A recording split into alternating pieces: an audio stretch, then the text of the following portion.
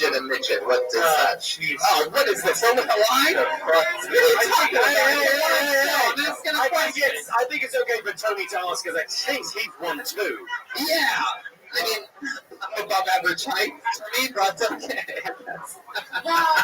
Transsexuals now, Tony. Okay, I'm not the kind of, well, I do want a midget gig, and I did go to like a party once, and the guy was like, this isn't the kind of midget I ordered. No, the short Really? The short story. Wait, hold up. What do you mean a midget gig? You know, people hire midgets to like go to parties and stuff. Oh, for real? Oh, like, This is like under that. oh, you're dead ass. That's real. That's what you. I mean, obviously, this is only a minute, and you were very good. You had proper jokes, but I think that thing about this is what you need to talk about because it's absolutely fascinating. As soon as you walk on stage, everyone in the room is made of questions. Yeah, you know, it's like the booster seat, the driving. Everyone kind of goes, right. What have you? Like, if you walked into, it feels like being back in high school. It's like that thing of going, tell me everything. Right. Tell me everything. You know, this is something you obviously you're kind of you're born with, and you must have heard all the jokes going through. Oh, absolutely. But it's cool that you're hot, though, you know? Like, that's really cool, you know? Yeah, that's what's kind of interesting is I think when you see people that are different, a lot of times, why is that funny? She's different than somebody who's... Oh, you groaned when I said, what's the legal height of midgetdom, but you call her a freak show over there, Greg. But that she's so hot that, like, most people avert their gaze if you're different, but with you it's the opposite. So you don't know if people are checking you out because you're different or because they want to fuck you. Right, and really, what is the difference, you know what I mean? Think about it. It really is an interesting thing because you do give off a very sexual energy, like For sure. Thank you. I remember the first day I met you, I thought to myself, wow, if I 69 with her, she could eat my belly button out. Can she have that? You should let her have that. Yeah. You're not going to be able to use that. Yeah, exactly. I think you take it. I got a joke for you, dude. Really, you could say, if you're like, people ask what's the difference between me and a midget, because I'm not a midget. You could be like, well, I can't fit in the overhead bin. Or something like, you can't check. Carry on. Carry on back. Eyes this way, he is not helping. It's a good joke. It is a good joke, and you can tell because of the crowd response. What's some of the Dan's up for 5 tonight. what is, you notice? Delivery's a lot in comedy, but I don't deliver, you know? I'm Hurricane Katrina, for God's sake. That's a great joke from Hurricane Katrina. Okay, tell us the weirdest, what's the most inappropriate thing a person's ever said to you? Yep. Well, oh goodness. A lot of times we'll just like pick me up out of nowhere, like they don't say anything. That's so crazy. Brad Williams, you know Brad? He's a dwarf, he's a comic, he's a friend of mine, he's a great guy. He said that's the only thing that annoys him. He doesn't mind any of the questions, he doesn't mind the teasing, he's had it all his life, and it's part of who he is, he's fine with it. But people picking him up, he fucking hates. Because it's saying to the person, you're not a human being, you're a thing that I am to play with. I would never pick you up unless you said, please pick me up. And my wife was like, it's all good, pick her up. And then I'll pick you up, and I'll put you down, I'll pick you up, and I'll put you down, and I'll pick you up, and then we will be done. At that point. And I'm upstruck. I imagine I'll be excited. When people pick you up, how do they do they do it? They just lift you like a kettlebell? Something like that, just sort of just like that a few times. Or, I don't know, like when you pick up like a puppy or something. what's the craziest thing a guy's ever tried to do to you in bed? Like sexually? Like what is that like? I mean, it's got to be different. You seem like you'd be a real lamb. Sex is dope. I think. What, sex is dope, or sex is dope? It's good with me. I mean, Because even a guy like me looks huge. Yeah, well. I've heard of a spinner before, but you're like a fidget spinner. No, I mean, I approve of the joke. I think that was the You notice I used the word fidget. Fidget. No, Lila? That's what they prefer to be called, fidgets. Lila, what do you do for, are you a professional comic or do you do other stuff for work? I do digital advertising on YouTube and Facebook.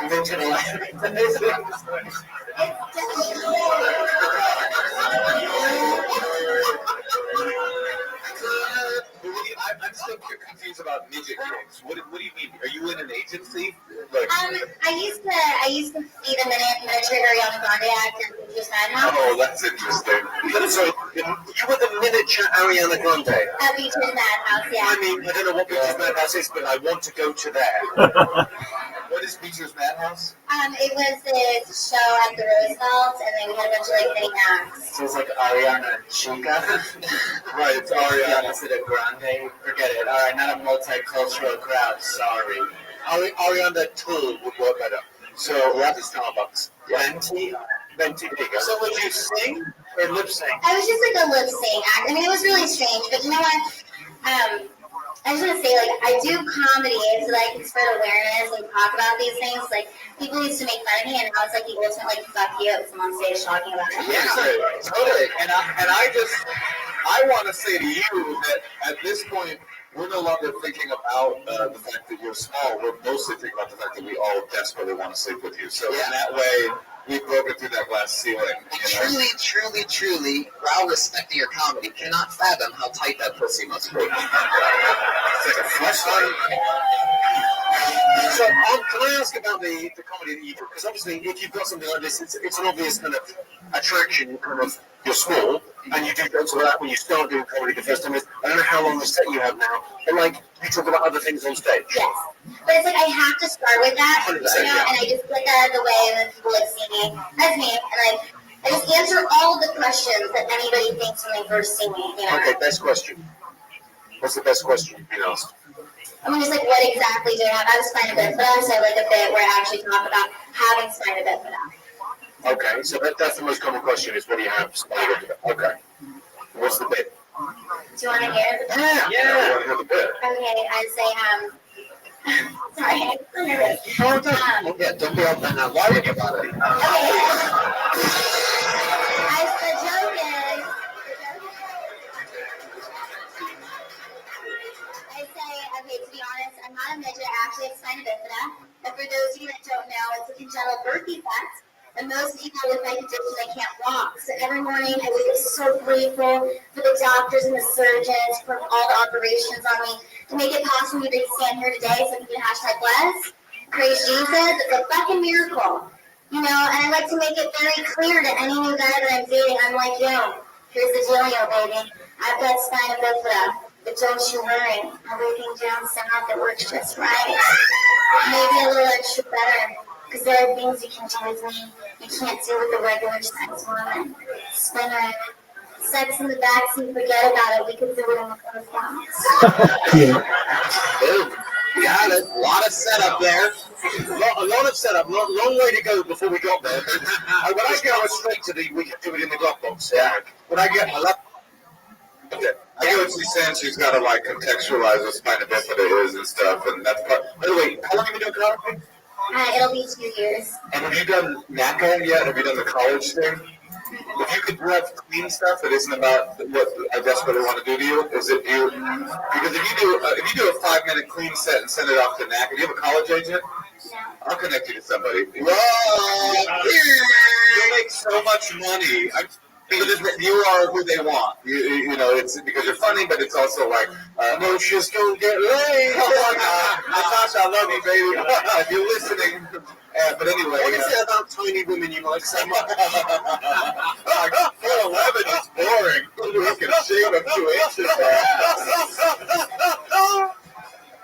Anyway, you would make so much money in the college circuit. I mean, that is, you are built for that. You You praised Jesus at one point. Is that a big thing with you? I just like to do it. But you're not. Are you a Christian? I would say I'm more spiritual, but yeah. Right. I would take I mean, it's only my opinion, but I would take the #blessed out of the set. Because that kind of, I don't know why, but I kind of feel that. Unless there's a punchline, don't say it. Maybe add a #spina bifida. Oh, wow. All right. Yeah, bless this kind of over. All right. Well, Lila. Well, we've reached the point of Kill Tony where everybody's too horny to keep interviewing. Not true. Everybody's like me, right? Yes. I want to see your fucking web browser, all right? It's just like you have a clean 5 minutes plus spina bifida. Hashtag blessed. What kind of guys are you into, Lila? I don't really have a type. Really? Your answer should be Paul. Well, yeah, I do like tall guys. So that's me in that context, and I'm only 5'7", so But I mean, like, that's small to me, so it works. that's what I just said. Is there?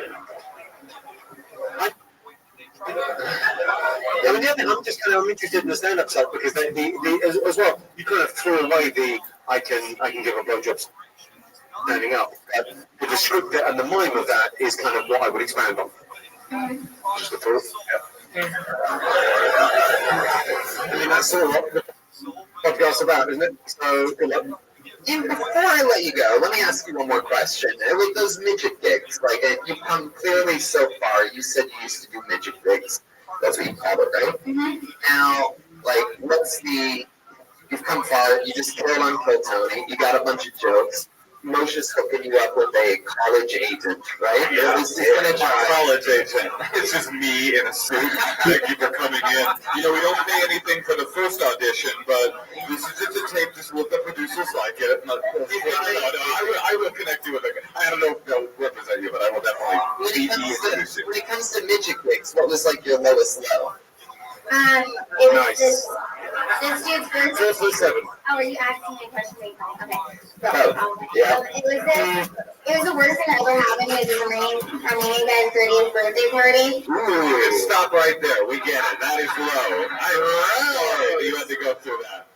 Look, we had this girl jump out of our cupcake. No, but he literally said to me when I got to the party in front of everybody, "This is not the kind of midget I ordered." And What do we do in this midget? That's a great title. That's a great title for a one-woman show. That is I good. didn't make the money. And If that's, hang on a second. If that's a one-woman show title right there, this is not the kind of midget I ordered. That is when you do a one-woman show. That is what it should be called. That's the title. That's the whole thing. This is not the kind of midget I ordered. Right, but for you to do a one-woman show, you got to go twice as long. You know that, right? Lila, you were absolutely awesome on here. Great stuff, great interview. So open, so honest, so cool. There she goes, Lila Hart, everybody. That's like Aphrodite's new arch nemesis, complete opposite of Aphrodite. Look at her. Whoa, Aphrodite showing off some cleavage tonight. No Allie Makovsky. I believe she's out on the road in New York City this week. So we're going back to the bucket, turbo style. Sound cool with you guys? Huh? Getting fun out there? Guy with his arms crossed? Talking with his fucking girlfriend right now? Piece of shit. Piece of shit audience. Ooh, this looks like an interesting name. Put your hands together for Lloyd Spencer.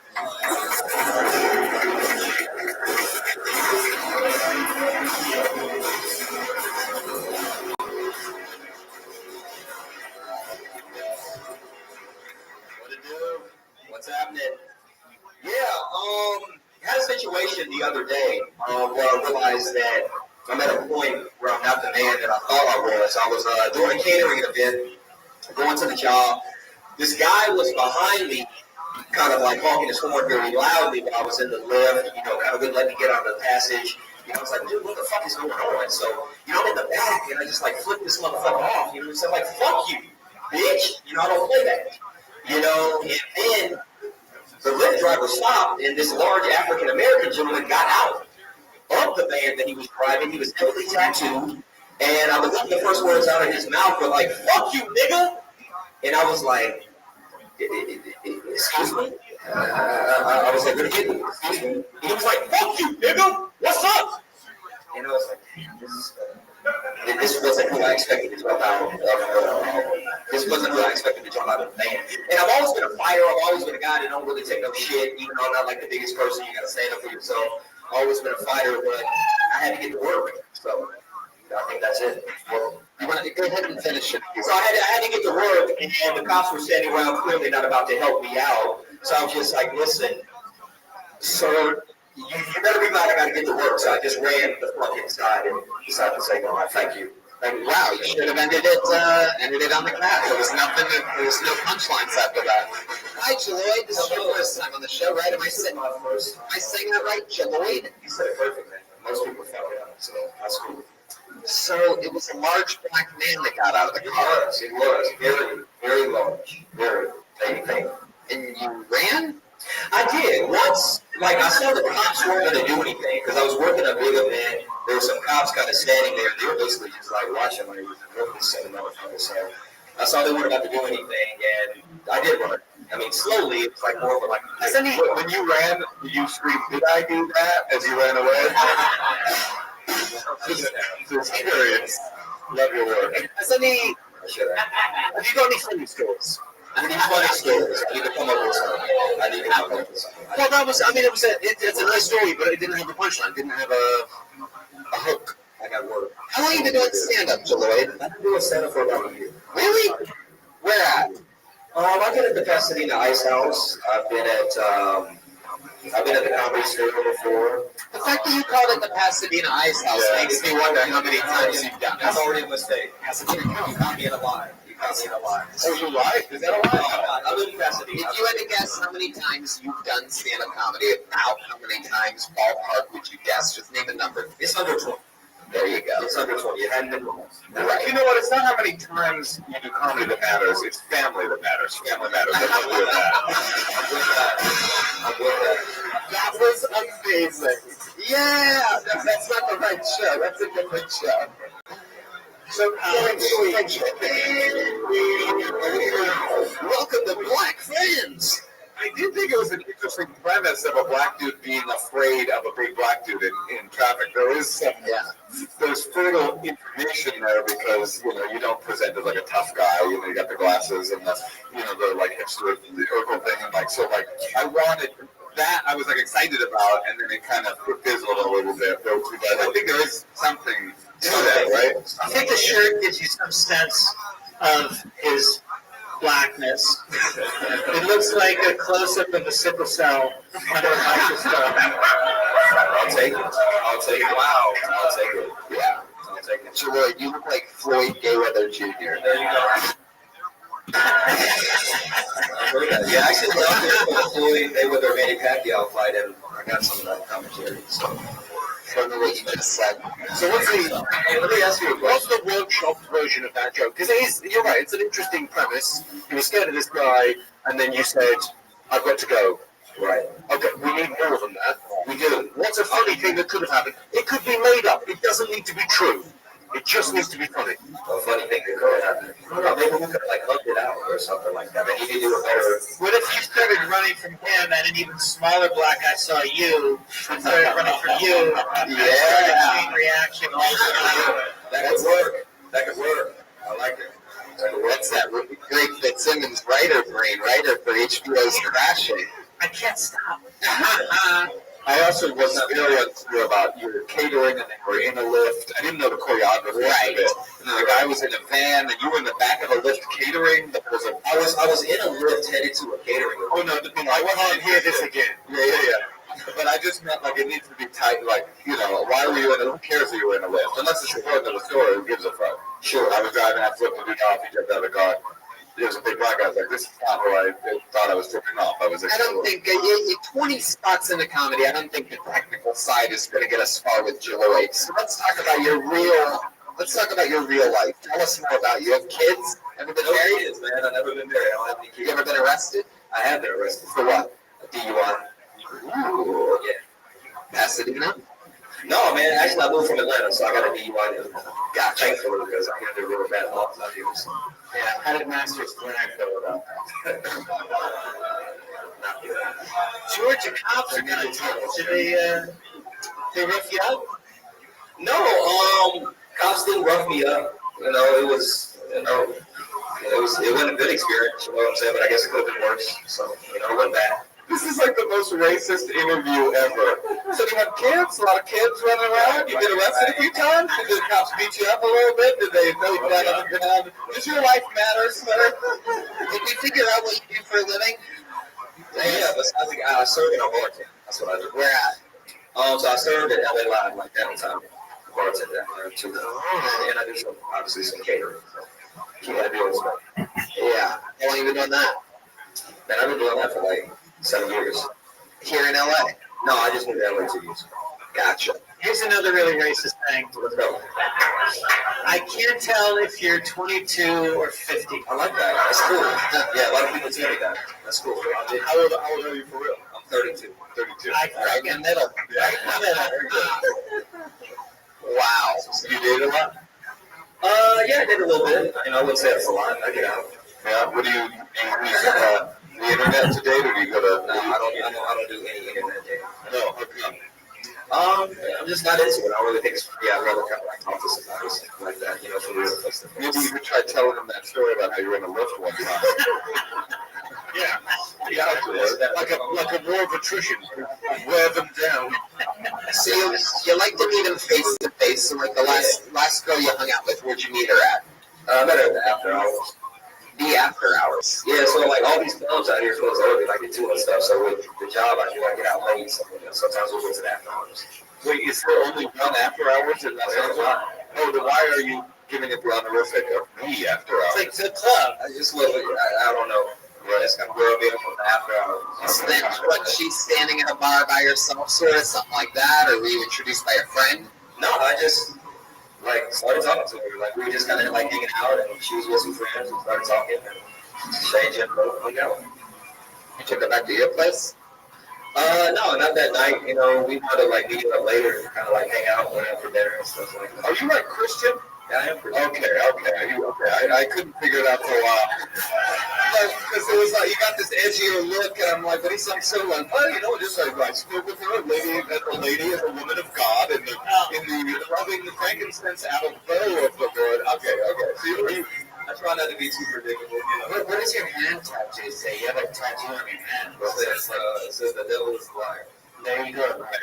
right. It wasn't the Jews are liars, but you had a. That's not the What's that tattoo say on that arm? Which one? Both of them, I guess. I didn't do it first. But, No shit there. I think so. Dude, the devil is a liar. What's the dirtiest lie the devil ever told you? That's to be on our cow school. A few. That is the devil, right? Now, are you like rings with Jesus, Christian, or are you like I fucked up, found Jesus? No. You know, it's like my family was pretty Christian, so you know, I don't like go to church all the time and things like that. But No, but when you do go to church, you dance your heart out. hey, I like to dance. Is it one of those? Do you go to a black church? Yeah, I'll try it out. I don't. You know, I don't really. What are you trying to do? See if I can push them down just using my hands. Stick with the soundboard, Brian. Stick with the soundboard. Oh, so you're not super religious? I mean, I believe in God, you know, but I don't like go to church all the time. I will go to church sometimes. You're not Christian. You're Christish. No, I'm a Christian. I don't want to like. You know, I think if somebody asks me that, I say it. I think if I had to say what would Jesus do, I think he would make it the punchline to that story. I feel like he was a good storyteller, and he would cut to the chase on that. Yeah. He drew. All right, Lloyd. Well, it's your first time on the show, right? Yeah, appreciate it. There you go, Lloyd. Lloyd, nice to meet you, everyone. Thank you, guys. You gotta get up more often, Lloyd. Do more spots. I guess you work at night. He's on Twitter at Jello, Jello. That's not a joke. YD. Jello, YD. Spencer. His Twitter handle is Jello, JMJ. Jello. Shout out to the movie Tin Man, directed by Corey Levinson from 1987 with Robert, with Danny DeVito, and just check it out. It's a great movie. Yeah, I like that. You broke. I didn't know we could do that. Alright. This looks like even another new name, I do believe. Put your hands together for Charlotte Keeney.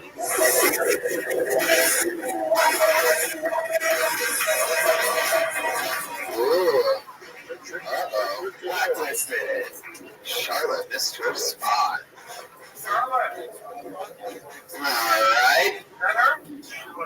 that Charlotte? No.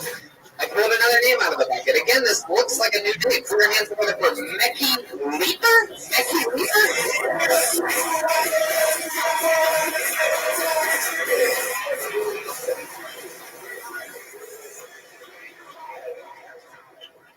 I watched Game 4 for the first time recently.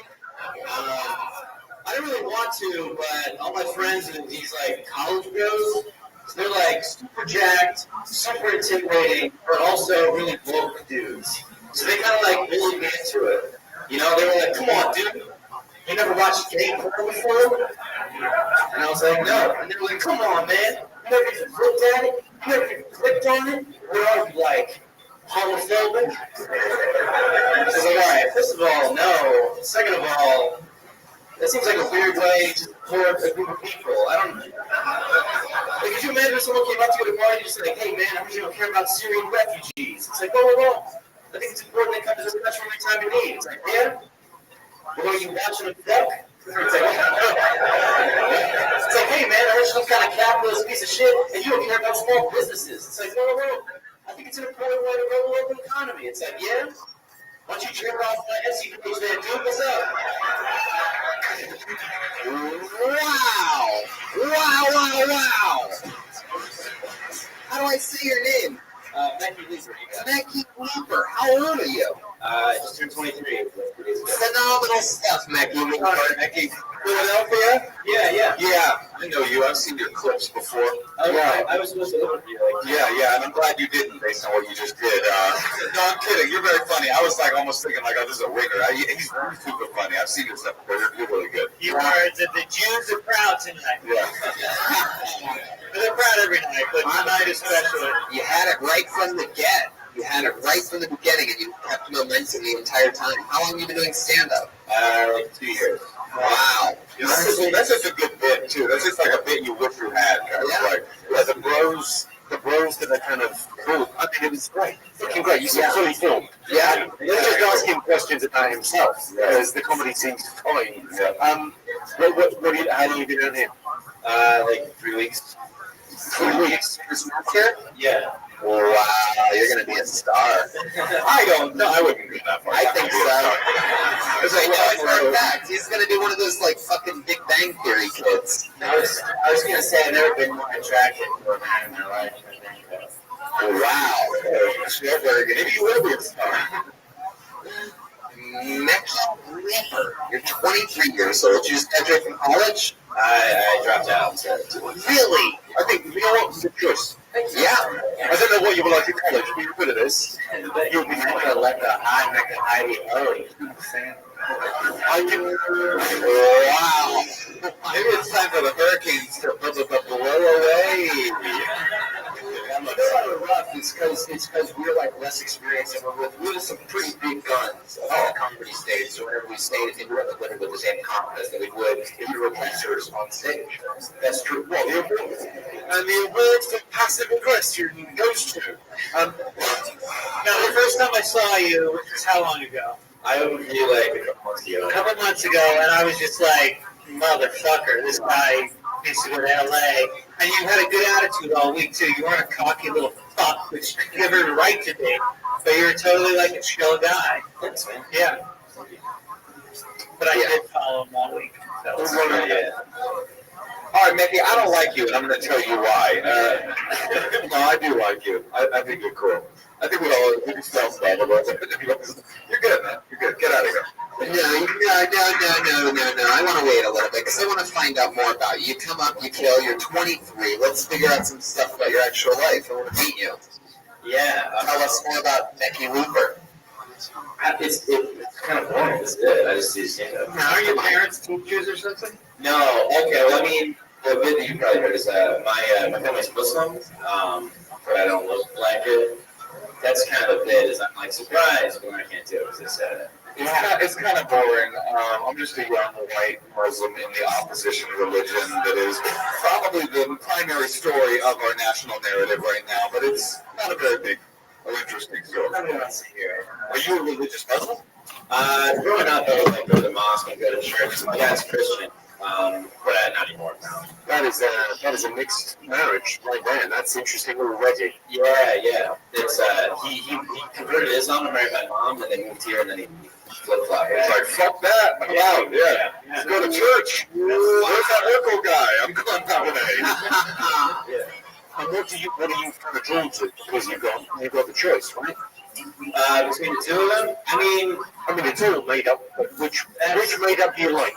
neither. I think because I went to both, I was like, oh, this is a lie. You're in Hollywood now, my friend. Scientology. That's true. I mean, Yeah. That's exciting.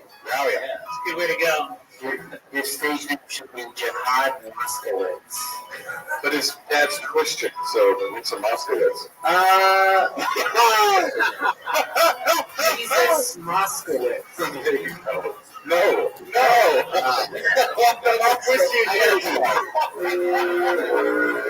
That's the worst bombing involving a mosque I've ever seen before. Happy 9/11, everybody. Oh yeah, it is 9/11. So are you like celebrating a little bit? It's every day. That's cool. Congrats, man. Did you go up on the rooftop? Yeah. I laugh and be happy. I mean, that's already, and it's, as you say, it's a really interesting perspective to have on this. Yeah. Your mother, what's her ethnicity? Moroccan. Oh, okay. Yeah, she's legit. What does your dad do for a living? He's retired now, but he used to work for like the state government or industrial. Can I ask how your parents met? Because I would say, as a Christian guy in Morocco, to nail a Muslim chick, not easy. Right, that's true. Yeah. You gotta get under that Your veil. dad is player. Right. Well, they both worked at the U.S. Embassy, and like I said, my dad converted, and it was a whole thing. They did like, do that. I mean, that is some, I've bullshitted some women into bed before. Yeah. But that is above and beyond the community. It was big. It's some James Bond shit. Yeah, I believe that God, there's only one God, but God, and Muhammad is his only prophet. Just give me the pussy. Do you know if your mother held out till he fully converted? I only have the story. Yeah, she brought that up like one time in Paris, and I never forgot it. So yeah, I think she's only ever been like that. Oh, what a trip. Did she wait until he converted? Or? Oh, definitely. Yeah, I think she waited until they were married. Wow. Did they met in Morocco? They didn't live together there. No. So it was when they got here. Yeah. Right. And then they put the sign up on the bedroom. If this bedroom's Moroccan, they'll come knock it, right? Ocean motherfucking cash. It's just interesting. I just want to see you do longer. What's your living situation? You're here in LA? Yeah, I live in East Hollywood and I have a shared studio with another dude that I met on the internet. Who makes you watch gay porn? No, he's gay, but he's very respectful about it. Never forces me to watch The it. shit. Oh, he's not like one of those gay dudes that's like trying to raise you. Yeah. I believe the phrase is he doesn't shove it down your throat.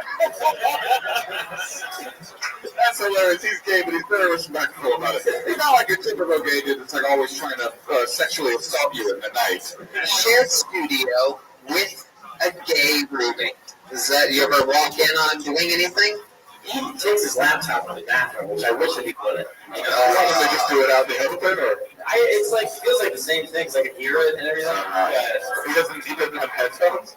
No, it's just like he just walks into this very small bathroom with a whole laptop. Does your shampoo bottle smell? No, it doesn't. But What are you paying in rent? $625. You pay $625 to share a studio. Yeah. God, rent is fucking horrifying, man. Now, I feel bad because, I don't know if I should feel bad or you should, but I offered to be your mentor in Philadelphia. I just hadn't seen you yet. You said I'll see you in the clubs. I didn't give you my number? What a shit. Also, I didn't even know that there was a mentorship program in comedy. Did you ever have a mentor? You offered to be his mentor. I did. Did I get it? I did. Right. But you know what? He'll be your mentor, but he's not one of those respectful gay guys. Yeah, He'll force himself on you. He's not like a mentor. I put the men in mentor. Mackie, I see it in you, man. I do this show so fucking often. I know when people are gonna work out and when they're not, and you absolutely are. Like, you have everything of a successful person. Mackie Weaver, catchy, everything. The look, you look much younger than what you are. Your delivery is insane. and it's all well written, at least the minute that I saw. I guess what Tony's saying is that someday soon, you'll be splitting a one-bedroom apartment with somebody else. Right. Yeah, you can in a living room on a couch. I think I speak on behalf of everyone when I say very best of luck with puberty. It's universities and changes. We can talk. Here he goes, Mickey Looper, ladies and gentlemen. First time on Kill Tony, just moved to Los Angeles. He's on Twitter at Mickey Looper. That's MEKKILEEPER. We're right on the line. You guys, audience, you think we should go to the bucket one more time? One more? Jimmy? Permission from the master? Okay, what about the girl that we missed? So he's the master and he's the mentor. Right. Not a lot of people know this, but Greg's mentor was Jimmy Carr. No, I don't So know. who's been doing comedy longer? Oh, by about 30 years, I would guess. Jesus Christ. I'm just going on. How long have you been doing it? I've been going about maybe since the turn of the century.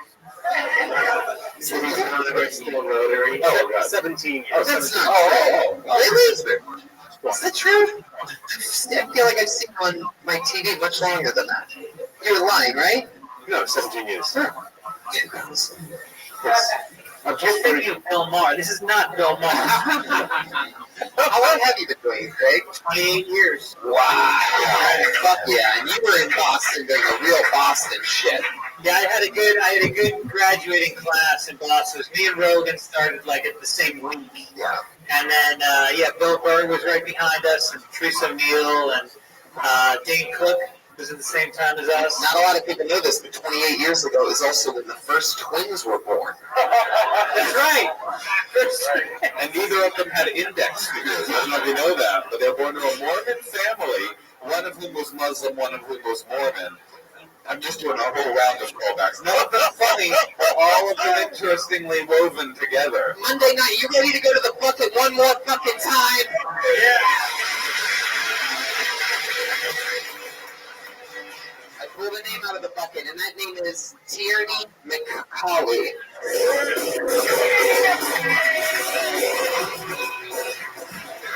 The spin doctors, people.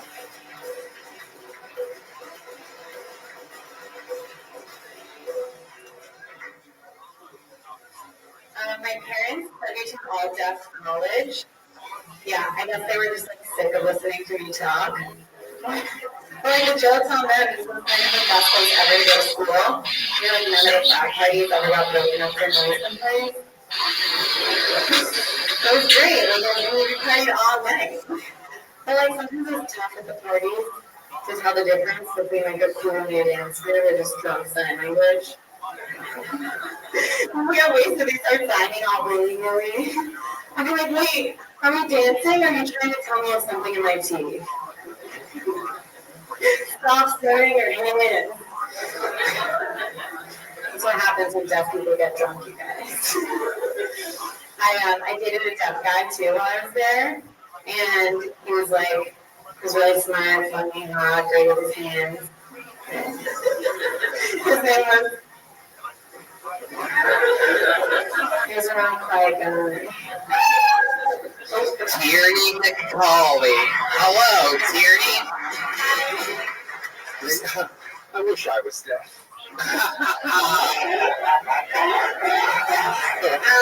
I didn't know.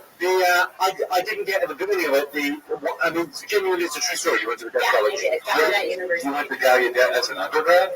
I went as a visiting student, but Over like a semester abroad? You I just did a quiet semester. Just because you were one of the few hearing people at Gallaudet.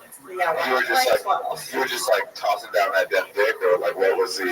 Only two, but You fucked two deaf dudes? That's no, I never fucked a deaf lady. My parents are both deaf. Did So, you really? So I found your set incredibly offensive and insensitive. No, I didn't. No, that's interesting. That's interesting. Well, shout out to Peter Pan for this look that you brought to the stage tonight. I mean, The hurricane blew back. Joe Bird. on it. There it is. Finally. Oh, finally. Thank you. I needed this. Oh, finally, the state landed. made landfall today in Key West. Okay. Trump says you can stay, Jose. You do your whole set laughing at your own jokes, which really bugs a lot of people. Like, is this your first time on stage, or have you been doing that a lot? Red Band hates you. Yeah. I hate that. You're doing a lot of Peter Pan-tering.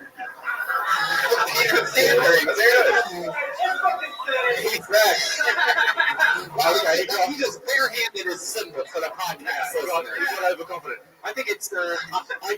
I liked it, but I didn't believe the opening. So it made it all sounded made up because you were doing gags about it. But I needed a tiny bit longer on the. I genuinely went to a deaf college. You have to say the words Gallaudet University. I went to Gallaudet, so the people, even though they don't know what that is, will go, that must be real. I know, it doesn't matter if people know the reference you're referencing. They'll just be like, Makes oh, it it real, must be true. Yeah. Legitimizes And your parents presumably sent you there as a gag. Well, They're funny people, right? They went, this is gonna, let's fuck with her. Give me the application, let's cross that out. I've got an idea. no, I chose to. And it's true, you really hooked up with the deaf guy? Yeah, did he braille you? He's deaf. He's deaf. Blind people. Deaf. They don't use braille. Hey, Tierney, wow. I can't believe I did that. Tierney, you gotta watch out around. You gotta watch out fucking a deaf guy. You could do hearing aids. I could get, can I ask why you chose, I know Because I love why singing. you were I like in deaf school. culture. Wait, say it again? That's why I went there. You love deaf culture? But normally- Oh, so you're like a deaf wigger. That's interesting. That's but normally there's normally I I kind was of studying sign language and I wanted to maybe study interpreting, so I went there to see how it goes to grad school there. Now, why do you do part of the bit where your parents sent you there? Like to get into that, I went to that school. Why don't you just say, I went to it? That's actually less Or like, words. why? And then you say why. Yeah. That's the thing about So stand-up. I'm not even trying to insult you. I'm like, why are you very young? How old are you? Yeah, I'm young. How old are you? 27. Oh, you're not. Okay. Welcome to Hollywood. Welcome to Hollywood. Yeah, that's 27. No, I'm just saying, like, why are your parents involved in this? Like, your parent, like, what do your parents have to do with it? I went to school. I went to Gallaudet University. I'm not trying to brag you. I think that you're very. How do you make a living? It's like save you emotion. I do event production. What? Event production. Event production. What kind? Like what kind of events? Party. Like what kind of parties?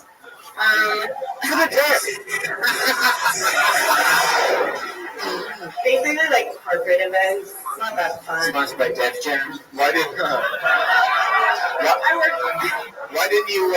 you become an interpreter?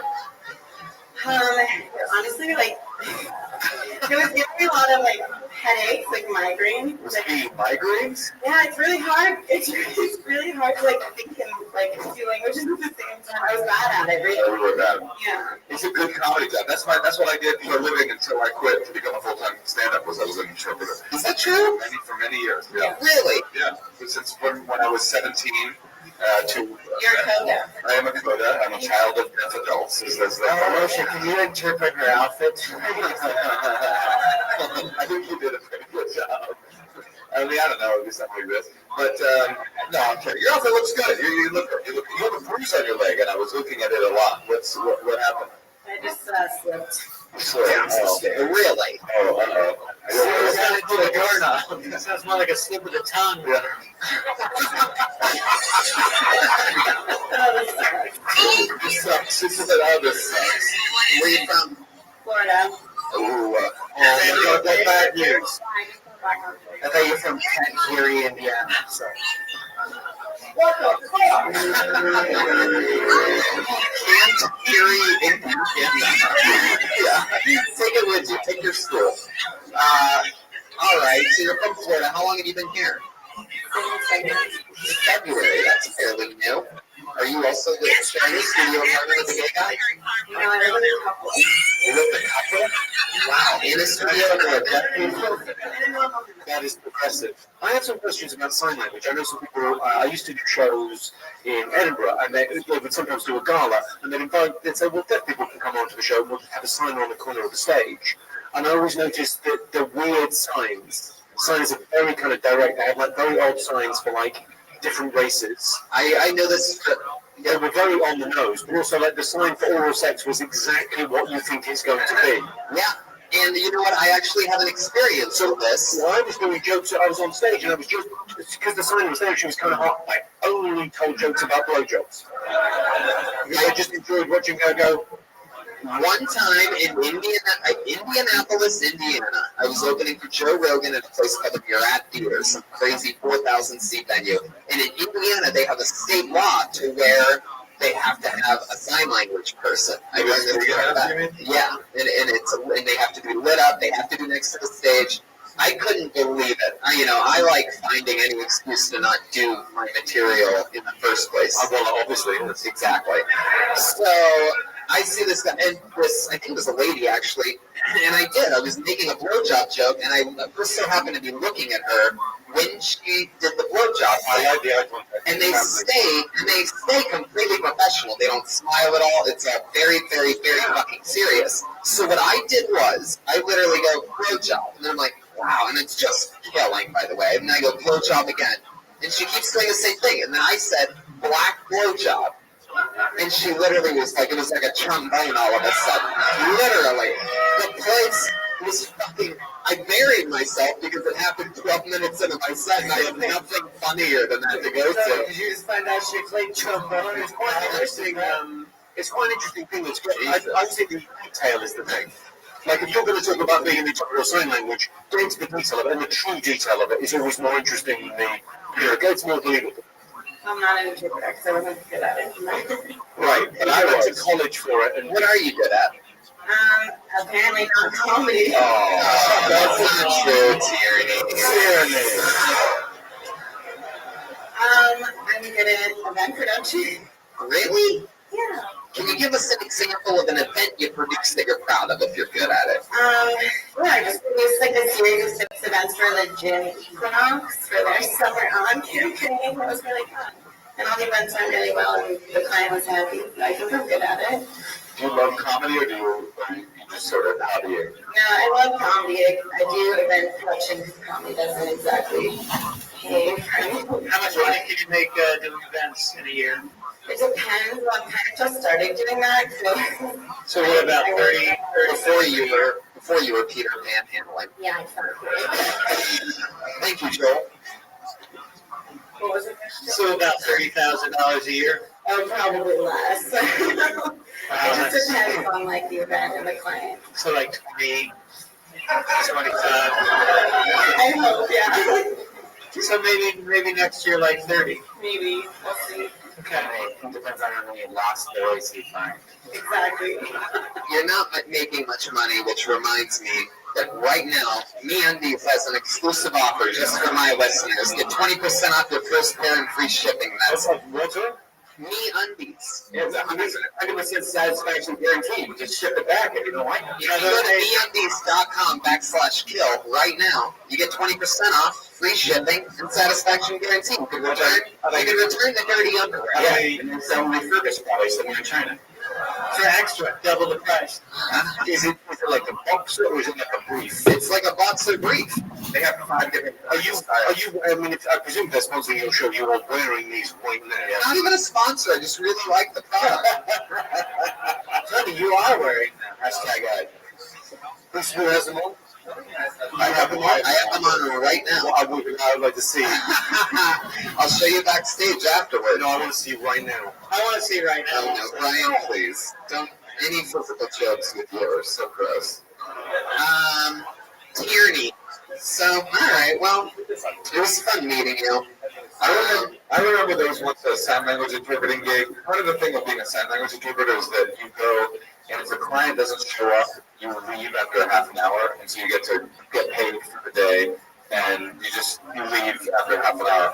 And one time I had a whole day of classes of just community college, and I went to the first class that day was a figure drawing class. And I was the interpreter, and I just showed up. I sat in the front row for half an hour, facing the new figure drawing lady, no easel, no drawing material, and after a half an hour, just stood up and walked out. I was wondering what that lady thought. It was just like, no, I'm not drawing this shit. I'm fucking out of here. I thought of another question I want to ask you. Hooking up with the deaf guy, did you notice anything different or anything like that? Yeah, they make different noises. Oh yeah, like what? Can you do an impression of him as loud as you can right now, please, for the love of God? Come on, don't you want to know what it feels like? Don't you want to? Like, if you know the noise you're making, it's going to sound different. But, like, guys are really creating the sounds and making while they're fucking. And, like, these guys are just... But also, the great thing about making out with a deaf guy, man, you've got freedom to quit. That's true. Yeah, straight up. Freedom to quit. Right. Freedom to quit. You can just relax. You don't need to be conscious about that. Yeah. And an interesting, speaking of queefing and deaf people, an interesting fact about deaf people is I have never met a deaf person that hides their farts. Every deaf person I know, my mother or my stepmother would have just fart open willy-nilly. I've never not known a deaf person to just fart because it's like they don't hear it, so it's not like reaching that. They know that hearing people think it's embarrassing, but they don't have the visceral experience of it to be embarrassed. They're just like, fuck it, I'm a fart. Imagine that freedom. 9/11. Today is 9/11. So imagine that level of freedom, guys. Right. Wow. That's genuine. That's kind of. I get that they don't have hearing, but do they not have a sense of smell as They well? know, but what I'm saying is like for us, our culture, hearing culture has decided that like that sound is funny, and that's what makes us embarrassed to do it in public. If they don't have that sound, they know that it's like farting. They're not like dumb.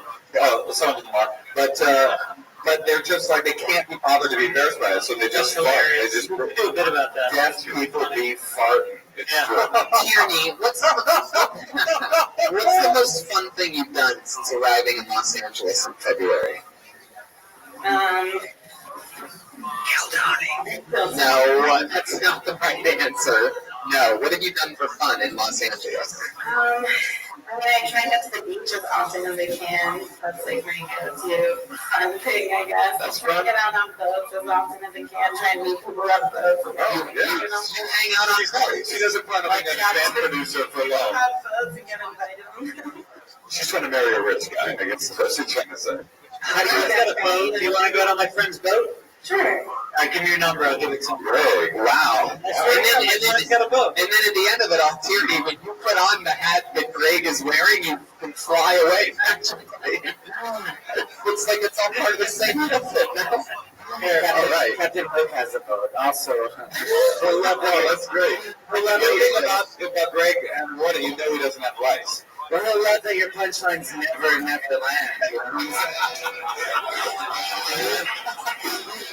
There she goes, Tierney McCauley, ladies and gentlemen, episode 229 of Pro Tony. 229, 4 years, 3 months, 229, hour and a half, commercial uninterrupted. Look at that drawing. Me upside down over a jack-o'-lantern. Can we plug dates? Plug it. Oh, September 21st, I'll be in Washington, D.C. at the Improv. I'll be at the Nashville Zanies, September 20th to 30th, and in La Jolla, November 3rd and 4th. Charlotte, North Carolina, November 16th to 18th. Come see me. You're in La Jolla the week before me, and they're the week after you. Come see both of us, La Jolla. That's my favorite. I love that fucking club. Me too. I haven't been there in way too long. Leave something fun in the condo for me. I'll be something fun. Condom for you. Oh, how dare you. Big service for the great Jimmy Carr, ladies and gentlemen. Appreciate it. You got anything you want to plug or anything to the millions and millions of Platoni fans that are listening live I right now? genuinely don't need this. Perfect. If you could plug us on some of the stuff that you do in the future, that'd be great. That'd be good. That's also not happening. The great Simmons, ladies and gentlemen. Thank you.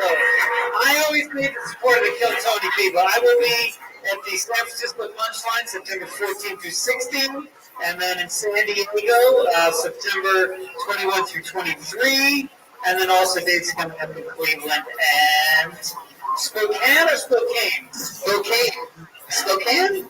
Spokane. Spokane. Yes, I'll be there also. Fitzdog.com for details. Fitzdog Radio is the podcast. I just worked with great Fitzsimmons on that unbelievably awesome HBO show, Crashing, in which I'm going to be making a special appearance on season 2. Tony did fucking awesome. He can act. This kid can act. I'm really, really excited about it. It's the season finale, but watch the whole season of Crashing, an awesome show with our friend Pete Holmes. Reagan and Perez down there, look at them. Matt Reagan has a new album out, Bad Chat, that's available on everything. Joel Jimenez is on Twitter at Mostly Sorry. What did I miss? I don't want to give a listen to Ozark directly. It's really great. It's made a lot of the best year-end best lists, so check it out. There you go. We got a Snapchat show coming out. Comedy Central Snapchat. Big Pat, Brian Moses, John Chesky. Look for it. All the Oh, boy. Fuck up. All right. I love you guys. I love that. Don't forget, we're in Boston next show, episode 230 of Kill Tony. It's going to be there then. Don't forget to sign up for DraftKings. Come see me in La Jolla, Cap City in Austin, Texas, Denver Comedy Works, and so many other fun places. And I'll be in Indianapolis at Morty's November 8th, and Columbus Funny Bone November 9th, and New York Comedy Fest. The game inside the game. You can win $100,000 in total prizes this Sunday. That's promo code CHAMP, DraftKings.com. Thank you, live audience. Have a good night. We'll see you on the patio.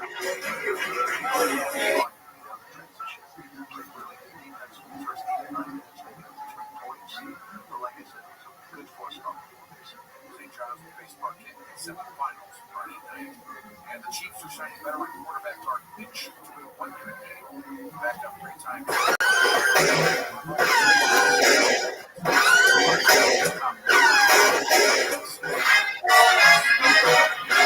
Hey, this is Rabbi coming live from the world famous Comedy Store main room for a brand new episode of Kill Tony. Give it up for Tony Hinchcliffe. Hi, everybody. Hello. Welcome.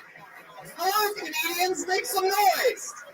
Listen, comedians, live audience, how are you guys? Welcome to the #1 live podcast in the world. Look, everybody, it's Brian Redband. Hey guys, what's up? It's Josh Martin. Look at him running around, the little guy. The great Ryan J. Hebelt drawing tonight's episode. All those prints are available at RyanJHebelt.com of every single episode. He's drawn it. And we also drew the official Kill Tony poster. It's right down here. Hello to everybody joining us in Virtual Reality 360 live on Facebook.com right now. And on Ustream, the regular HD stream is also happening. And those of you listening all around the world right now, maybe some of you live in Boston, and you'd be excited to know that we're going to be there Friday night. Yeah, 9 o'clock, I believe. Should I announce the guest right now? Do Would it be fun? Do it. Really? Okay. Well, our guest for Friday night, live, Kill Tony, for the first time ever in Boston, Massachusetts. And they are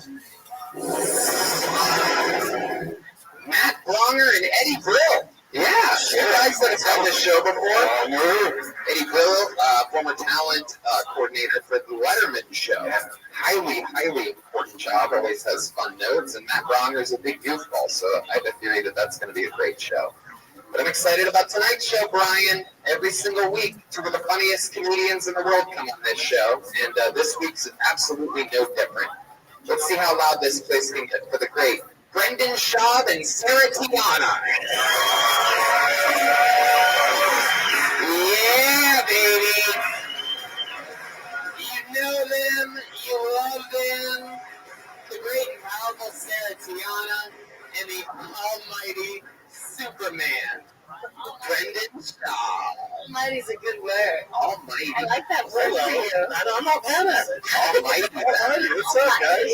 Sarah Tiana and I have been writing together forever on Gross and The Burn and so many other. Just at my house. Yes, A exactly. lot of times at my house, on my front porch with my dog. Fun fact, Sarah Tiana is one of the only human beings that I ever run once, if we ever get a chance anymore. We used to be, we did it a lot a few years ago, but when we get a chance, she's one of the only people that I run my stand-up comedy jokes by in the daytime because she is able to formulate full thoughts and have structure and be mature.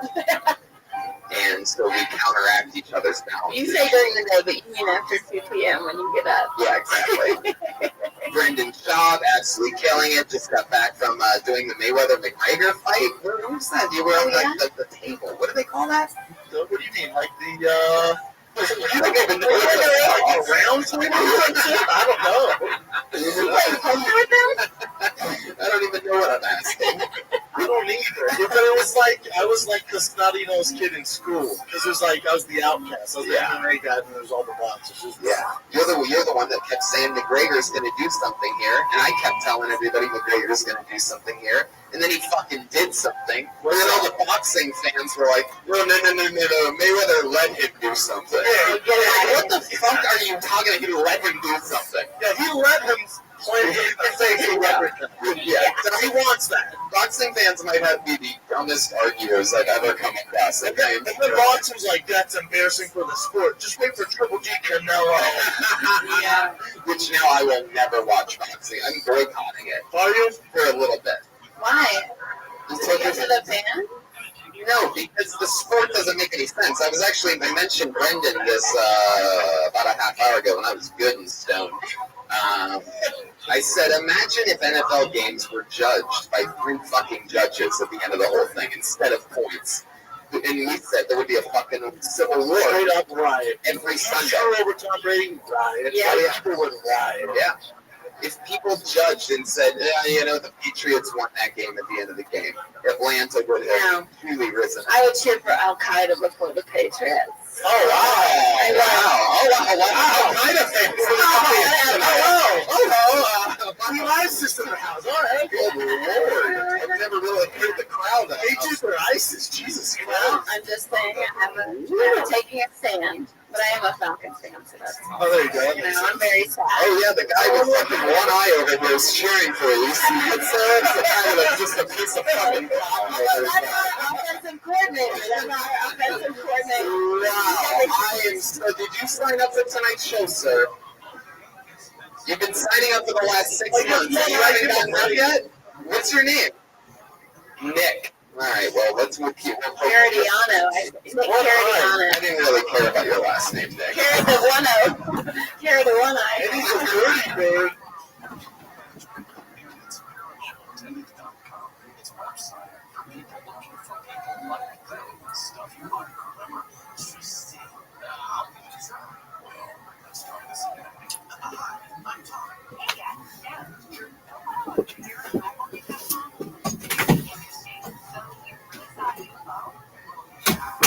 so intense. Not as intense as me and you. You're an alien chasing flirt, but I kind of like it. Wow, this paranormaldate.com thing really works. Maybe paranormaldate.com is for you. People with an interest in the things they hear on George's show. Find their match. So if you're looking for that special someone with an interest in UFOs, ghosts, aliens, Bigfoot, conspiracy theories, and of course, the paranormal, come to the dating site Inspired by George North. It's always free to search, and if you decide to upgrade to our amazing new features, use promo code George for a great discount. Paranormaldate.com. You are not alone.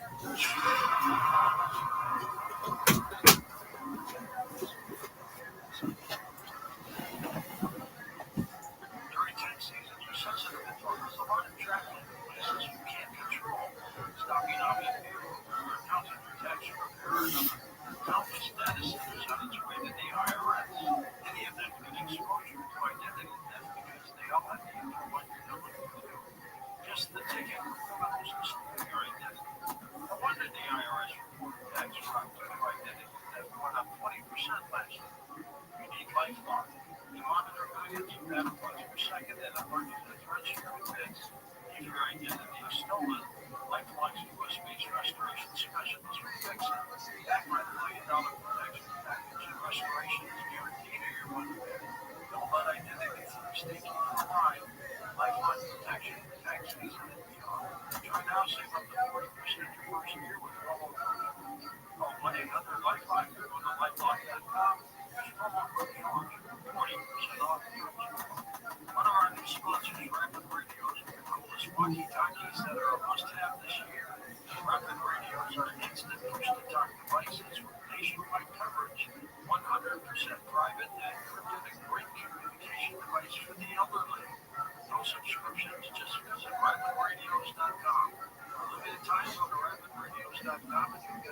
60% off. Free UPS shipping from Michigan. And code radio and get an extra 5% off. Excellent flare up again. We have good news. Exeter. If you or someone you love suffers from eczema or dermatitis, get Exeter. The common sense answer for eczema. This stuff really does work. Exeter contains the #1 doctor recommended ingredient in a clean hypoallergenic cream with no harsh additives. Take back control of your eczema with affordable, fast-acting Exeter Flare Control Cream. Exeter. It's in the first aid aisle of your local drugstore, supermarket, or big box store.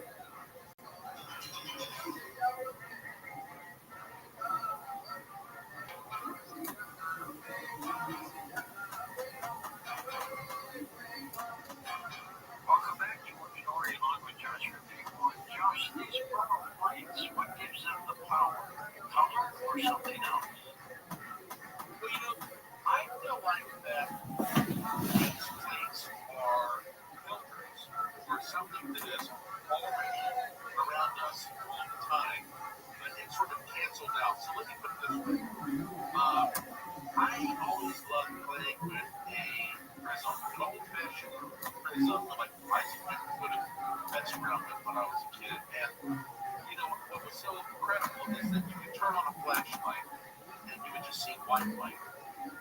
But if you put the prism down there, a glass prism, well, then it would divide that light into these different colors. And so now you can take these colors and you can work with the colors. You can picture with them.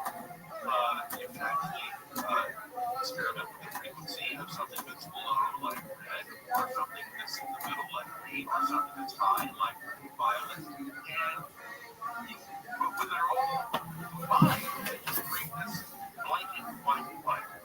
And so I think that, here's how I think that these purple plates are kind of like prisms, or what Tesla called a luminiferous ether. So in other words, you have this energy already all the time, and sometimes it's sort of canceling itself out. Like a radio, you have signals all around us, but we don't hear it anymore. You have the radio. Exactly. Like an antenna. That's a very good example for you. Because, it really does hold out the basic broadcasting. An antenna can both send and receive, depending on whether or not it's being passive or it's sending an active signal out there. But you have to have a certain mathematical relationship between the size and shape of these two antennas so that they can communicate with each other. Otherwise, the signals they produce will just pass right through each other. And I think that these purple plates are, the structure is molecularly changed when it goes through this process, this special type of ionization. And that therefore it becomes a prism that is able to separate the frequency that is beneficial to what we think of as the light force, bioenergy, the chi being the product. And so, when I started experimenting with these things, I just started by simply being near them. That was it. Whether I was wearing one around my neck or sleeping next to one or just having, I put one behind my cushion on my couch when I was watching TV. But then, when I started thinking, wait a second, what if we take this to the next level?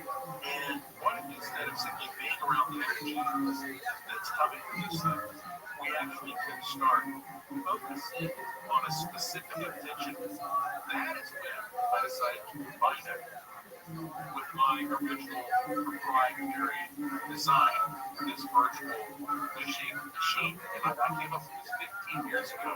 And the idea is that this design, and again, if you go to coasttocoastam.com, you'll find a picture of it there somewhere. The design that I created is based upon the configurations of the Milky Way galaxy. And it's designed to project your thoughts out. And so basically what I do is I sit down, I think about what I want to happen when I stare at the center of the plate. And the idea is that as an experiment, radionically, whatever you project will be fired into the cosmos in all directions. And whether I just glance at it for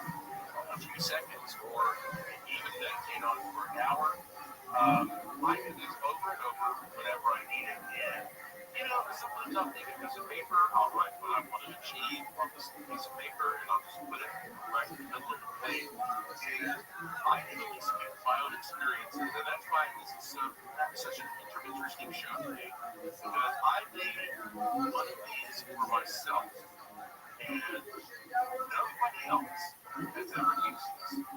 So I'm in an odd position here. That's why for the 99 people who actually get one of these, I can't wait to see what the feedback is, but I think it's a great combination of taking this bioenergy and combining it with your focus and your intention, and I think that people who do one of these are going to be setting you some pretty amazing success stories. Why do you say Tesla might have been an angel? Well, he actually did sort of insinuate he was in touch with aliens. For one thing, he had, some of his devices, like he built one Tesla coil that was, oh gosh, I don't know how tall it was, it was like a couple 100 feet tall. It was a ridiculous, his cordless tower. He built big things, and Tesla claimed, because he did write quite a bit. There are a number of books that he wrote, because he needed to be an old man. And Tesla said that he had created antennas, configurations, that were able to detect what he believed were clearly intelligent signals coming through outer space to Earth.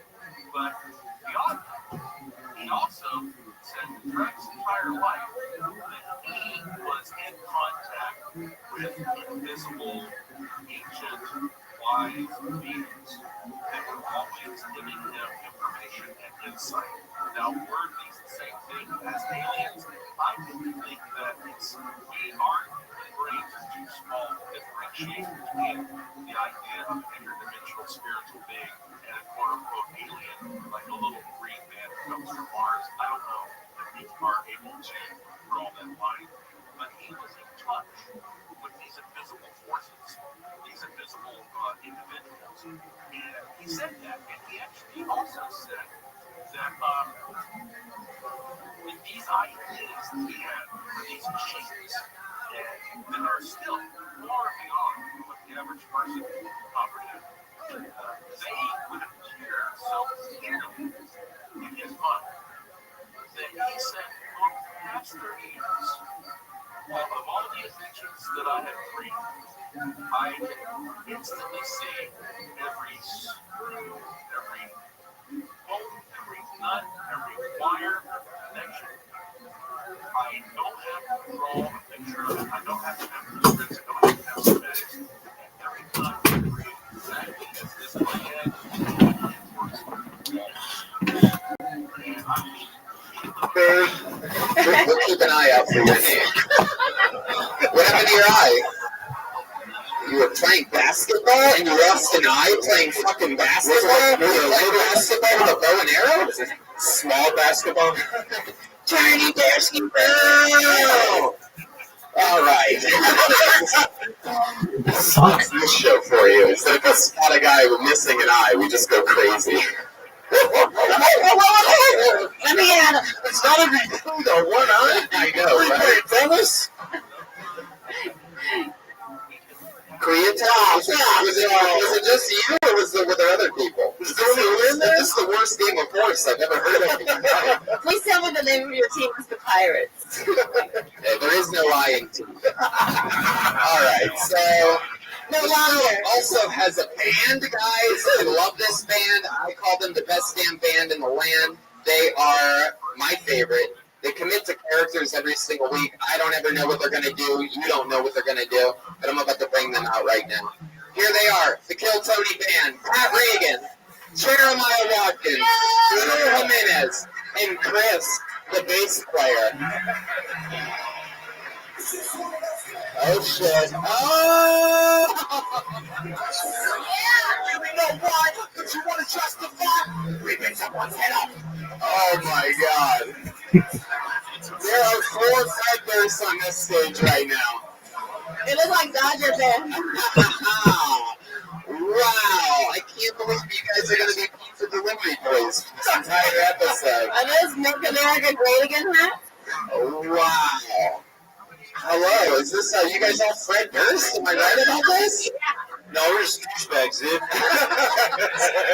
They're extremely limp biscuits. Wow. Hey, Tony. Yeah. When was the last butt you ate? Yeah. Awesome. You guys are definitely douchebags. I love it. I can't wait for this. We got the douchebags. We got Brendan Shaw and Sarah Tiana. You guys ready to start this fucking show or what? Everything's in its place. We got no ads this week. I'm at Cap City the first weekend in October. You guys know how it works. People sign up for the bucket. There's a bunch of little pieces of names in here. I pull your name out of the bucket. That means you get 60 seconds of stage time. You can, sometimes it's a completely crazy person. Sometimes it's one of the top young rising comedians in the world. Sometimes it's somewhere right in the boring middle. You know your time is up when you hear the sound of a kitten. That means 60 seconds is up. Wrap it up then, or else you're going to bring out the Angry West Hollywood Bear. Who's that? Uh-oh. Oh. That's him. You guys ready to start the show or what? Monday night, main room. I said, are you guys ready to start Kill Tony or fucking what? What's up? Make some noise for Leah walking through the room, everybody. GR360, turn around and look at Chris. Wow. Been trying to book him for this fucking show for only about 2.5 years now. You should. Did it once. There's not a seat available. Yeah. Here we fucking go. Okay. If you know anything about me pulling names out of this bucket, you know I love it when the name excites me. This is a name that excites me. Put your hands together for Crocodile King. Yes!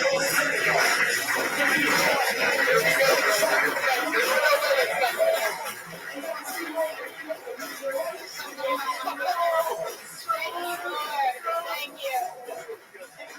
Come on, make some noise for Crocodile King! Hello, how y'all doing? You already know my name, unless y'all forgot it already. But anyway, hey, don't y'all wish we could go back to the caveman days? You know, when you go back there to those days where you get this knocker bitch inside a fucking head, right? And then it's right in the cave, you know what I mean? And then you do what you want to do with her. You know what I mean? Don't you wish we could go back to those fucking days?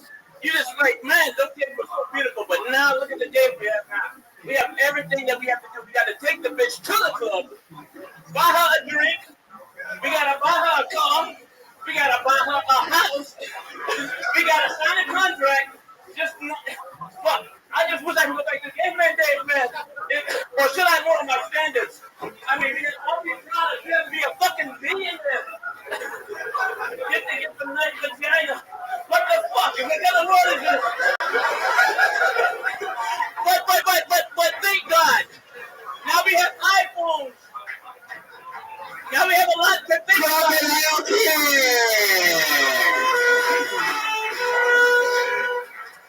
Crocodile King, it pretty much just sounds like you want to be a woman. Dude, this dude, you're freaking rocks, dude. The douchebags love you, Crocodile King. Hey, I always had to buy cars and houses for my bitches at the club. You know what I'm saying? We're trying to go to see Peyton, man. On day 8, they're called high exotic. Crocodile, you gotta talk right into the Yeah, you don't even put the mic to your mouth. I know. Magical powers activated. Yeah, deaf people.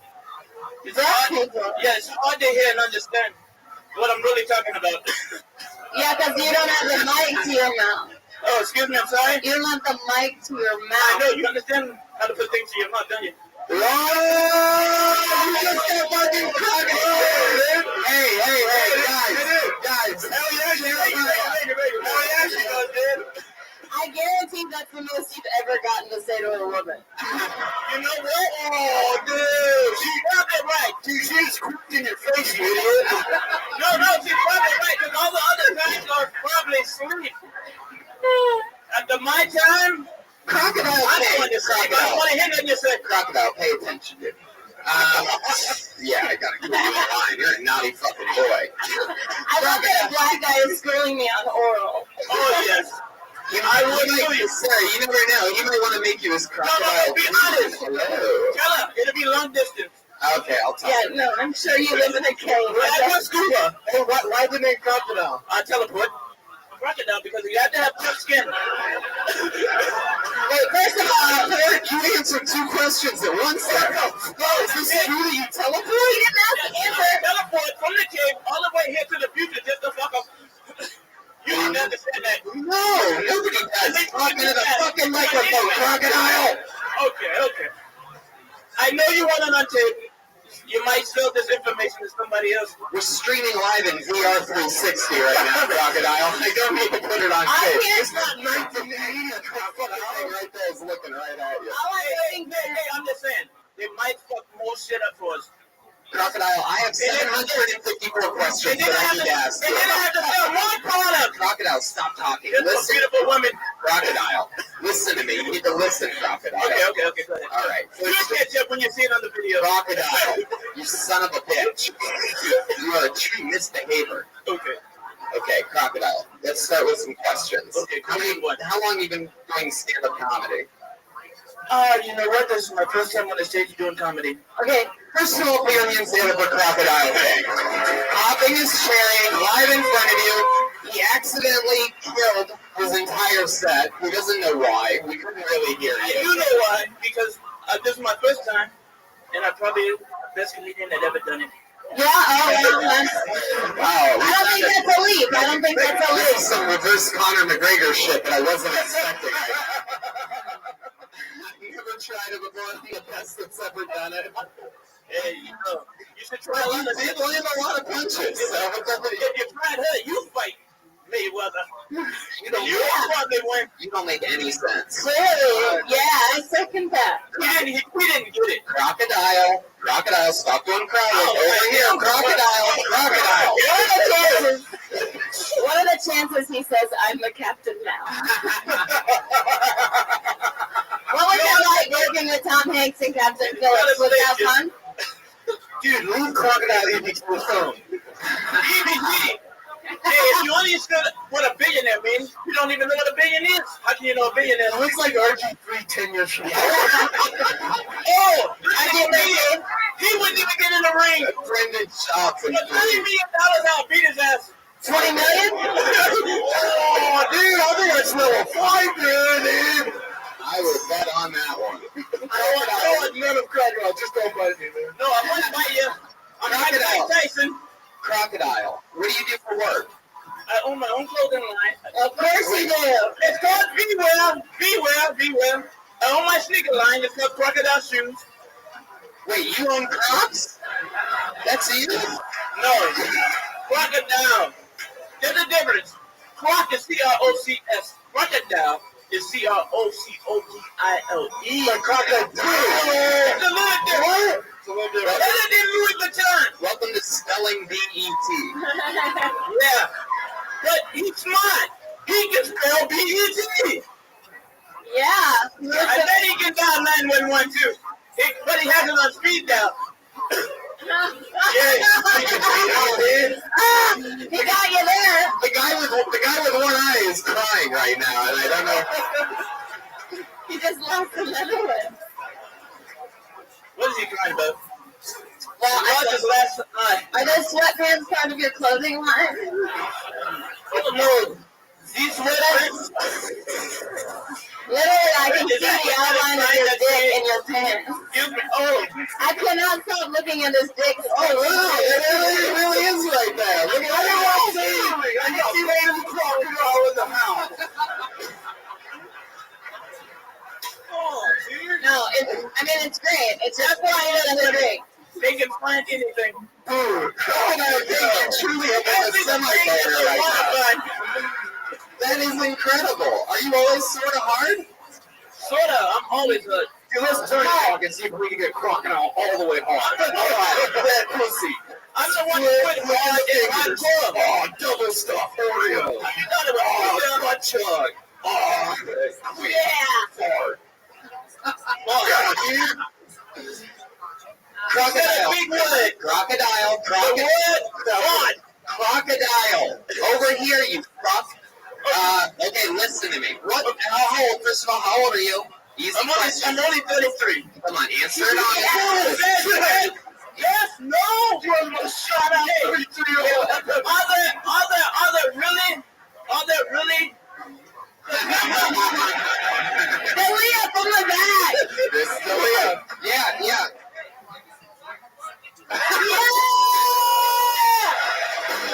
This is the Leah.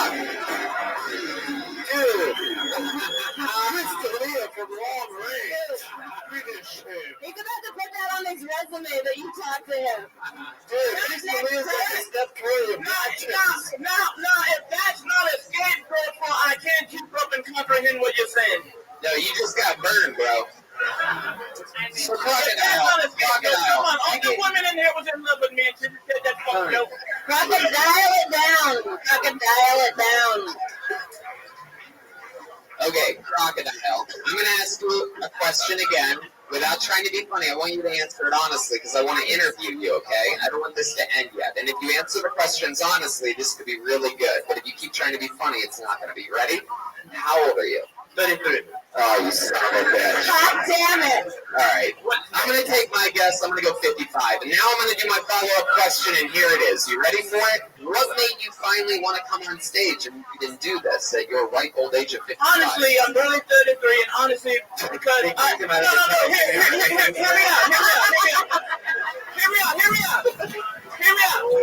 out. 20 people like that. What?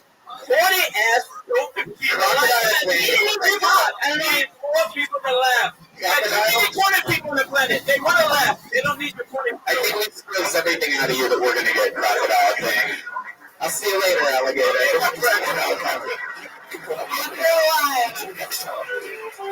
Oh, shit. Oh, shit. Yeah, man.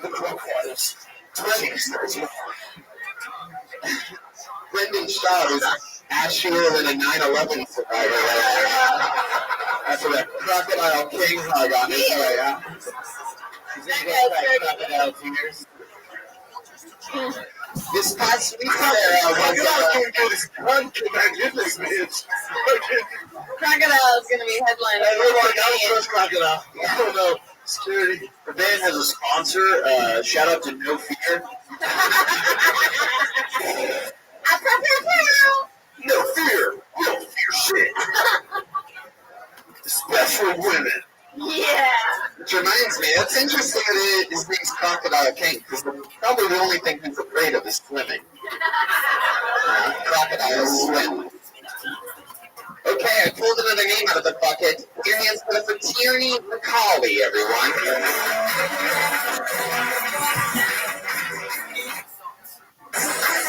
Summertime.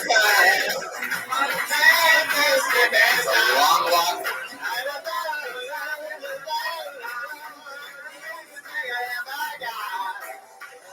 Come on, Tierney Macaulay, everybody.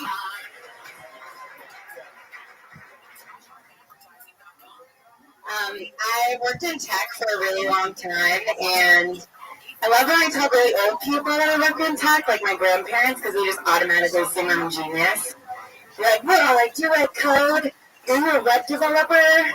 And I'd be like, "My job is way more complicated than that, okay? Like, I manage the whole company's entire Instagram. It's a high-stress job." But, like, my last job was really small. There was only 10 people. It was, like, 9 dudes and me. And since it was small, we didn't have HR. It's like, should anything inappropriate happen? The company policy was just if more than one person is laughing, it's okay.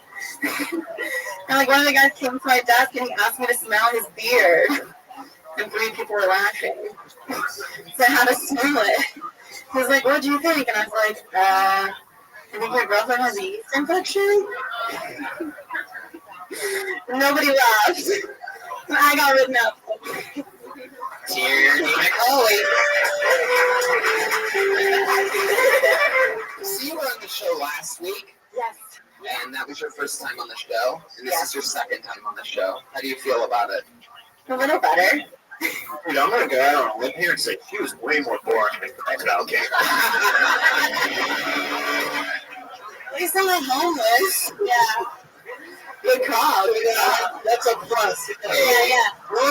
Joke was like yeast infection joke. I like infection jokes. Second, that yeast infection joke reminded me of Richard II by Shakespeare.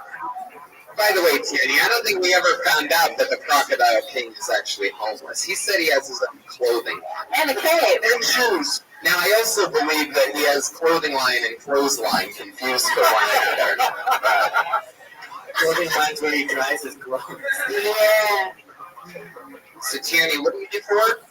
Well, I told you last week I do event production. I also work in tech.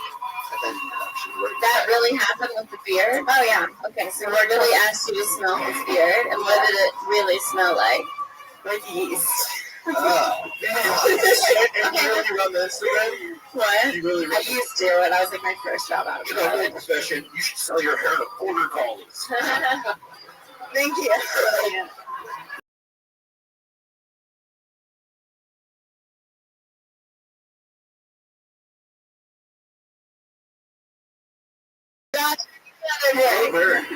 Progeny.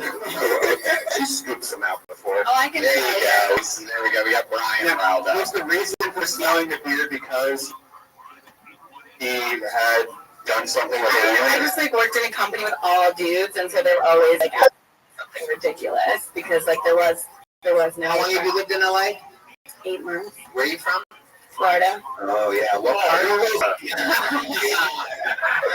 She's used to follow with crocodiles. That is true. Very smart. Did you just stand up in Florida? Yeah. Jeremiah and I did stand up in Florida. Look at how it went, dude. Yeah, back-to-back Eiffel Tower here. What else did we find out about you last week, Tierney? What was the most interesting thing out of the interview portion? Do you remember? Last week? Well, you guys didn't ask me that many questions because you're asking Moshe a lot about his deaf parents. Hey, what? Yeah, I was talking about deaf people. Oh, gross. Now we have a guy with one eye. We've moved on. What did you find out? Like, what's the most interesting? What's something about you in your life? Like, what do you do when you're not doing stand-up or working? I go to the beach a lot. I spend a lot of time in the ocean. Are you single? Yes. How old are you on Tinder? No.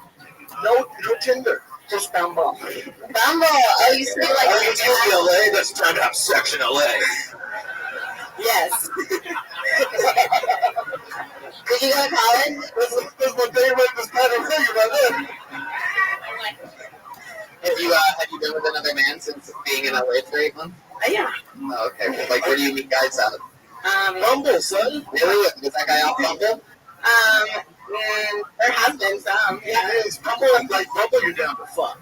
No, Bumble, you Bumble guy goes first. Yeah, she knows. Bumble is true love, you retard. Yeah. Brendan has women throw themselves at him, so he doesn't understand online dating. Like what? You don't women just don't come to your door? So does the Bumble thing usually work out for you? No. No, it doesn't. No, it's not going to. I've never been catfished. No, but kind of. What do you mean no, like kind of? Well, not like, you're talking to a pro with catfish right now. It wasn't a different guy, but like I'm tall, okay, and the guy didn't mention that he was like, and not that I'm not like have anything against short people, but like I feel like you should tell someone. You should tell someone if you're gonna show up on the date and before 11. Oh, I'm 5'11". I'm 5'11". And we went skiing, and this is not in LA, but like we went skiing on the date. His skis were like little baby skis. It was like a very weird date. Did you use them as one of your ski posts? Yeah. I could have. Is that how you measured him? He was like, well, when we put our skis next to each other, my skis were like this, and you had a bigger You guys pulling on this chairlift like wild animals. Douchebag, have you seen the wild animals? No, the other question for Tierney McCauley. Yeah. What is that, Iranian? No, it's Irish. It's Irish? What? Wait. I can't get past going skiing on a date. That seems like a very bizarre. Yeah, you want to meet him first before you went skiing? Why did you decide to go skiing on a date? I don't know. It sounded like a great date to me. Wait, were you already living near? No. Did you drive up together? Yeah.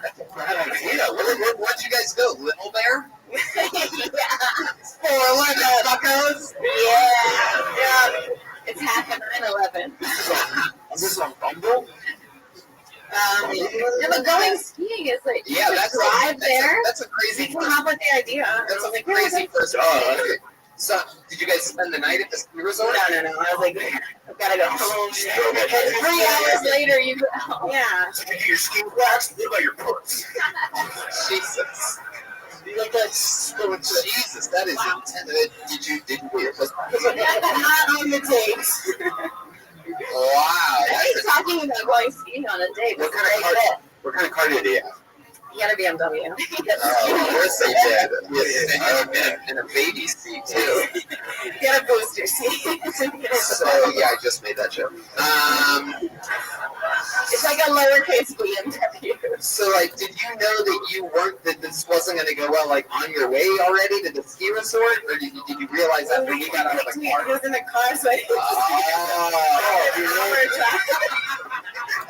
Was he a white dude or was he Asian? Yeah, it's white.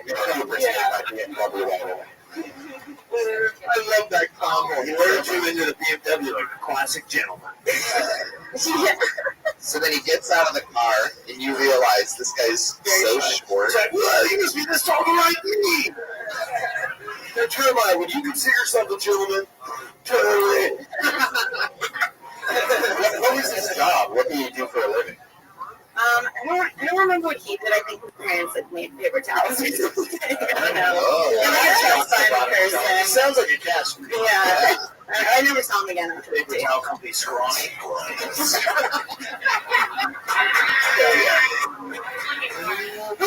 I was looking for it, and you got it. That's good. The band is fucking annihilating. Yeah. Jesus. Did we try to make a move on you? No. Hello, move.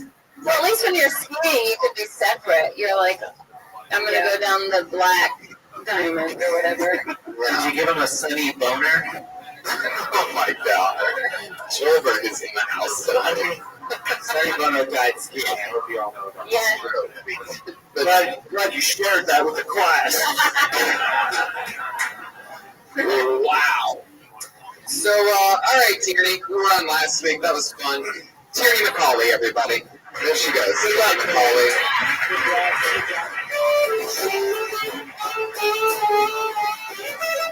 By the way, just a little fun fact. If the Crocodile King had the ability to listen, he'd probably still be up here right now.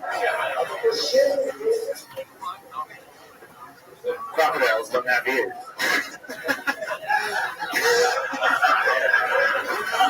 I pulled another name out of the bucket. Put your hands together for Michael Larimer.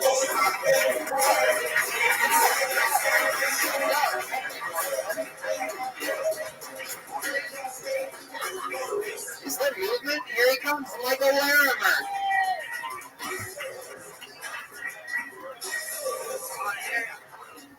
Oh, yeah. How's everybody doing? Yeah. I am also blind in one eye. Whoever that guy is, I can't see over there. Oh, there he is. All right, nice. My bad. It's my left eye. Any other macular degenerates out there? Okay, it's supposed to happen when you're like 98 years old, but unfortunately when my left eye turned 28, it just seen so much shit and decided to black out completely. But it's cool. You're still allowed to have a driver's license with vision in just one eye. How awesome is that when you're trying to merge onto a major freeway? And it's your left eye that's blind, so when I go like this to check my blind spot, I literally see fucking nothing. I'm still facing forward by 45 degrees. So I gotta do this weird thing where I turn almost all the way around in my car seat. It's awesome to make eye contact with the trucker next to you and you're facing fucking backwards. But it's okay. I actually wanted to be a Major League Baseball player, but unfortunately, being a right-handed hitter and being blind in the left eye, if I wanted to face the pitcher, I literally just have to face the pitcher straight on like this and swing back and forth. There you go. Yeah, oh, shit, that's it. All right, there. Fuck yeah. Hi, Michael. Hey, what's up? Oh, you wanted... No, that's okay. Okay, thank you. Brendan. That's nice. Such a gentleman. Oh, now you get another pat on the back. I think he knocked off some of the ashes. You talked about it. So, Michael, that was a fun performance. How long have you been on stand-up? About 8-9 years now. I just moved here from Chicago. Very cool. How long have you looked like a magician? I guess 15 years. All right. Who's your influence? Because I can kind of tell, like, you watch a lot of Dave Cook, right? No, actually not, but I've met him. He's very nice. Yeah, you have the whole, like, the same hair. Yeah, well, you definitely have, like, the same emotions. Like, I can tell you're very physical. Is that how most of your comedy is? Hey, like, your pants tailor. You know what? They said they're not tailored very well, actually, but, so nobody hated your pants tailor. Two vaginas. All right. Okay. Michael, spin it back around over here. Yeah. So you just moved here from Chicago. How recent? Monday. Wow. Welcome. This is your first time at the Comedy Store then, huh? Yes. Very performing, yes. And how long have you been in stand-up in Chicago? Like 8 years. 8 years. What do you do for a living? That's pretty much it. And I also try and teach it and teach improv and play with kids too for Lego. That's what we were waiting for. We knew there was something. Dude, are there a lot of hot kids on Bumble? No. Dude, I was just thinking about that song by Cal Stevens, Where Do the Children Play? And like, what about a music video where like it's like a creepy guy walking around asking people, tell me where do the children play? All right, just read a sketch in front of us all. So Michael, how much money do you make about a year doing stand-up and teaching stand-up? $5,000 a year, pretty much. So how do you survive? I don't have a refrigerator right now. My fucking apartment came without a refrigerator. That's how it goes. Welcome to LA. It is? Yeah, it's like the law. I literally started crying 1 week ago today. I'm like, wait a minute, what? That's how I am every week in LA, even when I have a refrigerator. So what do you tend to eat that you can put in a refrigerator? Well, I have a cooler now, and there's Numero Uno Marketo place across the street from me, so I have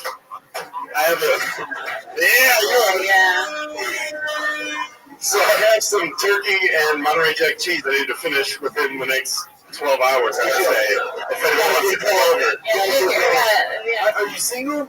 Yes. Yeah. Oh, you seem like a married guy, like a dad. Well, I'm actually dating somebody back in Chicago, but I'm trying to get the podcast. She does now. Wow, Jesus. Single.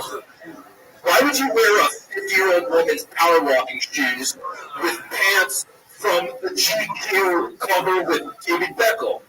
There you go. For those of you watching the live PR stream right now, look down at his shoes. Yes.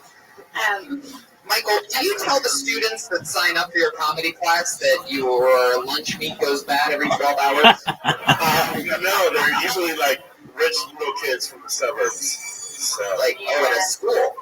No, they come to your place. No.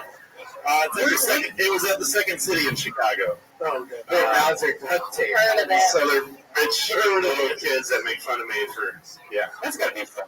I have a fridge in Chicago, just not here. Oh, bragger. Okay. You can call your girl for the fridge, dude. I know. He puts his meat in there. Thank you. So, I'm having trouble understanding how you're surviving in LA. Just got here. How you're going to survive. I honestly do not know. Dude, I respect that. Like, you literally left Chicago and you're like, I'm going to figure it out. I'm moving to LA to do stand-up. Like, that's exactly what we all do.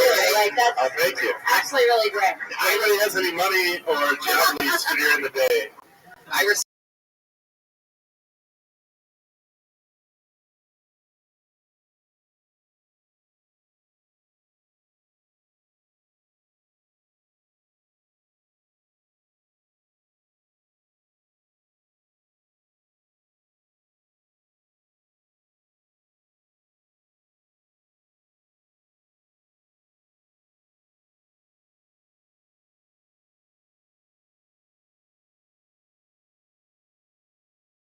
a Lego party. One could say it was a block party. Yes, indeed. Yeah. Sons of bitches. Good one. So, all right. Magic for it? I hosted bingo, tug of war, and some raffles. Tug of war. Yeah. That is a shit job. That is Yeah. a tough job. I got a really good laugh during bingo when I said the prize this round is going to be you all get to keep your jobs. Yeah. And like 20% of the company's getting laid off. So. Oh, that's great. Oh, there it is. Yeah, I got a big laugh like that. So, Michael, what, like, have you date? Yeah. You bring girls back to your place? Just got a girlfriend. Just the. Oh, back in Chicago. How long have you two been together? About 2 months, but we love each other. So. Down here. Do you really love each other? She's from Ireland, so. Dude, how big's her thigh gap? How big is what? Thigh gap. If she doesn't have a thigh gap, she's disgusting. Thigh gap, you know, the area between the legs together. I think she has that. Wait, Yeah. she lives in Ireland? No, she lives in Chicago now, but she's from Ireland. I just met her and just like, hey, I'm moving you. And like, like a month later, like, So what does she do in Chicago? She works at an Irish bar. An Irish girl? She's an actual Irish girl that works at an Irish bar? Yeah. Oh, yeah. She already cheated on you. Yes. So, all right, Michael. I'm impressed. Thank you for moving here. That's really Oh, awesome. thank you. That's Yeah. a tough Good luck, thing. man. Good. Yeah, good luck. It's struggling out with 2 eyes. No, you have a great stage presence, I think. And I feel like if you're doing that traffic thing, you should say something about rubbernecking if you only have one eye. And there's a great pants, too. Harry can try to make a joke about him that if Crocodile King wore those pants, I don't know. Crocodile. What is your other material like? Like you did. It's really good. like how long a set do you have? Like that you're comfortable with? I do it like an hour. I recorded an hour before, so. You recorded an hour before? Yeah. Where at? Oh, in Waterloo, Even Iowa. This is going to be funny. Waterloo, Iowa. Yeah. Waterloo. Waterloo, Iowa. If anyone's it's over there, yeah. Jesus. Yeah, What do you think, Michael, what do you think is the most interesting thing about you? That I have a black cat at home named Apollo Creed. You're Irish? I think if he has one eye and hangs out with kids. Yeah, I mean, there's lots of things that kind of stuff there, I guess. Wait, you're really blind out of your left eye? Yeah, That's really true, huh? yeah. Legally, though, not like as blind as he is out of his left eye right now. I still got about 40% left or whatever. Oh, you're not at the level of having a... So you didn't drive here? I've never seen a blind guy make fun of another blind guy before. Yeah, fuck that guy. I mean, it makes sense, though. Clearly, this guy has a drink coaster taped over his eyes, so, you know, it's not in the best shape. Does that throw your balance off? Like being like slightly blind? Yeah, a little bit. And I drink a lot too, so that it as well. All right, guys. I gotta know, are you gonna lose that eye, my man? What do you have? How'd that happen? Oh, playing basketball. That's right. I don't give a fuck. I did mine golfing. Oh, you weren't born with it. You were golfing? It was actually when I started doing stand-up. I was golfing and hit a 4-iron off a tree, like from me to you. Yeah. And it bounced right back into my left eye. So Oh, I thought I was going to lose the eye, but it stayed there. Did you tell that story on stage? If I have enough time, if it's like 1 minute, each would just grosses people out. Vision used to be 2020, but now it's 24. Yeah. Still not going to touch Still you. not going to touch me, that's fine. Please go to Michael Larimer, ladies. Thank you very much. Come on. He's on Twitter at Michael Larimer, all one word. Tierney McCauley is all one word. Tierney McCauley, Tierney. You're welcome, Michael. And believe it or not, Crocodile King does not have a Twitter handle. Or a phone. But he's got a clothing line. You just got to go find it somewhere. Doesn't get good reception in his cave. The clothing line. All right, I pulled another name out of the bucket. I believe we've seen this young lady before. Put your hands together for Kirsten Alberts.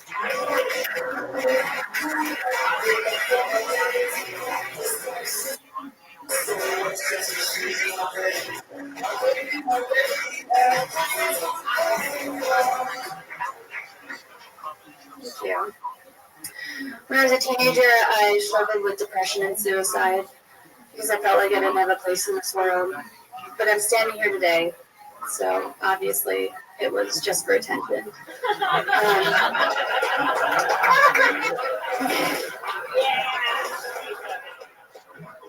But for weeks, I would go bungee jumping and skydiving because statistically, if you do it every day, one of those times the cord is going to break. But that never happened, and so I ended up just having fun. Very sad. But there was 2 reasons why I didn't kill myself. The first was I didn't want to die a virgin and let the necrophiliacs win.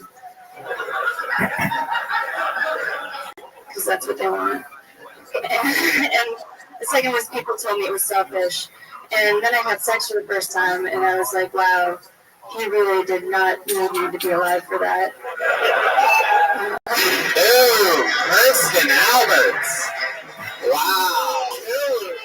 That was awesome. That was awesome. That's one of my favorite things is when I see somebody that's been on the show a few times and they come back with, what seems to be an amazing minute. Congratulations. Yeah, that was awesome. How many times have you done this show? 3 or 4 times? I think 3. Sure. Yeah. That was good. 3 times. And yes, Jeremiah? Dude, this is the first time I've ever been attracted to a nerd before.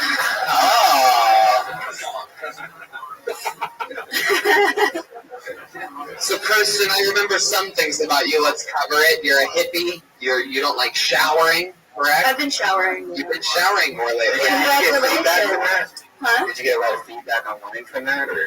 Oh, no. I just why no showers? Someone. So, Why no showers? just depression and laziness. Well, I think it looks like you're out of the suicide woods now, because with all those bracelets, no way you can slit your wrists. Man.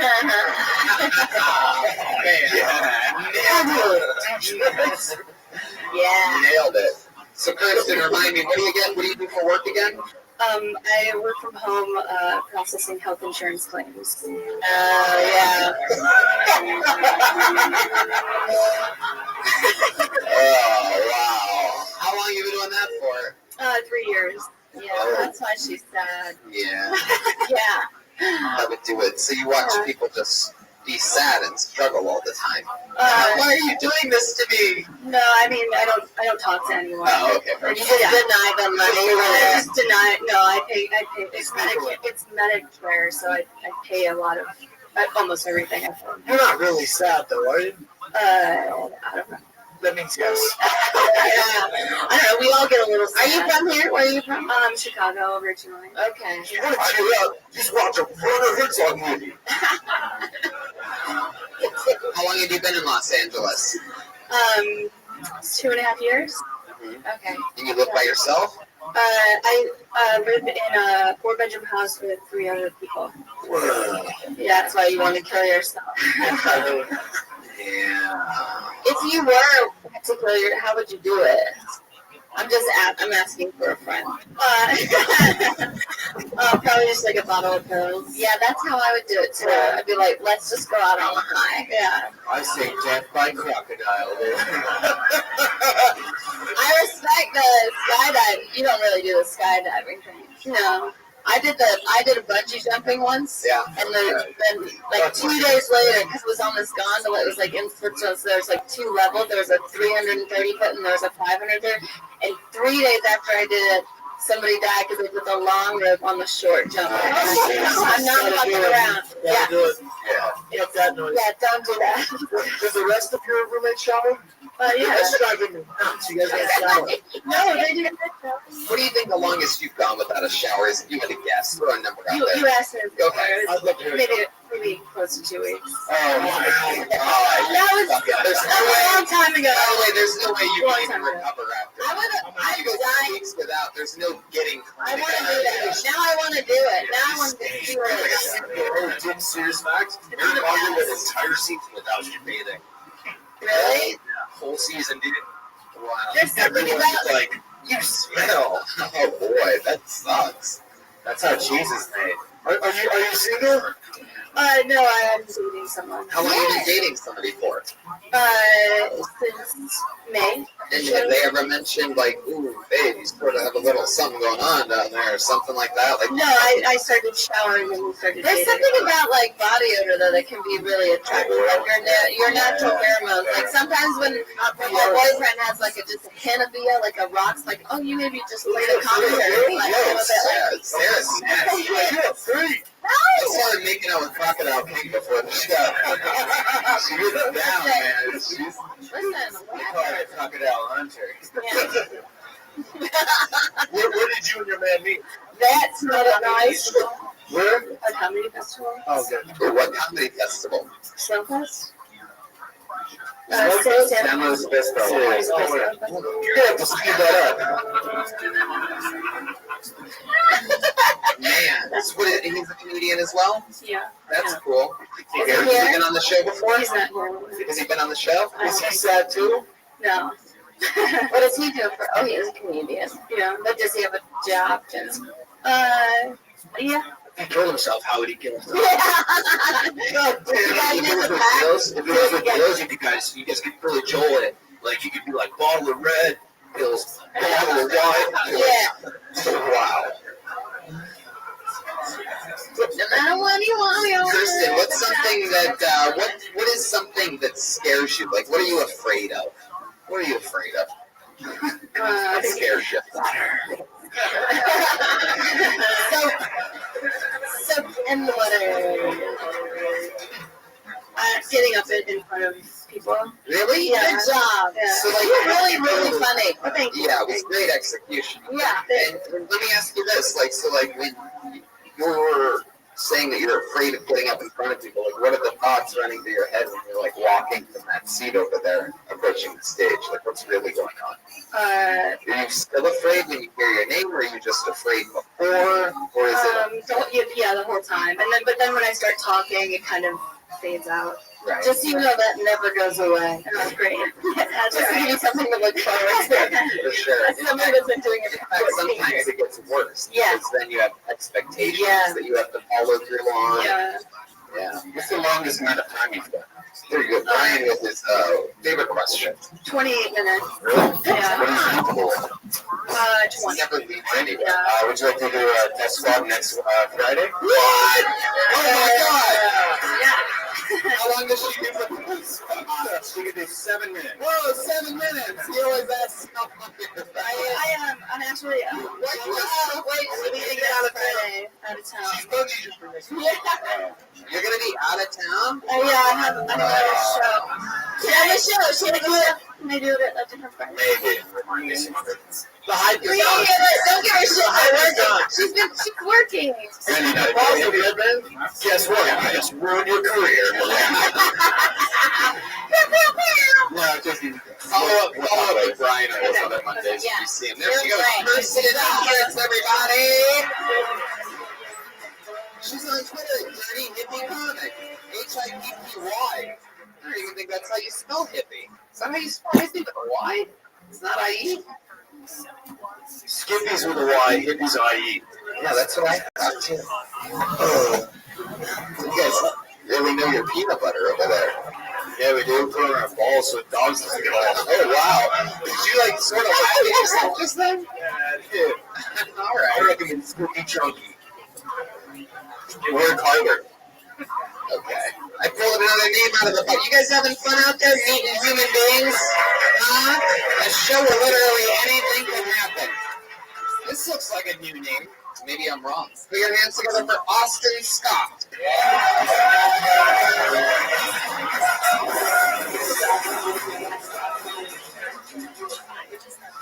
Yeah, you just know that song. Put your hands together for Austin Scott, everyone. I'm from Florida, so of course there's a headline about my hometown and a McDonald's. As I have, you're from the same part of the country as the Cash Me Outside girl. Headline was, man beats woman after she refused to have sex with him after he bought her McDonald's breakfast.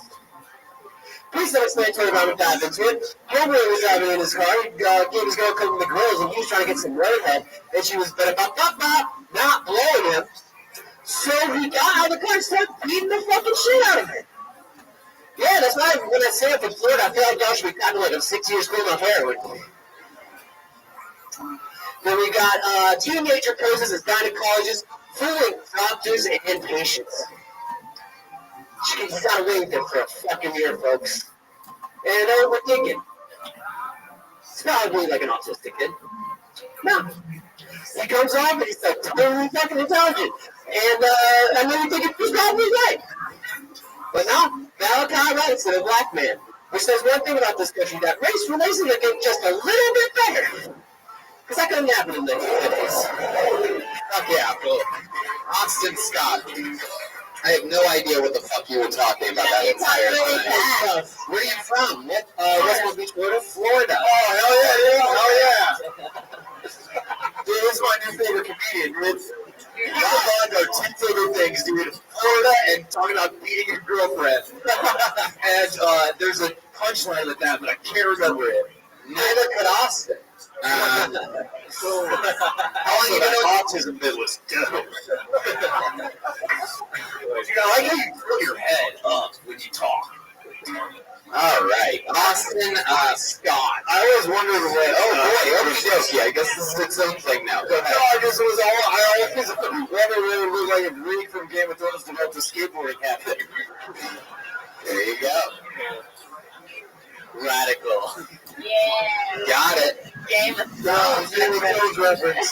Got it. So Austin, what the fuck was that? How long have you been on stand-up? It was 2 years.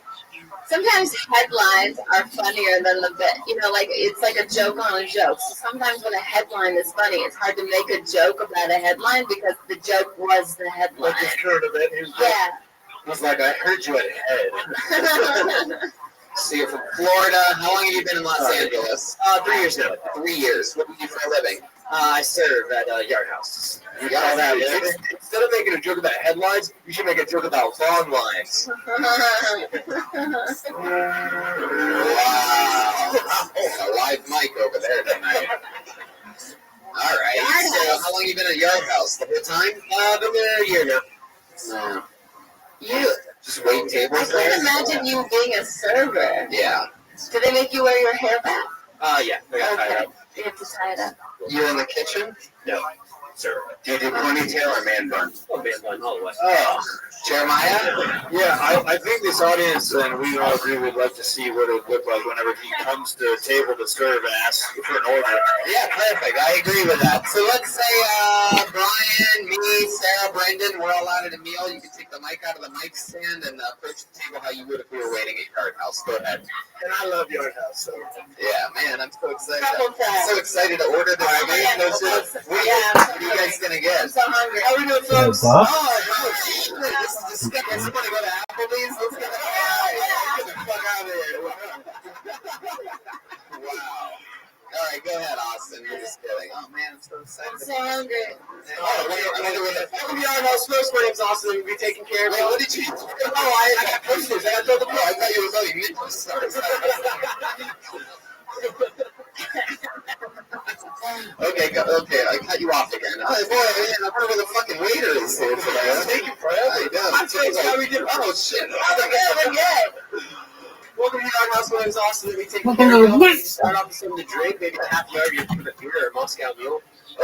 With 2.5 liters of drink and a little part of vodka. I don't know. I understood that. I've been ordered on pomegranate. Oh, there you go. I'm just gonna have a water, no ice. Okay. You was able to live with that? Yeah, I'm gonna have about 7 yards of beer. Two of those are good, man. I'll have babies happen. Okay. Do you have any, by the way, before you leave and get our drinks, do you have any recommendations for what we should eat? Nashville hot chicken. Yeah, Nashville hot chicken. Brian, why are you helping this guy do his job?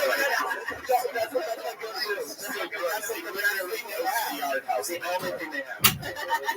What is it, the Nashville? All right, now that's off the plate, by the way. I'm going to re-ask the fucking question. Jesus, how are you a better waiter at Yelp House than this guy is?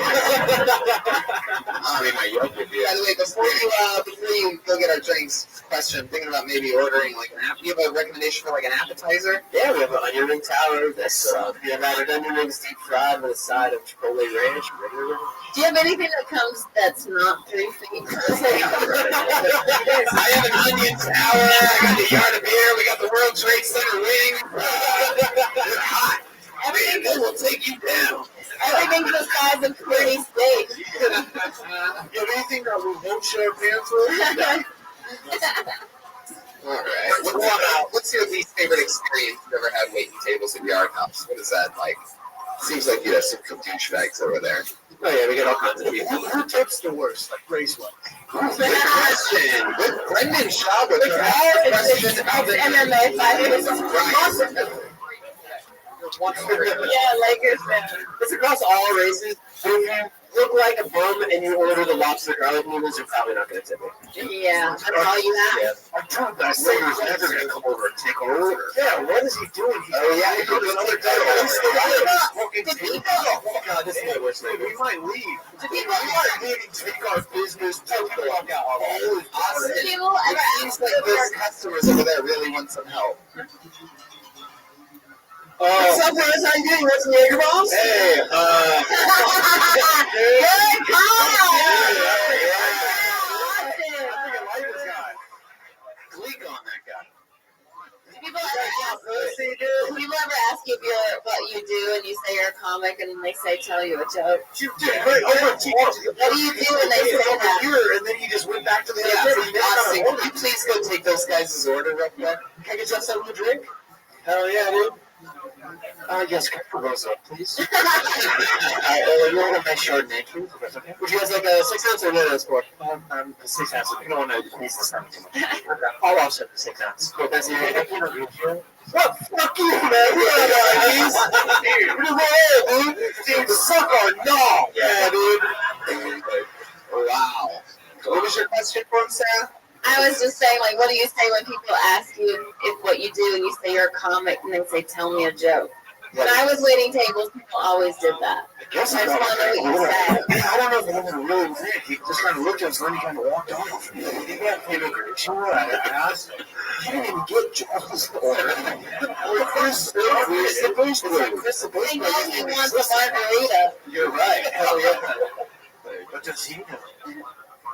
Austin, have you been in love since moving to Los Angeles? Austin with an E and not an I.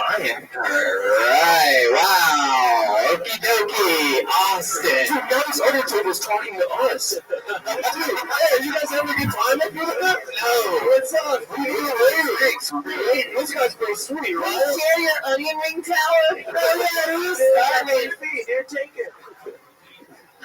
When Jeremiah misbehaves, the whole thing goes off its fucking track. A little fun fact for you diehard Tony fans. Sometimes he pretends like he's not misbehaving, like he knows that he's not, and then it fires up. He's a It sucks to misbehave in comedy.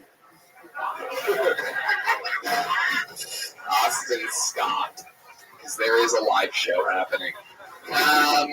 So Austin, have you been in love? No, not in LA. Not once in LA. You've been here for a year. 2 or 3 years. 3 years. What's the closest that you've come to being in love? Fucking. Sounds like a true yard house. Dude, one time the girl tossed my salad, I was in there for like 6 minutes. All right, Austin. We're gonna keep moving along. There he goes, Austin Scott. Everybody. No Twitter handle, huh, Austin? No Twitter handle. Brendan, what do you think the funniest?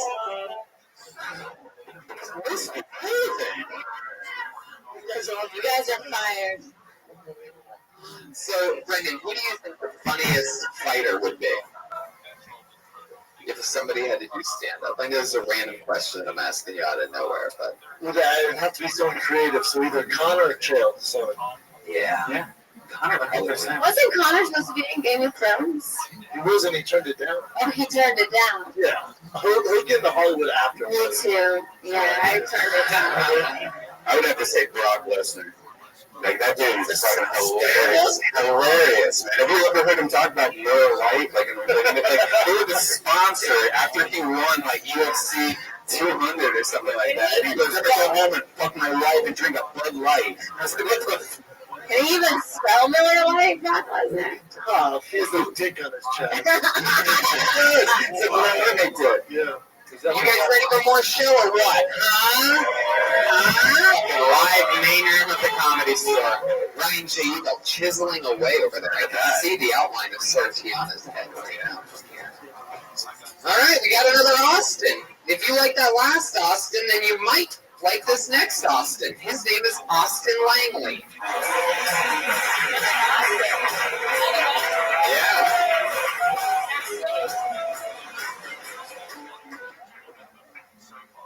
So after years of studying, I've come to the conclusion that old people, batshit bizarre. The other day I watched an old guy walk up to another old guy and go, "Hey, is your name Tom?" He's like, "No." He's like, "Oh, I thought you were one of my friends." Friends of you with Tom?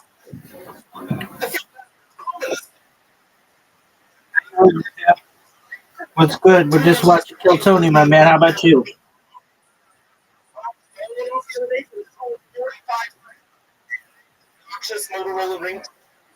What's up, big dog? I respect my mother.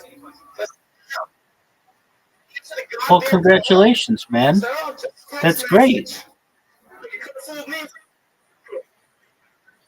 You gonna start live streaming?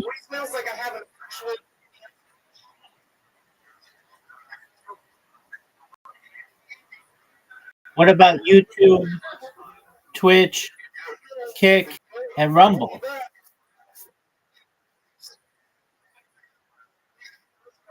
No, I know, but I mean, are you gonna start streaming on there?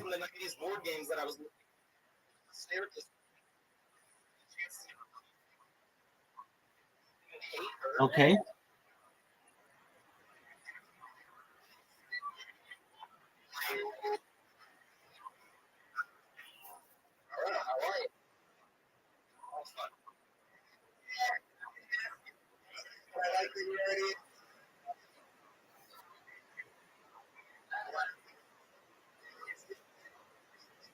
Are you to tattoo yourself?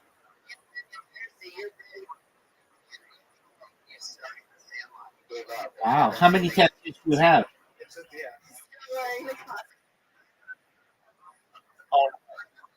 Oh wow. Do you want to do like your whole body?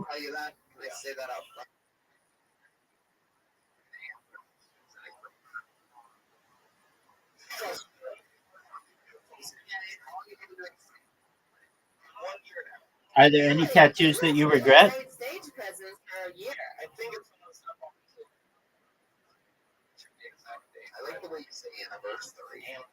What's your favorite tattoo?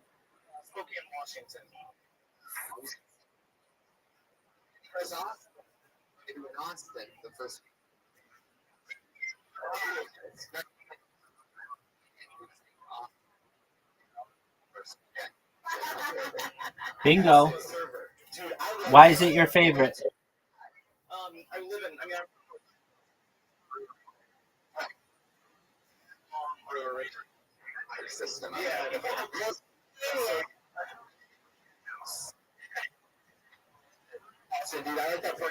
You said Bob Dylan? Did you say Bob Dylan?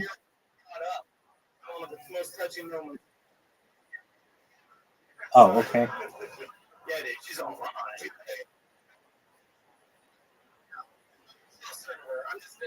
I gotcha.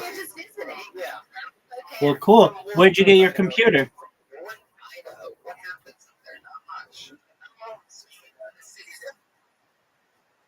Where did you get your computer? Very cool. And is it a gaming computer?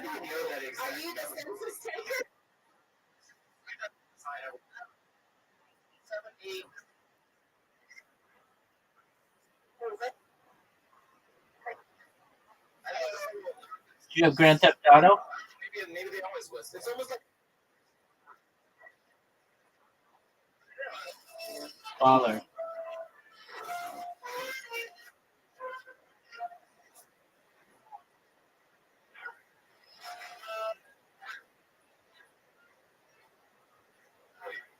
Feel free to send me an invite. You got to understand, everybody and their mother sends me an invite, but I'll come check it out. I can't dedicate all my time in there, but I'll come look at it. When I need it, I'll have the link.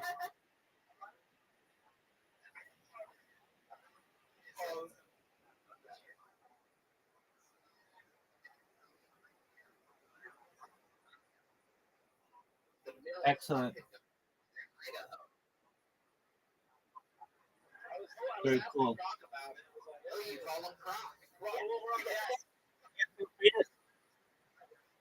Feel free to send me.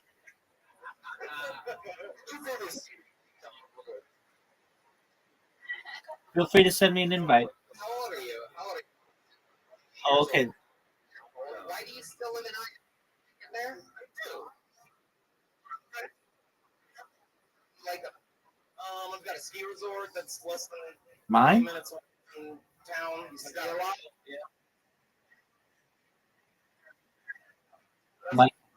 Yeah. How did you go into comedy not become a barista? Because it's definitely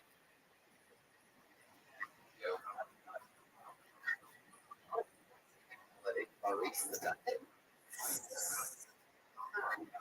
So, really, how do you love more than I don't really get. I mean, that's where I was raised. There's no black people there. What's not to love? I mean, it's got everything. I don't know. Are there black people there? We've got a couple. Wow. What are their names? Did you notice that the sign when it said 7,842? Did you notice that when the two black people moved in, they didn't? It's 3/4. You literally have a couple of black people that are married. So, what do those black people do in your city? Come on. You know what they try to do. Hey, dude, how are the black people different from the white people in that city? Can you tell us the differences? No, it's a trap, Jeremy. They eat sweet potatoes. What about Black Lives Matter rallies like?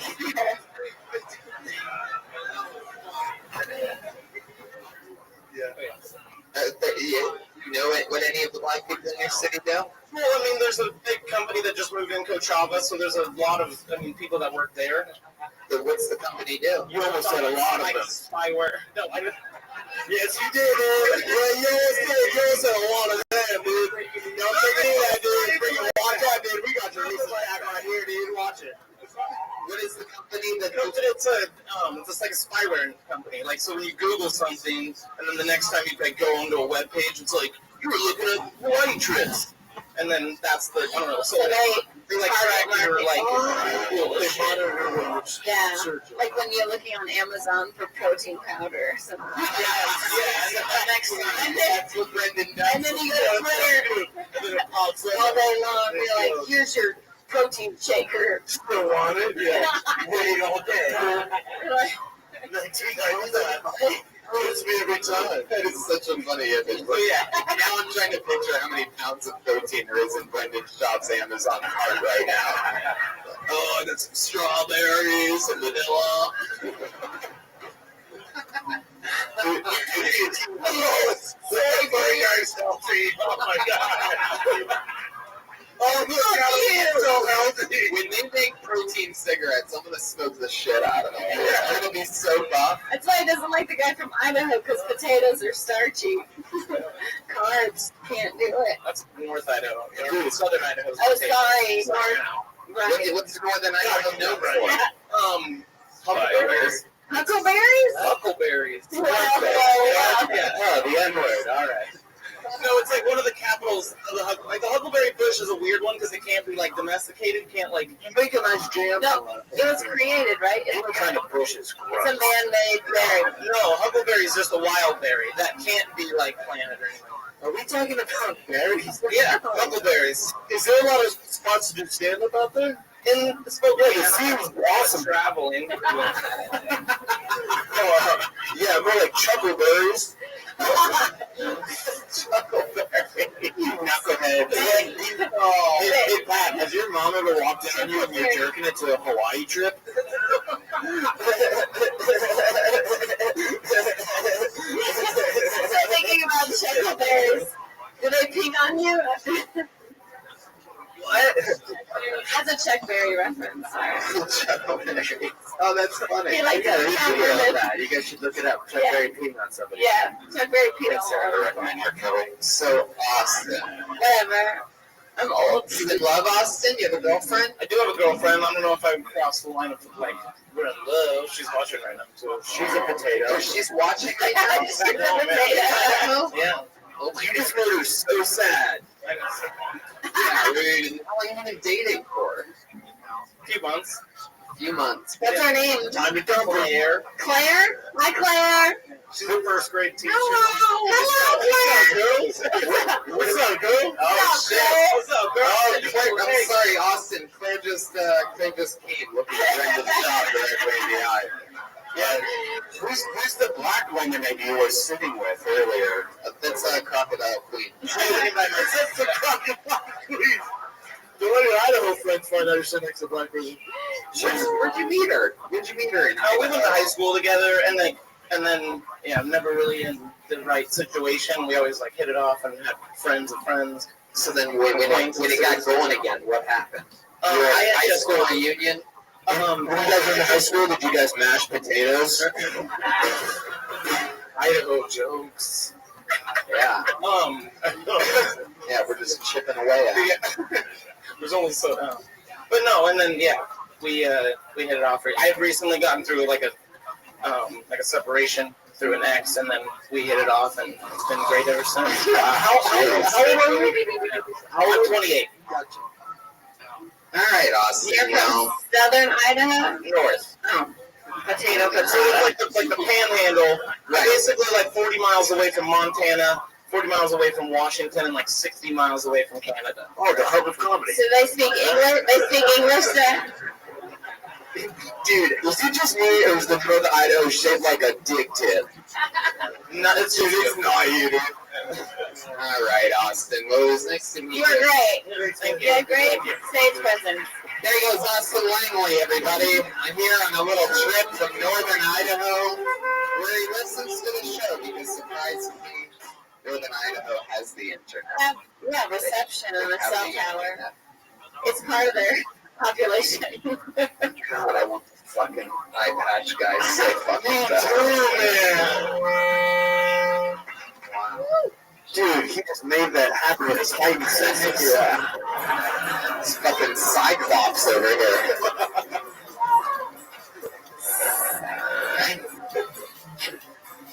Put your hands together for Rishi Arya. Rishi Arya. Here he comes. Live. Hey guys, I joined the gym, and I've been eating better, so I've lost a lot of weight, and now my whole family thinks I do cocaine. And I would correct them, but I kind of like the idea that they think I'm successful enough to afford that much cocaine. It's in the win column for me. I feel like white people in LA are more Indian than I am. Like they're all doing yoga, and they have Hindu symbols on their cars. Like white people might gentrify neighborhoods, but we gentrify their souls. A little something about myself, as you can probably tell. I have a hairy ass. Like, I feel like you can tell that from face value. Like, my ass is so hairy that I can show it to all of you right now, and you still wouldn't see it. Go ahead. What is it? Wait. How hairy is it? then I can show it to all of you right now, and you still wouldn't see it. Dude, that's freaking worth it, dude. Fuck yeah. Rishi Arya. By far one of the funniest doctors we've ever had on the show before. Thank you. I always love it when you would tell House how he's wrong about his theories. And then killed myself. It's true. Wow, you watched all the way to season I never 7. saw it. I just hear about all the famous Indians do. Deep reference. So did you ever find the White Castle? Yeah. All right. How long have you been in stand-up, Luigi? About 6 years. 6 years. Where at? I started in New York and I moved here. How long were you in New York? 3 years. Oh, no, I was in New York 3 years, but I only lived for the last year and a half. Now, to travel from New York to LA, is it true that you rode on the top of a train the entire way? With your family? I'm still lost. Yeah. Sorry, you said that. Thank you. That's how funny I thought it was, too, by the way. I'm with that guy right over there. When you said Rishi, when you said you joined a gym, Yeah. does that mean that you had butt sex with a guy in a gym? And then when you said that you were eating healthier, does that mean that you were eating the sweat off of his neck?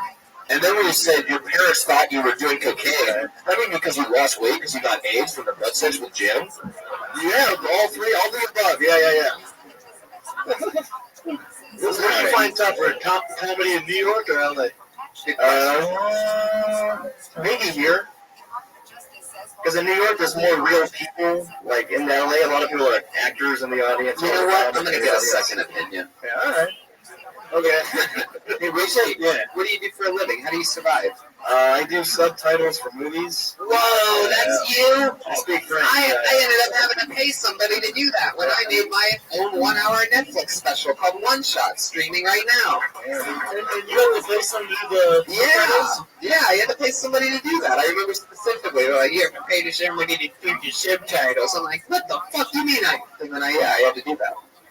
And you could have been I do the French subtitles. Oh, perfect. French? Yeah, that's my first language. Yeah, Netflix is French is your first language? Yeah, I'm from Montreal. Montreal, Canada. That makes sense. Yeah. They have Netflix in France, just to they do, just making sure. How Canadian used to do that? Really? Title thing. Did you set some fur traps in Montreal? I only wrestled petered out. So Rishi, wow, Indian, French, that was an amazing joke. Joburg is in the motherfucking house. So Rishi, how long are you doing subtitles for? Since 2014. You probably get paid good money for that. It's pretty niche Not job. at all, no. Really? No. No? Have you done anything cool?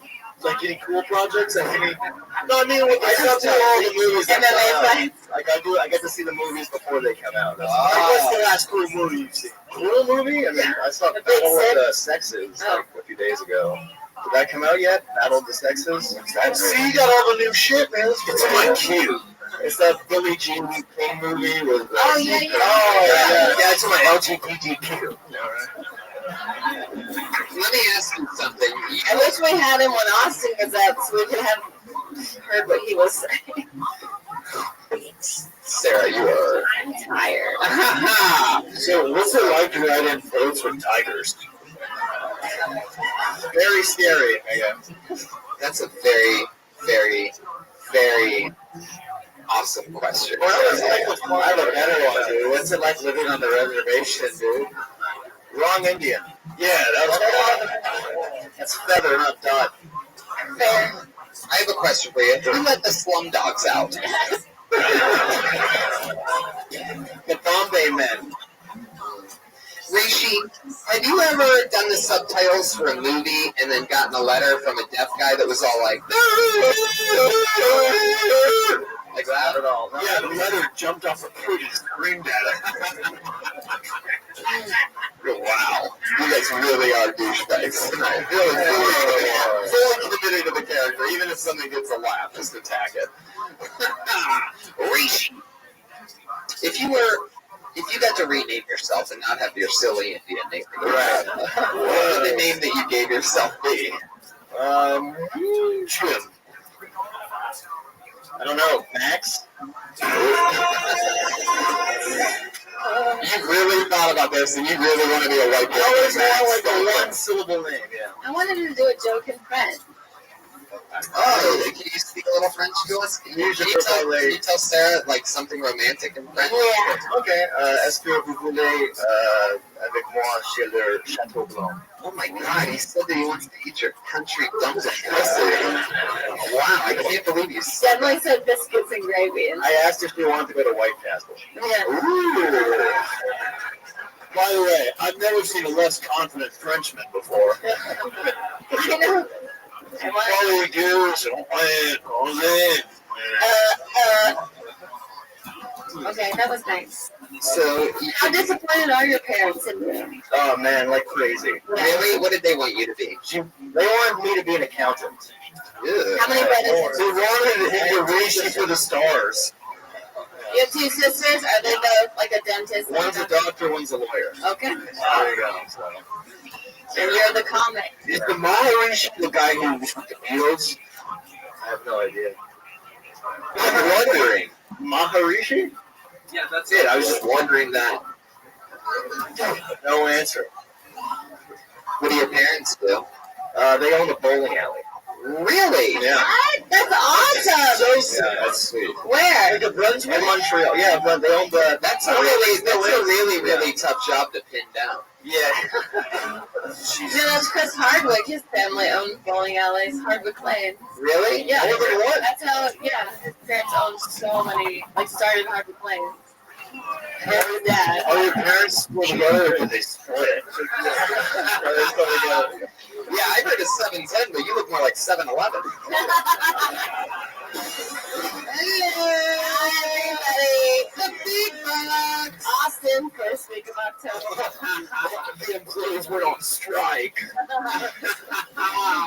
Do you have a spare joke? Yeah, I really got 3 holes. Do you talk about the speaking French? French? No, I don't really. You don't bring that up? Lame, not really. No. I think you should bring that up. Yeah, maybe it's like a little throwaway. Yeah, it's a bumper. Yeah. Yeah. You don't want to end up in the gutter. So let's see here. Man, I feel like your dad's an Indian guy that started his own bowling alley? Yeah. Man, that really takes a lot of balls. Yeah. Jesus. Did you? Are you using jokes over here, Brian? Out of that bowling club? Oh, have they gone too far? I heard you come up with one. Yeah, exactly. You know the last? Yeah, you turkey. Come on, come up with one. Is there a poopy bum bum bowling trick that Brian can make anyone? The last time I bowled a 301. Is that true? I bowled 300 blues. Wow. Well, you said we were. I agree with Brian all of a sudden. That was the one. Well, man. All right, Rishi. So it was nice to meet you. I thought you were great. Thank you so much. Sarah always says that she thinks everybody's great, right? Yeah, that's why I had a lot of bad relationships. Crocodile King's gonna hold you to that. Hey, I'm in love. that's a lady that said I was great. Get over here. Rishi Arya, ladies and gentlemen, there he goes. He's on Twitter, Rishi_EH, RISHI_EH. Austin Langley is on Twitter at Les Langley. I was going to ask if any of my girls are trying to hold them like a bowling ball. Well, good thing you didn't get a chance to ask him that. He's doing the favorite other than the stick. Like 3 fingers automatically. I feel like dancing right now. Okay. Do you guys want to go to the bucket one more time before we end this fucking super show, huh? You guys having fun out there tonight? That was the most bunk-ass response I've ever seen in this fucking room. You guys ready to go to the bucket one more time? Fucking lazy-ass LA crowd. Everybody thinks they're too good to have fun. Did you order an Uber? Who's getting the Uber? Fill your dumb peasant thoughts out there. Jesus fuck. Pay attention. Enjoy yourselves until it's over. Live in the moment, you idiots. Yeah. Please be the Exactly. This is exciting. I don't even know what to say here. I'm just going to start naming things and hope that this human being walks to the stage. I'm excited about this, and you will know why in a moment when I say the name Gormless Gabe Gabriel the Fifth. If any of those sound like you,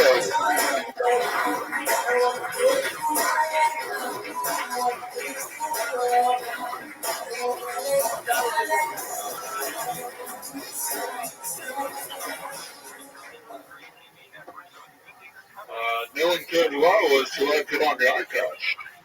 That's a earlier throwback. No, I had a fun day today.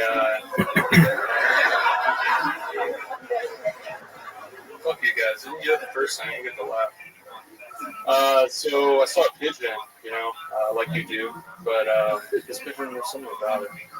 I know it was a girl because I was attracted to a pigeon. And yeah, you kind of, where do they go? You feed them, and then they leave.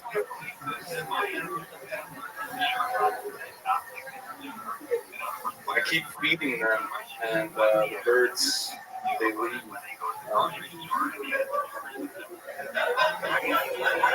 Doesn't matter what type of bread I use. Usually wheat bread, that's not the biggest. wow, that was fucking terrible. All right, you have a bunch of names on your piece of paper, so what do you want me to call you? Gabriel. Gabriel. Yeah. All right, Gabriel, the bomb artist. Let's get into it. How long have you been doing stand-up? I don't. This was your first time trying it. Yeah, obviously. What, That's the short. I write stuff and I just... what do you write? Talking to the microphone. Talking to my, yeah. One-liners and, like... what do you do with them? Write them on Twitter? No, I write them down on my notebook and then I go to sleep. How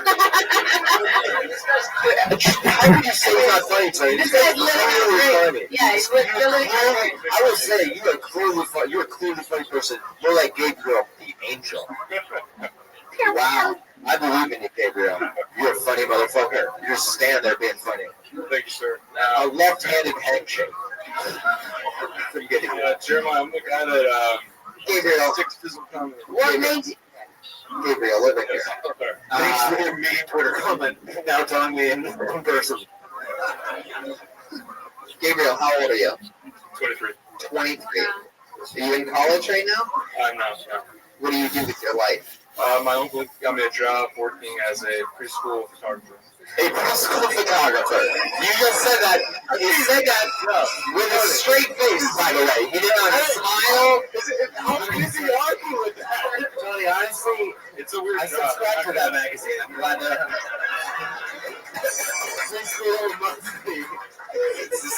Highlights for children? Like, what are you doing photography for? Action shots? When we hear a word like that, it's come out, it's like, so excited. I get in trouble a lot because I have a problem taking my work home with me. Wait, what's that? Dude, He doesn't just write jokes. He writes ransom notes, dude. What else do you have like that? Like, tell us some more things about you that might be like that, like well written or something. Why do they call it Bluetooth? It should be called Blue Ear, right?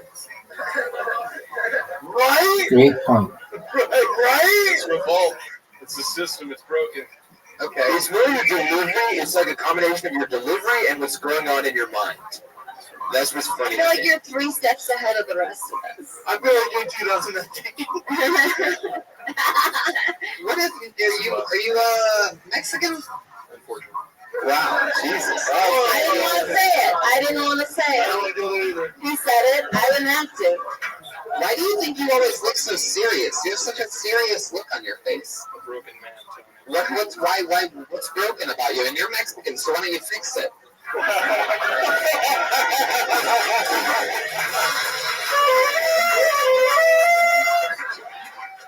What's broken about you? No, I'm just messing around. No, you remember Brianna Upton, the chick? Nope, no. No, I have no idea. I don't know, I barely remember. No, she was on here twice, and she's a. Was she on tonight? No. She's one of the persons who took a picture. No, she's of age. Okay. And what are you saying? You like her? What just happened? Are you trying to ask her out? Is she in the trunk of your car? What the fuck are you trying to get out? Is she in your cargo shorts? Okay, let's say I did say yes. I remember Brianna Upton. What would you have said? Just because she mentioned me during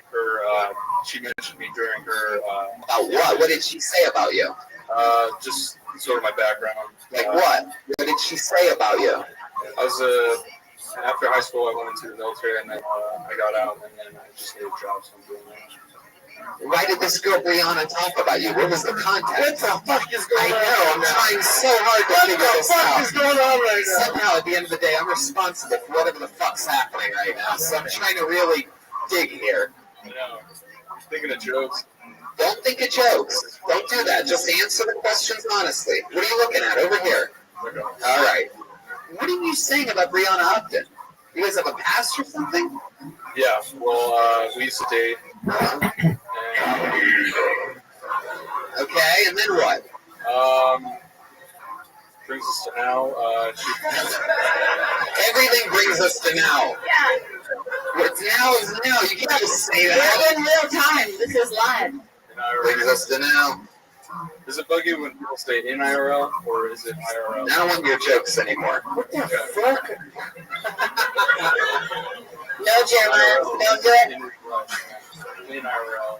Do you guys still hook up, you and Brianna? No, we're friends. Oh, okay. Well, very good. It's like Bob's Burgers character that they cut out from the fucking. What do you do for a living? But how do you really He's a motivational speaker. That was a joke about how you can't take A lot of energy. How do you make a living? Expenses, so that's all. Do you live with your parents? Yes, I moved back in. How many brothers and sisters do you have? I have 2 little brothers and then one younger sister, but she's. Sure? I call them models. How do you eat pussy? How many kids do you have? Can you show us how you eat pussy? Okay, it goes a little bit like.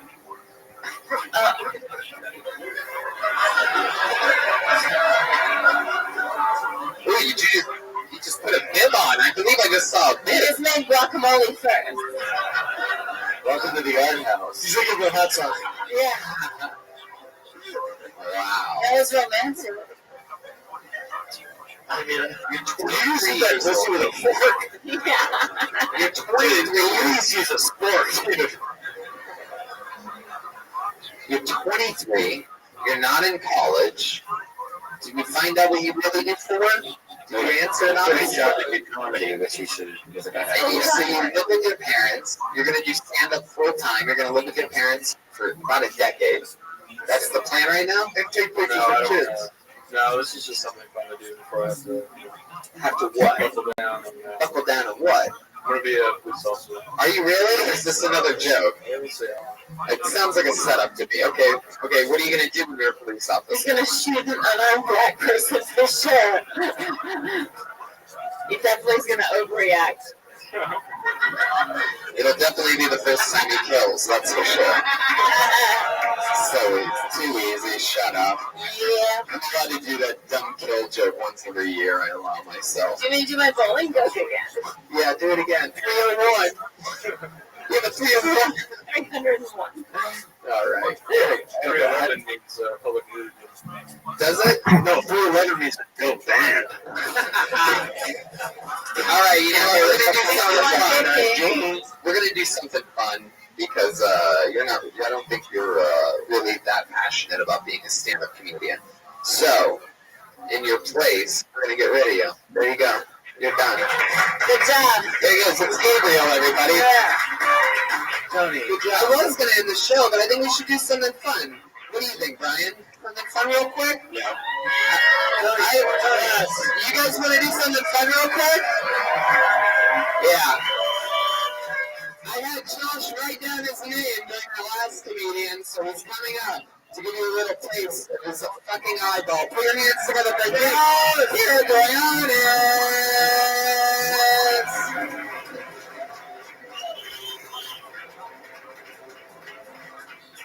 Hey girls, I'm out too.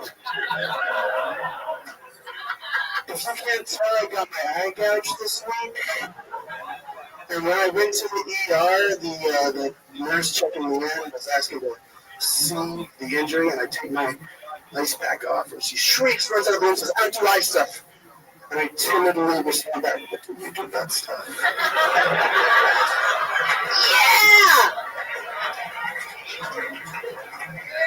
Yes, do you ever see a dolphin with one of those soda can rings around his snout and wonder where the other 5 dolphins went?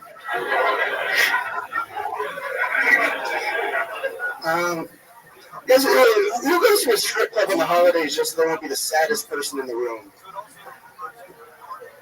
A strip club's a special place. It's a place where you see somebody celebrating something, a wedding, promotion, a divorce, sitting right next to a lonely guy that wants to see one more titty before he grabs a handful of Tylenol. And I can make that joke because one time I took a handful of Tylenol. And now it's funny every morning I have to take a handful of pills just to make sure I don't take a handful of pills. Okay, yeah, thank you. Fuck yeah, Nick Caragoyanis. Wow. You know, a lot of people have told me that I have quite the eye for talent. And seeing you up here, I gotta tell you, man, you are like a fucking hurricane. Because they also only have one eye. Wow, that was very in style. The bad eye's just as timid as I am. Right? Eye of the hurricane. Meteorology. I like to shoot at. Or you can also probably only destroy a Florida.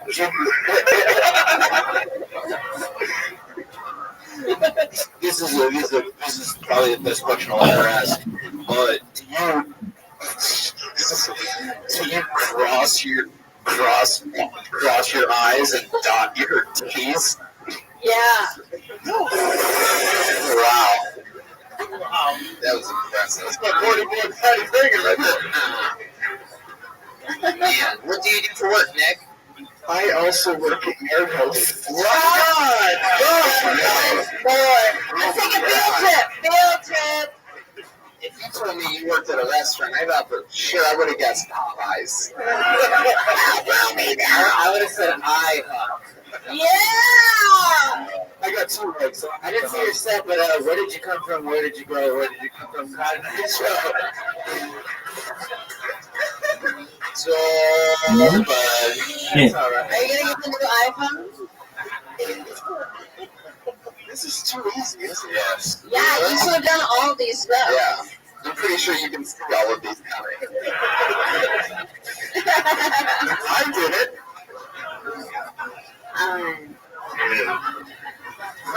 Queer eye for the queer eye over here. Man, how long have you been working at the Yard House there, Patch Adams? A little over a year. Wow. You enjoy it? Sure. Where are you from? Boston, Massachusetts. Boston. Yeah, you're gonna be there on Friday, right? Yep. I'm gonna be there at the end of November. No big deal. Kill Tony live in Boston, streaming 360, or if you're Nick Cardoyas, 180. What is that? What's that name? What's your Greek? Yeah, it is. It literally means Walnut John. Walnut John? Yeah, I don't know why. Aren't you guys glad I asked that? How long have you been out here? I've been out here for 2 years, been doing stand-up for 1. And the goal's Right in your eyes? full-time. Is it goal full-time stand-up? First-time stand-up, yeah. Yeah. You didn't sound too enthusiastic. I'm just checking out, man.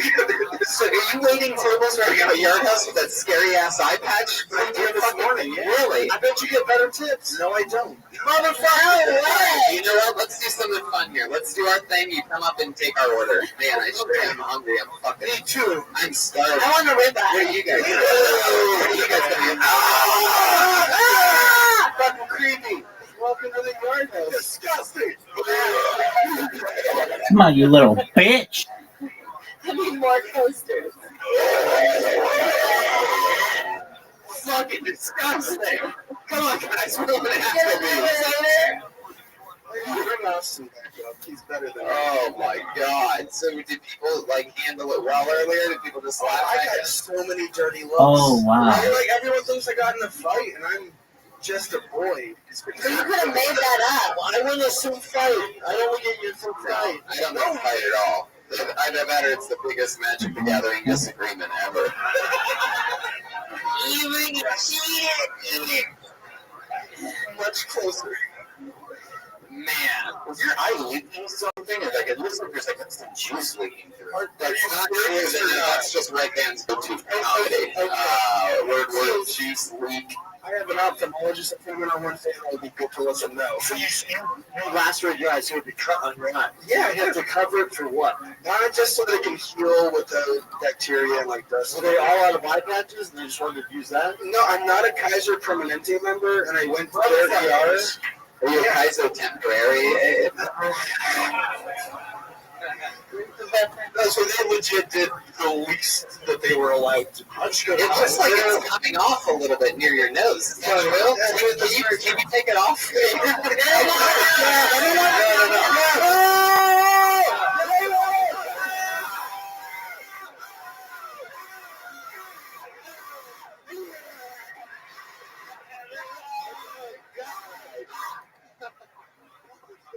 That looked like Sissy's face it. Can you put it next to the VR camera so the people at home can see it? Yeah, that one right there.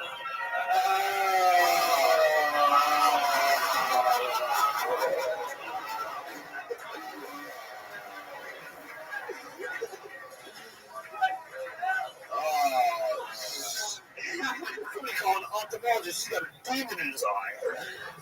I'm into it. Is that weird? You like it? Maybe you guys can. Maybe I'll take you out to dinner. You guys can go get some like Coke or something like that. You got okay your eye out. We got a great poke at the warehouse. Is that real? Do you really? It's good. They do now. They're not paying me to be here. Man, I could have sworn that they told you years ago that you would shoot your eye out. And then look at you now, all grown up, you just never learn. Yeah, 24 hours a But day. Twitter, West Side, Everything you say kills my momentum. asked to join. Bitch, I'm a moderator. I'm an admin of this motherfucker. There he goes, Nick Ladies and gentlemen, Who wrote the Black National Anthem? I did. I'm going to be in Tampa the first weekend. No face, no entry. All you need to do is hear this fucking voice. Brendan Schaub always grinding. Africa, the cradle of civilization. I'm at the Laugh Factory Long Beach on Friday, Pittsburgh and Nashville in November. Both of these guys are hustling like crazy. It's Tiana.com and Come on, you little bitch. Work, slut. TFK. That's right. Motherfucker. If I see this fucking chick one more time, I am throwing fists. Dog, this is the worst. Entertainment, path, but the West Side, royalty. Yo, dog. Choose podcast. Yeah, nobody said that you can't listen to alien abductees while you're listening to Megillah. No one said that. It's not in the Bible. That's very cool. I'm in Cap City the first weekend of October. We're in Boston this Friday. A lot of other fun stuff coming up in the first week of It's for sure not in the Bible. I know that. Yep, Alien November, abductees. Denver, Phoenix, bunch of fun places. So that's all at TonyHinchcliffe.com. The best damn band in the land is over there. Appearance of the Bass Douchebags. From Best to Durst. Dude, check out, get some t-shirts from me at jeremiahwatkins.tv/shop. Got Reagan Watkins tees, the Wave shirts, just a lot of stuff. And also, Alien abductions. Your boy Jeremiah Watkins At your boy. with Come on, you little bitch. I'm trying to revamp the YouTube Oh, page for fuck TikTok. yeah. Get at me. Really cool. I just saw a clip of Drell Stacey royalty. attacking Come on, Aaron you Griffin slut. from a few weeks ago. Holla at your boy, baby. I'm excited about Oh, these what two. is that? Do the got it thing. Ron Ron White closed an episode by performing on the show, and he fucking annihilated. Whatevs. It was so great. Nobody gives a shit. Oh, wait, go ahead. Do your thing, guys. Yeah, anybody. Guys, hi, thanks. We got a show coming out on Comedy Central Snapchat, September 25th. Check it out. It's called Roy. Daddy motherfucking Reagan! Dude, I just want to recommend the movie Love and Death by Woody Allen. bass player is Chris Dillon, aka Chroma Chris. Check out Drac and the Swamp Rats, also the Chroma Keys. Awesome band. Come on, you little Well, that's bitch. that. We're going to see you next week live here at the Comedy Store for another fun episode of Kill Tony. I'll be in Indianapolis with Death Squad November 8th and Columbus, Ohio, November 9th. Live audience, thank you so much. We'll see you on the front patio after the show for high fives or whatever you guys Cosmo. want. We love you. Good night. Cosmo Kramer. Ask to join. Who in the fuck is this rabbi? Oh, you know who I am, baby. I'm the best. Megillah time sucks. What's it about? I don't know. Some fucking beauty queen. Some fucking beauty contest with some motherfucker who writes on the wall. That's all you have to know. It's just like, I don't know, the Miss America pageant with fucking graffiti? Who knows? Who knows what that shit is? It's the worst. It's Hebrew Halloween, kids. Oh, I'm gonna shit myself. Push, perhaps. Posting in the community. Yo, bitch, I got it, dog. Got it. Next. Next. Come on, you little slut. Get that shit together, son. Get that. This fucking girl. Dude, quit shit. She's pretty hot, though. So. Not gonna complain too much. What is this bullshit? Dog, this is the worst. What is this? Legend of Mushroom? How about kiss my fucking ass? How about that? It's the worst. Fast sex bot. This is the worst. That's crazy. Okay, what is this? I need the one that's like, hey everybody, remember me?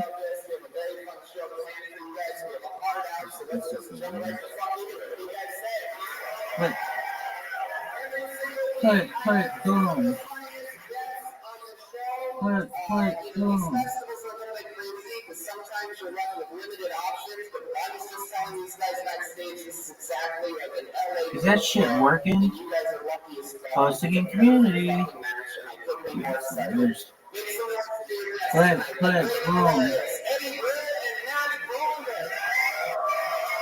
Wait, what's going on? Put it boom. Click.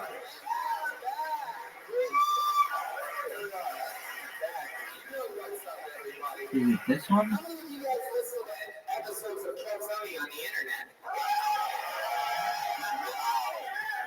And you should be pleased to know that these are two returning guests, and I couldn't be more excited that you guys are here. You ready for this shit or what? Ready? Yeah, I think so. Bronner, I just watched you destroy in this room right before we were on. And for those of you that don't know, not only is Eddie a great comedian, but he also worked Letterman for a very long time. In fact, you even gave Matt his first Letterman appearance. Yeah, that was worked out pretty nice. Yeah. This is the guy. Let me show you that on Saturday nights, Mad TV. Yeah. That little show I had. Yeah. So we were booking you on the Friday so that we could say he's making his debut on fucking Mad TV, and then we got bumped. Yeah, Mad TV was first, so we were. But then you had Tracy Morgan. It was Tracy Morgan and me. Like, you just have two guests every time. And Tracy was losing his shit. And you go backstage, you're like, I think David's going to have you over the couch. You have a story you can tell? And I was like, what? And I'm like, I told you a story. You're like, that's a good one. Anything else? I'm like, no, I'm losing my mind right now. But he had the owl bit that Letterman fucking loved. Yeah, that's great. Remember the owl bit? Huh? You guys remember that album? Come on. You got 2009? No, ladies and gentlemen, I present to you the Boston Bucket 13s. Somehow, some way, we had a shit ton of a lot of signups today. These buckets that are like on the ground. Yeah, maybe just pick one out. Put it boom. And pull names out of it as the show goes on. And this shit isn't gonna work. A lot of people signed up. How many people signed up in this room that have never done What the fuck happened here? Clap your hands. Wow, that's a lot of people, including Pink Shirt. Look this guy. There we go. Are you guys ready? Should we start this shit? It's motherfucking Kill Tony live from Boston. Did they log them out? Probably because they suck. If you your name out of the bucket, that means you get 60 seconds of stage time. Sometimes it's a great local comedian. Sometimes it is an insane person. Chewing on toenails, kids. Chewing on toenails. Is it McGilla time, Rabbi? This is the worst. Not even going to listen to it. I'm going to listen to every fucking word and hate it. It's the worst. Have you ever listened to it? Yeah, like a bajillion times, it feels like. Sucks. I write McGillas. I don't listen to a motherfucker. McGilla. Sucks. Yo, dog, you have to read it and fucking...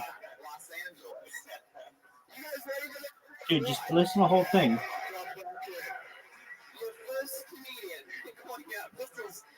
We go on the road, we don't ever take our actual bucket, so we get a bucket when we go there. I want to let you guys know that out of all the live Kiltonies we've done around 25 minutes? It seems so much longer. also in Canada, with the largest fucking bucket ever. Boston, Massachusetts. Okay, well. Yiddish. Show, then you happen to know that I absolutely love it when I think it's a crazy. Is that kosher? Oh, Jesus. I get the feelings this one's going to be perhaps interesting. Yeah, I mean, it's whatever. Underground alien bugs this time? Oh, dog. Yiddish activist. Dude, but you know it's Hebrew. You don't listen to Yiddish. Yeshiva University. Yo, dog.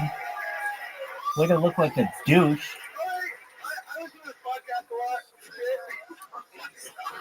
Why, you bitch.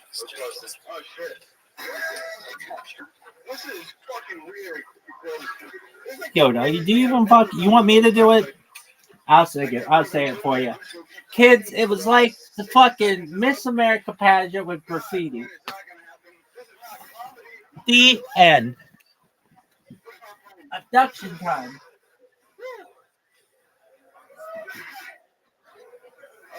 Linda Moulton Howe is a science investigator for Happy Hamantashen Day. This is the worst. But Linda Moulton Howe could always have gotten it. She's hot as fuck. I think she's a beautiful woman. I'm going to read it and let Linda comment as she best can. Oh, I think she's a hoaxer. Okay. We are experiencing a situation in Ash Fork, Arizona. Numerous local residents have lost livestock, the death of 17 horses, and numerous wildlife in the immediate area. The federal defense force has interrogated us, and there's military presence throughout the area. ID not presented. We were told business cards were unavailable at the time. The symptoms are always fatal. We've been told this is caused by a, quote, unnatural toxin, end quote. Numerous residents have observed very late-night flights, helicopter flights, unmarked, unlighted aircraft flying low.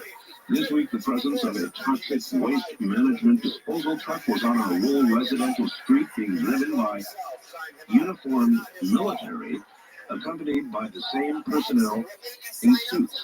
There has been very slight media coverage of this about 2 weeks ago in Phoenix. That probably accounts for the rumors I heard. He goes on, it has been observed a fine mist-like hairspray substance on the backs of many of the animals. The spray pattern seems to be intermittent within this rural area. I'll withhold the name, but I do have it and a phone number. Goes on to say, I've lost 3 of my horses to whatever this is, and other residences are available for your interview, other residents, I guess, of that area. So with that as sort of an unknown way to begin the program, here from Philadelphia is Linda Moulton Howe, who has a copy of that also. Linda, welcome. Well, thanks, Art. This could be an important story to follow up on, and I will make a contact out there, and any of our Dreamland listeners living in Arizona who may have any information about this story of toxins falling on these horses and other animals and killing them in the Ash Fork, Arizona area, please contact me at fax number 215-491-9842. That's fax 215-491-9842. Sorry, we don't have more for you folks, but this hit us at airtime, and I've just got it to win. Right, and it's important to let people know that this is occurring, and I will see what I can find out. And as soon as I have something, or maybe we can do something on Coast next week in addition to the fact that there are so many different environmental assaults around us now. Tonight, I have some answers to recent environmental mysteries, including the strange white stuff found in water near Whiskey Town, California, and the die-off of birds in Louisiana. But first, there is unsettling news this week from New England about a rare virus attacking salmon there. When the first boats from Europe arrived at American shores, there were millions of wild salmon in rivers from Maine to Connecticut. But now, there are only a couple of thousand left, and that is why this recent outbreak of what's called swim bladder sarcoma virus, seen only twice before in salmon, is especially tragic. All the virus-infected fish came from Maine's Pleasant River. Biologists have quarantined hatcheries there and had to kill hundreds of diseased salmon. Some scientists speculate that the virus has spread from commercial salmon farms along Maine's coast, where every year thousands of fish escape from their crowded holding pens. Just as humans crowded together to spread disease more easily, those commercial fish carry diseases to wild salmon that have no immunity. Another disease has been destroying birds on the west coast. One of the worst outbreaks of avian cholera in memory has killed more than 50,000 water birds in northern and central California, including the rare and beautiful Aleutian Canada geese that are already on the federal threatened species list. Fortunately, bird cholera is not typically transmitted to humans or other mammals. Scientists speculate that last month's cold weather caused birds to flock together in tight spaces of open water, which may have spread the disease, just like the salmon crowded in those main commercial fisheries. Also in California, Associated Press reported recently that a mysterious substance was discovered in two natural springs in the Whiskey Town National Recreation Area, about 6 miles west of Redding. One of the men who discovered the strange stuff is Bud Ivy, Chief of Natural Resource Management at the Whiskey Town National Recreation Area. I asked him to describe this stuff. Well, this can be a strange place. We're looking at a lot of stuff, and if you think of hair on a dog's back, and expand the size of that hair to almost like a 16th of an inch, and 1.5 inches long, whitish, eggshell white in color. These are attached, look like into the bottom of this soil, and they're filamentous, and they're in the stream of flowing water. And when you put your hand in the water and touch it, what did it feel like? Not like a little slime that's barely perceptible to touch. It's very fragile. And then did it disappear when you tried to touch it? Well, you could actually lift it out, pick it out with your fingers and see something, but then it looked kind of like cotton or real fine. And in the water, did it make the stream for 5 or 6 feet look almost pure white? In some areas, it was real thick, and it covered the surface. In other areas, it didn't attach, and you could see the soil beneath the float. And have you ever seen anything like that before? What is the weird stuff? 3 different labs determined it's a bacterium that gets its energy by taking electrons from hydrogen sulfide. And it can only grow in water that has no oxygen. The Whiskey Town springs have so much hydrogen sulfide you can smell it where the springs come out of the ground. And the water is so ancient, it's called fossil water, dating back to the last ice age. So why did the bacterium show up now? We had a fair-sized earthquake on Thanksgiving Day. their question is this organism, you think, the result of earthquake activity and could be related to volcanic activity? There's a lot of talk about those things in our regional area. So they thought there might be a link there, but How would you that might be related to some kind of volcanic activity that could have been set off by the earthquake? well, I think that's possible, or it could have been consistent there all the time. I think this site that we found this stuff lies on a naturally occurring and known fault, the Hogan fault. We have other areas where we smell that hydrogen sulfide also along the fault. We have some other spring flows. So this could be related to the fact that the earthquake might have dropped something that released some hydrogen sulfide more into the spring than happened before, and that may be why you found it. Could be. Oh, it's been there for a long time, we just didn't see it. I really don't know. In other news recently, there were Louisiana newspaper headlines such as, quote, "Dying blackbirds rain down a North Louisiana town," unquote. The facts are this: the birds were grackles, not red-winged blackbirds, and thousands of grackles were on their normal migration south. The official Louisiana Department of Wildlife and Fisheries and Department of Agriculture counted the dead birds at only about 500, not thousands. What caused the grackles to drop into yards unable to walk and stretching and twisting their heads back before dying, as residents in Morehouse Parish reported? Well, the possible answer came this week from Dr. Simon Shane, professor in the Department of Epidemiology and Community Health at the School of Veterinary Medicine, Louisiana State University in Baton Rouge. Dr. Shane has been on a team that has examined several of the dead grackles. What did they find? Here is Dr. Simon Shane.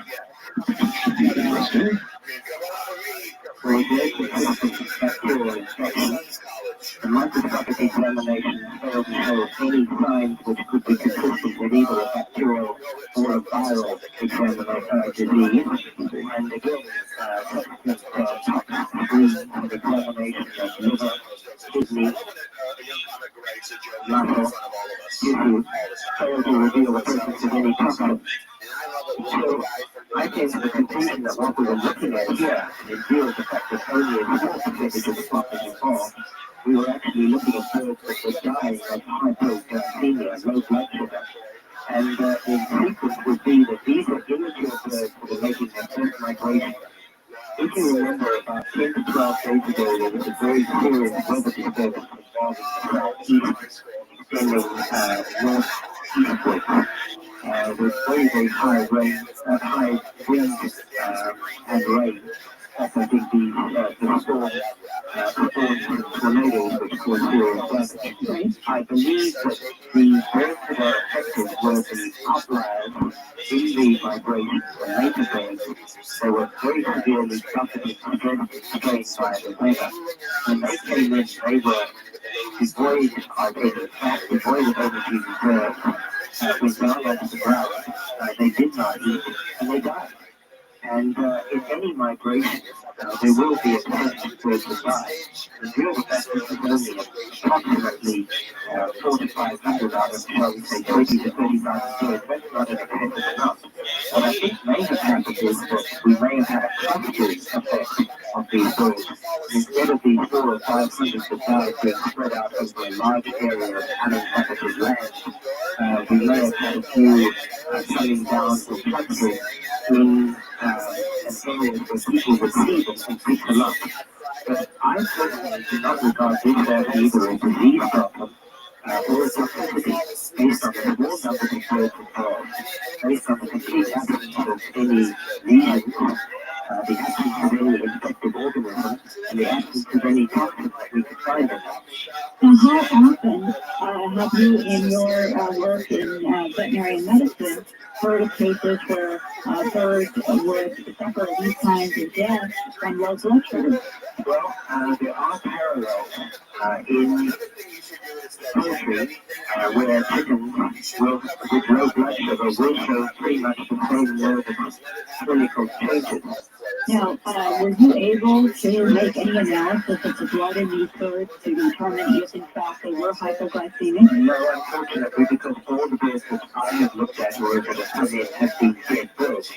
And in your practice, have you ever seen grackles suffer this kind of die-off before from a low blood sugar? No, I just admit this particular connection has never been made, but I do know grackles die off as well as many other birds die off during migration, the week ones which die. And it is right now a hypothesis that it was low blood sugar, but you're not absolutely certain. I do know that when birds low blood sugar, they will show clinical signs consistent with the descriptions which have been provided. That is it. So that might be the answer to the Louisiana problem, Art. My God, it might be. Yeah, and it's going to be interesting as we continue to move into the spring. Right now, as I understand from talking to people down there, that was the end. There was just about a 10-day period in which these grackles were found in various lawns, in the streets, and the sidewalks. And Dr. Shane, he may be on the right track here, and we'll just have to see how this plays out further. And I finally would like to let people know that the American Association for the Advancement of Science met the end of January in Anaheim, California. This is James Porter, professor of ecology and marine sciences at the University of Georgia, presented the latest findings about coral disease and death in the Florida Keys, and I've been reporting about this with him for the last couple of years. Between 1996 and 1998, the numbers are now in. There was a 446% increase in disease at 160 coral sites along the Florida coast. One reef experienced a death rate of 62%. Means more than half the coral is dead. Dr. Porter said that, quote, nearly all of the killing pathogens are new to science. Corals are like the canary in the mine. They are telling us that the water where they live is becoming suboptimal for their existence. We don't know if what we are seeing is a natural cycle or if it is being caused by what human beings are doing to the planet, unquote. Linda, you're also aware, aren't you, of the whale problem in California? The count is terribly down, and they think it has to do with the temperature of the water, maybe. That's right, and that's another story that I've got to check further into. But looking at the worldwide picture, Dr. Porter reported to the AAAS that now about 10% of the coral worldwide has died. And if present trends and conditions continue, an additional 20 to 30% of the world's coral will be lost. New studies show that human viruses migrate into Florida coastal waters from the 1.6 million septic tanks in the state. Research confirms that within 24 hours of toilets being flushed, viruses and pathogens from those toilets are in the coastal waters. Many people are even becoming infected now with viruses and bacteria that are traced to that flushing while playing in the ocean. And this septic tank pollution might also be related to the increase in the killing pathogens that have not been seen ravaging corals before. I want to thank Greenland and Coast listeners who helped me stay current with news about these changes and unusual phenomena. And I always welcome faxes to my number, which is 215-491-9842. That's 215-491-9842 to fax me, and my mailing address is Linda Howe, Howe, Post Office Box 300, Jameson, Pennsylvania, zip code 18929. That's Linda Howe, Post Office Box 300, in Jameson, Pennsylvania, 18929. And Art, I check into the horses, and I'm checking into the whales, and you get the feeling, Linda, that the environment's collapsing around us? Some days I do, and other days, I say we have to keep trying to change what we do. Today is not a good day. Linda, thank you. Thank you. See you this coming week or on Greenland next Sunday. This is one of those days where I see the canary bouncing around stiff at the bottom of the cage. I'm Mark Bell. This is Greenland, but Hopkins is next.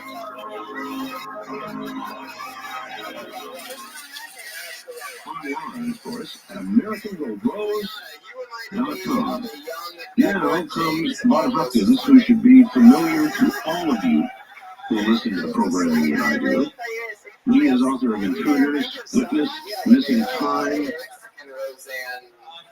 He is a remarkable man who has been in this field deeply and is respected by almost everybody in it as one of its leaders.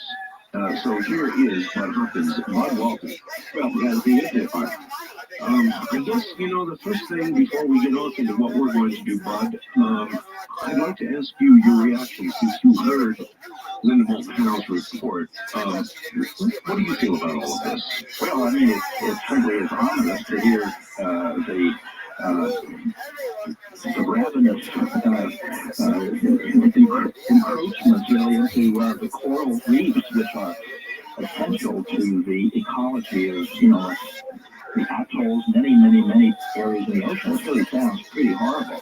The idea that a third might be completely gone in a few years.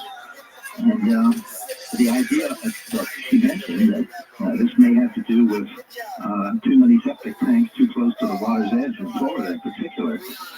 Again, I think it reminds us of the fact that overpopulation is just going to be a disaster to us. And I was thinking with some dismay of the fact that the Pope was just here in the United States preaching against birth control, which I find shocking when one considers what's happening to the ecology of the world. I could not agree more.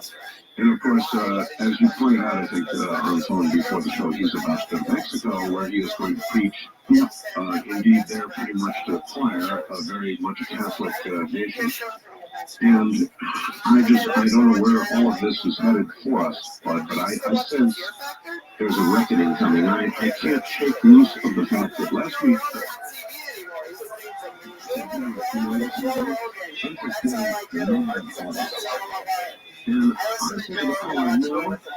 honestly, I think that and by that I mean that nature finds an imbalance if we create one, and finds a way eventually to correct the balance. And that may be true. And of course, whenever you look at something like a mountain range, I was in Italy with my wife that summer, and we saw a giant cliff that had obviously split in half, a scarp, a mountain scarp. And you could see the various strata, which must have been quarters of a mile high. And just the entire thing was split apart, so there was maybe a distance of a quarter of a mile between the two halves of this very high mountain. You realize that this happened at some point not terribly long ago in terms of geological history. You realize that the Earth has always gone through incredible convulsions, and I think we sort of get ourselves lulled into believing that all the lakes are going to be the same height, and all the water is going to be the same purity, and everything is going to, the animal life is going to remain pretty much the way it is. It never has, and I think it's changing now, and of course with this overpopulation we have, and the toxic waste that are being dumped and so forth, I think it's heating up. But I think we're always wrong to assume that nature is stable. I couldn't agree more. Our weather is obviously undergoing some sort of profound change, be it short-term or long-term. We as short-term mortals don't really have a way of judging that, but obviously our weather is changing. That seems to be part of it. And I guess in some ways, you can sort of jump from the present condition of the planet, current condition, to the intruders, to whoever might be here, and whether there might be some correlation between the visitations we're getting and what we're doing to the planet. Any thoughts on that? Well, there may well be. One of the problems is instead of having people like me for you to be interviewing, if you had the chief UFO for the occupants to talk to and could get a straight answer, we might know the answer to some of those questions. We really don't know is the bottom line. Well, if you can arrange that interview for me, I'll give it a shot. I think that it's very easy for us to take all kinds of earthly fears and hopes, and this is a theme I've talked about a great deal, and ascribe them to alien motives. Sure. I mean, when we think of the vast number of movies that have shown aliens and invaders coming down and blowing up the White House and everything else, I would say the basic science fiction mode is to show UFO occupants as being sort of cosmic stormtroopers or something. There's absolutely no evidence for that whatsoever in the case material. It's interesting when I think about it. At my advanced age, I've been at this for 24 years, and I've interviewed, I've worked one-on-one with something like 650 people reporting infection experiences, and Lord knows how many other people I've interviewed and how many books I've read, lectures I've attended, and so forth. But through none of this, really, do we have any iota of evidence suggesting some kind of alien malevolence. But on the other hand, I don't see any evidence whatsoever of alien helpfulness. They seem to be playing the game their way, holding the cards very close. They do what they seem to have to do, and nobody really knows what the ultimate purpose of this is going to be, and what's going to turn out to be. There are many people who think the animal mutilations, the cattle mutilations, and the rest of it may be a form of environmental monitoring. And when you consider possibilities, our government does not need to go into a farmer's field in the middle of the night and cut up a cow. No, I think you're absolutely right. I think that one of the funny things about the sort of paranoid edge that people have when they look at some of these things is they tend to assume the enemy or the government or whatever it is that they're thinking about is practically infallible. Every paranoid describes to the enemy almost whoever your enemy is, almost unimaginable powers. And for instance, as you just said with the animal mutilations, we've had thousands of mutilated animals. And I've run into a number of cases that are clearly connected with abduction. And of course, so is Linda in her work, Linda Howe. The idea that somehow the government is running around in the dead of night and running into farmers' fields and leaving no footprints. This is just, they could do it in a laboratory under controlled environment. Precisely. And, just as an example, I was attending a very interesting party last night. It was a 96th birthday party for Alex Kinich, who was quite a wonderful student of parapsychology and a friend of mine. This was at Ingo Swan, so it's quite an interesting gathering. Oh, Ingo, yes. Yeah. And the thing was, I was talking to somebody who said he'd had some abduction experiences. And he said the government sent 5 black helicopters over and hovering over his house the next day. And this had happened again and again. And I said, well, what do you think the government is doing that for? And he said, well, they're trying to intimidate me. And I said, well, are you intimidated? He said, no. He wasn't intimidated. He was angry. And I asked him why he really thought the government would spend all that money to get these helicopters fueled up and piloted and send them over his house to sit there. Absolutely no effect on his behavior whatsoever, except to maybe make him go public with it. It doesn't make any sense. It's again an imagining of government power and expense and so on. I said, we have 30 or 40, 50,000 people abducted every night, let's just say. I'm making up numbers here. 150,000 helicopters to divide it up to fly over people's houses with the hope that somebody's intimidated. It doesn't work that way. I think it's part of the UFO phenomenon, actually. And I think the counter-mutilation is too as a phenomenon. Well, Incidentally, not to run this into the ground, but it's an interesting thing that I think every UFO researcher has realized, and that is that in many cases, it seems the UFO occupants leave behind some kind of image or memory or something, almost designed to really fix this in the memory of the witness or the abductee, instead of trying to conceal it, trying to make them remember. And I was dealing with a man who was on a hiking trip in Spain, and he has probably had abduction experiences based on a lot of other things he told me. But he was taking a walk out to a rural village. And he said in the middle of this field, as he looked over, he saw a man walking across the field in a silk hat and tails and a white tie. Oh, good. This is a rural Spain. And he looked at the man and he thought, well, it must be a magician going out on a gig, a job somewhere. He couldn't imagine what in the world this man was walking across the field. And he looked away, and when he looked back a second later, the man had vanished, and there were no trees or anything to hide behind. He just was gone. And he felt very uneasy, and when he came back to his inn where he was staying, he lost some time. Now, if that experience was an abduction, and it might have been, I mean, I have no way of knowing that, but based on a lot of other things I've learned about this individual, who's a physicist, incidentally, it may have been. It's almost as if the aliens are saying, well, what can we possibly show this man that makes him remember what happened to him?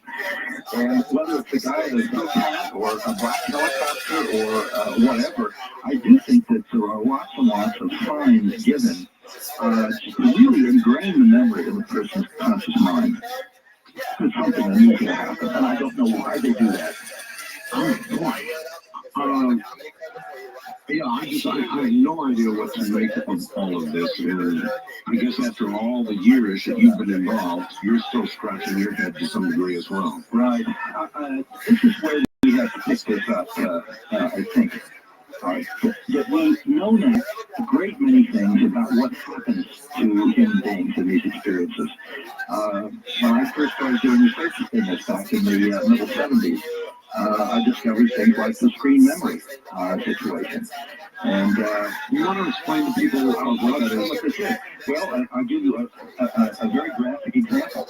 A woman was driving home, and she had some odd experiences in childhood, but she did not connect this following experience with UFOs until much later on.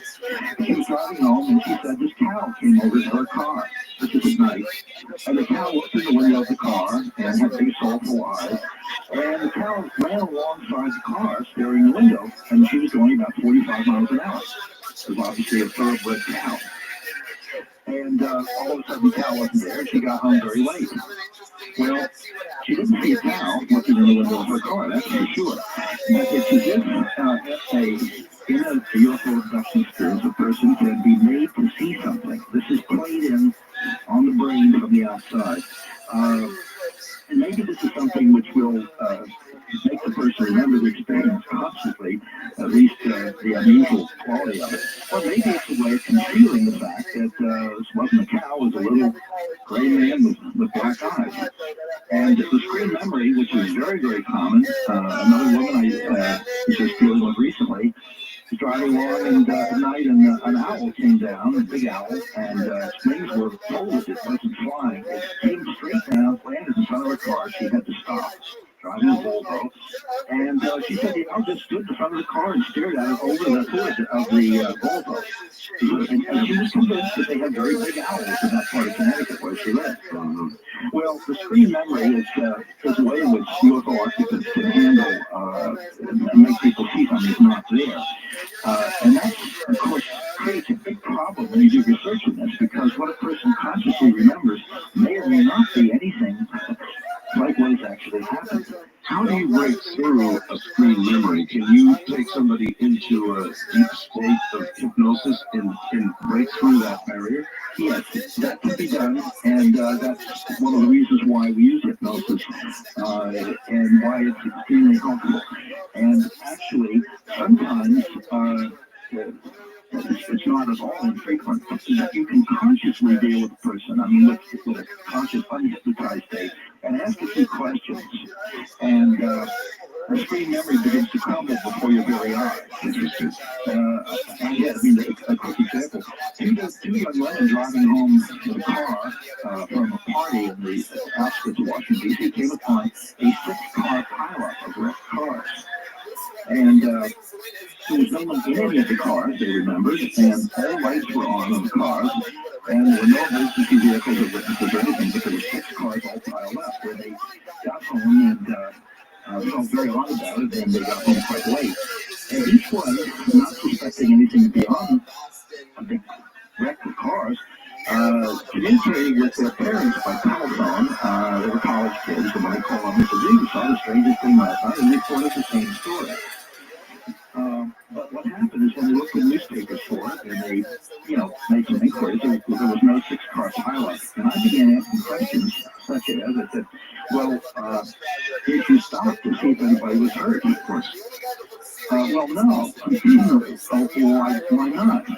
Well, and they sort of looked at each other. Well, it was kind of spooky. I don't know. I said, well, I imagine that you stopped at the first telephone and you reported this accident in case somebody was lying on the floor while those cars bleeding. Right. No, I don't know. Well, why didn't you do that? Well, the more they began to examine the fact that their own behavior made no sense whatsoever to them. Yeah. And also the fact that I said, this is unusual that all the cars would be wrecked and have their lights on. Maybe one car would have lost its electricity or something in the wreck. I said, there's a lot of traffic there because you don't get a 6-car pileup unless you got traffic. No, there was no car out, it was deserted. And every question I asked made them doubt that what they had seen was a 6-car pileup. And under hypnosis, separately, both men remembered a landed UFO, and it was actually an abduction. They had stopped. But the point is that the fact that they remembered both of them remembered exactly the same image, lets you know that this is not a self-generated false memory, but it is essentially a memory that's imposed upon them from the outside. Right. Let me stop you for a second. You said that each one of them then later, under hypnosis, recalled seeing a UFO. Yeah, the UFO was a landed UFO. Yeah, that's very interesting because one great charge, of course, with the John McFair and all the rest of it is that there can be stings, there can be lies, there can be imagination injected into all of this, but for both of them to come up with the same story seems rather far-fetched. Yeah, well, it's of course, one of the big, false stories put out by debunkers that this is some kind of fantasy that takes place in a single head. Because I've got cases involving 7 people at once, they all remember abduction tapes, they all remember everything happening in the same way. And of course, there's Ray Fowler's book, The Allagash Abductions, which is an excellent book, dealt with 4 men who remembered everything exactly the same way under hypnosis in an abduction that took place in Maine. There isn't any doubt, though, that people can confabulate, and one has to be always very, very careful in their hypnotic technique to very subtly test the recollections of the people. Well, with the multiple cases in mind, Bud, in all your years of study, have you come to an absolute conclusion about, if not the reality of everything we hear, which is ridiculous, but have you come to grasp sufficient proof to be able to say this really is what it appears to be, and that is, of course, abduction by others? Actually, there's no doubt about that. One thing, I never like to use the word proof. Proof is how much evidence it takes to persuade somebody that something is true. And evidently, for something like 15% of the population, they don't believe the Holocaust occurred. I know. Let's try this then. In the reasonable man test, if you had to go into court and present evidence, could you compile sufficient evidence, in your opinion, to cause a jury to convict if it was that kind of a case? Well, I certainly would hope so. Of course, so did the prosecutors in the O.J. Simpson case, too. Things are... Well taken. All right, but hold on. We're at the top of the hour. Let's take a break here. Bud Hopkins is my guest on the subject. It's very, very serious. This is Matt Martell from the area near Greenland. This is Greenland. The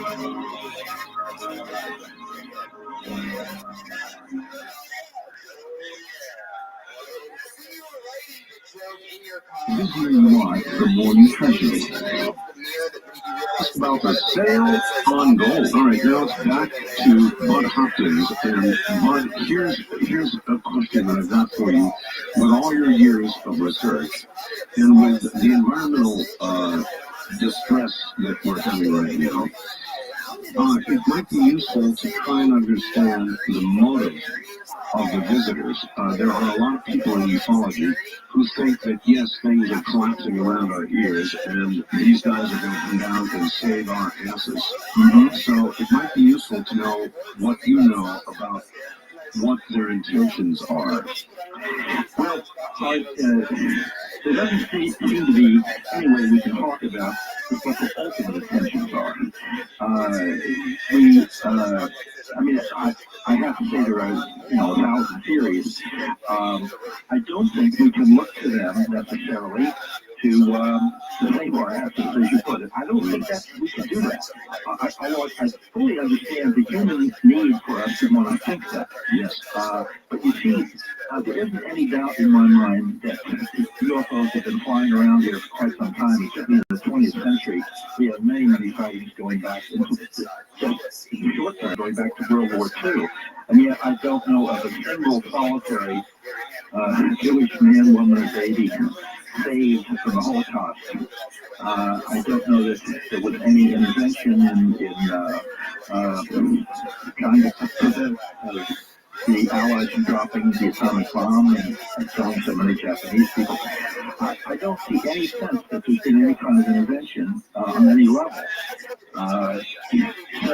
If you look back over past history and you realize that they're here, but apparently have not done anything to alter things, at least anything that we can see, then do we presume the prime directives, to use a Star Trekism? Right, yeah. Well, that's obviously a rationale. It doesn't necessarily mean that there's any truth to it, or that, for instance, in the prime directive, that they necessarily would try to help the environment either and intervene there. I don't really know. I just haven't seen any signs of it. And I certainly obviously join others in hoping that there will be some kind of help.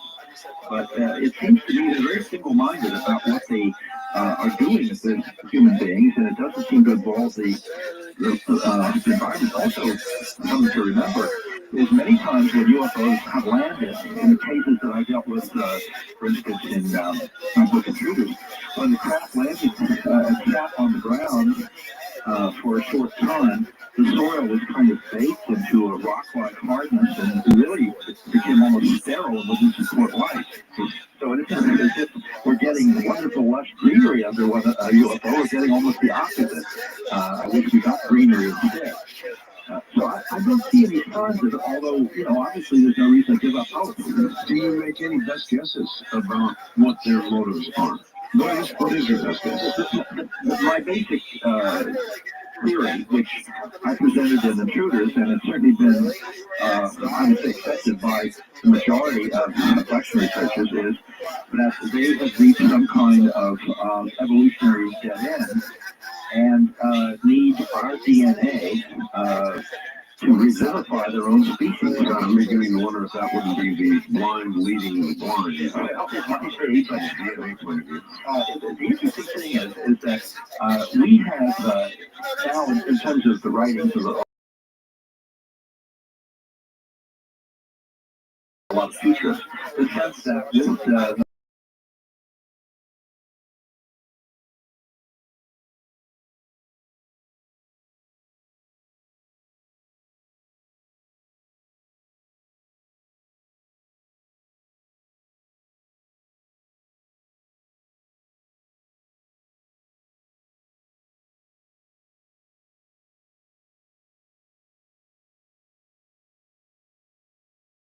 and it's possible that if they have a 100,000-year start on it, they might have found themselves at some point where they need the primitiveness, really, of human sexuality, of human emotions, of human physical physical vigor and so forth. And therefore, in coming here and taking our DNA and setting up some kind of a breeding experiment, creating a hybrid mix, they may be attending to their own problems.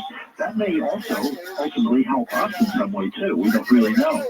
But I think that that seems to be the absolute dead center of this. But I've heard from a number of researchers that I've interviewed women who claim to have been abducted, impregnated, and then at a later time shown what they were either told or assumed to be their children. Absolutely. How common is that? It's extremely common. I would say that the vast majority of abductees that I've worked with have recalled, either consciously or under hypnosis, some kinds of procedures inside the UFO, which involve removing, apparently, simply removing sperm, and these artificial inseminations taking place. It's not sexual activity, it's reproductive activity. And they're shown their purported offspring.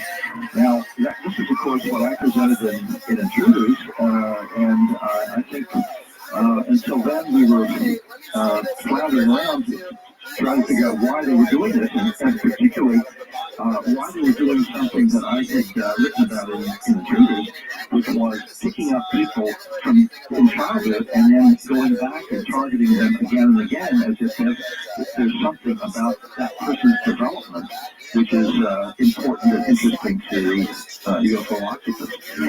There's certainly everything about this that would suggest a long-range, long-term genetic breeding experiment, actually. And we have no idea what that is leading to. Various people have different theories, and David Jacobs has spelled out a very, very cogent and rather frightening theory, which he says he profoundly hopes is not true, about what the future holds. But they seem to be absolutely single-mindedly set on that. If David Jacobs is correct, then we ought to be shooting at them, shouldn't we? Well, it's a very ambiguous thing. Somebody said, well, maybe you have to interpret this as tough love, on their part. And I said, well, if your doctor is here to fix up the species of the planet, I said, I don't like the bedside manner. The point is that... and then there's another point, and maybe we are shooting at nothing. There's some very interesting footage. STS-48 on shows some pretty weird things going on in space. Yeah. And now this brings us to, let me ask about this, Bud, it's important. Do you believe that A, our government is aware of the intruders, and B, there's of course the conspiracy theory that our government has made some kind of deal with the intruders? Well, the answer to one is there's no doubt that they know about this. I have absolutely no doubt about that, and I think that actually Roswell is probably only one of a number of UFO crashes. So I think the hardware is there, and I don't have any reason to doubt that whatsoever. So some branch of the government, probably a very, very small, carefully selected branch, is very aware of this, and there is a cover-up. As to whether or not there's been some kind of deal made, I don't think so. And basically, the reason I don't is because it seems to me that they can do pretty much whatever they want to do. They hold the cards in their hands, the UFO occupants. And I don't think, I used to have this new image back in following that particular theory situation, back in the days of Bush and Dan Quayle. I have an image of a little gray guy with a clipboard standing in with big black eyes in Dan Quayle's office and saying, here we have this 2-year-olds in New Jersey, we want to abduct, we got some insurance sales in Long Island and stuff like that. If you'll sign off on these, we'll take them and get your permission, and we'll give you something in exchange. And just had to do that. I mean, here's something to think about. Go back to Jimmy Carter, who had his own experience. Right. Jimmy Carter, who once was confronted by one of my listeners who was standing in front of him with a book, and Jimmy Carter was autographing it for him, and he asked, he said, President Carter, You told us when you ran for office, you would tell us what was known about UFOs when you got into office. And he stopped cold and he looked up, because a lot of times when you're book signings, as you know, you just sit there and sign and sign and sign. You hardly even ever look up. Right. Jimmy Carter looked up at him, and there was a tear in his eye, and he just stopped.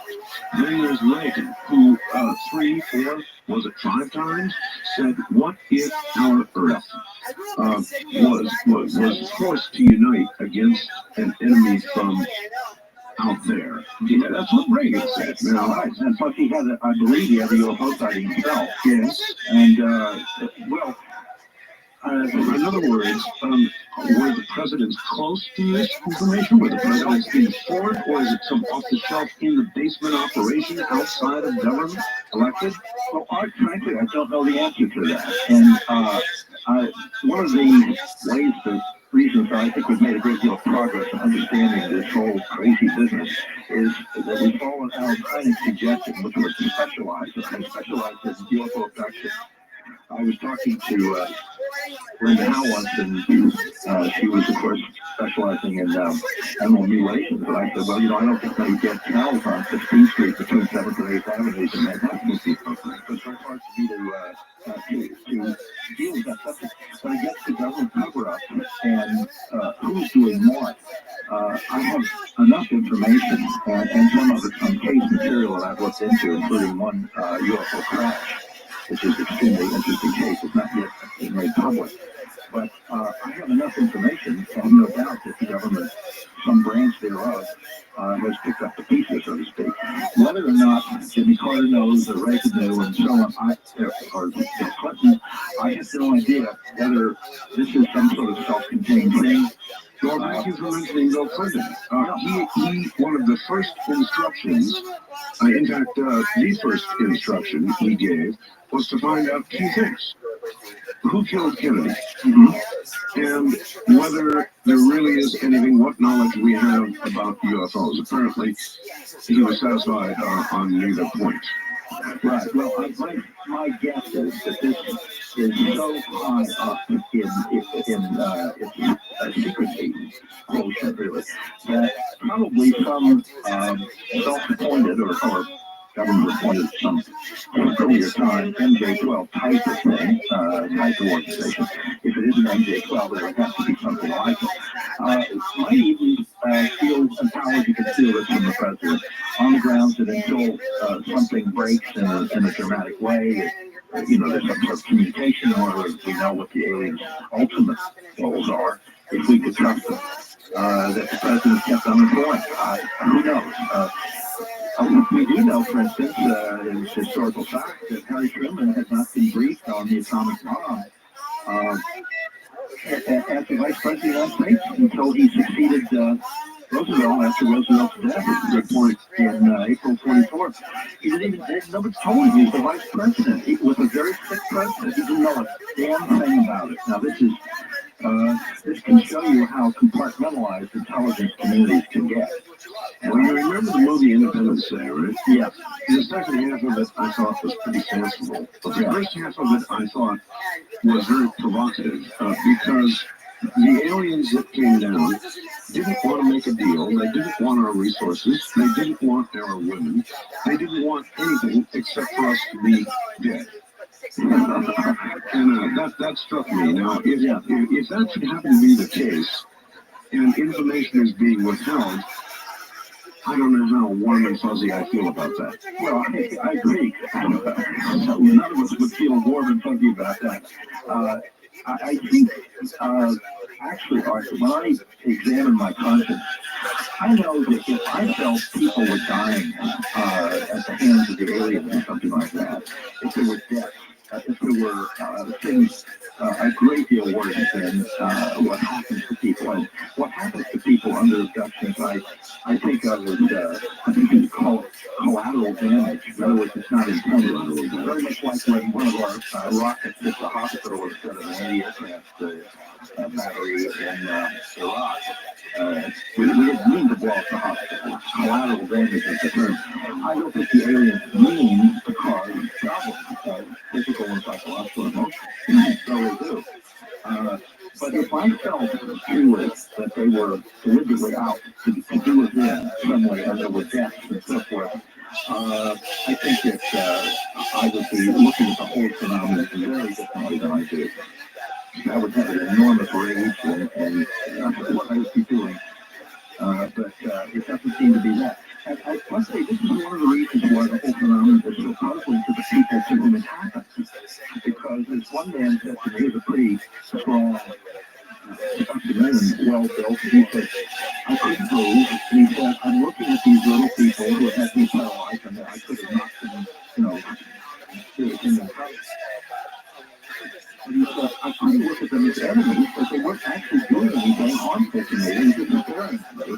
And he said, I couldn't look at them as friends either, and I didn't know where to put them. And my emotions were sort of flooding here and there, but they weren't focused in any particular way. And I think that that's one of the reasons people have such trouble dealing with it. They go with all kinds of different emotional rushes because there is no clear-cut signal coming through. We are here to hurt you. We are here to help you. We are enemies. We hate you. We are your friends.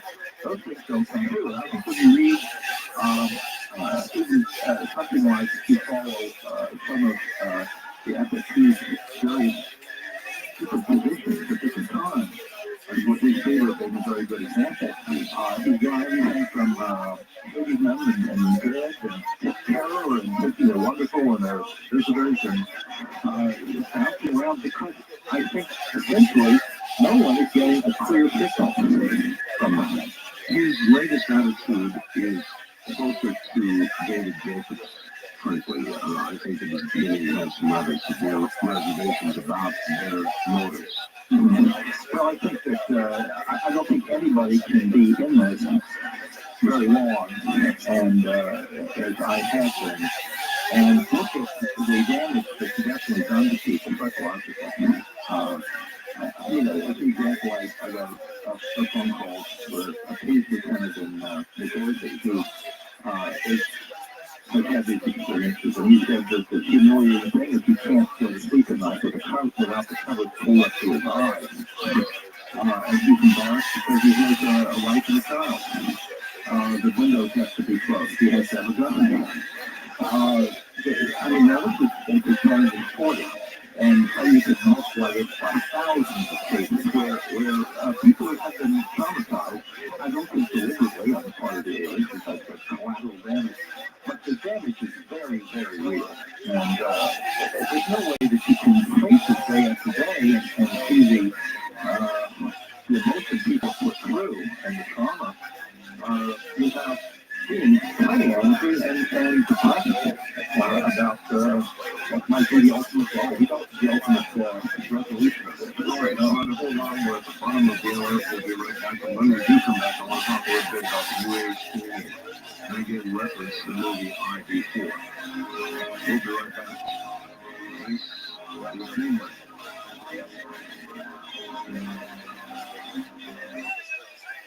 Once again, Bud Hopkins. Bud, again, Independence Day. I recall the New Age community and the way they were depicted in 94, where they all rushed to the top of the building and held up banners saying, welcome, and of course, the bottom of the ship opened up and vaporized. And, in mythology right now, we've been sort of a segment that's a New Age community segment mixed in with the hardcore ethologists. Right. And they're the ones who are allowed to be thinking that our bucks are going to get saved and that these people are sort of the gods, little g or maybe even big G, and they get mixed up in mythology. How do you see that affecting things? Well, I think that we have to, as much as possible, do something China as we look into this. I mean, we really have to, in as objective as we can. And we have to also recognize that bound up in every human being's brain is a whole range of fears and a whole range of hope. Sometimes religious hope and feeling somebody's working out for us out there, and fears that we're going to come to some horrible end. We have just simply got to train ourselves to keep that box of fears and that box of hope out of the picture, and to try to look at this as objectively as possible. And one thing I'd like to mention, because haven't really gone into the some of the parts of all this, but I would like to, if I could, suggest if anybody's interested in reading about the work I've done and the things that I've uncovered over the years, that I have 3 different books. As you mentioned at the beginning, Truth, Missing Time, and Witness, but they are available if somebody wants to call the Greenleaf Publication. There's an 800 number, 1-800-905-8367. 905-8367.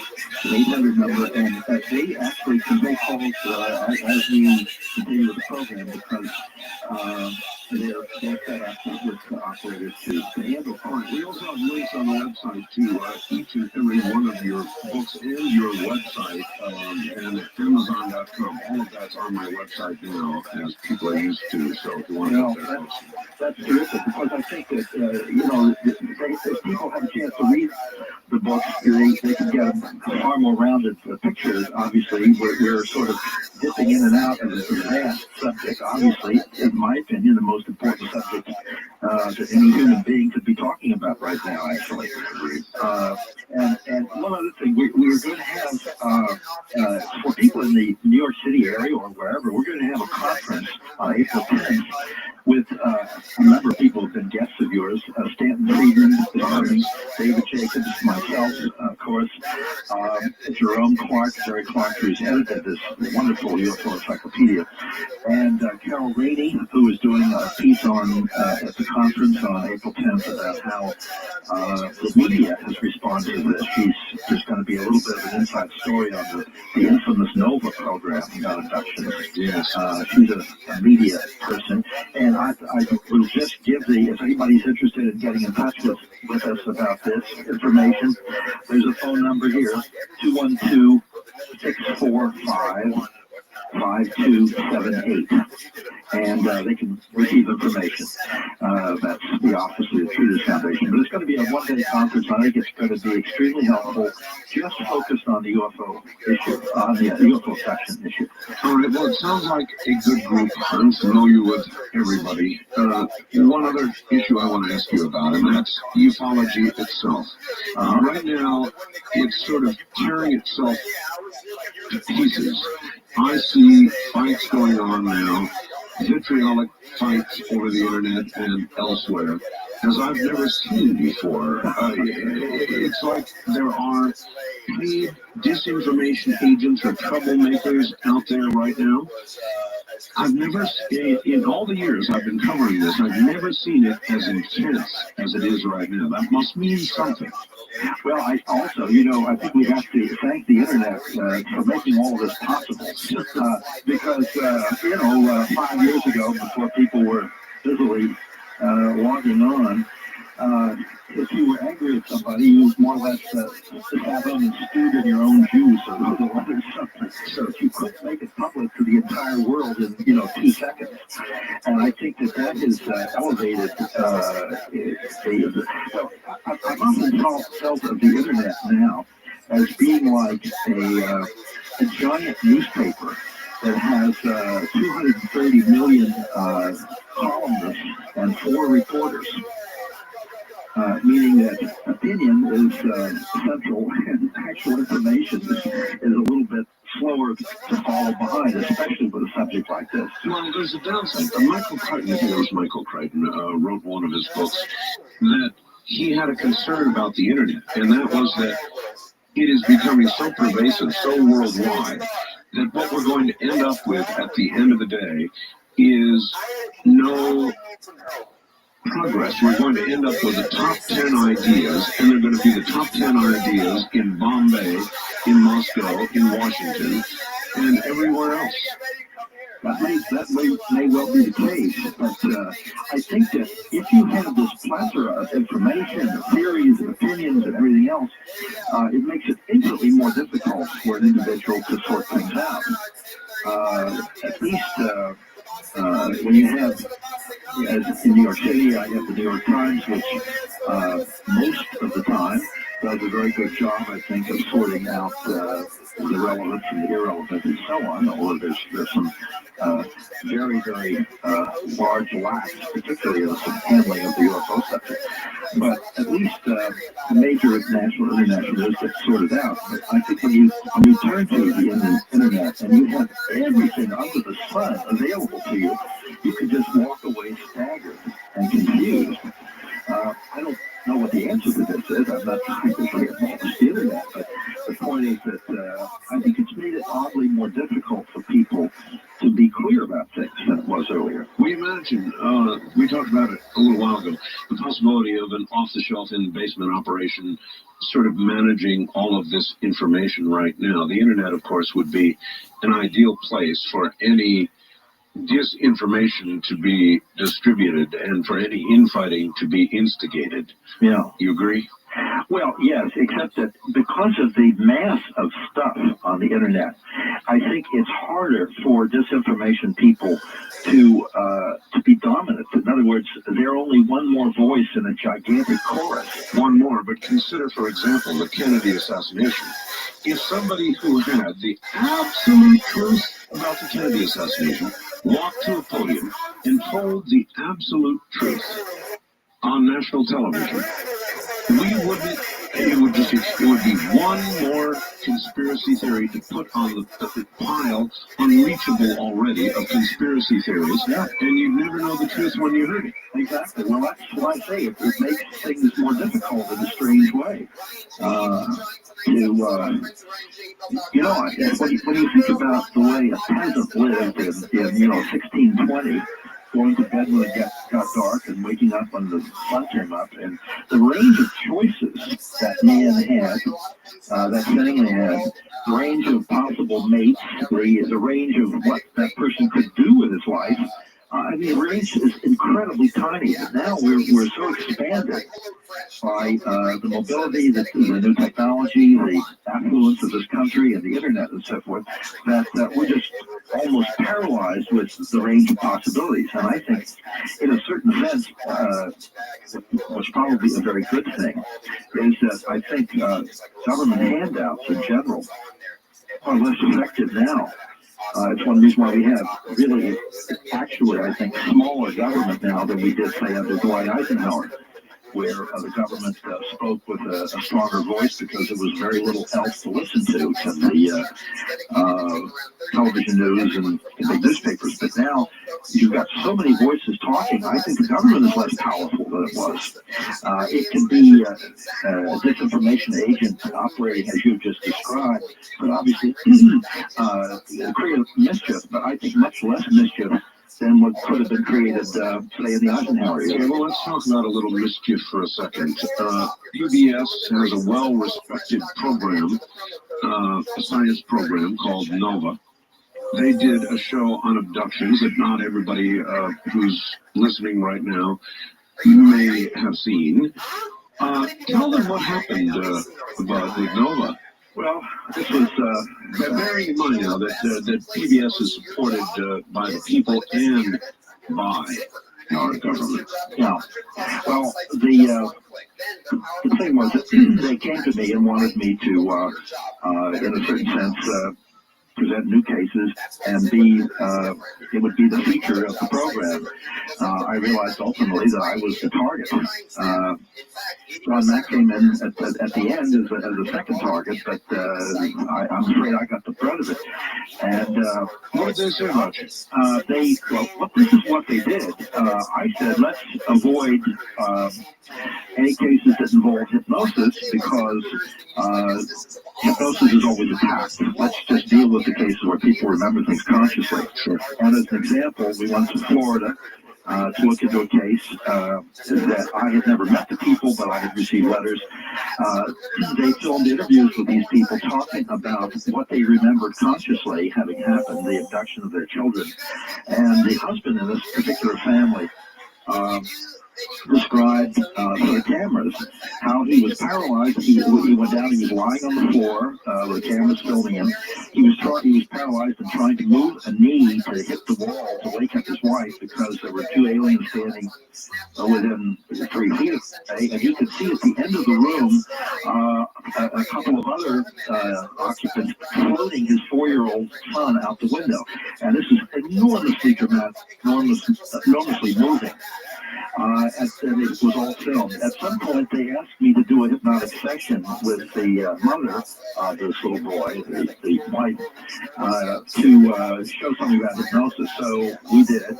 And what they showed on the program, when they put it all together, they suppressed every single thing that was conscious recollection, including this dramatic scene, the most dramatic thing they filmed, of the husband on the floor. It was all suppressed, and they showed just a little piece of the hypnosis section and said something like, on the basis of nothing more than a hypnotic recall and a child's reactions, Hopkins invented or imagined or something like that. They'd use the word invented. An abduction experience. Well, I recall and on top of this, one last thing, and I don't want to get going on this because I still am so angry. They wanted all the photographs of that I had of the marks on people's bodies that follow abduction experiences very often, the straight line cuts, which are often very like 3 or 4 inches long, the scoop marks, and this is very dramatic stuff. The ground traces where the soil has been altered. So I gave them all those photographs. They suppressed them all, did not use any of them, and announced on the program there was no physical evidence. Okay, but I remember you using words like slanderous. No, I thought it was. Now, that's not NBC, CBS, ABC, even Fox. That's Nova. That's PBS. So if there's not an active agenda behind something like that, then what were they doing? Well, I mean, there was obviously an agenda behind it. I think an agenda from the beginning that this was going to be a debunking effort, and I was going to be savage any way they could do it. But that isn't what we think of Nova. That isn't what we think of PBS. Government-supported PBS. Well, I've had a number of people say that now, no matter what Nova program they're looking at, they don't necessarily trust the science that's being presented. And I think that for many people, and I have many letters too, as a result, people were dropping their subscription to PBS and so forth, and there was an uproar of letters and faxes and so forth sent to WGBH that produced it. And of course, Carl Sagan was central to the program. See, they weren't driven because of who they were to do anything but try to do an objective program. So the fact that there was obviously, you and I believe, an agenda there says there's active, serious disinformation at work. I mean, I come right back to that, and that's how I brought you back to that. I agree, Art, that the whole program could be considered as a huge piece of disinformation. That's exactly what the program was. But I'm not going to point a particular figure at whether it's Carl Sagan's personal thing. They had class as a consultant. Whether this is something that the government or some branch thereof was involved in, whether the WGBH intellectuals just think that there's nothing more ridiculous than UFOs. I don't know who is back of this or what group of what is behind it, and I leave that to somebody else. I feel sometimes if we make too many, for myself, if I make too many specific accusations that I can't back up with anything except a gut feeling, then I look a little foolish. I'll tell you a pretty interesting story. I just received an award. You know the Psychop people, right? Yeah. Okay, well, I received something called, I'm looking at it now, their Snuffed Candle Award. Yes, I've heard of that. Presenter George Bell, blah, blah, blah, for encouraging credulity, presenting pseudoscience as genuine, contributing to the public's lack of understanding of the methods of scientific inquiry. So, I thought one of their charges was I would never bring anybody on who would disagree with me. So I brought on Professor Nickel, who ostensibly came on the program to defend the giving of this, in quotes, award to me. And it was a most interesting program, Bud. Midway through the program, I said, by the way, Dr. Nickel, have you ever heard my show? There was a long silence. And he said, actually, no. I said, excuse me, you've never heard my program. You're here defending your organization's giving this award to me, and you've never heard my program. Well, no. Now, to me, Bud, well, I'd say I've dealt with that man too, Joe Nickel. And the basic point is that those people, are the true believers, and we are the skeptics. Incidentally, the New York Review of Books recently reviewed some books, and I was taken to task by Frederick Cruz, the writer, and he just about went through the roof because a writer writing a book, I think, Aliens Among Us or something like that. I forget her, Jody Dean.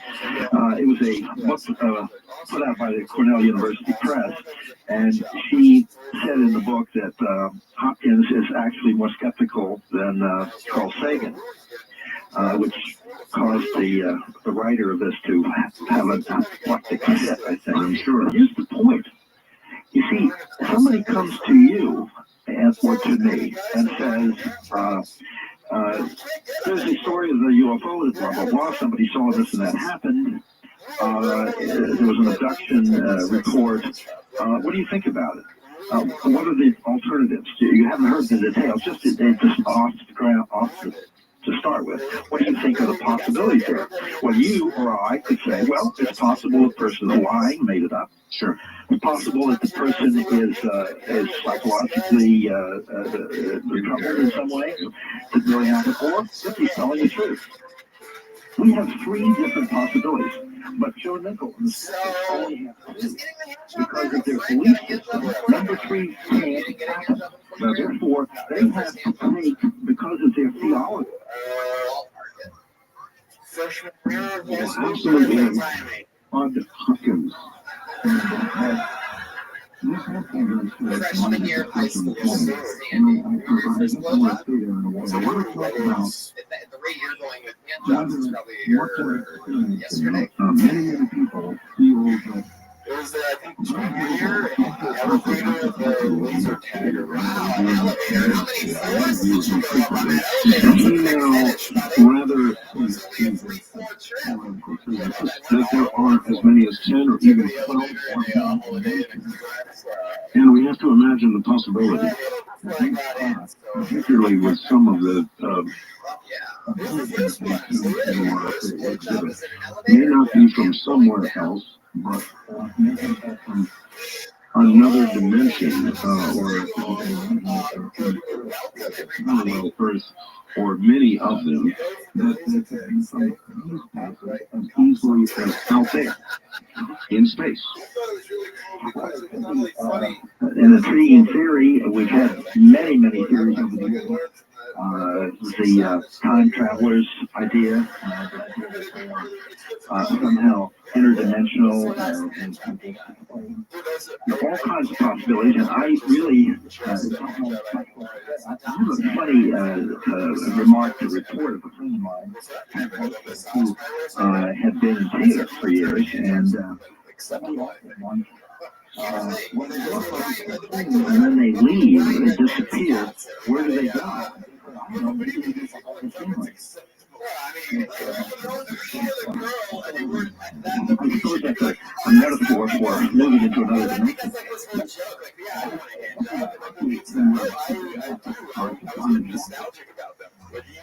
There's a point, which I find extremely interesting.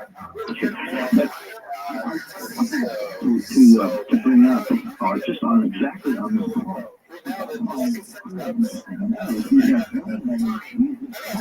Many case reports that suggest when a person The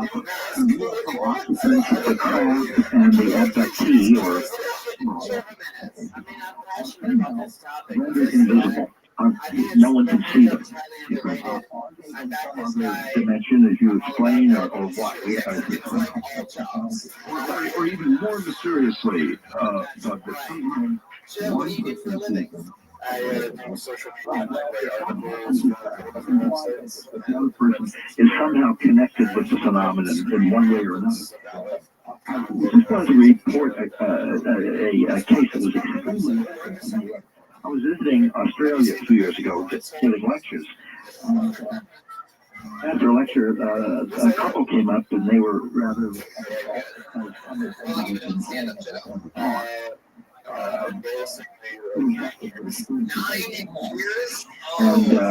they asked me 2 questions. The wife said, "Well, have you ever seen anything like this?" and handed me 4 snapshots. And all the snapshots were in a sort of when you put something and you print it in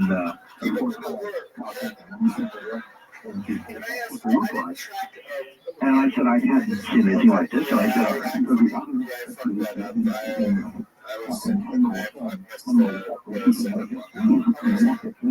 having to do with the trip that they made when they took their children to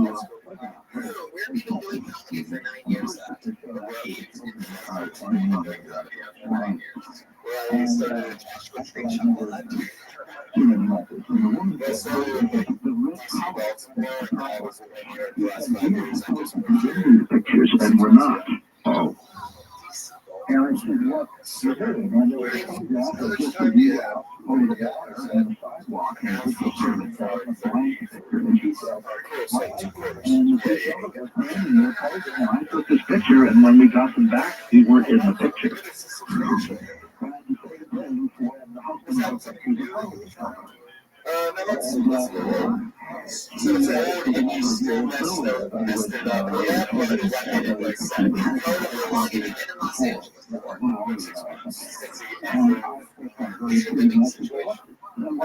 About that day on the beach, on the playground there by the beach.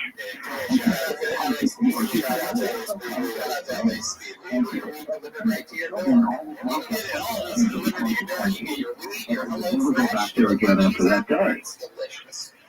So we got extremely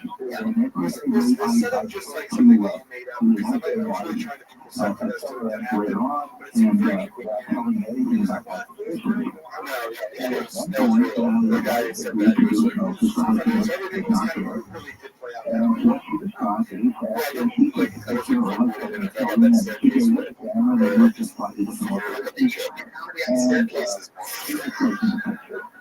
I got a good job on the staircase, and honestly, I swear to God, true fact. Really? Yeah, and I thought I wasn't going to finish, but then I did, and I had to go to science club. A little sort of false lead. I said, "Well, does your husband?" I had sticky shirts for the rest of the day. That's all I'll say. That's what I'm going to say. Frozen holding the camera.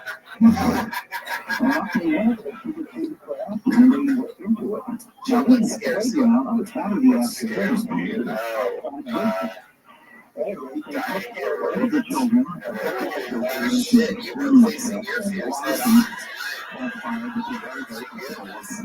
I won't even go into. At the end of this, down she goes again.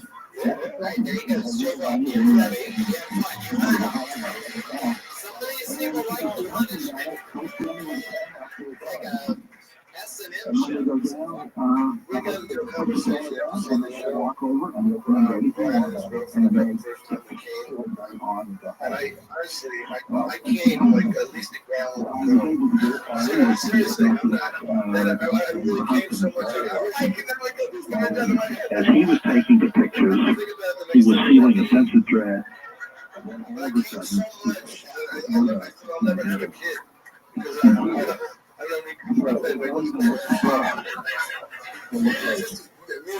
So again, I asked a little leading question deliberately.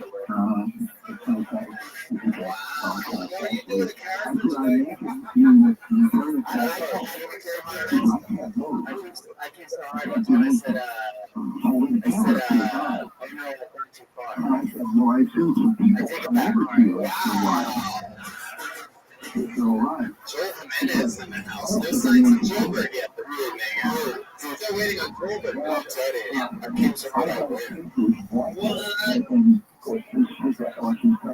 Came so thick and made a bubble. Okay, there we go. That's where the momentum goes tonight. One time I came so hard, we lost all our podcast sponsors. All right. Man, at that point, with an invisible camera and invisible film, taking Just a bunch of fucking regrets, you know that? You guys just love playing with the devil now, yeah. One thing we can really make a joke about, let's do it. Bad twins in a classroom. You play something? some of the things that you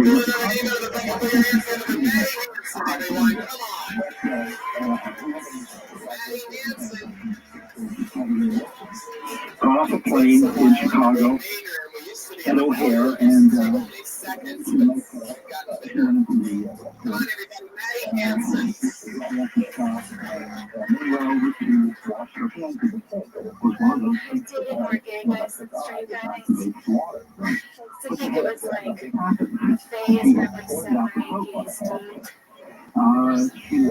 she felt well it was broken or something, and she waits till somebody moves away from the thing next to her. Like it's like me, and then there's just like She tries 3 or 4 different places in the city. service. Like I feel And like then she walks over more to guys I could turn, either our students or better architecture. She got this very Gym memberships are gonna skyrocket. Career sales will skyrocket. very rare, very long. And then you know, like Water over to a young woman. And she's there from because of me. and there was no response whatsoever. And when she went outside, she called her husband to tell him that she had gotten back, and he said she had arrived in Chicago. And he said, well, you told us in a couple of days. She said, no, but I started to like shake hands for me, it's now 5 o'clock.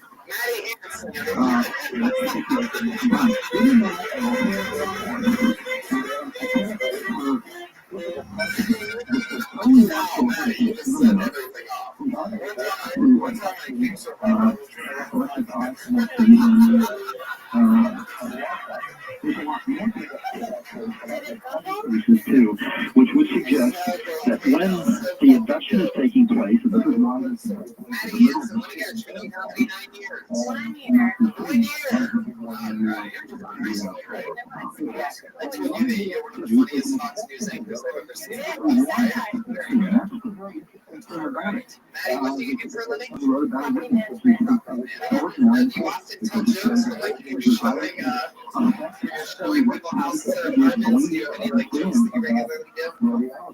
like very serious. Like Very serious. Okay, so like if you were gonna sell me Domin's salad, buy it at house. Why is the houses? I lease Just apartments. what the issue is different dimensions or something. But at some point, things are rendered invisible.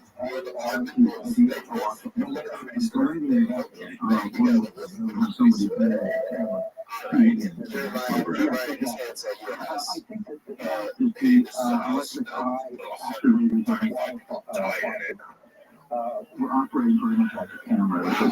Sure, there was nothing in front of them to break the beam.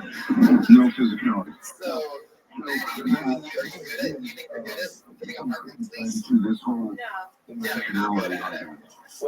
How would make you say that? What aspect of it? Because obviously we're talking about things that are so highly theoretical. It's very hard. And I'm not a person. I'm not a big speculator, as you might guess. I try to pick this up by the human side. What happens to people? And well, I guess subjectively, then I would ask you: do you give equal credence to the possibility that these are dimensional beings or dimensional shifts that are occurring equal to from In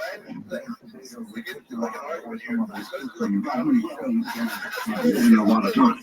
Well, actually, in a certain sense, I just tend to avoid taking I don't discard any theory here. But equally possible. My issue really is that we don't know exactly what we mean by either of those things.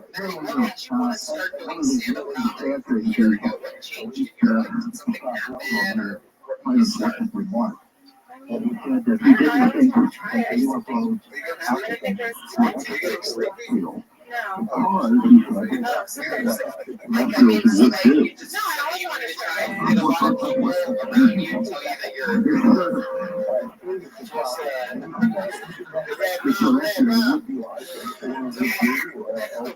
He didn't go on and define that, did he? No, he didn't. And of course, it just shows sort of endlessly complicated it is to on these issues because trying to discuss what other colors we have on the planets that we haven't yet seen.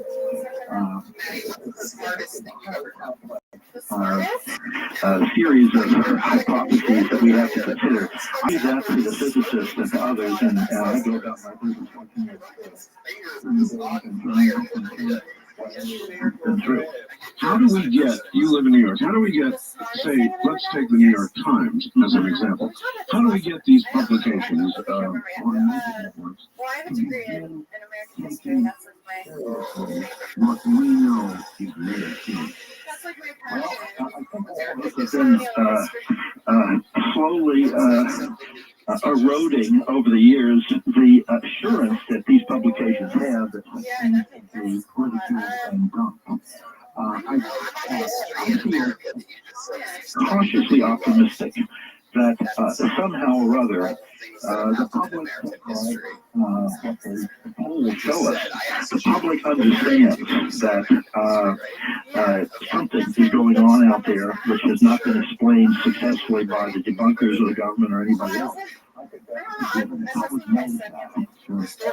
Therefore, think that as long as the public is curious, that we're going to have mainstream media actually taking a more thoroughly objective look at time goes on. And I'll be doing some, well, actually cable television interviews tomorrow. We're doing this program as we speak, and I'll be receiving Nippon television on the coming morning to do a taping for a show they're doing in Japan, and then I'll be appearing on NBC. I believe the 17th of the month. There's a lot of media coming up in a short period of time. Is that the NBC confirmation? Yes, exactly. Right.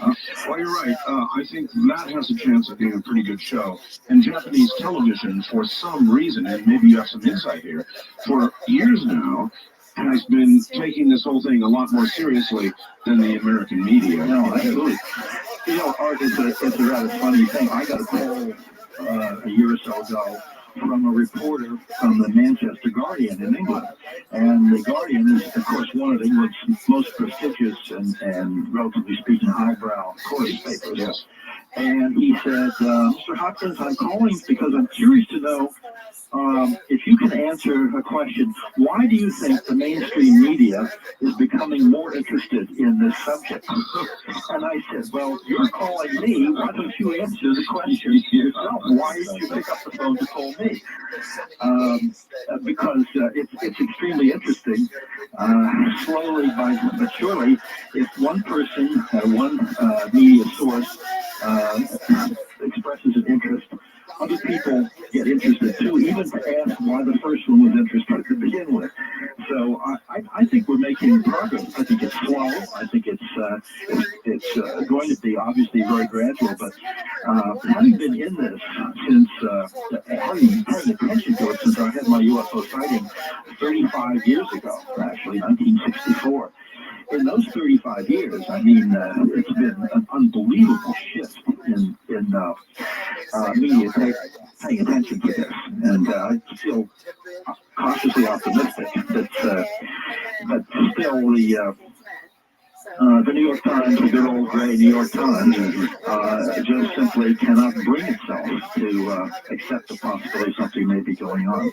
Well, chuckle as they may in the audience, and though I present a lot of material that may or may not be true on my programs, I have a very open forum here.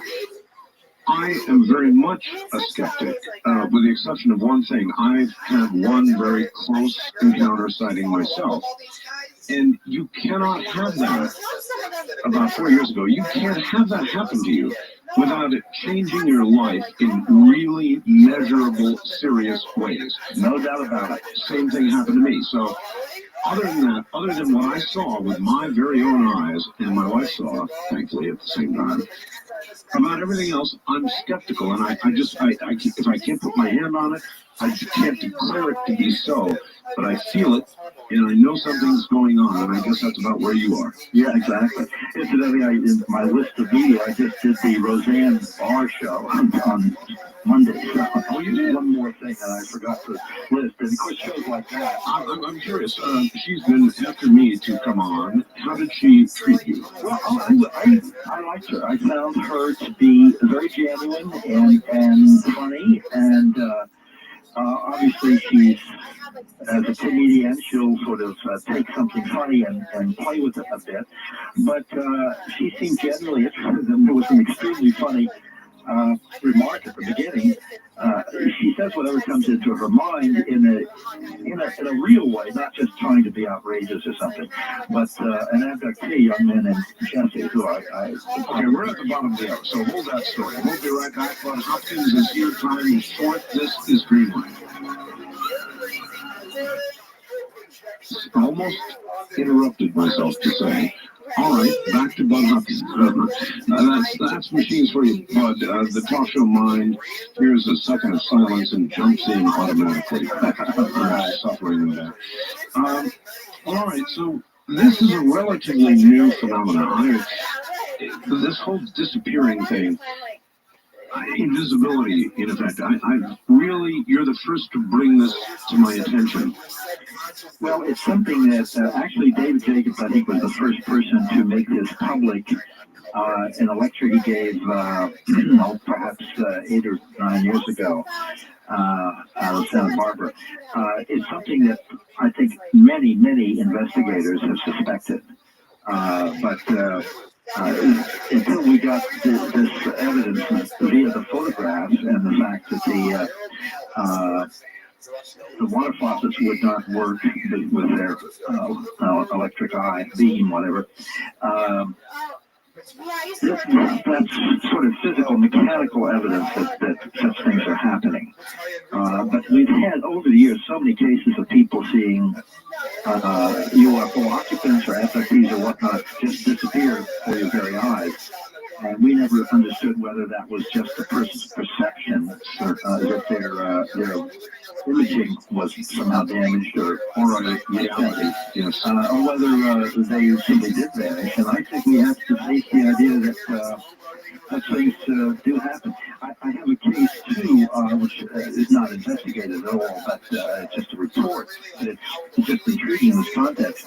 That a woman who died told me about this, was driving through some very dense fog, going very slowly, and they crashed into something, which they could not see, and stopped the car, and when they got out to look, the hood of the car was dented in a very perfect curving line, as if something that was bulging and curving had been sitting there, that they had run up more or less underneath and dented their car in, so they couldn't see it, as if it was in fact a crash sitting there. But I think there's a lot of suggestive accounts like this that do buttress this idea, at least, that we have to consider this invisibility issue. And I hate to even use that word. It sounds so science fiction-y and so forth, but we're facing a technology that's beyond anything that we have ever run into here on Earth, and it sounds off the wall, but of course if it's going on, if we are dealing with some non-human intelligence, then the sky's the limit in terms of what might be happening. All right, I'd like to try a couple of quick calls. First time caller line, you're on the air with Bud Hopkins. Hi. Hi. Yes, sir. Where are you? I'm in Sumter, South Carolina. All right, welcome. Thank you very much. I was in Okinawa and I was in the Air Force, and I have fond memories of the Yakina Port. Well, we have a lot in common then. Thank you, sir. For Bud, I was thinking about the kinds of things with the alien abductions or tinkering, this kind of thing. It seems to me that there's something really funny going on. We have this missing link type of thing that everybody keeps talking about that scientists can't explain. In an evolutionary sense. Yes, exactly.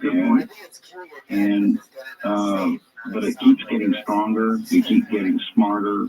Our progression intellectually and scientifically keeps increasing exponentially. Exactly. And I was just kind of curious if you had any comments on that. All right, let's put it into a very distinct question. But there are many, many, many people who think that in our evolutionary progress, or perhaps lack of it way back when, there was, like as in 2001, some sort of intervention at some point. What are your thoughts on that? Well, it's certainly possible. I would never discount that at all. I am afraid that I'm outside my area of expertise, though, in terms of the issues involving human evolution. I know that recently there were some discoveries made which were quite widely written about, of something that does, I think, almost a whole skeleton of a creature that did seem to be something of a missing link. So perhaps the missing parts are getting filled in. I don't really know, but there'd be no reason to think that beings of a higher intelligence who are able to do all kinds of genetic engineering might have helped us along at some point. I just don't know enough to have about the evolution of man here in a technical sense to have a firm opinion about it, but certainly possible. Absolutely. Thank you for your it was a very good question. I've always been curious, and I too think there's at least the possibility, certainly even within mainstream science, with that period of time missing at such an opportune moment in our history. Well, and of course, I believe it was Crick who posited the idea that we had been artificially seeded by DNA that happened to be floating here and there. And then there's Sitchin. And of course, there's Sitchin. There are all sorts of theories and areas of evidence and so on. And there's one more thing, Bud. Mm-hmm. Well, there's one other time that's very curious in our history recent. That, of course, being 1947, 1948. Mm-hmm. When you look at the whole Corso story, and I think I spent more hours interviewing the late Colonel Corso than anybody in the media, you got to look at that time as a bit of an exponential jump in technological capability. I mean, there's no question about it. The transistor, all of that's a little foggy when you start looking into Bell Labs. The jump we took right after the alleged crash at Roswell, the idiotic performance of the Air Force in recently trying to debunk Roswell. When you look at all of that, there's a kind of a suspicious little period right around the alleged Roswell crash that should be telling us, or may be telling us, something as well. Well, if we have wreckage, crash saucers, and it is my personal belief that the evidence persuades me we do. And if we have scientists who have heads on their shoulders, and we simply do have such scientists, they did come up with the atomic bomb and all kinds of other things that helped us win World War II. And for better or for worse, I should say, in terms of what they've come up with. one has to assume that the minute that material was recovered at Roswell or wherever, it was taken into a closed area, and it was researched from one end to the other, and who knows what sorts of things might have come from it. My problem with Colonel Corso's story is that he is basically saying nothing was done from 1961, and so they gave him a cardboard box full of stuff rattling around. Well, I don't think that happened, frankly. He may have been involved in something along the way, but the point is, by 1961, the research would have been incessant. I mean, what do you think of Vannevar Bush, who would presumably have been involved in it, and a number of other absolutely top-flight scientists? Every scientist in the world who had necessary expertise and clearance would have wanted to get into the act and given up everything else to work on that alien technology. And I suspect that probably did happen, but I don't think that Colonel Corso was centrally involved, because I don't think 1961 means anything as a date. Perhaps not, but 1947 may. Oh, I think absolutely. Well, you know, when there's a plane crash nowadays, every, like the TWA flight and so forth, every little scrap of that plane is dug up from the ocean bottom and brought into a giant hangar and reconstructed.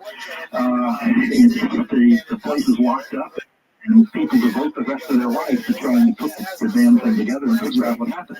I suspect that happened in 1947, 48, 49, 50, and by the time we got to Colonel Corso in 1961, I think he would be, if he was involved, I think he would have been a footnote in the whole thing. That may well be so, but even when it comes to our terrestrial aircraft, I would remind you that TWA Flight 800 was reconstructed in the way you just suggested. People are still devoting their lives to it, and we still don't have real answers. Exactly. No, there are many theories that have emerged, but nothing, that's one of the really strange things. But it happens as an automatic thing. We just do that, and I'm certain.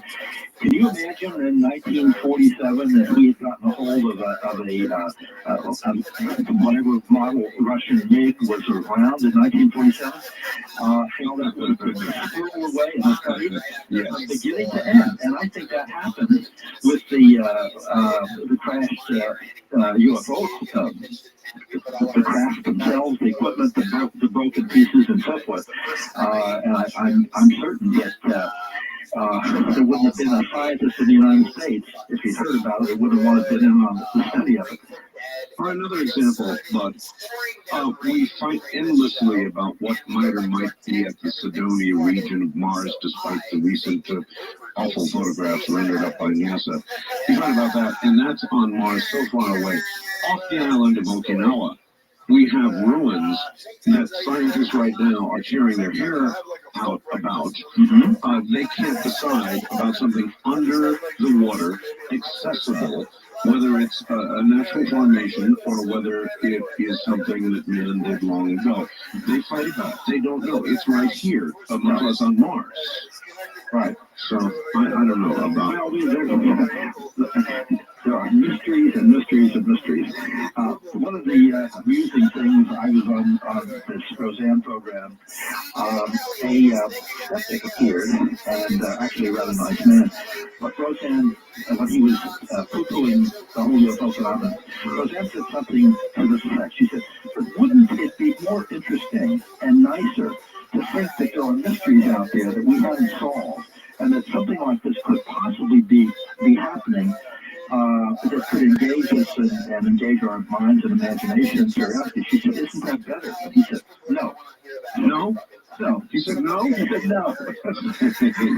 And she was like Joe Nickel, not listening. It's quite amazing to me that anybody would say that. And I think mysteries such as the one you just described in Okinawa and so forth are extremely intriguing. And of course, there are mysteries in all sorts of areas.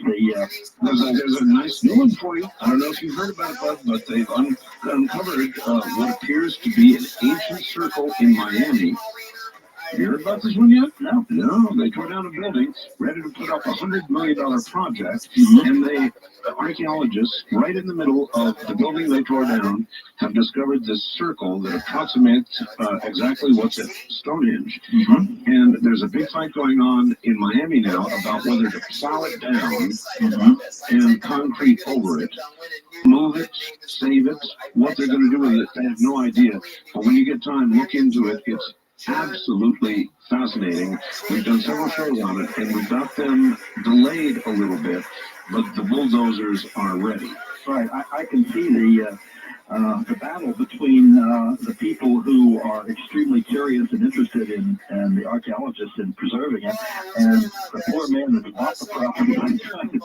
That's right, of course. You see the same paradigms that are ready to collapse if there's a revelation regarding UFOs and whoever they are challenged by something so old that it simply cannot be explained. The same exact paradigms, religious, institutional paradigms, are all challenged. That's true, but there's a major difference.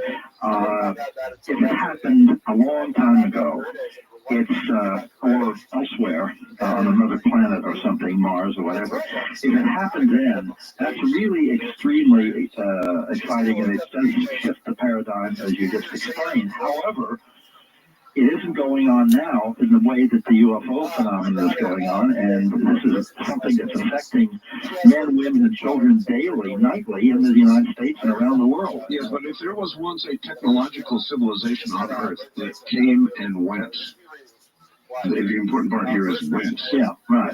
Then that means that the same possibility exists for us. Oh, exactly. But the reality of this being so, this is why I'm so involved in working with abductees. This is something that happened last night to somebody. I've actually received phone calls from people who had just recovered from an abduction experience maybe 5 minutes before. And in a way, it's very hard for me to get quite as exercised about something, you know, I mean, even Stonehenge with all of its beauty and its enormous mystery. And I've reproduced it in a little book I did called Sacred Spaces, having to do with my own sculpture, my own temples that I make, and temples around the world. Even though I'm just totally drawn, fascinated by that. The idea that I'm dealing with human beings going through this stuff right here now, and as we speak, there are people in this case right this moment who have been taken. No doubt about it. But we're about out of time. Eastern Rockies, do you have a very quick question, I hope? You're on the air. Go ahead. Hi, Bud. Hi, yeah. So a quick question. This is always from Atlanta. We always hear about how traumatic these abduction experiences are, and understandably so. I was wondering if in all your years of research or investigation, you've come across anybody who has come away from abduction with a positive feeling or any sense of happiness from it? That's a good question. That's a good question. Almost every abduction experience involves a range of emotions. People are often absolutely terrified, and they can be almost instantly calmed down. They feel wonderful. They can even feel almost as if they're a little high. And then they can go through anger. They can go through a lot of emotions in the same experience. So it isn't as simple as I had a good experience, I did not have a bad experience. All the experiences are emotionally extremely complicated. And I think it's again trying to push it into the good guys or bad guys particular polarity. It doesn't really go there. But the experiences are intrinsically complicated emotions. All right, but as always, you've done a wonderful program. We're out of time, but we do have enough time for you to give any contact information you would like to give or upcoming event information. Okay, well, I appreciate that.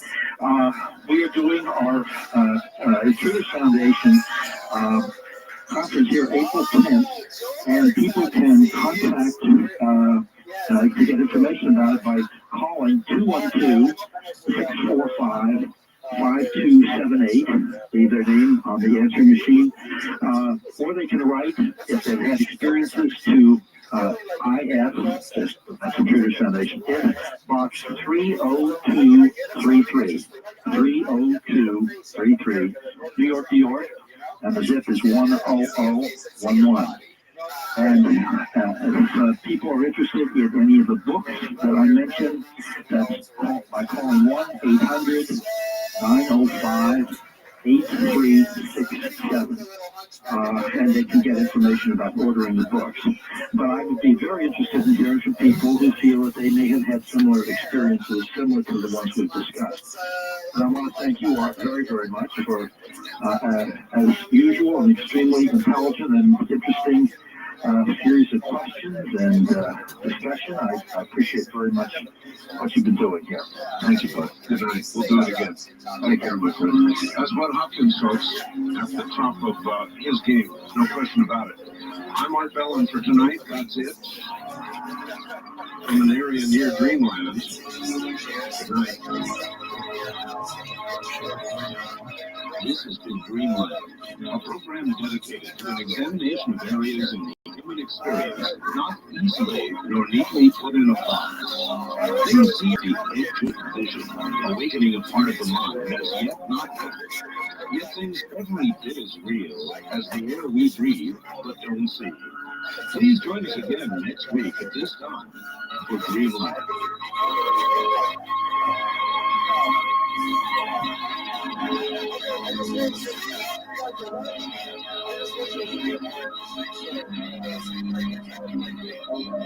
Mexico, where he is going to preach. Indeed, they're pretty much to the choir, very much a Catholic nation. And I don't know where all of this is headed for us, but I sense there's a reckoning coming. I can't shake loose of the fact that last week,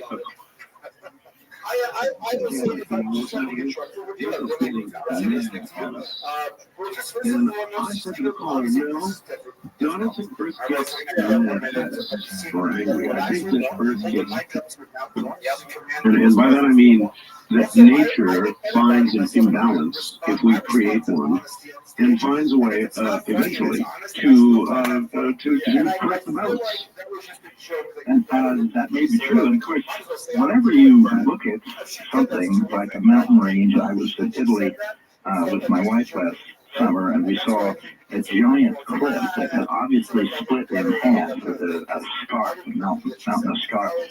And you could see the various strata, which must have been a quarter of a mile high, as if the entire thing had split apart.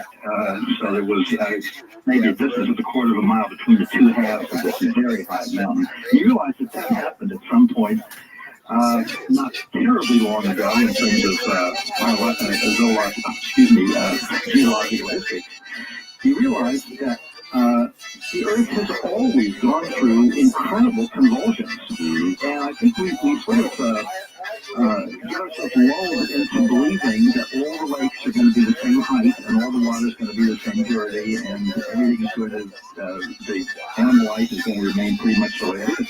It never has, and I think it's changing now. And of course, with this overpopulation we have and the toxic waste that are being dumped and so forth, I think it's speeding up. But I think we're always wrong to assume that nature is stable. I couldn't agree more. Our weather is obviously undergoing some sort of profound change, be it short-term or long-term. We as short-term mortals don't really have a way of judging it, but obviously our weather is changing. That seems to be part of it.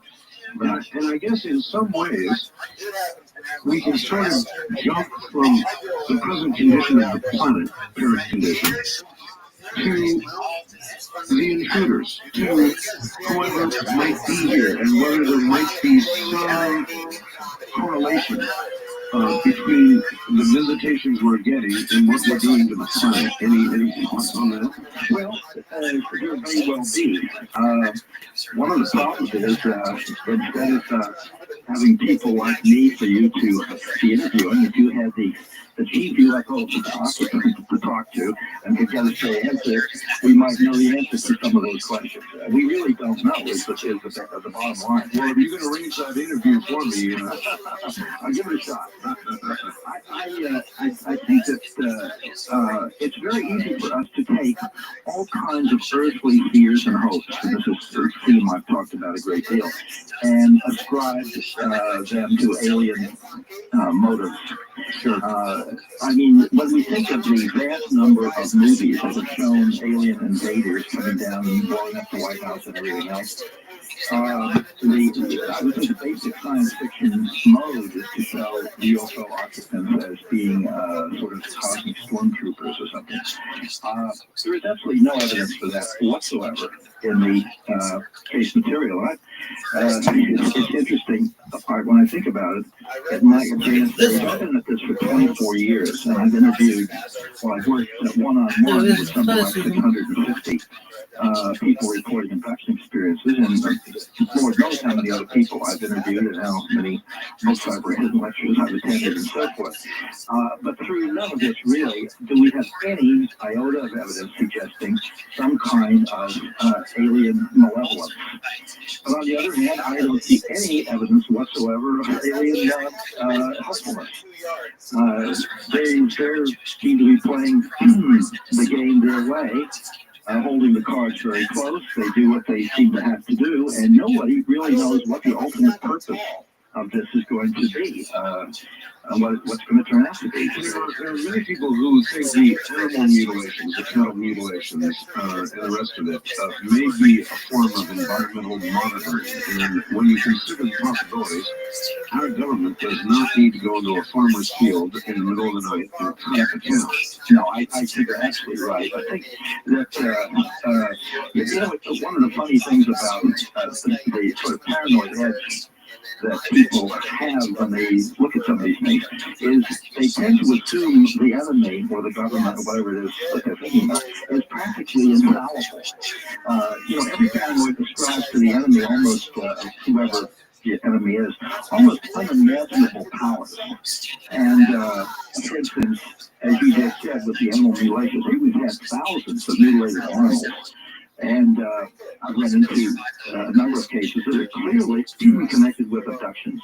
And of course, so is in her work in the house. The idea that somehow the government is running around in the dead of night and running into farmers' fields or leaving no footprints, this is just ridiculous. They could do it in a laboratory under control, under a controlled environment. Precisely. And just as an example, I was attending a very interesting party last night. It was a 96th birthday party for Alec Kimmich, who is quite a wonderful student of parapsychology and a friend of mine. This was at Ingo Swan, so it's quite an interesting gathering. Oh, Ingo, yes, yeah. And the thing was, I was talking to somebody who said he had had some abduction experiences, and he said the government sent 5 black helicopters over and hovering over his house the next day. And this would happen again and again. And I said, well, what do you think the government is doing that for? And he said, oh, they're trying to intimidate me. And I said, well, are you intimidated? He said, no. He wasn't intimidated. He was angry. And I asked him why he really thought the government would spend all that money to get these helicopters fueled up and piloted and send them over his house to sit there. Absolutely no effect on his behavior whatsoever, except to maybe make him go public with it. It doesn't make any sense. It's again an imagining of government power and expansion. So when I said, he has 30 or 40, 50,000 people abducted every night, let's just say, I'm making up numbers here.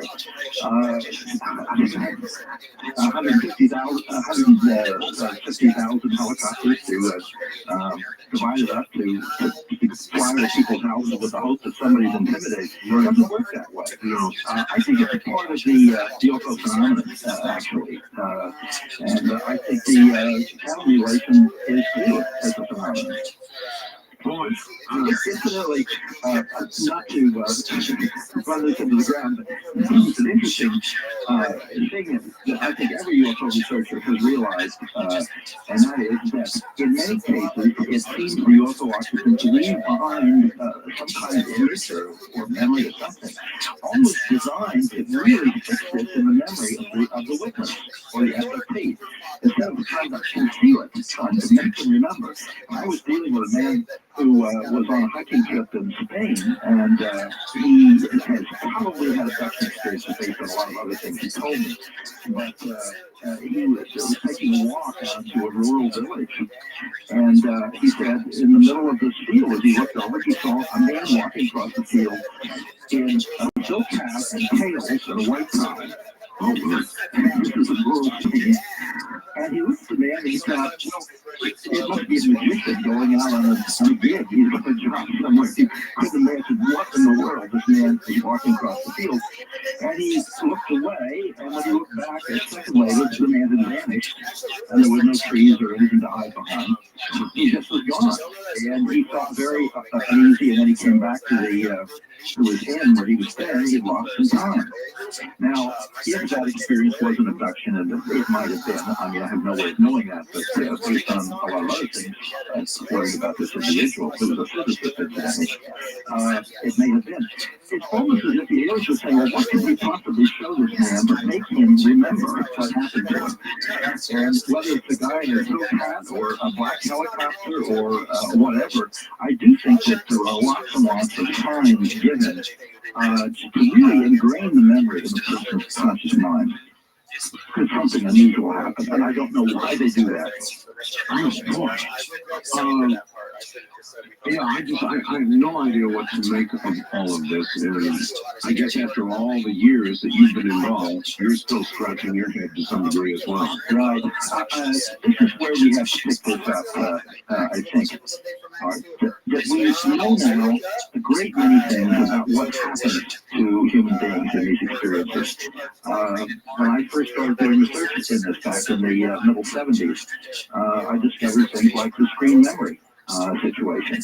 And do you want to explain to people what that is? Well, I'll give you a very graphic example. A woman was driving home, and she had had some odd experiences in her childhood, but she did not connect this following experience with UFOs until much later on. She was driving home, and she said this cow came over to her car. This is at night. And the cow looked in the window of the car and had big soulful eyes.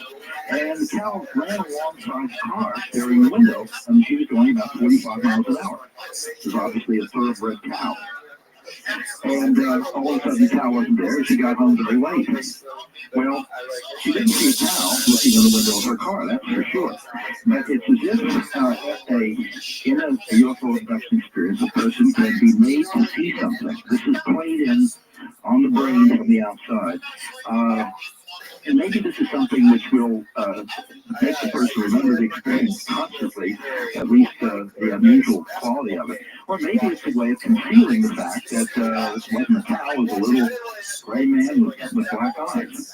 And the screen memory, which is very, very common, another woman I was just dealing with recently, driving along and at night, and an owl came down, a big owl, and its wings were folded. It wasn't flying. It came straight down, landed in front of her car. She had to stop, driving a Volvo. And she said the owl just stood in front of the car and stared at her over the hood of the Volvo. And she was convinced that they had very big owls in that part of Connecticut where she lives. Well, the screen memory is a way in which UFO occupants can handle and make people see something is not there. And that, of course, creates a big problem when you do researching this, because what a person consciously remembers may or may not be anything like what has actually happened.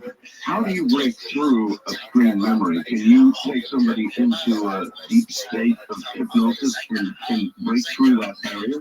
Yes, that can be done, and that's one of the reasons why we use hypnosis, and why it's extremely helpful. And actually, sometimes it's not at all infrequent, but you can consciously deal with a person, I mean, with a conscious, unhypnotized state, and ask a few questions. And the screen memory begins to crumble before your very eyes. I had a quick example. Two young women driving home in a car from a party in the outskirts of Washington, D.C. came upon a 6-car pileup of wrecked cars. And there was no one in any of the cars, they remembered, and all the lights were on the cars, and there were no emergency vehicles or witnesses or anything, but there were 6 cars all piled up. And they got home, and felt very odd about it, and they got home quite late. And each one, not suspecting anything beyond a big wreck of cars, communicated with their parents by telephone. They were college kids, and when I called them, they said, "Gee, we saw the strangest thing last night," and reported the same story. But what happened is when I looked in newspapers for it, and they, made some inquiries, there was no 6-car pileup. And I began asking questions, especially as I said, well, did you stop to see if anybody was hurt? Well, no. Oh, why not? Well, and they sort of looked at each other. Well, it was kind of spooky. I don't know. I said, well, I imagine that you stopped at the first telephone and you reported this accident in case somebody was lying on the floor while the car bleeding. Right? No, I said, I don't know. Well, why didn't you do that? Well, the more they began to examine the fact that their own behavior made no sense whatsoever to them. Yeah. And also the fact that, it's just unusual that all the cars would be wrecked and have their lights on. Maybe one car would have lost its electricity or something in the wreck. So was there a lot of traffic there? Because you don't get a 6-car pileup unless you got traffic. No, there was no car around. It's deserted. And every question I asked made them doubt that what they had seen was a 6-car pileup. And under hypnosis, separately, both women remembered a landed UFO, and it was actually an abduction that had stopped. But the point is that the fact that they remembered both of them remembered exactly the same image lets you know that this is not a self-generated false memory. What it is essentially is a memory that's imposed upon them from the outside. Right. Let me stop you for a second. You said that each one of them then later, under hypnosis, recalled seeing a UFO. Yeah, it was a landed UFO. Now, that's very interesting because one great charge, of course, with the John Maxwell and all the rest of it is that there can be things, there can be lies, there can be imagination injected into all of this, but for both of them to come up with the same story seems rather far-fetched. Yeah, well, it's of course one of the big, false stories put out by debunkers that this is some kind of fantasy that takes place in a single head. Because I've got cases involving 7 people at once. They all remember abduction case. They all remember everything happening in the same way. And of course, the Ray Fowler's book, The Allagash Abductions, which is an excellent book, dealt with 4 men who remembered everything exactly the same way under hypnosis of an abduction that took place in Maine.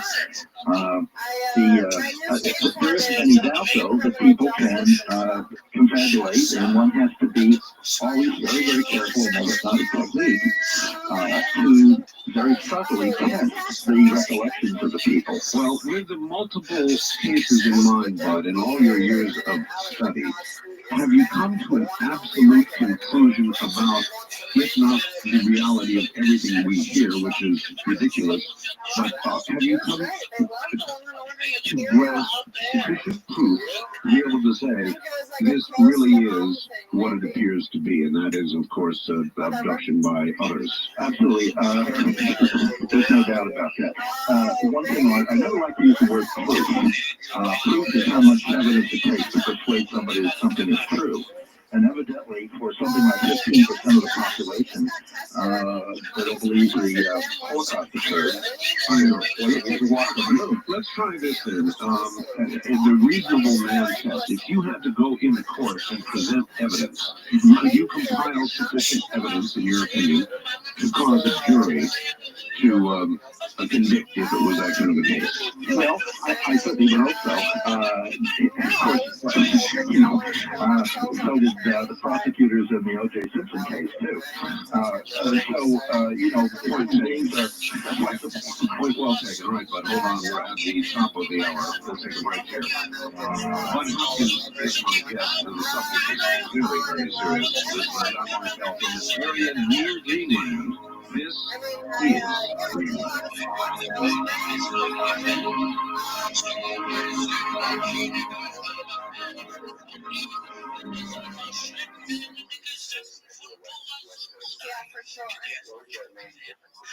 Disney Watch the Morning Country. Just about the sale on gold. All right, now back to Bud Hopkins. And Bud, here's a question that I've got for you. With all your years of research, And with the environmental distress that we're having right now, it might be useful to try and understand the motive of the visitors. There are a lot of people in ecology who think that, yes, things are collapsing around our ears, and these guys are going to come down and save our asses. So it might be useful to know what you know about what their intentions are. Well, there doesn't seem to be any way we can talk about what their ultimate intentions are. I have to say there are, 1,000 theories. I don't think we can look to them necessarily to save our asses, as you put it. I don't think that we can do that. Although I fully understand the human need for us to want to think that. Yes. But you see, there isn't any doubt in my mind that UFOs have been flying around here for quite some time, and certainly in the 20th century, we have many, many sightings going back into just in the short term, going back to World War II. And yet I don't know of a single solitary Jewish man, woman, or baby saved from the Holocaust. I don't know that there was any intervention in trying to prevent the Allies from dropping the atomic bomb and killing so many Japanese people. I don't see any sense that there's been any kind of intervention on any level. So if you look back over past history and realize that Israel has apparently not done anything to alter things, at least anything that we can see, then do we presume the prime directive, to use a Star Trekism? Right, yeah. Well, that's obviously a rationale. It doesn't necessarily mean that there's any truth to it, or that, for instance, in the prime directive, that they necessarily would try to help the environment either and intervene there. I don't really know. I just haven't seen any signs of it. And I certainly obviously join others in hoping that there will be some kind of help. But it seems to me they're very single-minded about what they are doing with human beings, and it doesn't seem to involve the environment. Also, something to remember is many times when UFOs have landed, in the cases that I dealt with, for instance, in my book Intruders, when the craft landed and sat on the ground for a short time, the soil was kind of baked into a rock-like hardness and really became almost sterile and wouldn't support life. So it isn't as if we're getting wonderful lush greenery under a UFO. We're getting almost the opposite. I wish we got greenery instead. So I don't see any signs of it, although, obviously there's no reason to give up hope. Do you make any best guesses about what their motives are? What is your best guess? My basic theory, which I presented in Intruders, and it's certainly been, I would say, accepted by the majority of abduction researchers, is that they have reached some kind of evolutionary dead end and need our DNA to revivify their own species. I'm beginning to wonder if that wouldn't be the blind leading the blind. Well, it might be, but the interesting thing is that we have now, in terms of the writing for a lot of futures, the sense that with the cyberspace and the net and so forth, as time goes on, our brains should expand, according to the evolutionists, and our bodies will become less muscular, less physical, really, less sexual, that as our genetic engineering is refined and in vitro fertilization becomes common and so forth, everything would point to the idea that we might be moving in that direction ourselves. And it's possible that if they have a 100,000 year start on us, they might have found themselves at some point where they need the primitiveness, really, of human sexuality, of human emotions, of human physical vigor, and so forth. And therefore, in coming here and taking our DNA and setting up some kind of a breeding experiment, creating a hybrid mix, they may be attending to their own problems. That may also ultimately help us in some way too. We don't really know. But I think that that seems to be the absolute dead center of this. But I've heard from a number of researchers, and I've interviewed women who claim to have been abducted, impregnated, and then at a later time shown what they were either told or assumed to be their children. Absolutely. How common is that? It's extremely common. I would say that the vast majority of SSCs that I've worked with have recalled, either consciously or under hypnosis, some kinds of procedures inside the UFO, which involve removing apparently ova and simply removing sperm, and these artificial inseminations taking place. It's not sexual activity, it's reproductive activity, it's sterile. And they're later shown their a purported offspring.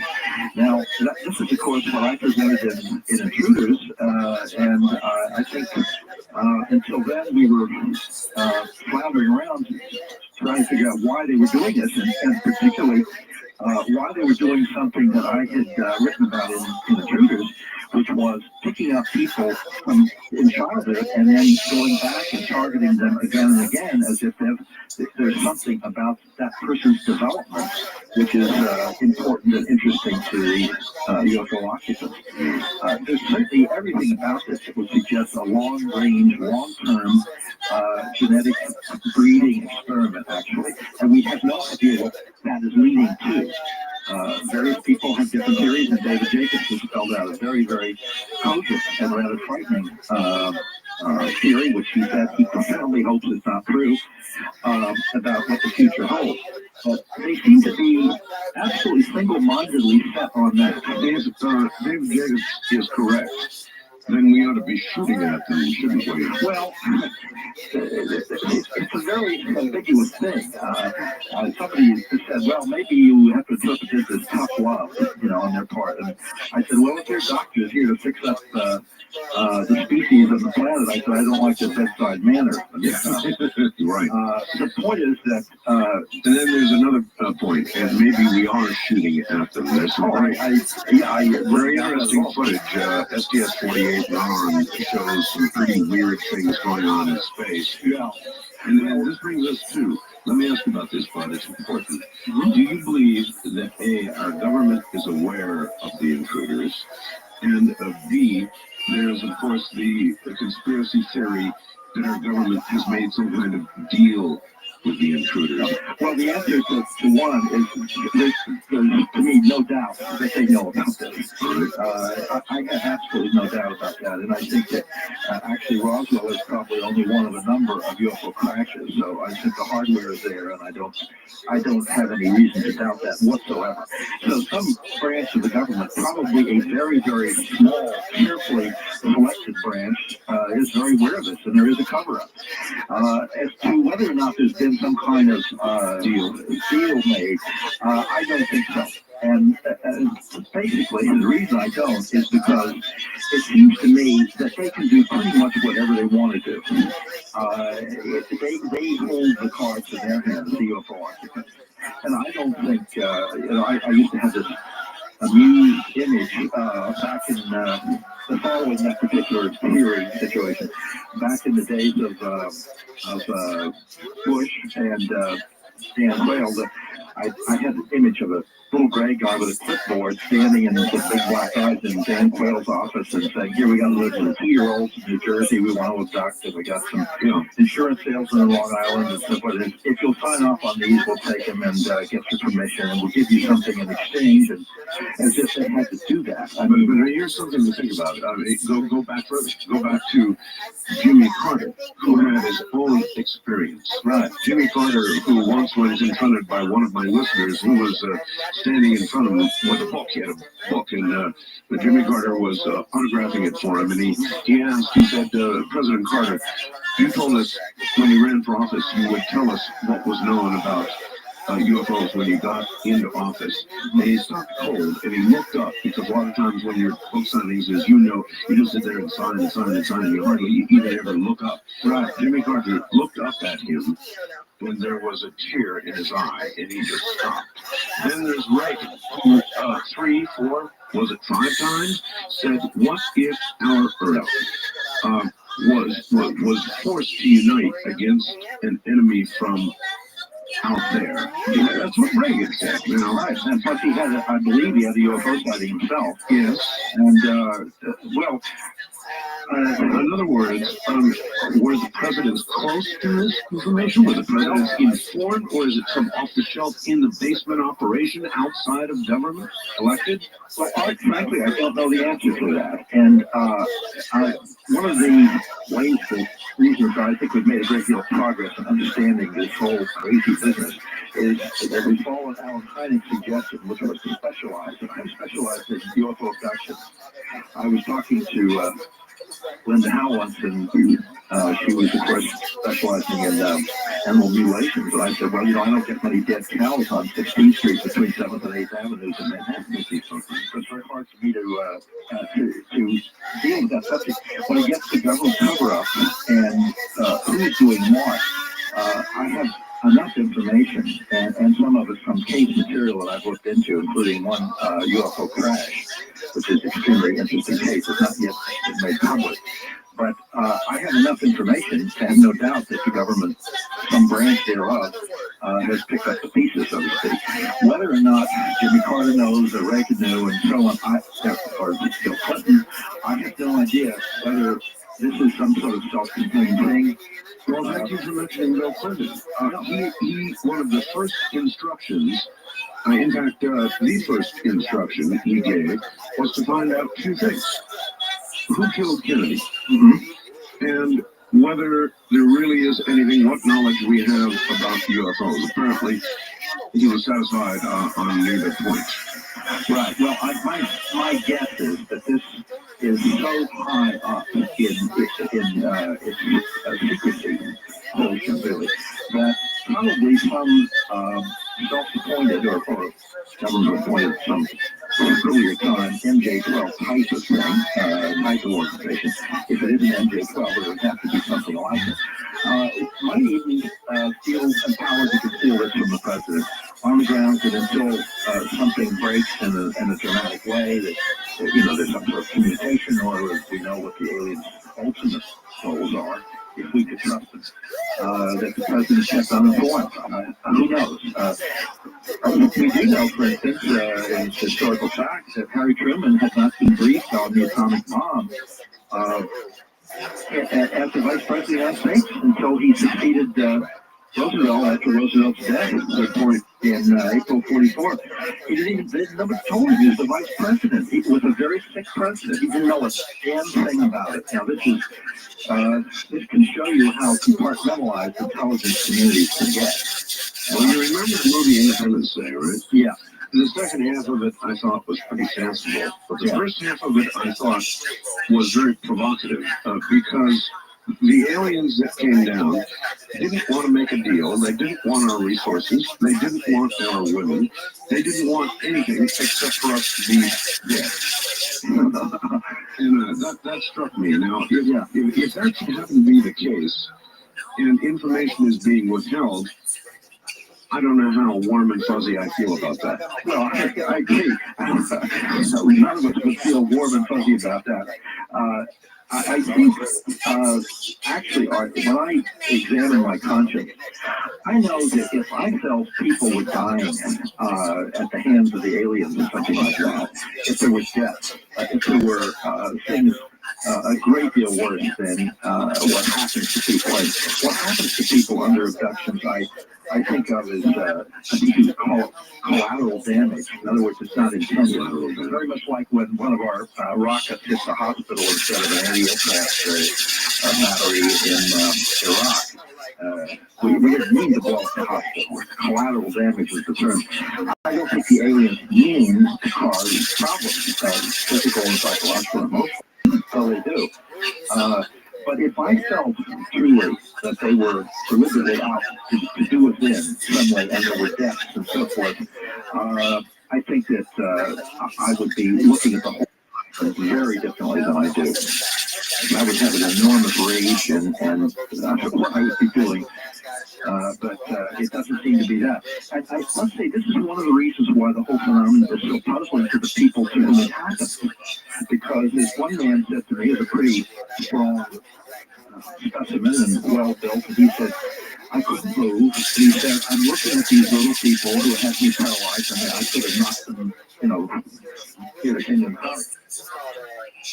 And he said, I couldn't look at them as enemies because they weren't actually doing anything harmful to me. They were just staring at me. And he said, I couldn't look at them as friends either, and I didn't know where to put them. And my emotions were sort of flooding here and there, but they weren't focused in any particular way. And I think that that's one of the reasons people have such trouble dealing with it. They go with all kinds of different emotional rushes because there is no clear-cut signal coming through. We are here to hurt you. We are here to help you. We are enemies.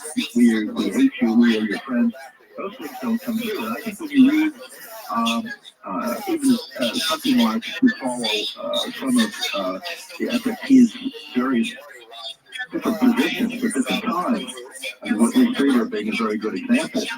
He's gone everything from hating them and dread and terror and thinking they're wonderful and they're visitors and bouncing around because I think essentially no one is getting a clear signal from them. His latest attitude is closer to David Jacobs. Frankly, I think that he's beginning to have some rather severe reservations about their motives. Well, I think that I don't think anybody can be in this very long, and as I have been, and look at the damage that's definitely done to people psychologically. I mean, as an example, I got a phone call with a police lieutenant in New Jersey who has had these experiences, and he said that the humiliating thing is he can't go to sleep at night with the covers pulled up to his eyes. And he's embarrassed because he has a wife and a child. The windows have to be closed. He has to have a gun there. I mean, now this is something man in his 40s. And you could multiply this by thousands of cases where people have been traumatized.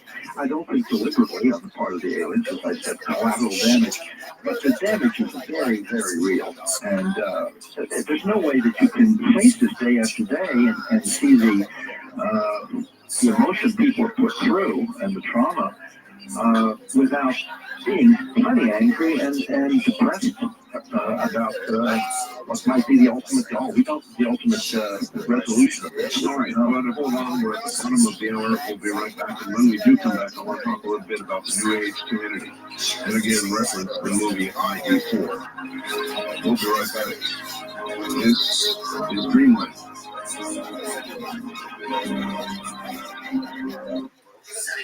Once again, Bud Hopkins, but again, Independence Day, I recall the New Age community and the way they were depicted in '94, where they all rushed to the top of the building and held up banners saying, welcome, and of course, the bottom of the ship opened up and vaporized them. Now, in ufology right now, we have sort of a segment that's a New Age community segment mixed in with the hardcore ufologists.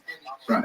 And they're the ones who are liable to be thinking that our butts are going to get saved and that these people are gods, little g or maybe even big G. And they're getting mixed up in ufology. How do you see that affecting things? Well, I think that we have to, as close as possible, do something as science as we look into this. I mean, we really have to be as objective as we can, and we have to also recognize that bound up in every human being's brain is a whole range of fears and a whole range of hopes. Both our religious hopes and feeling somebody's looking out for us out there, and fears that we're going to come to some horrible end. We have just simply got to train ourselves to keep that box of fears and that box of hopes out of the picture and to try to look at this as objectively as possible. And one thing I'd like to mention, because I realize we haven't really gone into the some of the patterns of all this, but I would like to, if I could, suggest if anybody's interested in reading about the work I've done and the things that I've uncovered over the years, that I have 3 different books. You mentioned at the beginning, Intruders, Missing Time, and Witness, but they are available if somebody wants to call the Greenleaf Publications. There's an 800 number, 1-800-905-8367. 905-8367. An 800 number, and they actually can take calls as we continue with the program, because they're set up with operators to handle calls. We also have links on the website to each and every one of your books and your website and Amazon.com. All of that's on my website now, as people are used to. So if you want to know that, that's terrific, because I think that, if people have a chance to read the book, they can get a far more rounded picture. Obviously, we're sort of dipping in and out of this advanced subject. Obviously, in my opinion, the most important subject that any human being could be talking about right now, actually. And one other thing, we're going to have, for people in the New York City area or wherever, we're going to have a conference on April 10th with a number of people who've been guests of yours, Stanton Friedman, David Jacobs, myself, of course, Jerome Clark, Jerry Clark, who's edited this wonderful UFO encyclopedia, and Carol Rainey, who is doing a piece on at the conference on April 10th about how the media has responded to this. She's just going to be a little bit of an inside story on the infamous NOVA program about abduction. Yes. She's a media person, and I would just give if anybody's interested in getting in touch with us about this information, there's a phone number here, 212-645-5278, and they can receive information. That's the office of the Intruders Foundation. But it's going to be a one-day conference. I think it's going to be extremely helpful, just focused on the UFO issue, on the UFO section issue. All right, well, it sounds like a good group. I'm familiar with everybody. One other issue I want to ask you about, and that's ufology itself. Right now, it's sort of tearing itself to pieces. I see fights going on now, vitriolic fights over the internet and elsewhere, as I've never seen before. It's like there are paid disinformation agents or troublemakers out there right now. I've never, in all the years I've been covering this, I've never seen it as intense as it is right now. That must mean something. Well, I also, I think we have to thank the internet for making all this possible. Because, 5 years ago, before people were busily logging on, if you were angry at somebody, you more or less sat home and stewed in your own juice or something. So you couldn't make it public to the entire world in 2 seconds. And I think that has elevated I've often felt of the internet now as being like a giant newspaper that has 230 million columnists and 4 reporters.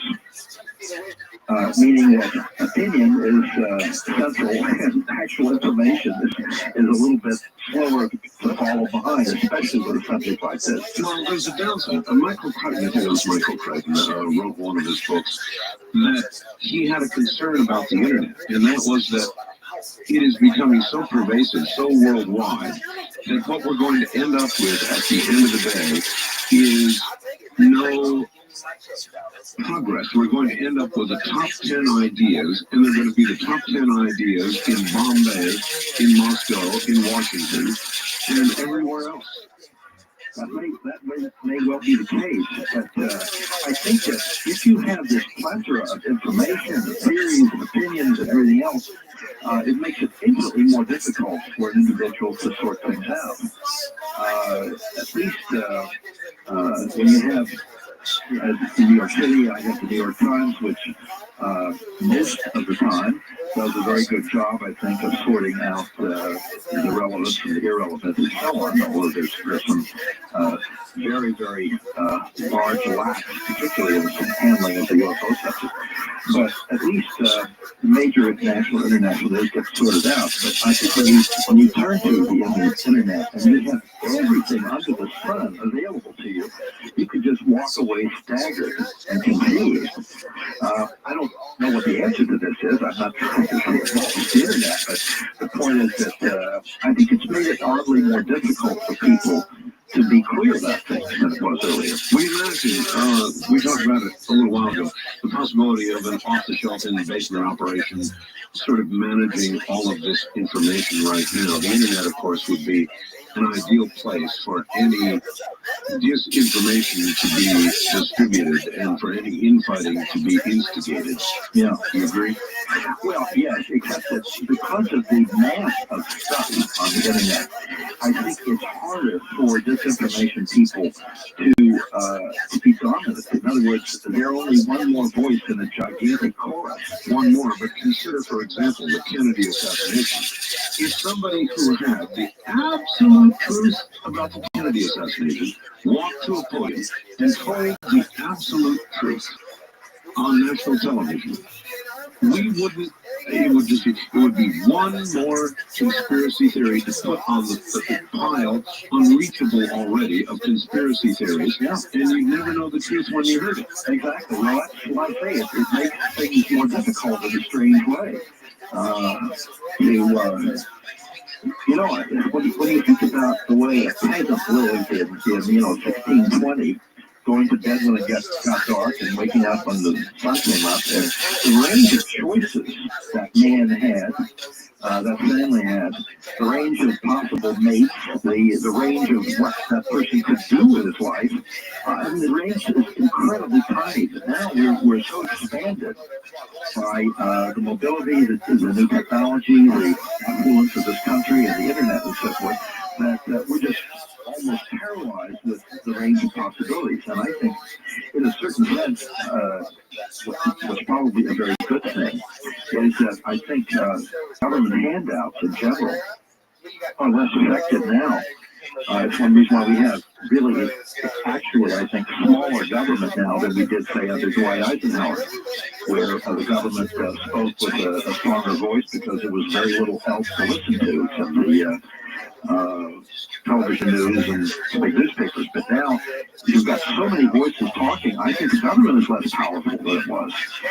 It can be disinformation agents operating as you just described.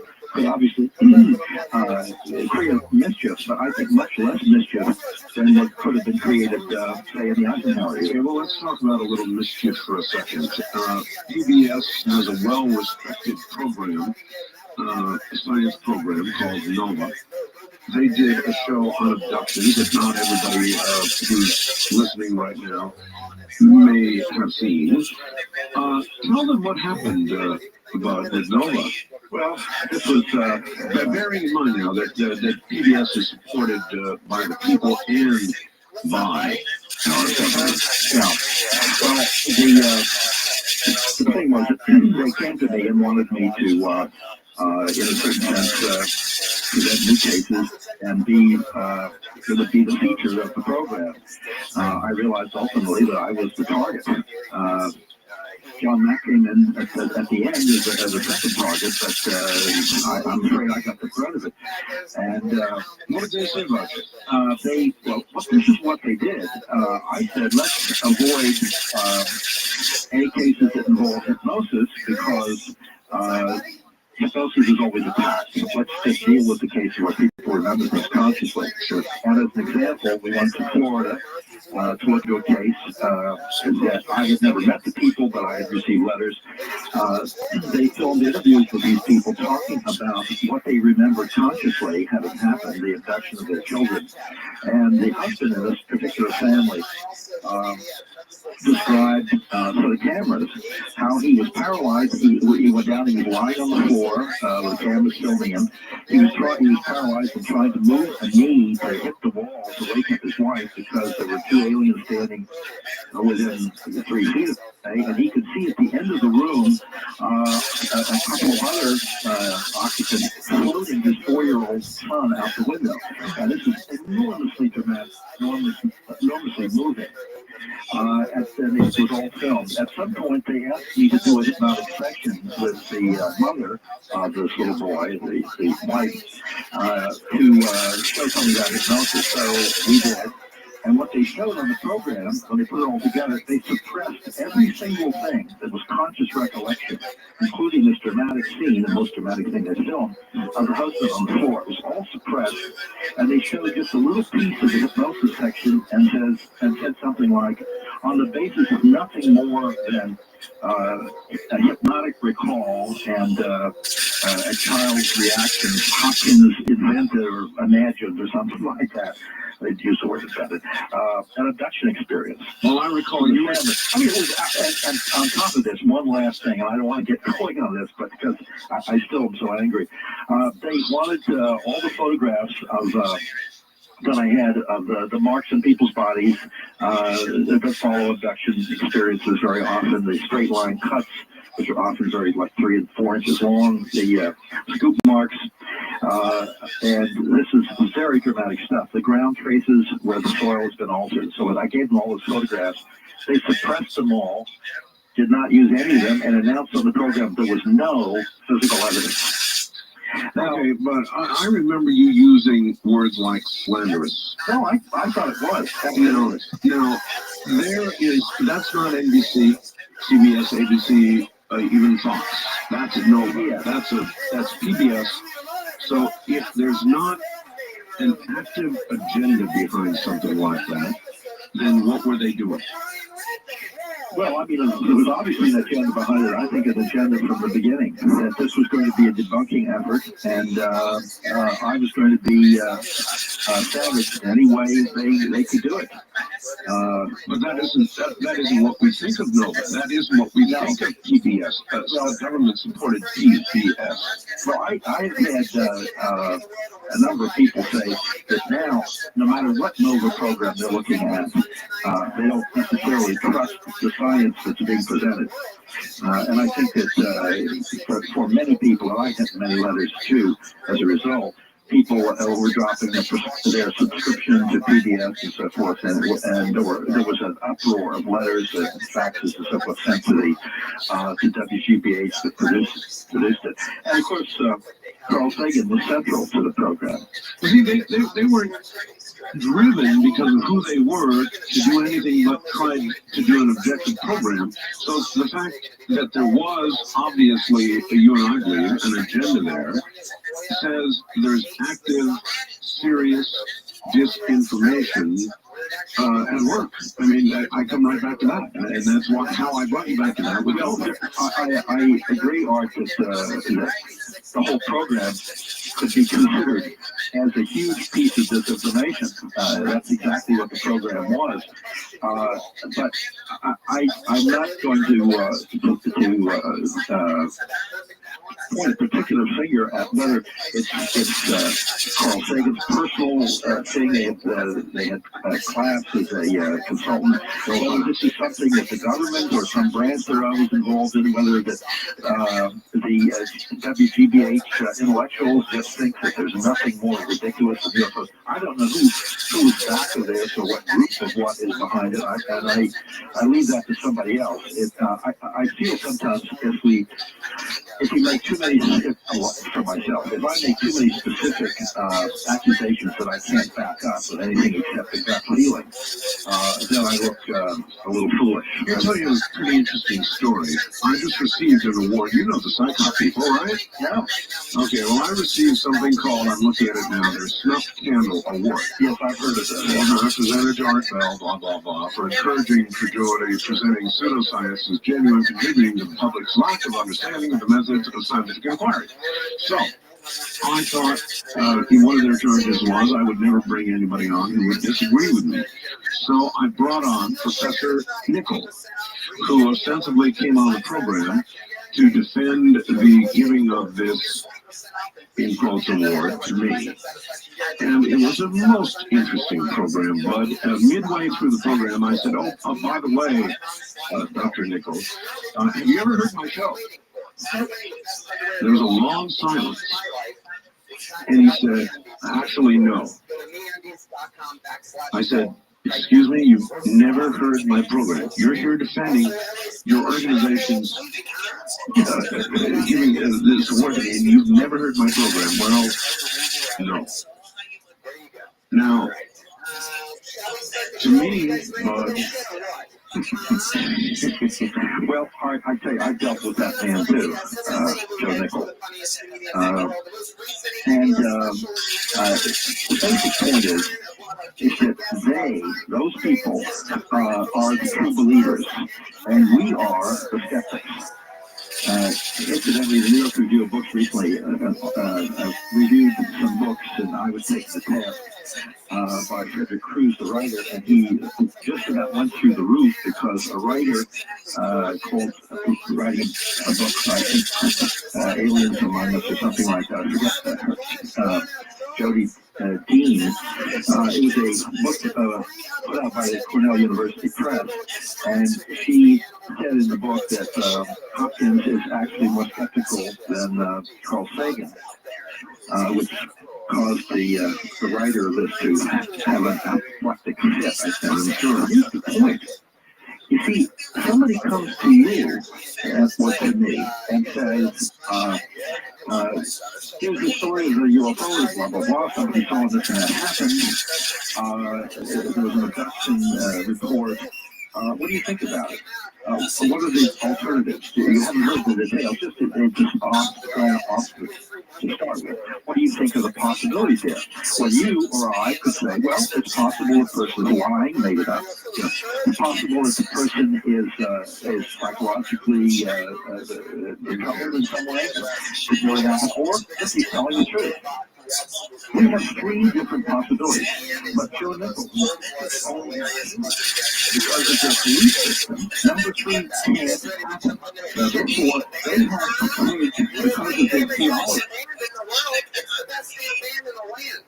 Absolutely.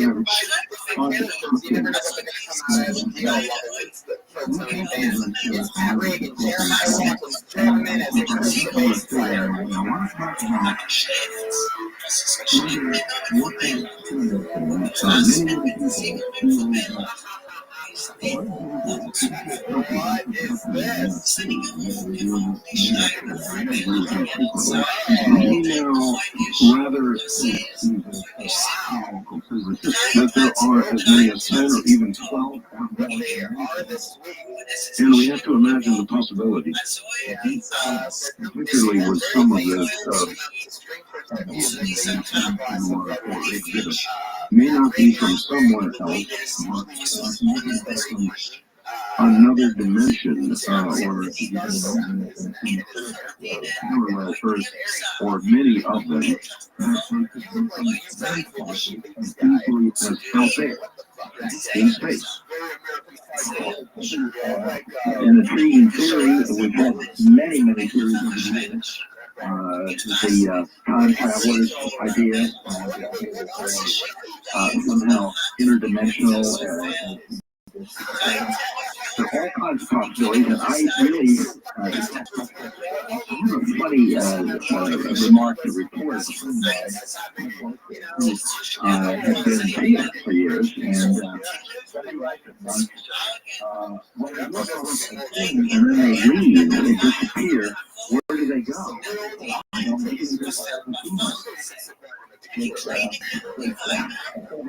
suppose that's a metaphor for moving into another dimension. I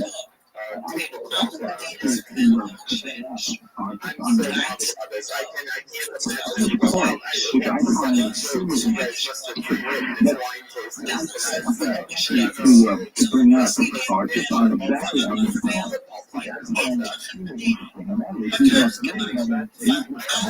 Many case reports that suggest and the craft and the abductee or rendered invisible. No one can see them. Dimension as you explain or what? Or even more mysteriously, but that somehow one person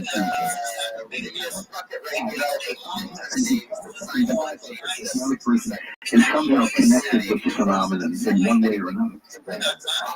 This was a case that was extremely.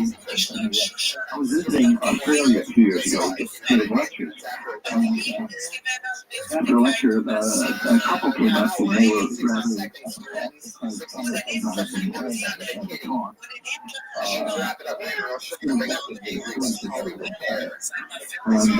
and they asked me a few questions and at one point the wife said, well, have you ever seen anything like this? And handed me 4 and all the snapshots were in a when you put something and you put it in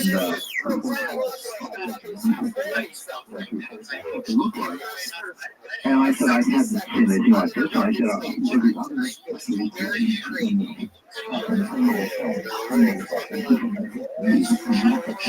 having to do with the trip that they made when they took their children to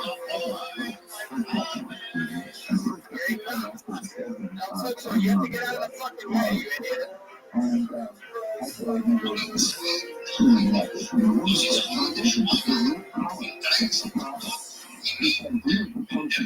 that pictures and we're not.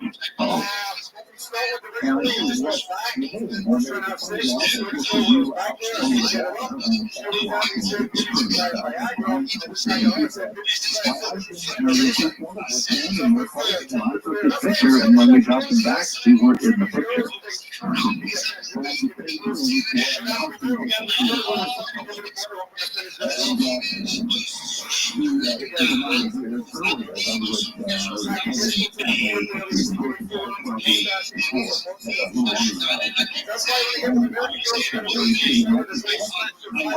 About that day on the beach, on the playground there by the beach.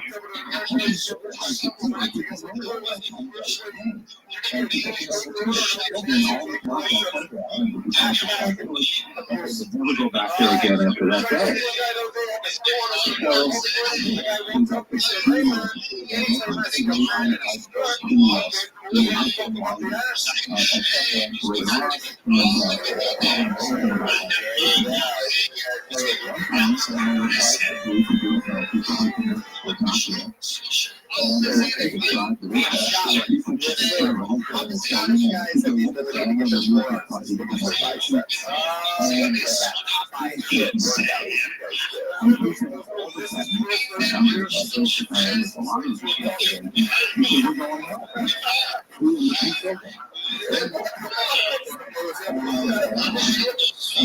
There's a little sort of false lead. I said, well, does your husband,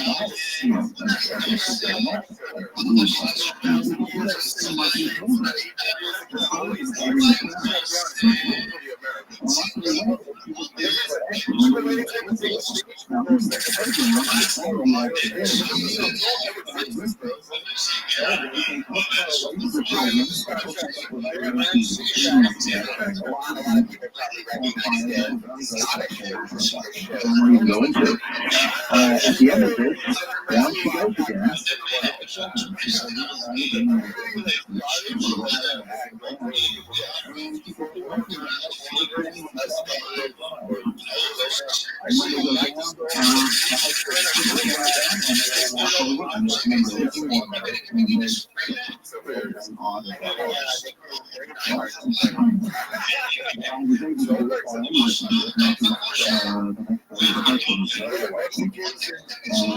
As he was taking the pictures, he was feeling a sense of dread.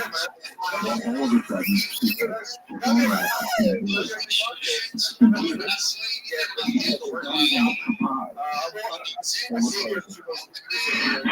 again, I asked a little leading question deliberately.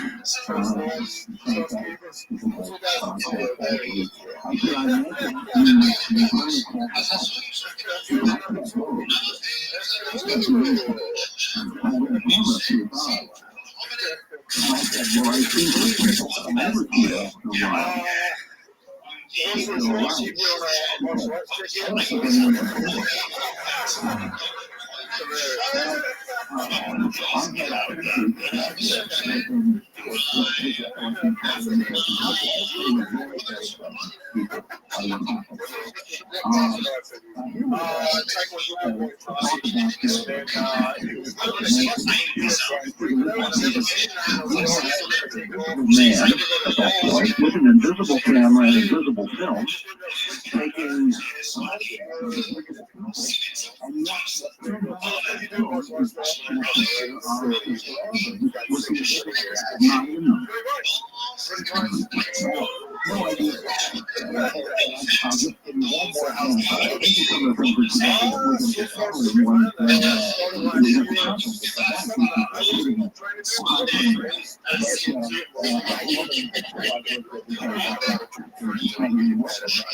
off a plane in Chicago at O'Hare, and she went into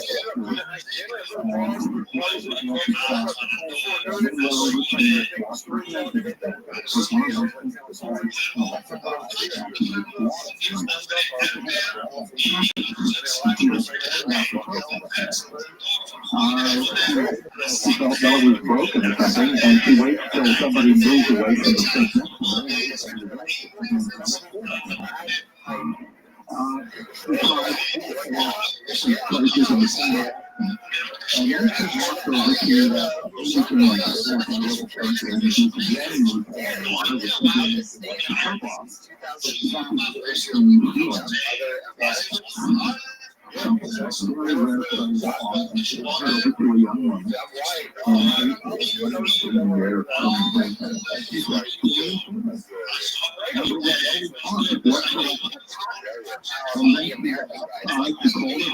To tell him that she had gotten back, and he said she had arrived in Chicago. And he said,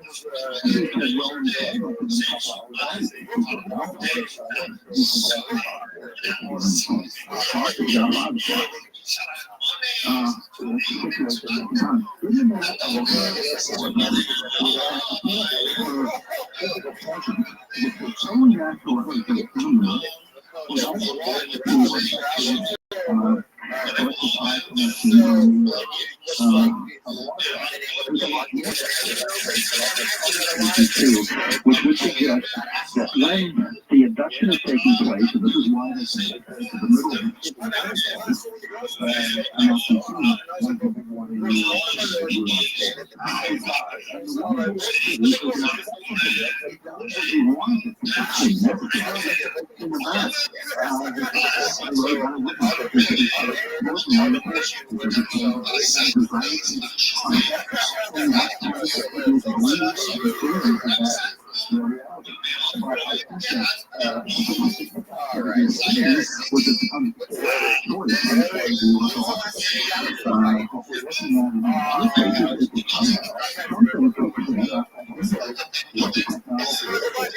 what the issue is that mentioned or something, but at some point, individuals are rendered invisible.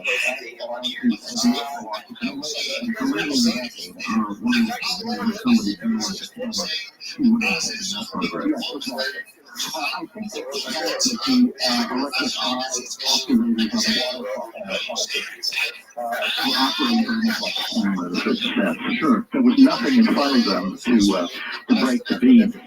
No physicality.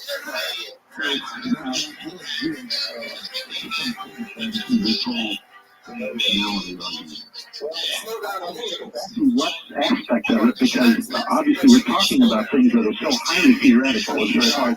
And I'm not one person. I'm not a big speculator, as you might guess.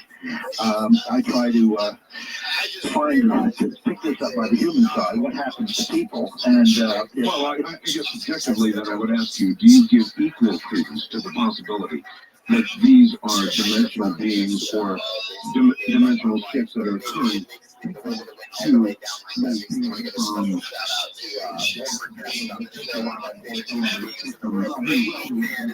in a lot of times. Well, actually, in a certain sense, I just tend to avoid making discard any theory here. Not only possible. My issue really is that we don't know exactly what we mean by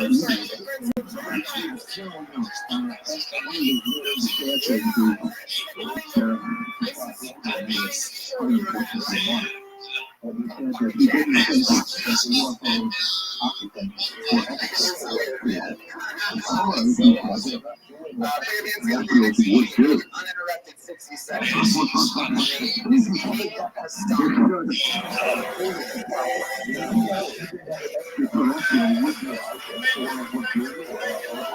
He didn't have to go on and define that, did he? No, he didn't. And of course, it just sort of endlessly complicated it is to speculate on these issues. Trying to respect what other people have on different planets that we never get seen.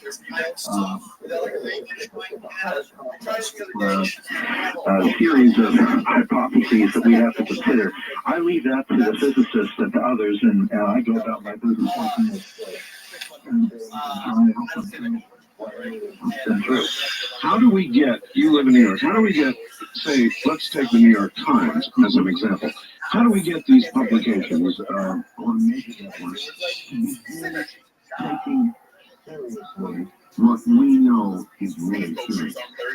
Well, I think all of us have been slowly eroding over the years the assurance that these publications have that things can be ridiculed and dumped. I feel cautiously optimistic that somehow or other the public will show us. The public understands that something is going on out there which has not been explained successfully by the debunkers or the government or anybody else. Or think that as long as the public is curious, that we're going to have mainstream media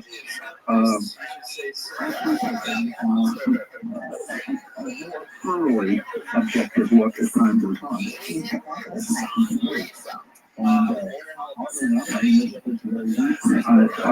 I'll be doing some, well, actually, cable television interviews tomorrow. We're doing this program as we speak, and I'll be receiving Nippon television on the coming morning to do a taping for a show they're doing in Japan, and then I'll be appearing on NBC.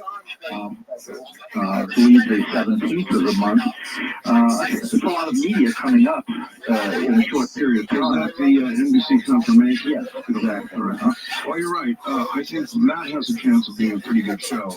And Japanese television, for some reason, and maybe you have some insight here, for years now, has been taking this whole thing a lot more seriously than the American media. No, absolutely. You know, Art, it's a rather funny thing. I got a call a year or so ago from a reporter from the Manchester Guardian in England. And the Guardian is, of course, one of England's most prestigious and relatively speaking, highbrow papers. Yes. And he said, Mr. Hopkins, I'm calling because I'm curious to know if you can answer the question, why do you think the mainstream media is becoming becoming more interested in this subject. And I said, well, you're calling me. Why don't you answer the question yourself? Why did you pick up the phone to call me? Because it's extremely interesting.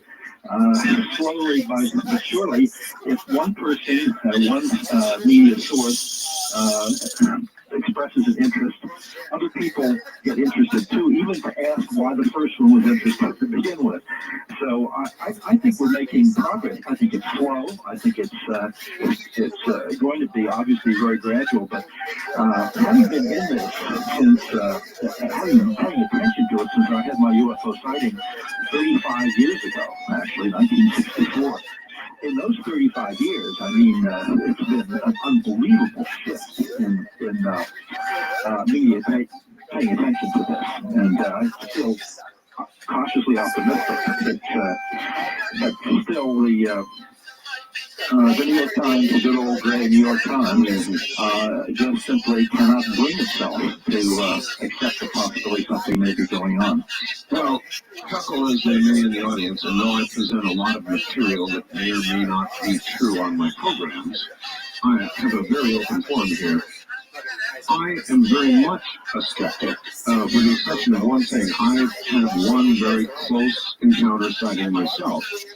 And you cannot have that.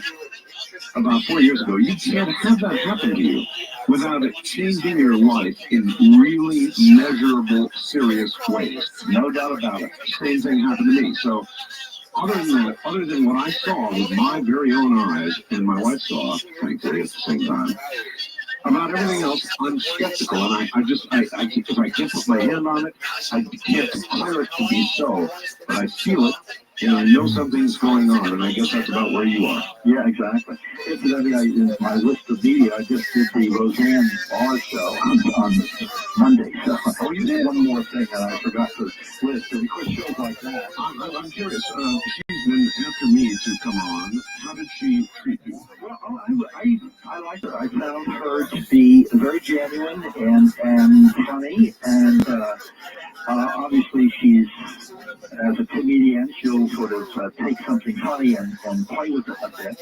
But she seemed genuinely interested, and there was an extremely funny remark at the beginning. She says whatever comes into her mind in a real way, not just trying to be outrageous or something. But an NFP young man named Jesse, who I okay, we're at the bottom of the hour, so hold that story. We'll be right back. Bud Hopkins is here. Time is short. This is Dreamland. Almost interrupted myself to say, all right, back to Bud Hopkins. That's machines for you, Bud. The talk show mind hears a second of silence and jumps in automatically. Suffering with that. Well, all right, so this is a relatively new phenomenon. This whole disappearing thing, invisibility, in effect, you're the first to bring this to my attention. Well, it's something that actually David Jacobs, I think, was the first person to make this public in a lecture he gave, perhaps 8 or 9 years ago out of Santa Barbara. It's something that I think many investigators have suspected. But until we got this evidence via the photographs and the fact that the water faucets would not work with their electric eye, beam, whatever. That's sort of physical, mechanical evidence that such things are happening. But we've had over the years so many cases of people seeing UFO occupants or abductees or whatnot just disappear before your very eyes. And we never understood whether that was just a person's perception, or that their imaging was somehow damaged, or reality, or whether they did vanish. And I think we have to face the idea that such things do happen. I have a case too, which is not investigated at all, but it's just a report. But it's just intriguing in this context that a woman and her daughter told me about this, was driving through some very dense fog, going very slowly, and they crashed into something, which they could not see, and stopped the car. And when they got out to look, the hood of the car was dented in a very perfect curving line, as if something that was bulging and curving had been sitting there, that they had run up more or less underneath and dented their car in, so they couldn't see it, as if it was in fact a crash sitting there.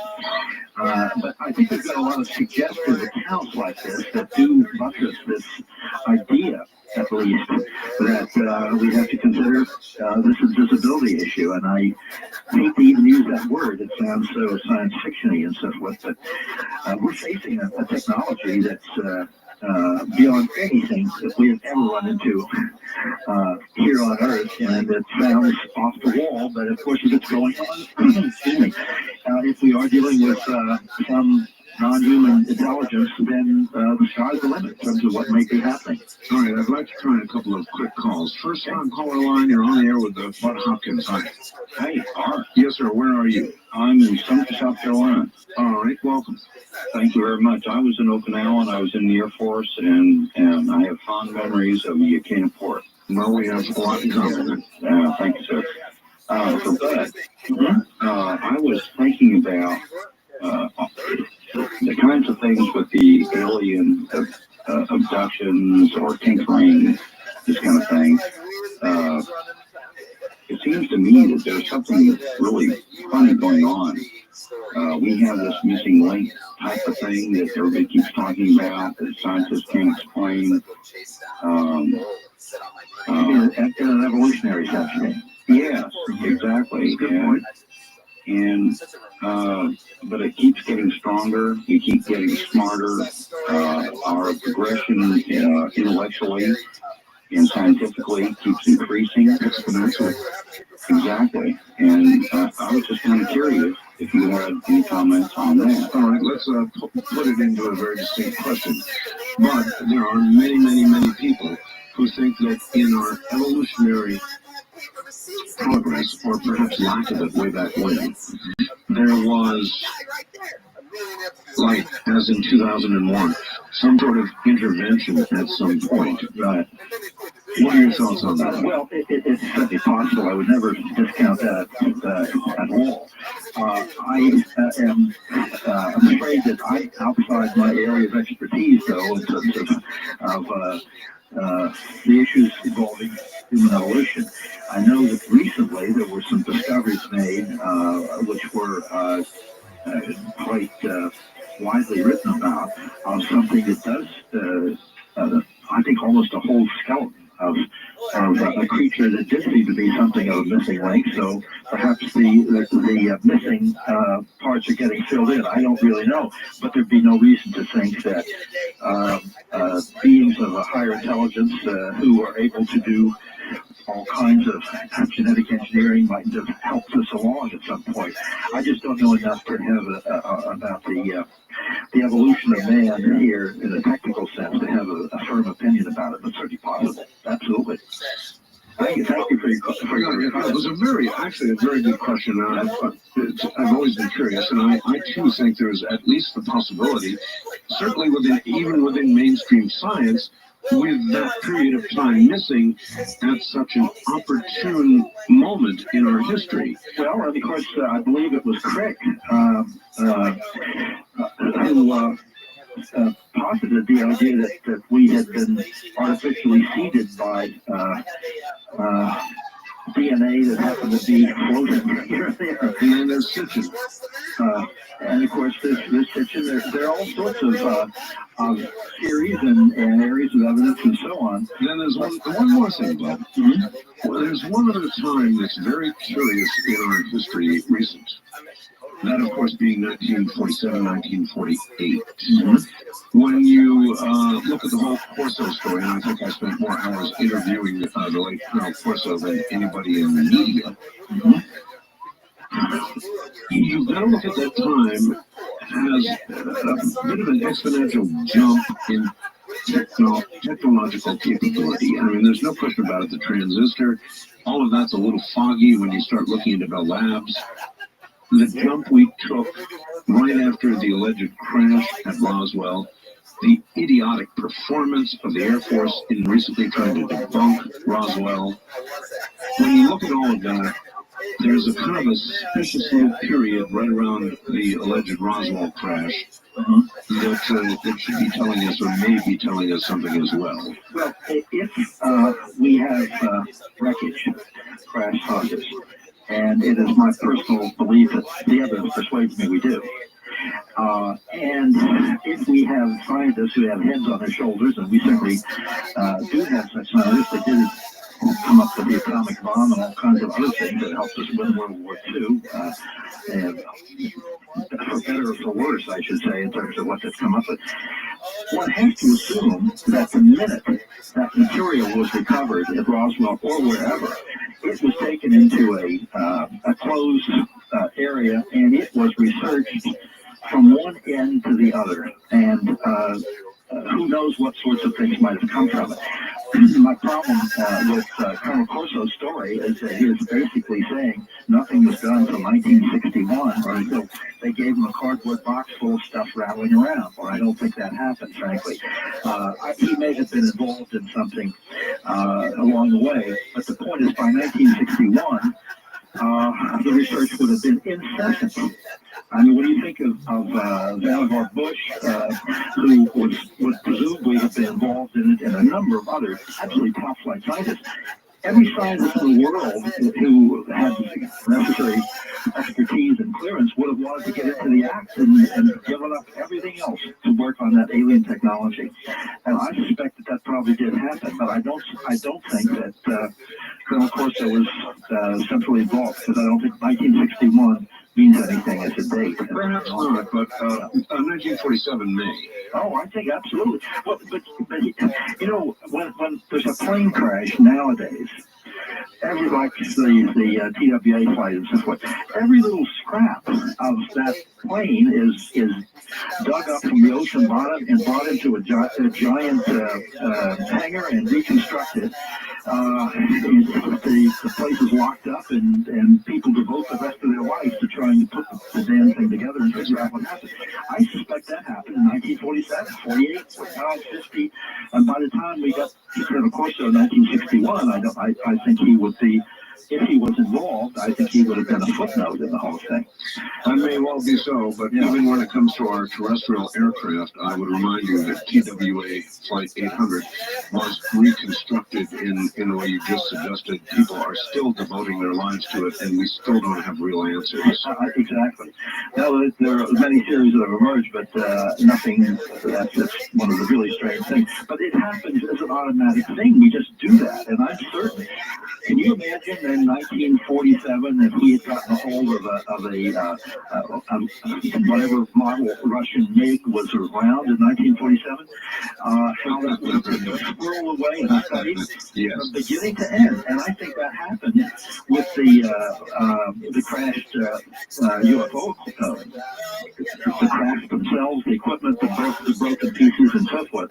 And I'm certain that there wouldn't have been a scientist in the United States, if he'd heard about it, wouldn't have wanted to have been in on the study of it. All right, another example, but we fight endlessly about what might or might be at the Cydonia region of Mars, despite the recent awful photographs rendered up by NASA. We fight about that, and that's on Mars so far away.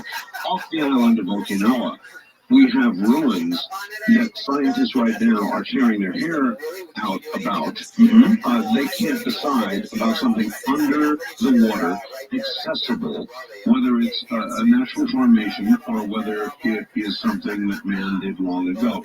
They fight about it. They don't know. It's right here, much less on Mars. Right. So I don't know about. Well, there are mysteries and mysteries and mysteries. One of the amusing things, I was on this Roseanne program. A skeptic appeared, and actually a rather nice man.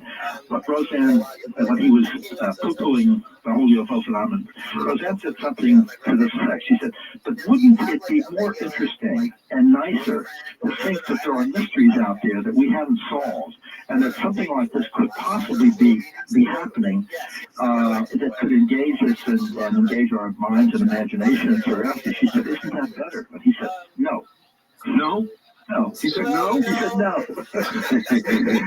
Gee, that's like Joe Nickel not listening to my It was quite amazing to me that anybody would say that. And I think mysteries such as the one you just described in Okinawa and so forth are extremely intriguing. Of course, I mean, there are mysteries in all sorts of areas. There's a nice new one for you. I don't know if you've heard about it, Bud, but they've uncovered what appears to be an ancient circle in Miami. You heard about this one yet? No. They tore down a building, ready to put up a $100 million project, and archaeologists, right in the middle of the building they tore down, have discovered this circle that approximates exactly what's at Stonehenge. And there's a big fight going on in Miami now about whether to plow it down and concrete over it. Move it, save it, what they're going to do with it, I have no idea. But when you get time, look into it. It's absolutely fascinating. We've done several shows on it, and we've got them delayed a little bit, but the bulldozers are ready. Right, I can see the battle between the people who are extremely curious and interested in the archaeologists in preserving it, and the poor man that bought the property. That's right, of course. But you see, the same paradigms that are ready to collapse if there's a revelation regarding UFOs and whoever they are challenged by something so old that it simply cannot be explained. The same exact paradigms, religious, institutional paradigms, are all challenged. That's true, but there's a major difference. It happened a long time ago. It's or elsewhere on another planet or something, Mars or whatever. If it happened then, that's really extremely exciting, and it does shift the paradigm as you just explained. However, it isn't going on now in the way that the UFO phenomenon is going on, and this is something that's affecting men, women, and children daily, nightly in the United States and around the world. Yes, but if there was once a technological civilization on Earth that came and went, the important part here is went. Yeah, right. Then that means that the same possibility exists for us. Oh, exactly. But the reality of this being so, this is why I'm so involved in working with abductees. This is something that happened last night to somebody. I've actually received phone calls from people who had just recovered from an abduction experience maybe 5 minutes before. And in a way, it's very hard for me to get quite as exercised about something, I mean, even Stonehenge with all of its beauty and its enormous mystery. And I've reproduced it in a little book I did called Sacred Spaces. That we do with my own sculpture, my own temples that I make, and temples around the world. Even though I'm just totally drawn and fascinated by that, the idea that I'm dealing with human beings going through this stuff right here and now, and as we speak, there are people in this country right this moment who have been taken. No doubt about it. But we're about out of time. East of the Rockies, do you have a very quick question, I hope? Yes, I do. You're on the air. Go ahead. Hi, Bud. Hi there. I have a quick question. This is Elias from Atlanta. We always hear about how traumatic these abduction experiences are, and understandably so.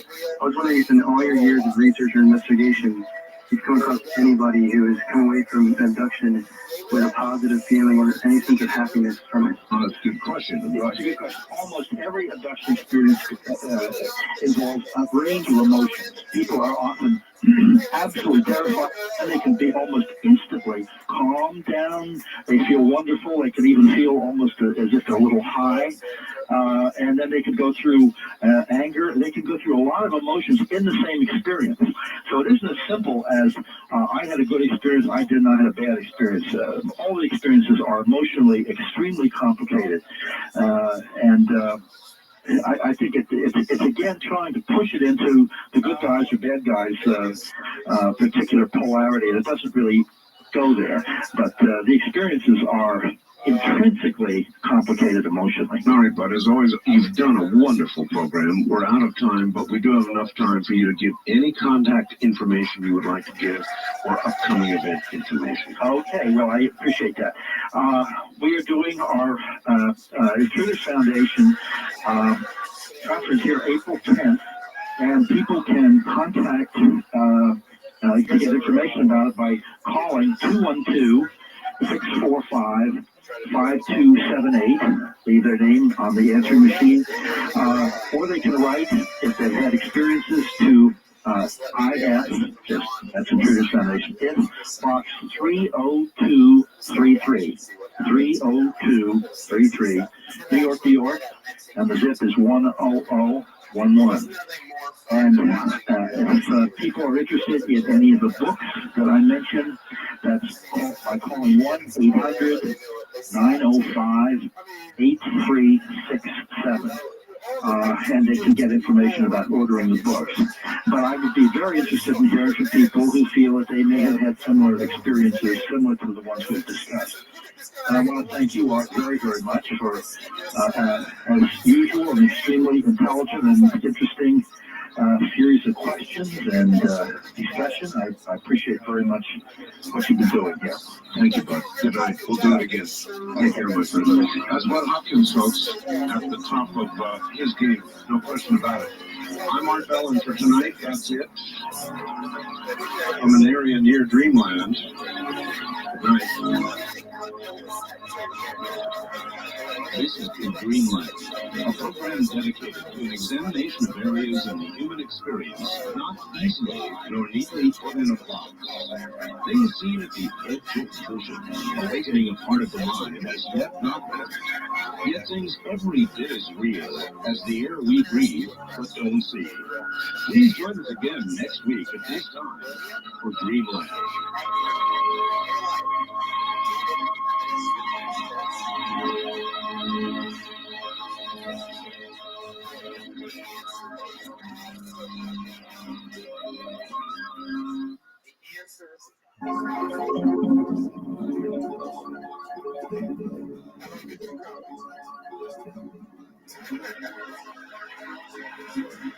Very honest. You were more honest about that than you were about the have you ever dated us? I'm going to get some huge tits, honestly.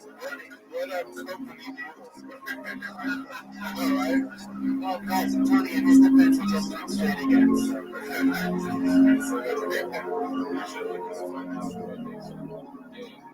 This is your first set.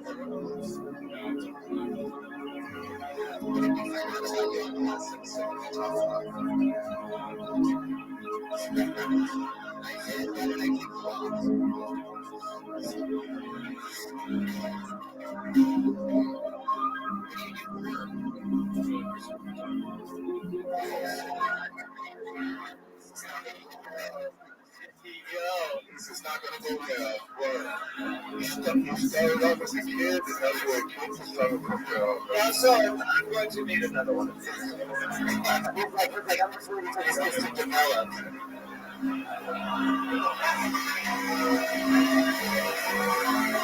From the kingdom of life, we continue with your calls on these people like that. Call out now, toll free at 1-800-618-8555. 1-800-618-TAOK. First time callers, area code 702-727-1222. 702-727-1222. Or the wildcard line at area code 702-727-1295. 727-1295 in the 702 area code. Now again, here I am. My guest is Harvard Professor John Mack, and we'll get back to him in just a moment. I would say a million questions to ask. We'll never have time for all of them. I do promise you, we will get the telephone lines open shortly, so stay right where you are. Harvard Professor John Mack. Dr. Mack. Dr. Mack, what about, we were talking about the way people are affected by this. What about the generally deeply religious people? How are they affected?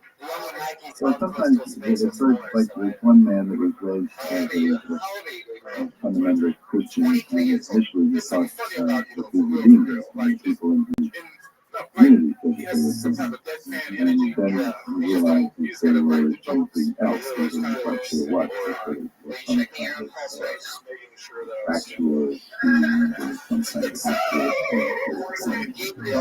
Is there any truth to your preschool photographer thing? What does that mean? something different. When do you take pictures of preschoolers? Training. Every day. A lot of times when people are not familiar with the production syndrome, religious people say, well, this is the source of the devil, that God would never appear in such strange forms, they get labels as embodiments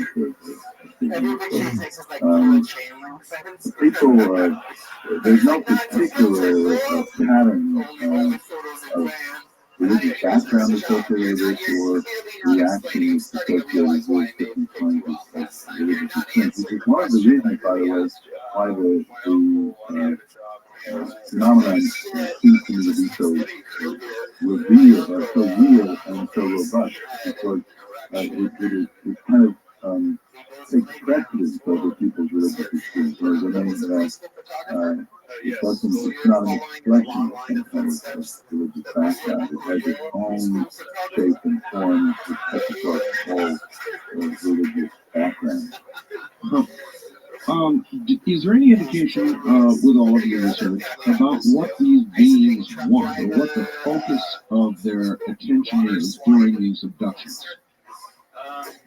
The difficulty with that question is that what they, and then you're dealing with sort of alien psychology, what the pattern that it tends to occur has to do with some kind of, I don't know what you would call it, but they get reproductive joining with us, perhaps, is the best way. And so there's over and over and over again, there's a description of sperm being taken from men, over eggs from women, reimplantation of a fertilized egg with something done to it through the alien principle, whatever it is, and the seed is removed from the woman later on.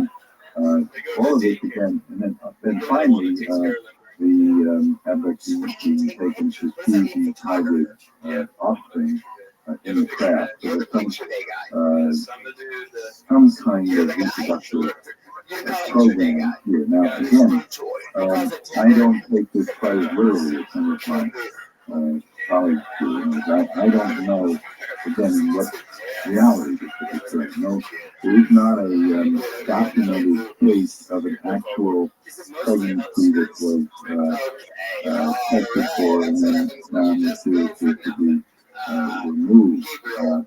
There's no question that some physiological changes occurred when they experienced the fetus being taken. No question about that. I mean, it's not simply an imagination, but I'm very leery about saying that any of these things occur literally in our reality. And that is, as you said in the what do you call it, program notes during your program, that even though things are strange and not necessarily in our reality, it doesn't make them any less real. That's right. But they're not necessarily real in the literal physical terms. For example, nobody's actually got a picture of these hybrid beings or the aliens at all, for that matter. It's reliable. But to the abductees, it is not a delusion. Their connection with these hybrid beings is very powerful. In fact, one of the most poignant things that a person can go through who works for that abductees is to take them through the memory of being taken into a ship and confronted with a hybrid being and told this is yours, and they sort of know it's theirs, it looks like them, and then asked to hold this creature and to nurture it, and they know that they have no control of when they ever see it again, and that they feel somehow they are supposed to bond with this creature or it won't do well, and it's a very real and disturbing phenomenon when they weep on that couch when that is resolved. So again, it has something to do with reproduction, obviously. All right, so that's one thing, but that's not the whole story. There's another very powerful part, and this is again, there's a fair amount of controversy about this. Another powerful part has to do with what might be called ecological messages. The message comes through to the humans that you humans, are treating the earth as if you owned it. As if it was here just for you to destroy, to exploit, as a kind of giant marketplace to be consumed, disposed of, and for the purpose of this one species that has developed the technology of agriculture and of city building and mining and basically the power to remove the surface of the earth and its resources and destroy the earth as a living system. And over and over and over again, the communication comes to us from these beings, and it's powerfully felt by the abductees. This can't go on. This is not yours to do this with. Now, do you get the sense, Doctor, they are saying this to us as our creators or simply as concerned beings? There's nothing to suggest that they often the abductees, again, this is quite controversial. In UFO circles, I'm sort of seen as kind of, going soft New Age or something, but there's nothing soft or New Age about this. This is a hard-edged reality that has been smashed into the abductees with tremendous power, and it shakes them up enormously. And these are not people who are necessarily environmentalists. They're often uneducated people who hadn't thought about these things. And one man said, "But I'm just a simple person. What am I supposed to do about the earth?" And they say, "You have to find a way, because you love nature and you don't want to see the earth destroyed." And then he's become very active, concerned about some of the other women with got this message again, teaching ecology in the classroom and getting other teachers to include that in their courses. I mean, another man who had a very powerful abduction experience at age 9, which deeply filled his mind with images of the destruction of the earth, and it's become one of the most extraordinary businessmen in terms of his commitment to the sustainability of the earth for the system. So it's a very real, very powerful part of it. And often the abductees, rather than saying this is directly from the creator, will see the alien beings as emissaries from some divine source. Intermediaries, is often the word they use, because closer to the source than we are. They're often described as, one type of they call directed light beams. They're not all red, they're these far luminous beams that they call light beams. But even those little rays themselves are seen as being more closely connected with the source of creation. I see that, and that almost stops me. Let me ask you this. What about children versus adults in the cases that you have studied? How many have involved children? They are particularly interesting, of course. Yeah, I've seen about 8 or 10 children now who have this syndrome. 2 of them under 3, which, by the way, is one of the reasons why it's very difficult to utilize any kind of fancy personality theory to explain the abduction story, because there's a exhibit for 5-foot series for children between 2 and a half. A little boy, very close to mine, said, "Mommy, the owl, the big eye is something that's experiencing the owl. The owl is coming at night. Mommy's the little men came in the night and took me into the sky, and you didn't stop them. You say it was clear." It's hard to attribute that to some kind of, deep personality problem. Sure is. They don't have any. Well, that's remarkable, and I would guess it would take a very sensitive adult or parent to discern what's happened to this child versus just usually had a bad dream. Yeah, but if the child over and over again points to the sky and says, I went up there last night, and they picked me up, and the house went away. And they say that very clearly and vividly. It doesn't sound like a nightmare. No, it doesn't. Although I still think most parents would say, well, you just had a bad dream. Well, that may be. In other words, it may be that the ones where the parents come to realize that this is something more than a bad thing, maybe the minority. There may be lots of cases out there, even in your radio audience, where the parents haven't realized what was going on. All right. I would very much like to get to the telephones, which we'll do shortly. But Dr. Mack, I would like to, I guess I'd like to first ask you about your critics and what you would like to say to your critics. You're in a very prestigious position. You really got your neck out. What made you stick your neck out? And now that it's out, how do you handle your critics? Well, I get criticized from all sorts of directions. I mean, but the serious critics are the ones that say that you can't prove this with physical evidence, therefore you can't claim that anything extraordinary is going on here. And my answer to that is that we have to expand our notions of evidence. As my strong suit, as I said earlier, is clinical diagnosis. When you have thousands of people reporting in great detail, very, very similar accounts, which they themselves are skeptical about. They themselves have not, as the woman that we talked about earlier, have not read about this. They are doubters, and they're troubled when they hear that somebody else has had these shocks them. And you hear, and the narratives are spoken about reluctantly. When you hear something like that, you know that you're dealing with something that occurs, something that happens with people. That's not the way psychosis works, or dreams work, or displacement, or other kind of traumas. This is something happened now.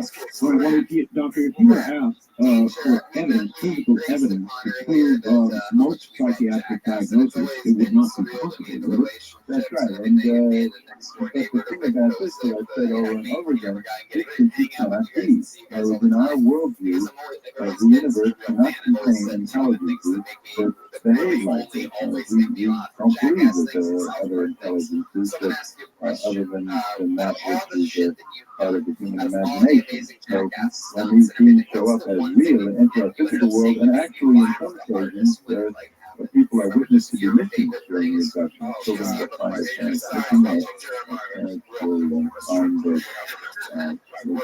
parents will find that parents missing, children missing, and find each other gone. I mean, there are not a lot of those documents, but there are some. Or there are the whole variety of physical findings that maybe ribs of cuts and tooth marks and some such patterns, ulcers and other regions on people's bodies that follow the abduction experiences. So those physical findings are important. They wouldn't stand up by themselves medically, just on their own. But when you combine them with the experiences, you've got a whole, and the fact that this occurs in such young children, and people are of sound mind, you have a whole, and of course what tends to be forgotten is a very tight association with UFOs here. In other words, the UFOs may be observed in the community by when the abductee agency has themselves. In other words, cases where neighbors said, there was some different shots over your house. The person, oh my God, I know they have an abduction experience. Or famous case up our way where a UFO was tracked by virtually all the media in a northeasterly direction, and abductees reporting their experiences that coincided with the media tracking of the UFOs. You've got to take this entire set of phenomena together. It is unaccountable. It's just to single out some sort of psychological aspect of the person misses much of the phenomenon. So, and my critics tend to do that. In other words, they say, well, I'm just sort of gullible about believing these people. Well, it's not a matter of believing them. It's a matter of the fact that the most economical explanation of what the person is reporting is that they're telling the truth. And even if the truth isn't supposed to be, the fact that something can't exist doesn't keep it from happening. Indeed. Speaking of that and keeping it from happening, I would think that one thing they would desperately want is to prevent it from occurring again if it scared them or they found it disagreeable, which I assume most do. Is there any way at all to prevent it? Well, Ann Ruffle and Dr. Eva Brennan and Rothschild and people have tried to develop ways of doing that. My people have not been too successful with that. And also, one of the most curious things about this, and here again, this is a controversial area within the UFO abduction researchers or investigators for themselves, is that the phenomenon, in my experience, changes over time. In other words, as the person goes deep into their experience and acknowledges the reality of it, and demands, in some cases, a more reciprocal or equal relationship with the alien being, the experience changes. It becomes more reciprocal. There is an exchange of information. People often work alongside the aliens. They feel they're part of some evolutionary process in which this life that is being planned for a future after human beings have destroyed the earth as a living system. They feel they're part of some larger cosmic evolutionary process, and they themselves undergo some kind of spiritual change, and they participate in this hybrid program much more willingly, and it becomes less of a traumatic kind of experience, hard as that may be to believe. Kind of like learning to love the bomb. Yeah, I don't know. I think that's one of the major questions here. Is it simply like that? In other words, it's an evil, but we've adapted to it, or is this in some way by its very nature of a spiritually evolutionary kind of phenomenon? Because a lot of people feel that it is. So it sounds like you believe that it is. Yeah. Do you advise? I don't know. I think that so many of the people, when they go deeply into their experience, stay with it, and go through, 4, 5, 6, 7, 8 sessions, they come to a place where there's very great spiritual growth, deep love between them and the alien beings, which is not just, the Stockholm syndrome where you sort of love your captors. Yes. One of the men in my book, Peter, talks about a lost brotherhood. And another guy talks about this, that we derive from a common source. We were separated. That's maybe why they're humanoid, that we grew separately in some kind of evolution of beings or consciousness, some common divine source, and that this is a coming back together in the context of the ecological crisis on the planet. All right, we're about at the bottom of the hour, Doctor, but is that what you encourage when somebody wants to know how to handle it? Do you encourage them to move in that direction? I encourage them. What I do allow the person to do is to have their experience. In other words, to be with them, to hold the energy with them, to allow the trauma to unfold, and to go with them wherever they're going to go. All right. I have been accused of influencing people, for instance, and woman has transcribed 2,200 pages of tapes of mine. There's not one sentence. All right, Doctor, we've got to break off there. Harvard professor John Mack, right back. We end up going back to his place, and we're making out at his place, okay? Stay with me, guys. We're making out at his place. I have to initiate the first move. I said, hey, I want to have sex. With our panelists, to participate in the program, call toll free 1-800-618-8255. 1-800-618-8255. First-time callers, area code 702-727-1222. Or the wildcard line at 702-727-1295.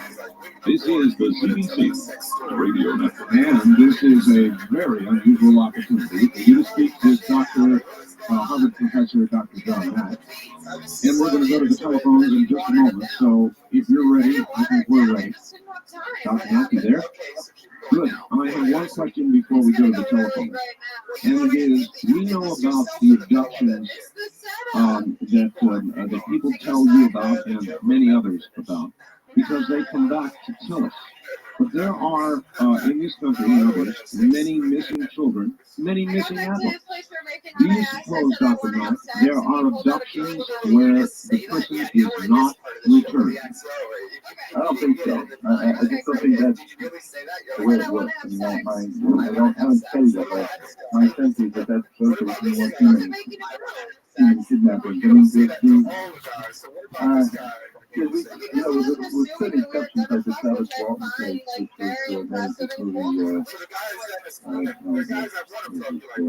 Byron Stein, he was gone for 5 or 6 days, but usually it's a matter of 2 or 3 hours, not a long, and it may be cases that, I did hear one case where small airplane pursued at me near the triangle area. But I mean, you can't really, it didn't go into the water, but, it's taken up. But that was Yeah, I love the jokes, but I think you can. No, I don't think By the way, you get away. I don't think you need to say that you have respectful I sex. don't think it's not well corroborated, and I don't really believe that there's any evidence that those are abduction cases. Both of you on to side one. Turn of music is set exactly where it is. Flip it. One last question, then we'll get the phone. If you were faced with an abduction yourself, Dr. Mack, with all you know about abduction, would you submit to it given choice, or would you run like hell? It's a strange thing. Where we're located in the culture, I've never had an abduction experience. I think that this is so controversial, and I think they're protecting me. I think in one sense, I sort of like to know what it's like so I could authenticate it more easily for people. On the other hand, I think probably my credibility would suffer, so I'm probably better off. So you might submit to it, but not tell anybody. You admit to having these things, and then it's another way of qualifying it. That's exactly right, Doctor. Let's try a few telephone calls, see what's out there. On the toll-free line, you're on the air with Dr. Mack. Hi. Yes, Dr. Roth. I have a list of the doctors that were on the At least for me, because I'm young, so I grew up with really respectful the whole way memory board. Some of them were worked on Dr. Pandora, Grandma, and the Ultra, and some others. I was trying to find it back to or get back to the station. All right, are you wanting a list of researchers' names? Is that it? No, I have them. You have them. I have them. I would imagine Dr. Mack does as well. All right, thank you very much. First time caller line, you're on the air with Harvard Professor John Mack. Hi. Yes. Hi, where are you? San Diego. San Diego. What is your question? I wanted to ask him why it is possible to somehow either audio or videotape record people's memories that have experiences and need to get something on paper film. A lot of people have tried to do that. They said, why don't we have more audio tapes and videotapes? And they try to do that, they will report some buzzing sound or beeping sound when you listen to the audio tape, and I'm never quite convinced that's clear. And videotape, there's one case that Hopkins reports where they had a videotape running all night, and you see people, there's no videotape of the actual abduction, but you see somehow the videotape gets turned off, and you see the people before the abduction, you see them from a different relationship, but coming back after the abduction, but you never see anything in between. And one of the properties that this phenomenon has, the energy property, is to affect all kinds of trips with electronic media. I mean, it would be, if they did not bury whatever this bury is, did not want to be discovered, they would have no problem in incapacitating a video camera. I mean, that would be child's play too, I'm sure. On the toll-free line, you're on the air with Dr. Matt. Hi. Yes, sir. Turn your radio off and tell us where you're calling from, please. I'm calling from St. Louis area. My name is Forrest Crawford, and it's nice to hear you in St. Louis, John. How you doing? Pretty good. I've got a question relating to people who have experiences with aliens that are not fearful, for instance, of their experiences, or they come away with more than a traumatic rendition of that experience. And then compared to someone else who has an experience, say, with the same kind of aliens and the same taxonomy and scenario happens, but then they're very fearful and traumatized. Basically, I'm asking for you to comment on what do you think contributes to that. Then I think the psychology or psychiatry might have something to offer. In other words, for example, there's the last case in my book is the case of a man in his late 30s, a businessman, who has what I would call a very kind of advanced state of consciousness. He's open to anything is possible. He's not someone that has to be in control. He's a person that can let in experience. And when he was 9 years old, a huge UFO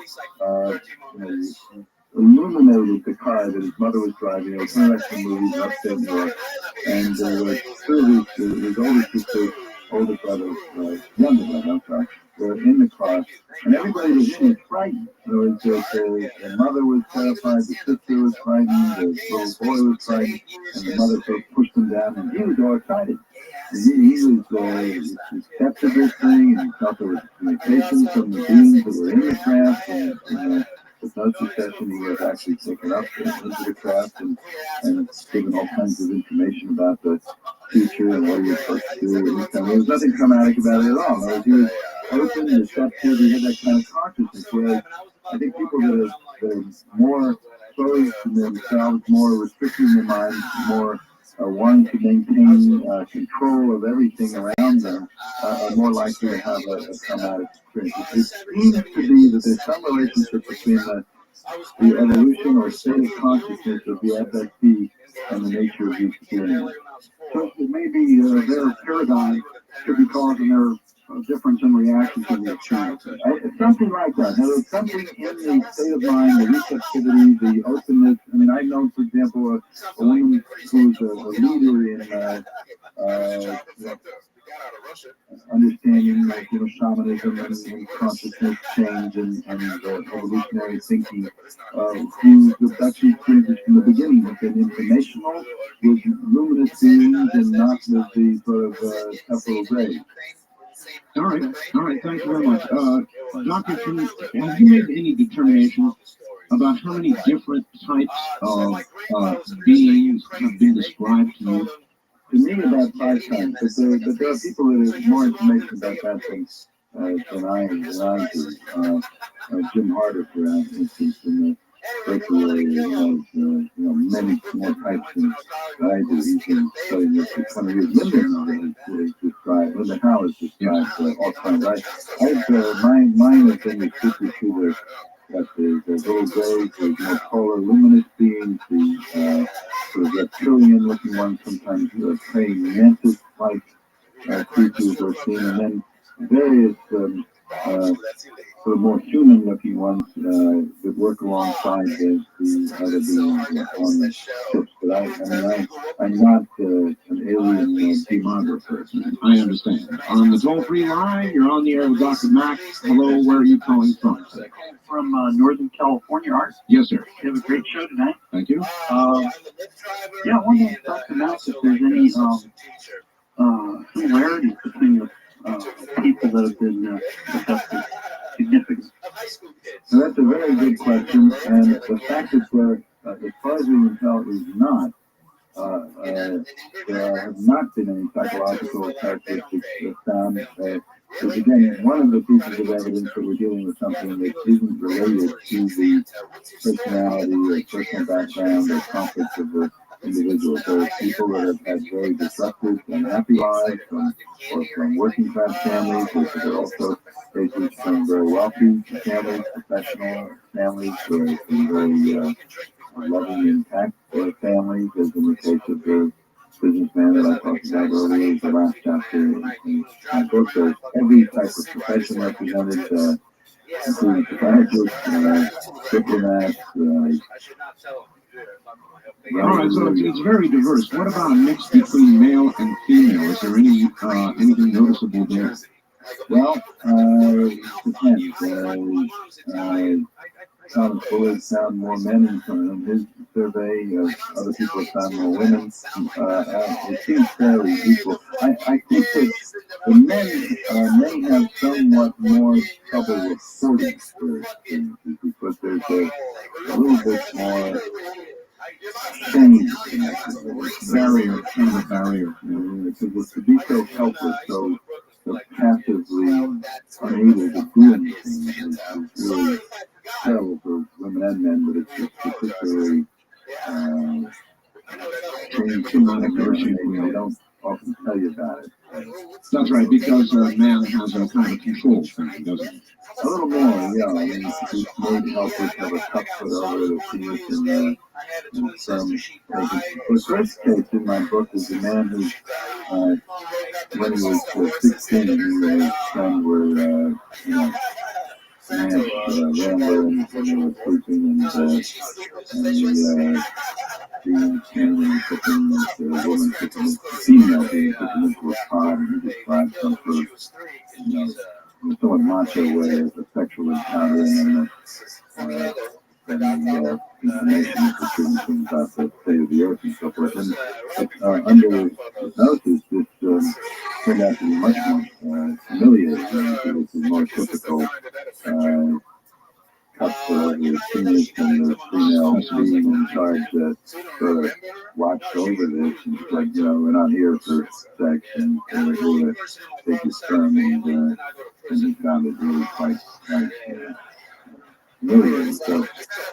So he modified the story when he told it. And then he told the story consciously, which again relates to the question of hypnosis. I mean, here, it's conscious, we call, because he wanted to represent himself to himself and to me in a more favorable light, was less accurate, in my view, than what came out when he was relaxed under hypnosis and brought forth what was a much more typical account of being forced into this situation. So, the diversity in the stories is in itself revealing, isn't it?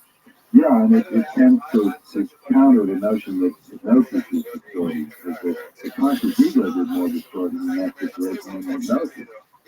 Exactly. All right, on the toll-free line, you're on the air with Dr. Mack. Good evening. No, I guess you're not. On the first-time caller line, you're on the air with Dr. Mack. Hello. Hello, yes. Where are you calling from? Missoula. Missoula, Montana, all right? Have you ever considered the possibility that these creatures are not aliens, but maybe they're from the future? Oh, yes, thank you. And the dimensional question, you mentioned a couple of other dimensions earlier. What is your thinking on this? Well, I think that it's a good question. That there's no reason to believe that entities, beings that have the technology to have UFOs that can click on and off the radar screen, that can go 7,000 miles an hour in one direction, make a sharp right angle turn, and with no skills, in other words, they've overcome many ideas we have about gravity, and that they can float people through walls, evidently, and there's no reason to believe that they wouldn't be able to move through time in some way. That's certainly a possibility. So, what was the other part of your question?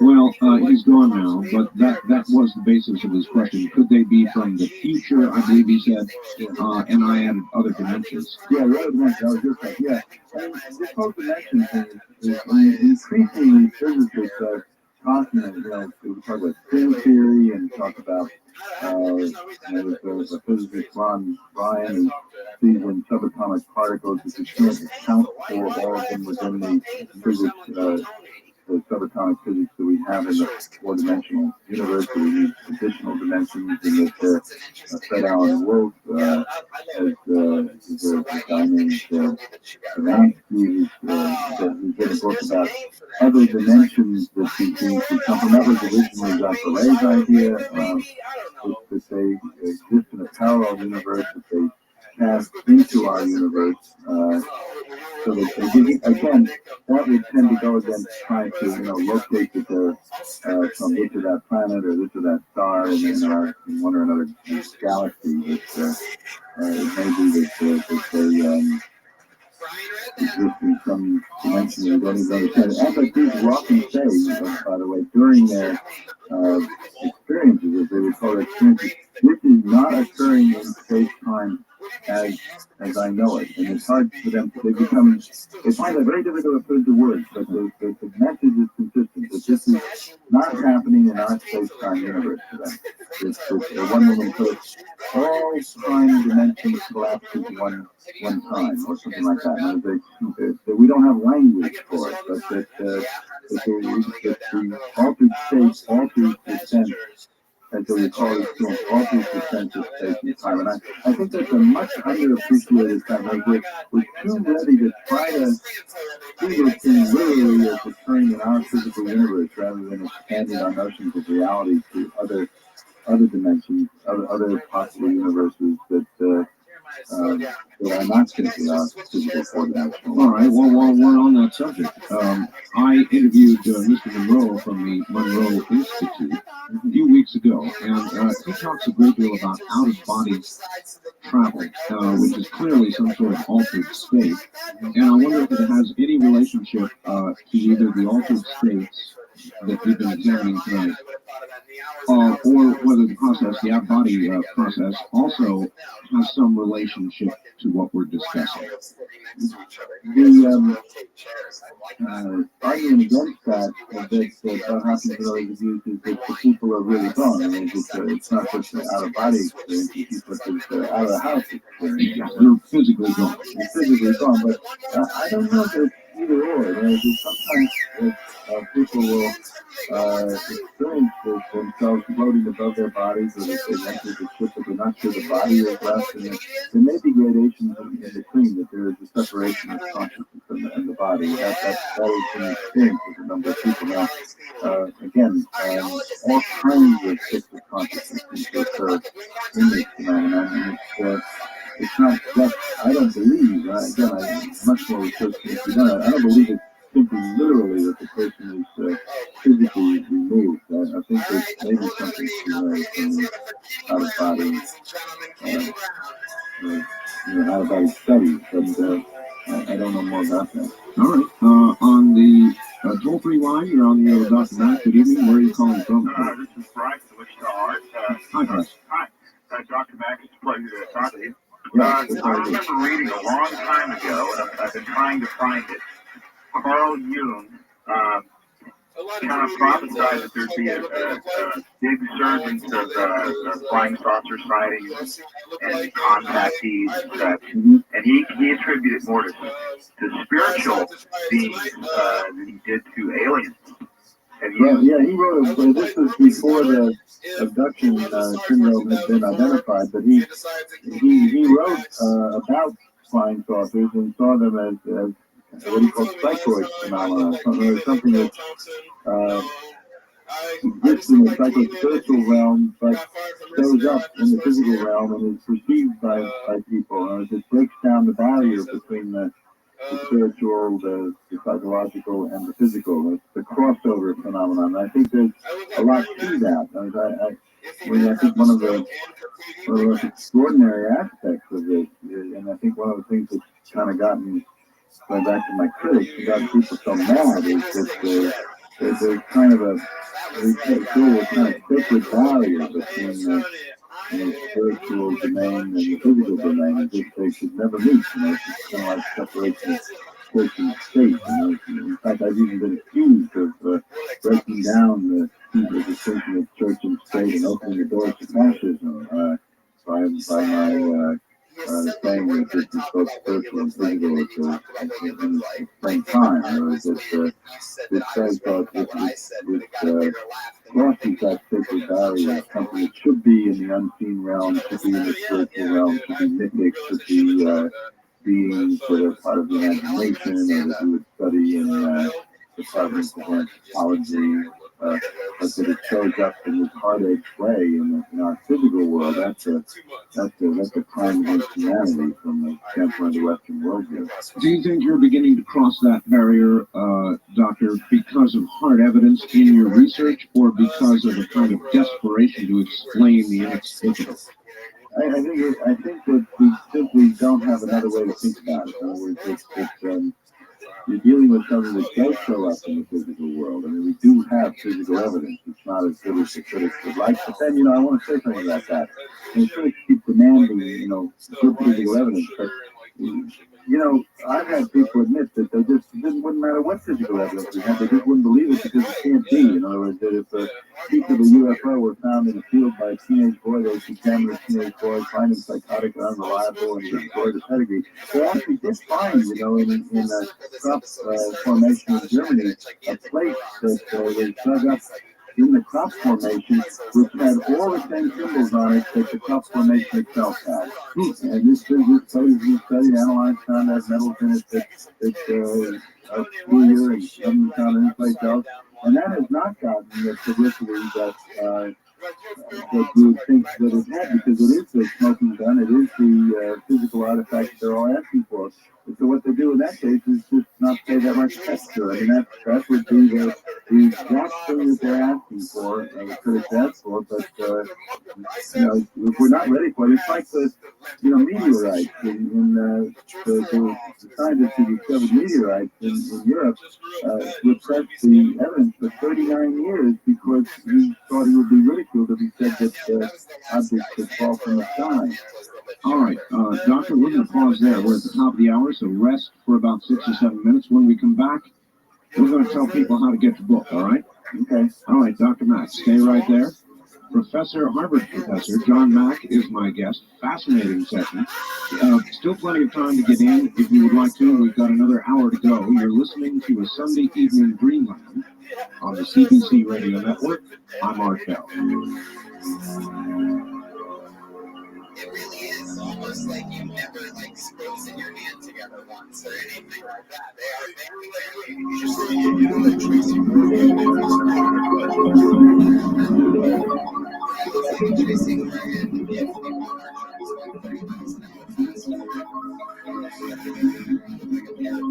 trying 30 miles an hour faster. Stuff is sort of like you've got chicken hearts and chicken hearts. Probably chicken breath, but what do you see, that was me going over the line. I know where the line is, and sometimes I like that. It was good. Like if you have chicken hogs, they look like almost real hogs. Biggest chicken hogs. From the Kingdom of God, we continue with your calls on Dreamland with Art Bell. Call Art now toll free at 1-800-618-8255. 1-800-618-2ALJ. First time callers area code 702-727-1222. 702-727-1222. Or the wildcard line at area code 702-727-1295. 727-1295 in the 702 area code. Now again, here's Art Bell. Now once again, here I am. My guest is Harvard professor John Mack, and we're talking about human abductions by aliens. And we'll get back to Dr. Mack in just a minute. We'd also like to tell everybody out there, you can get a copy of tonight's Dreamland program, or any Dreamland program in the entire series, by calling area code 503. 664-7966. Let me give that to you one more time. To obtain a copy of this program or any Dreamland segment, you can call area code 503-664-7966. Back now to Harvard Professor John Mack. Professor Mack, what is the title of your book? It's called Abduction, Human Encounters with Aliens. Pretty straightforward. Abduction, Human Encounters with Aliens. And where, I take it is a compilation of a lot of the research. Yeah, the first two chapters are overviews of the phenomenon as I and others described it, both historically and actual abduction is life. And then there are 13 cases where I've seen that illustrate various aspects of the phenomenon. The cases tend to get more complex and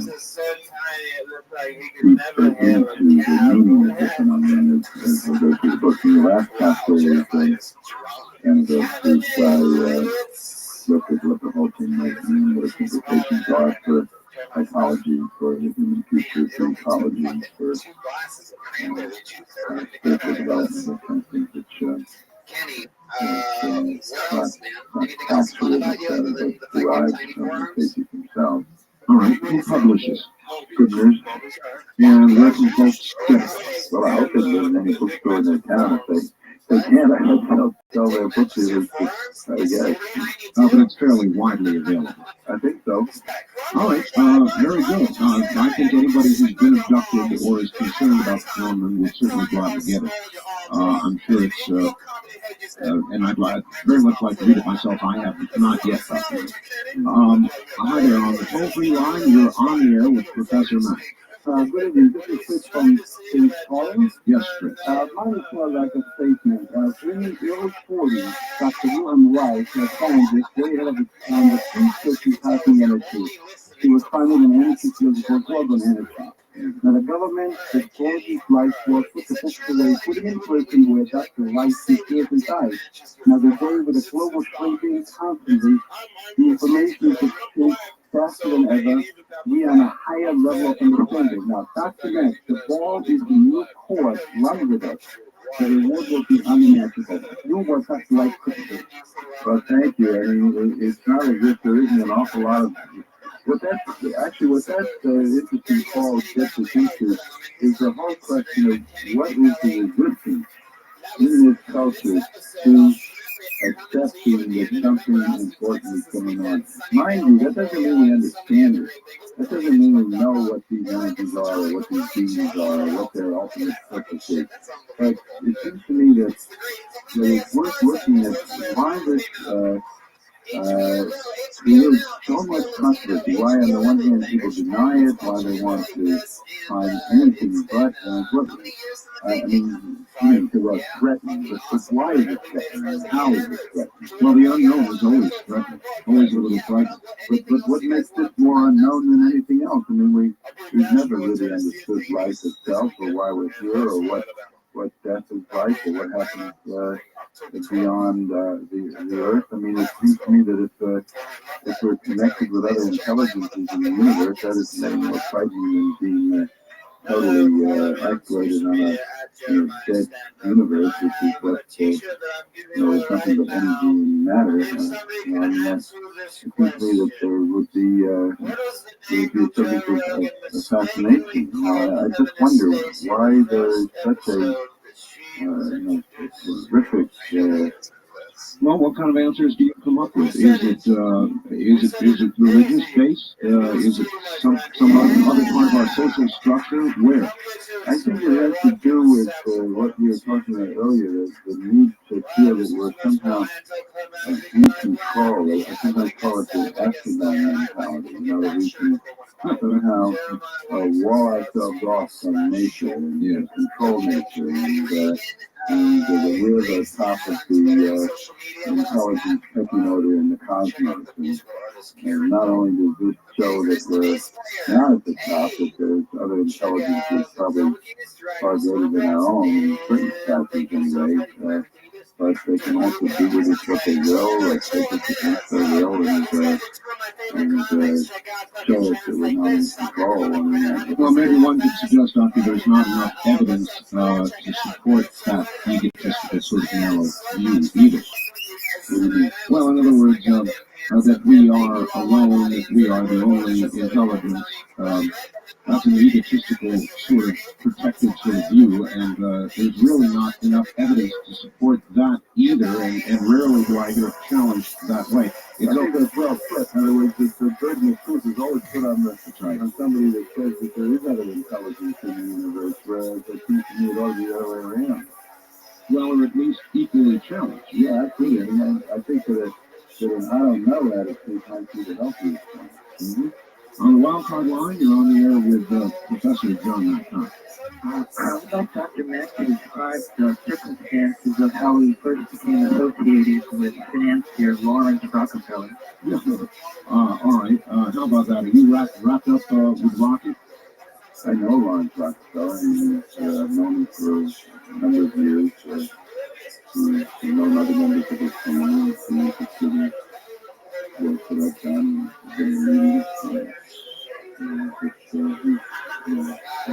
well, I'll give you where that goes. I don't understand it. Well, I do, Dr. Mack.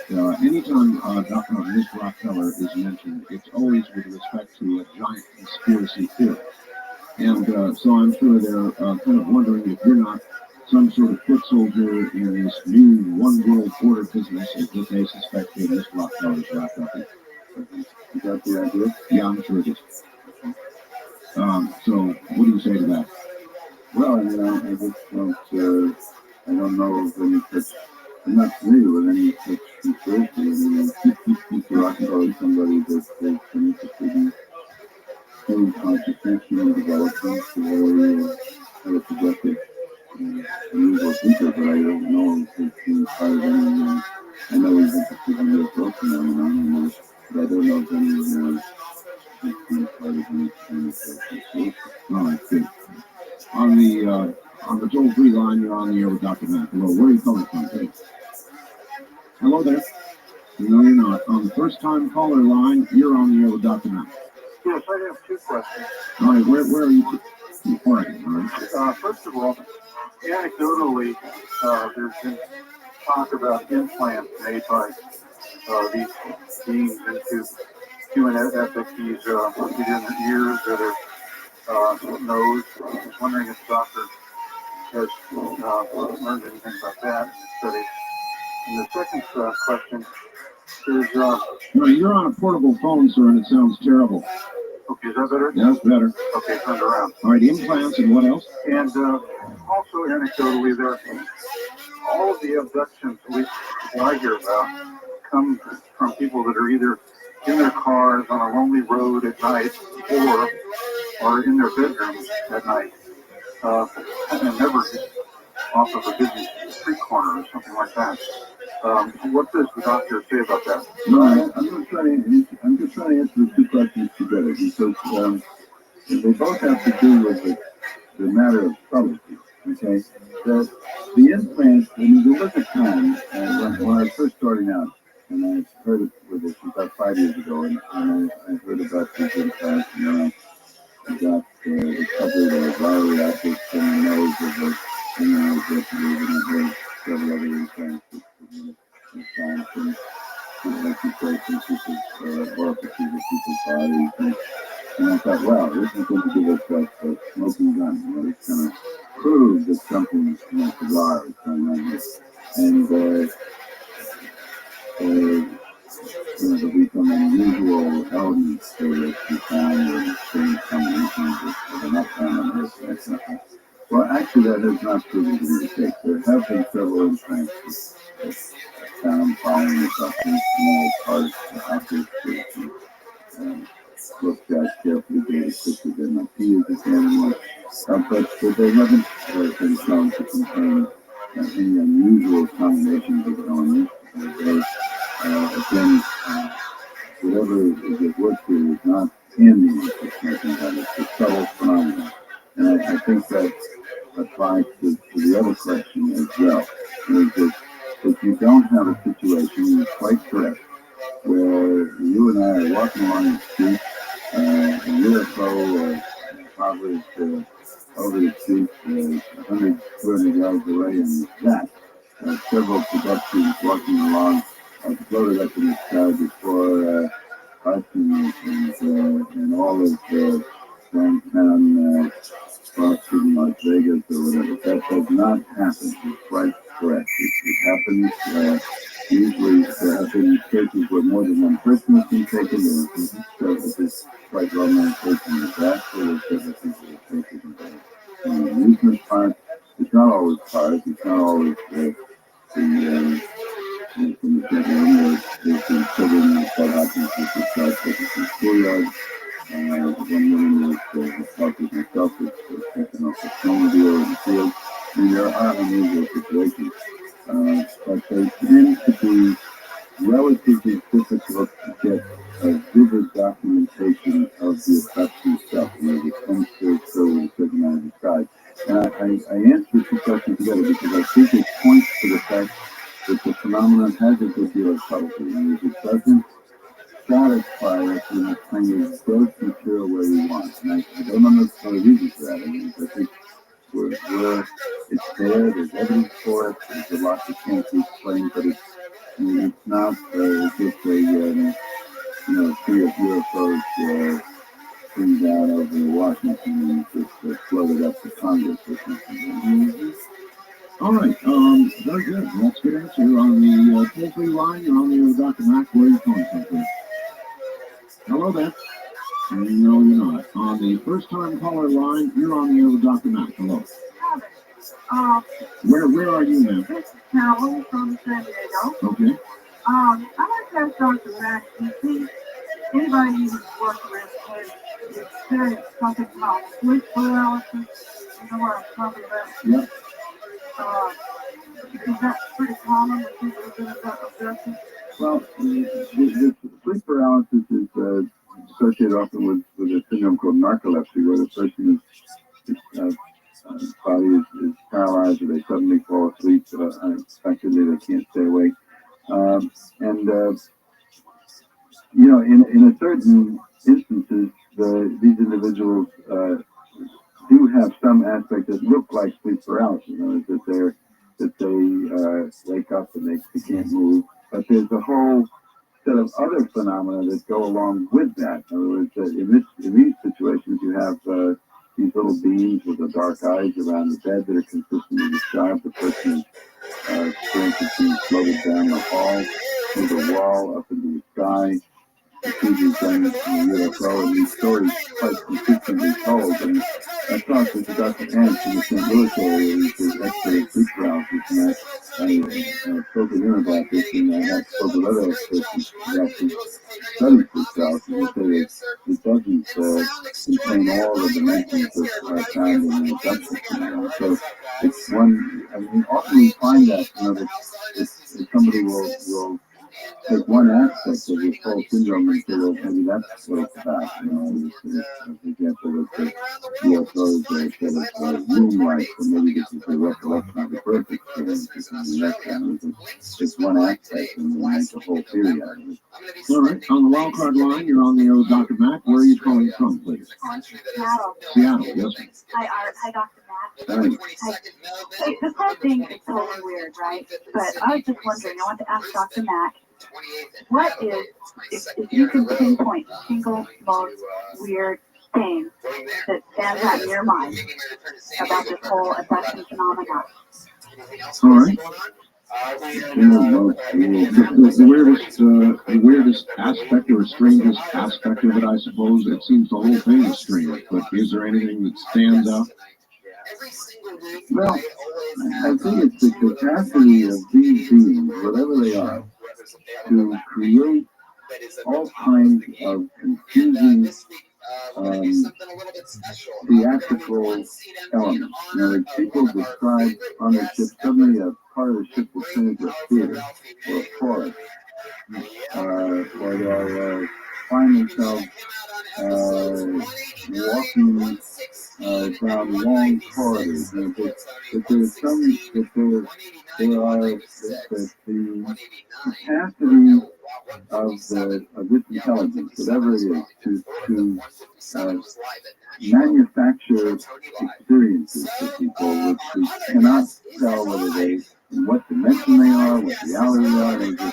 The inside of the ship can turn into something much larger, much smaller. It's the degree to which this seems to be able to play with space-time physical reality that I find extraordinary. Dr. Mack, this may be off topic, or there may be a relationship. A lot of people doing research into near-death experiences.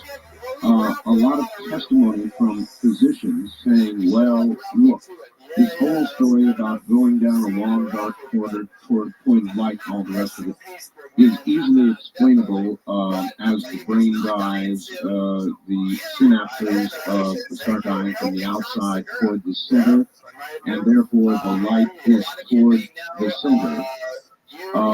And they try to explain it in that manner. One, do you see any relationship between NDE and the possibility of another dimension with regard to these aliens? And how do you feel about that physical explanation of the phenomena? I think it would be hard to. Michael Stubin, who's a cardiologist who studies the near-death experiences, had several cases where people who were otherwise in coma have actually been able to have their consciousness floated above the operating table, reported what the surgeons were wearing, reported what was on the instruments, anesthesia instruments, the OR, or they could even see what was going on down the corridor was relevant to their needs. The near-death experience has a whole lot of elements to it, which are difficult to explain purely in terms of the phenomenon of dying during the night. I mean, the consistency with which people report complex, really powerful, vivid encounters with light and with relatives and with beings, family, this takes children altogether in their reality. I don't know. I mean, why would the dying brain necessarily throw off that kind of experience? We don't have much other evidence of a dying brain creating that kind of complex and replicable experience. So I don't know. I mean, I guess I'm reaching out looking for some commonality in these varying described altered states. I wonder if there is any commonality in them. Well, I think that they all involve the question of whether there can be a consciousness separated from the body or the brain, or whether there can be experiences that are not simply explainable in the ordinary physiological way. There's what Dr. Rothschild called transcriptional experiences. There are nature or being existence can travel outside of our brains or outside of our present units of reality. And I think that it has that element in common. Dr. Mack, what do you think, as you look down the research road, we'll finally put this thing in a box so that we can understand it? Will anything ever do that? Will it be physical evidence? Or do you think that these alternative areas of research will finally prove to be the key to unlock all of this? Well, I mean, that's a very good question. I think we need to study how this shows up in other countries, how widespread it is. I think if we create an atmosphere in which people feel free to speak up, to report their experiences increasingly, where abductees are not so afraid as they are now, that they're going to be good jobs or humiliated. That will help people now. I think I'd like to see many more clinicians, psychiatrists, come into this. I'm increasingly getting others from psychiatrists and psychologists and therapists and beginning to recognize this and not trying to put their pigeonhole. They need to establish once and for all that that's done, that there is no obvious psychological explanation.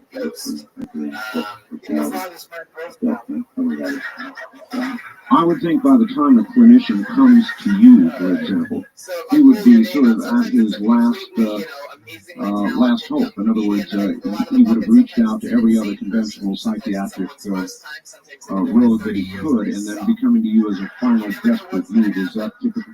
Well, I often do see the clinicians who begin to suspect that they can't explain their cases, but until recently it was more likely to be that the person themselves would leave a psychologist if they're trying to put them into a particular category. Very often, because there is this sexual reproductive aspect to the encounter, a lot of times the mental health professionals will be looking for a history of sexual abuse, which can be doubly harmful because it's not only sparking up the wrong thing sometimes, but it also will tend to sow distress between family members unnecessarily. So that can be a particular problem. All right. Dr. Matt, hold on. We'll be back to you. We're at the half-hour mark. You're listening to Dreamland. Our guest is Harvard professor John Mack. Remember to get a copy of this program or any other Dreamland program. Call area code 503-664-7966, 24 hours a day. I'll tell you this, I pulled the name out of the bucket. I'm pretty fucking goddamn excited. Are you on? You're on the air with Dr. Mack. Where are you calling from, please? I'm in Seattle. Yes, ma'am. Dr. Mack, has any of the key that you've ever discussed reduction with ever told you that a medical doctor has advised them that they, during a skull X-ray or isotope scan, had had laser surgery on the skull without skin crossing? I've certainly had a situation where somebody had a an implant in the nose, or one man there was a very major kind of cut in his nose following reduction, and then it healed up in a couple of days, and the man looked in his nose and said, there must be some extraordinary surgery going on here. It healed up so fast. That people be asked, have you had any surgery, in other cases, have you had any surgery done to your nose or to your mouth? I had this kind of question asked me in 1976 during an isotope scan, and I had no skin scarring. But I was shown an incision that the doctor claimed was the isotope scan thing on the, whatever those white things was during the scan, that I had the size of about a $50 trickle on my right skull. And I told him I've never had any skull surgery. And have you had experiences? I've had a lot of experience. Yeah. I'm afraid I'm in a dusty. Yeah, well, I mean, I don't know if you're all you're on, but I've seen a man of light. I've read miracles, where I've... She's saying she's seen a man of light. On January the 1st of 1957, he awakened me in my apartment.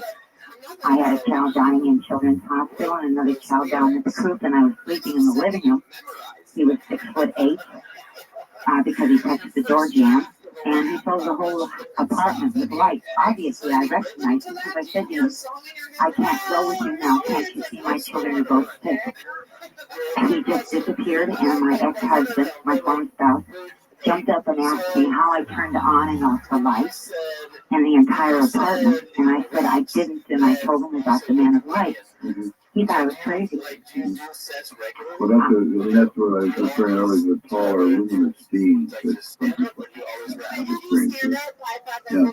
I take it you don't think that these aliens are dangerous to us, that they're basically benign? No, I don't know. I mean, one of the difficulties for us human beings is we tend to be rather species-centered, in an egotistical way. We were talking about that earlier, and I think it might be that they, from our point of view, neither benign nor malignant, but it may be that we are in some way so radically out of balance with nature that this falls as one of, like you put it, some kind of cosmic correction, which we find unpleasant and which is inconsiderate from the human point of view. But when you consider that fact that human beings are the cause of the elimination of countless living species every day that we live and breathe.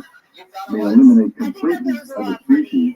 The fact that we would be in some ways inconvenienced by another force that's involved in cosmic direction is a great moment in the construction that we experience on the earth in any given day. It brings me this question. Would it be your view that our industrial society has gone the wrong route in developing ourselves the way we have industrially? Have we done it the wrong way? Well, I mean, I don't, it's too hard for me to get into the sort of pilot quarterbacking kind of role. When you think about it, there's something a little bit bizarre at that. You step back, and that's one of the things studying phenomena has allowed me to do, is to step back and look at ourselves a little more objectively. And the idea that you should appropriate to itself the entire earth, divide it up into sections and call those countries and lands and claim that we own it. I mean, that's, native people haven't been quite as territorial as we are, but it is that's strange that the species should think this earth that way. And you say, well, it's natural because we've had the ability to do it, but it's whatever the right and the wrong of it, it's creating some kind of a ripple which is extending beyond the earth. Again, the way I would say is I think to believe that we do to the earth could have an effect beyond the earth and bring forth some kind of reaction, but that seems to be what's going on. It seems that these beings or these species, whatever it is, the various alien beings are coming to the earth in response to the, that's what they say, and they communicate telepathically in response to the fact that we seem to have taken the time to destroy the earth itself. All right. On our wild card line, you're on the air with Dr. Mack. Where are you calling from? San Jose, California. San Jose, all right. Yeah. John, I sent the videotape of my daughter to Bud Hopkins of her taking the Hopkins image recognition test. Yes. Oh, yeah. Last time I talked to Bud, he said we can forward that on to you. Yeah, I heard that. I saw that. I was just wanting your feelings on that, and I wanted to see if you can give some advice to parents that are going through this.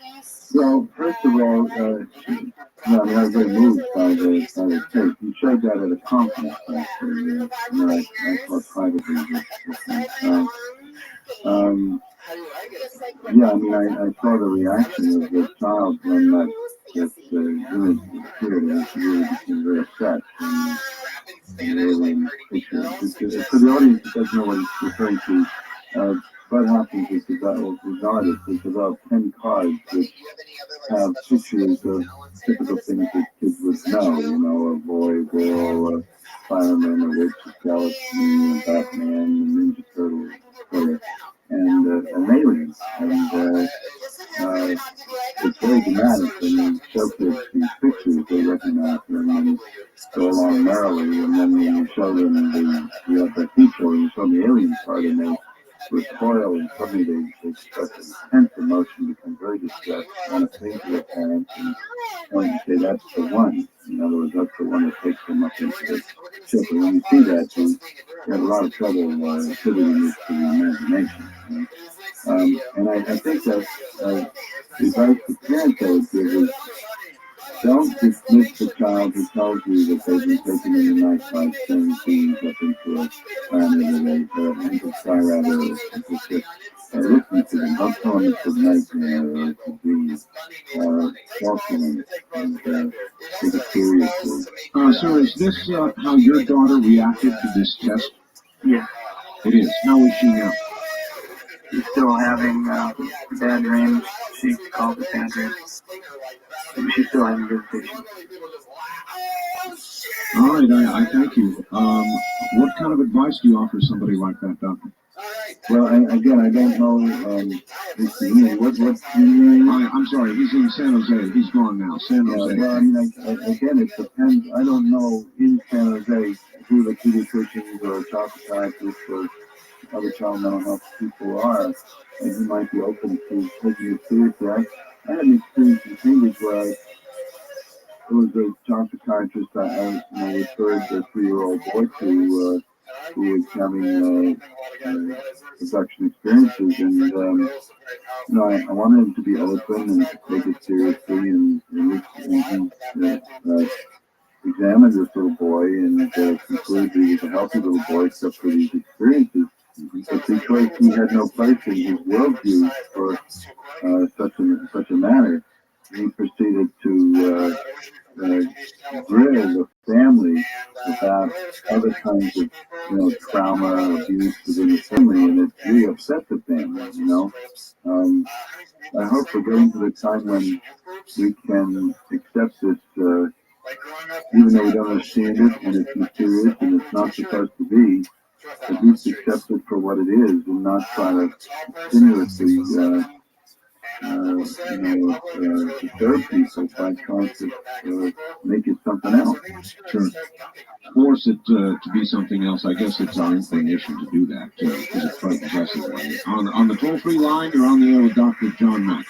Hi, Art. This is Jim in St. Louis. Yes, Jim. Dr. Mack, I had a couple questions for you regarding, I believe it was last year, 93, there was an idea put forth by Richard Hoagland, a series of meetings, a summit, if you will, of people doing real research who had amassed lots of information, data, good stuff, numbers. You came on 48 Hours a while back and talked about other dimensions, whereas he has earned the Angstrom Medal for his work in the physics of other dimensionality, and he has raised the charge that repeatedly, consistently, you have, starting with the, I guess it was in late 93, you have decided to shun, to turn away and deny any of the information that they have amassed. You have stated categorically at one meeting to the other researchers, we will never really know, and there will never be any hard evidence.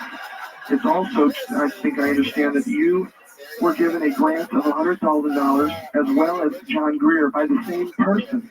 And it seems to me, it sounds as though you seem that somebody is playing politics here. And a short time thereafter, you were politicking against the summit meetings of people with to doing hard research. All right. I mean, it's simply not true. I mean, I have nothing against doing hard research. Richard Hoagland's work is on the faces on Mars, the face on Mars. It doesn't have to do with the abduction story. I think that the abduction story is elusive. I think that to get physical evidence that's going to give us that smoking gun that's going to prove that this exists in our world as we know it, I think it's going to be very difficult. I'm not against that. I think it's important to amass as much physical evidence as we can. It's just simply what the man is saying is not true. I have not politics against getting the physical evidence. The physical evidence is extremely important. It's just very difficult to get hard evidence around the abduction story, and I think that we have to be careful not to call something hard evidence when we're not sure. All right. I'd like to ask researchers this question, Dr. Mack. If you had the smoking gun that you've been talking about that we all want, how hard would you think about the advisability of making it public before you did so? It depends who makes it public. I mean, again, what would be a smoking gun? What would satisfy? I mean, the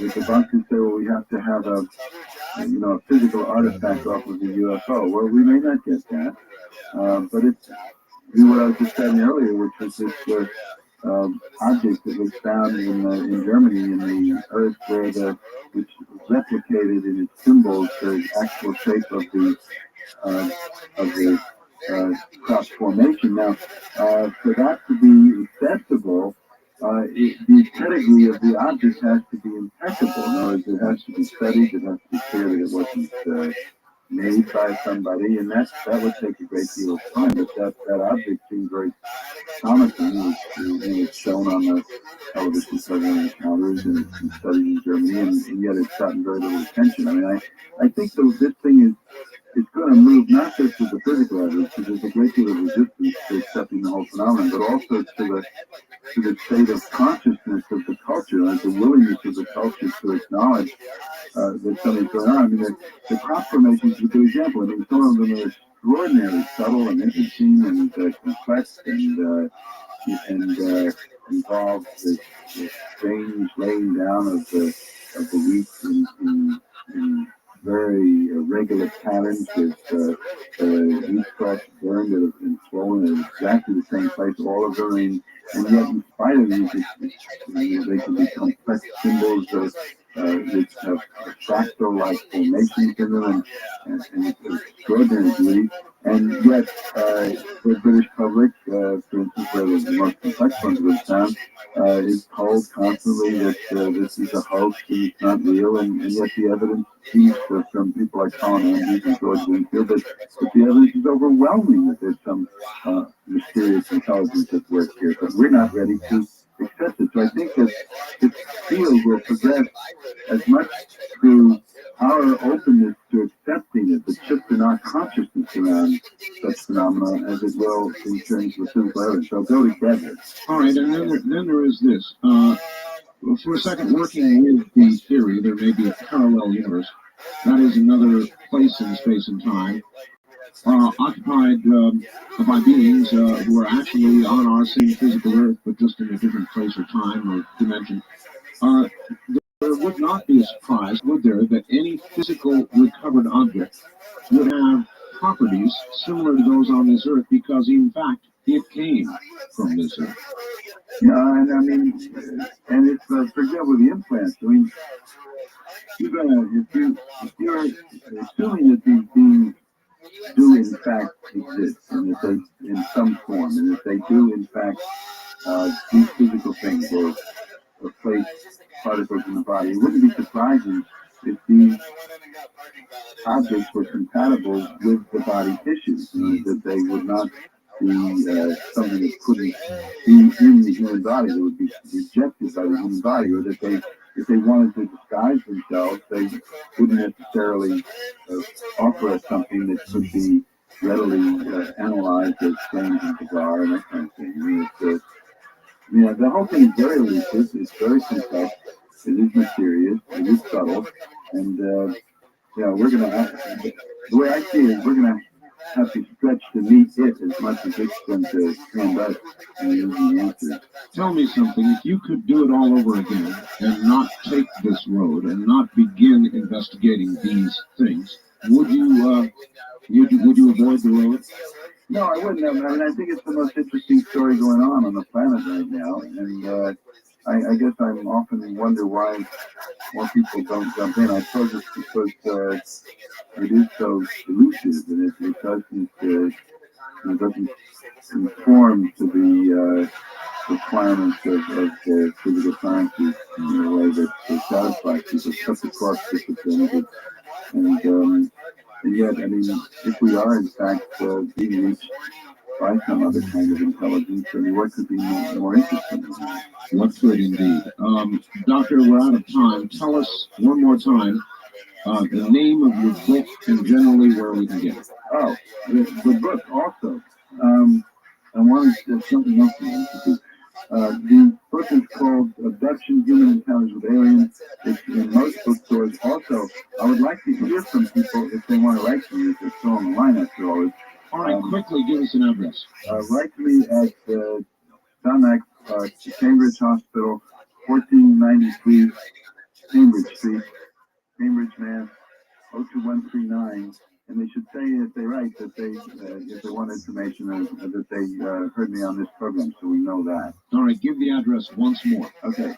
Dr. John Mack, M-A-C-K, Cambridge Hospital, 1493 Cambridge Street, Cambridge, Mass. 02139. Doctor, it has been a pleasure having you on, and I hope that we can do it again.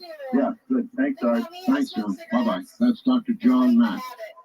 And I'm sorry, we are absolutely out of time. Only enough time for me to tell you that we would, of course, love to have you order a copy of this program, a very informative program with Dr. Mack, or any other Dreamland program that we have aired in the entire series. You can do so 24 hours a day by calling area code 503-664-7966. 503-664-7966. Thank you, and good night.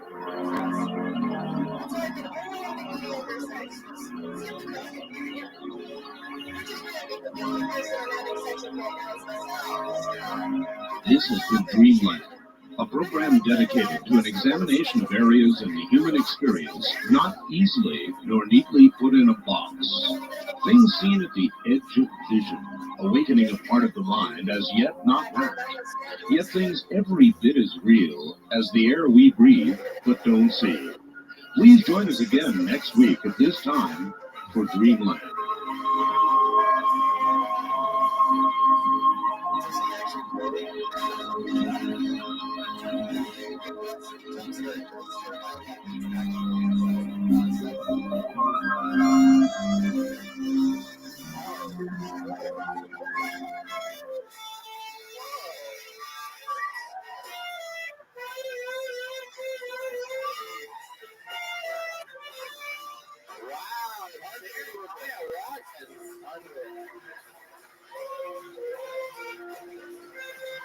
It never gets old, does it? Every single week.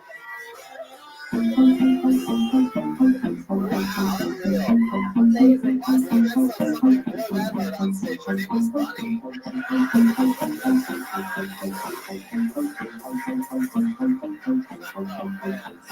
Special ed person.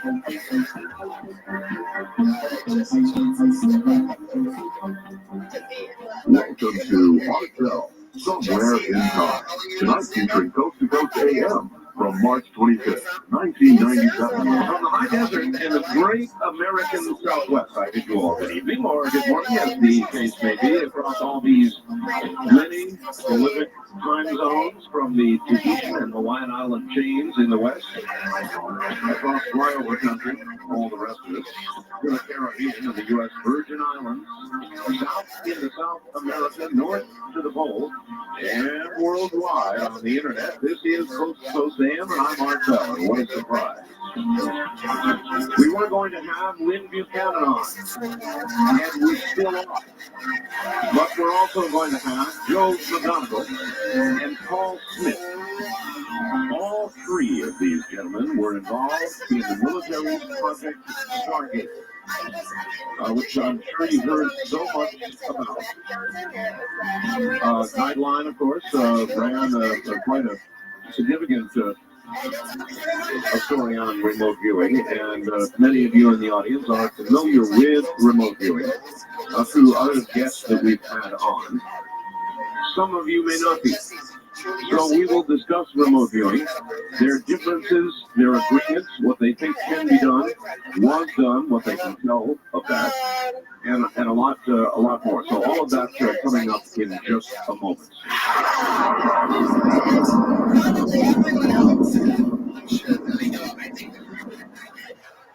Take Coast to Coast AM with you anywhere on your mobile phone. CoastToCoastAM.com can be conveniently accessed on your iPhone and most Android platforms, which means that you are never without your Coast to Coast AM fix. If you're a Coast to Coast Insider subscriber, you can listen to the show live in the middle of the night or previous shows 24/7. Plus, you can browse all the great photos, videos, and news stories. Keeping up with Coast to Coast AM has never been easier with our Coast Insider service. Looking for the truth? You'll find it on Coast to Coast AM. Not everything is cut and dry, and I think people will look at events and say who profits, who benefits, and then they back into it with their theories, which many people would say are conspiracies. I mean, there's no question there's a facet of the government that wants to take guns off the street. Not just assault weapons, but pure guns. They want to get them out of Americans' hands. In order to do this, you need tragedies and events like we had in Connecticut in order to create the stimulus to get the legislature and people behind it in order to say, you know what, you're right, we don't need this, we don't need it. So I think when you look at that whole picture, as bizarre as it sounds, because you cannot see a conspiracy at every event, but you look at these events and say, see, this is what they've created in order to get people to think this way. The bottom line is people don't trust other people, and that's why they create all this. You're listening to Art Bell, Somewhere Inside, tonight featuring Coast to Coast AM from March 25th, 1997.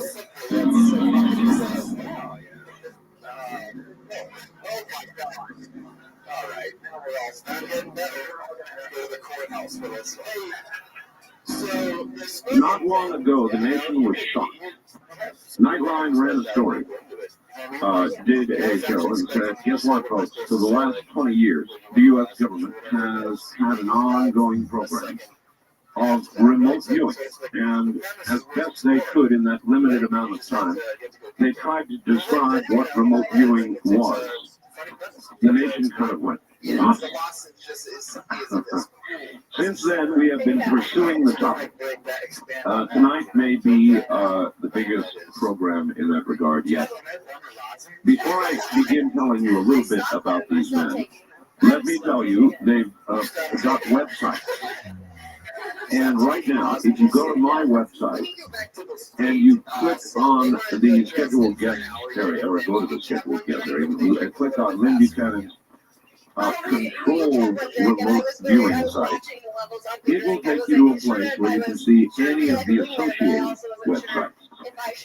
And there's a lot to look at. There's a lot to look at. So you might want to go up to my website, again, go down to scheduled guests, and click on Lynn Buchanan. And that'll take you wherever you want to go. My website, of course, is www.artel.com. www.artel.com. Now, Lynn Buchanan, he was a remote viewer for Project Stargate from 1984 through early 92 while part of military intelligence for the U.S. Army. He functioned as a viewer, a viewing instructor for new personnel, and a viewer profile database manager, as well as other miscellaneous duties. When he retired from the Army, remote viewing was still classified. After retirement from military service in 1992, he founded the AWP to assist civilian intelligence, police, FBI, and so forth in locating missing children, and founded TSI to develop solutions for intelligence-related data analysis. Prior to the fact of Project Stargate being declassified, he trained only those people who were in a position to know about that technology. McGonigal was born January 10th, 1946 in Miami, Florida. He voluntarily joined the U.S. Army and was recruited by the Army Security Agency for classified assignments. He too eventuated to Project Stargate. While there, he earned a Legion of Merit for providing critical intelligence, reported at the highest echelons of our military and government, including such national-level agencies as the Joint Chiefs of Staff, DIA, NSA, CIA, and the Secret Service, producing crucial and vital intelligence unavailable from any other source. When he retired in 1984, he maintained his association with Stargate in general, the program, through his own company, Intuitive Intelligence Applications. And now Paul Smith. Paul served in the Fort Meade remote viewing program, Stargate, September of 83 to August of 1990, and was trained in CRV by Ingo Swan. primary author of the government CRB training manual. He also served as theory instructor for new CRB trainees, besides performing 1,000 plus training and operational RB sessions during his Army career. When he retired from the Army, after many assignments, including Arabic linguist, intel officer for a special forces unit, intel officer with the 101st Airborne Division during the Gulf War, and intelligence and security division chief of the military district of Washington, Paul has been accepted into a PhD program in philosophy and works as a freelance RVer and consultant. He recently opened Remote Viewing Instructional Services Inc., offering CRB training courses. So we have, well, I guess what we have here is 3 spooks. Is that about right, John? I guess you can both senses of the word. All right.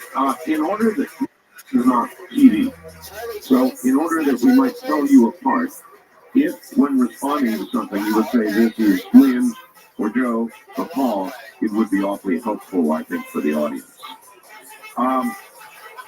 So what I'd like to let you guys do is sort of banter back and forth, and what we must begin with is explaining to the audience what remote viewing is. Who's good at doing that? This is Joe. I'd like to answer that if I could. In my opinion, what differentiates remote viewing from normal psychic functioning is that remote viewing is usually done within a controlled protocol. And that protocol has essentially been the same and has been unchanged since the original research into remote viewing in 1972 at SRI. One of the things that dictates the protocol is that remote viewing is usually done blind with the subject, and that there are specific requirements that go along with the protocol that are generally not violated. Generally not violated. All 3 of you have gone from the military Stargate program into individual endeavors in civilian life. Have any of the 3 of you, in any way, significant or not, modified the protocols in your civilian endeavors? This is Lynn. Let me answer that. When I was in the service, working there as database manager, the English Swan technique is largely intuitive, and in several spots it's not at all logical. And as a result, I've seen many times when people will improve on it. And watching the database, each time I've seen the results go down.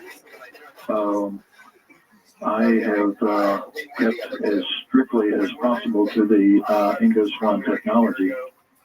Now, I've added a few things that take the information and expound upon it. But as far as the basic technology itself, I wouldn't change it for the world. This is Paul. It might be useful to clarify something here. We're actually dealing with a couple of different approaches to remote viewing. Joe uses one approach, Lynn and I use another. We learned ours, especially from Eagle Swan, it's called controlled remote viewing. It used to be called coordinate remote viewing. Joe uses another technique, which I don't know what he calls it. We tended to call it back in the unit ERV, or extended remote viewing. The goal of both approaches is to essentially control the process. In fact, I call it essentially remote viewing, and a very kind of quick way of saying is disciplined clairvoyance in a way. You have a set of protocols, as Joe has expressed, which help exclude mental noise, help direct or focus your attention so that you have a far better chance than you would otherwise of getting specific information that is related to the target you're trying to address. All right, I take it in Stargate, all the targets were of a military or national security nature. All of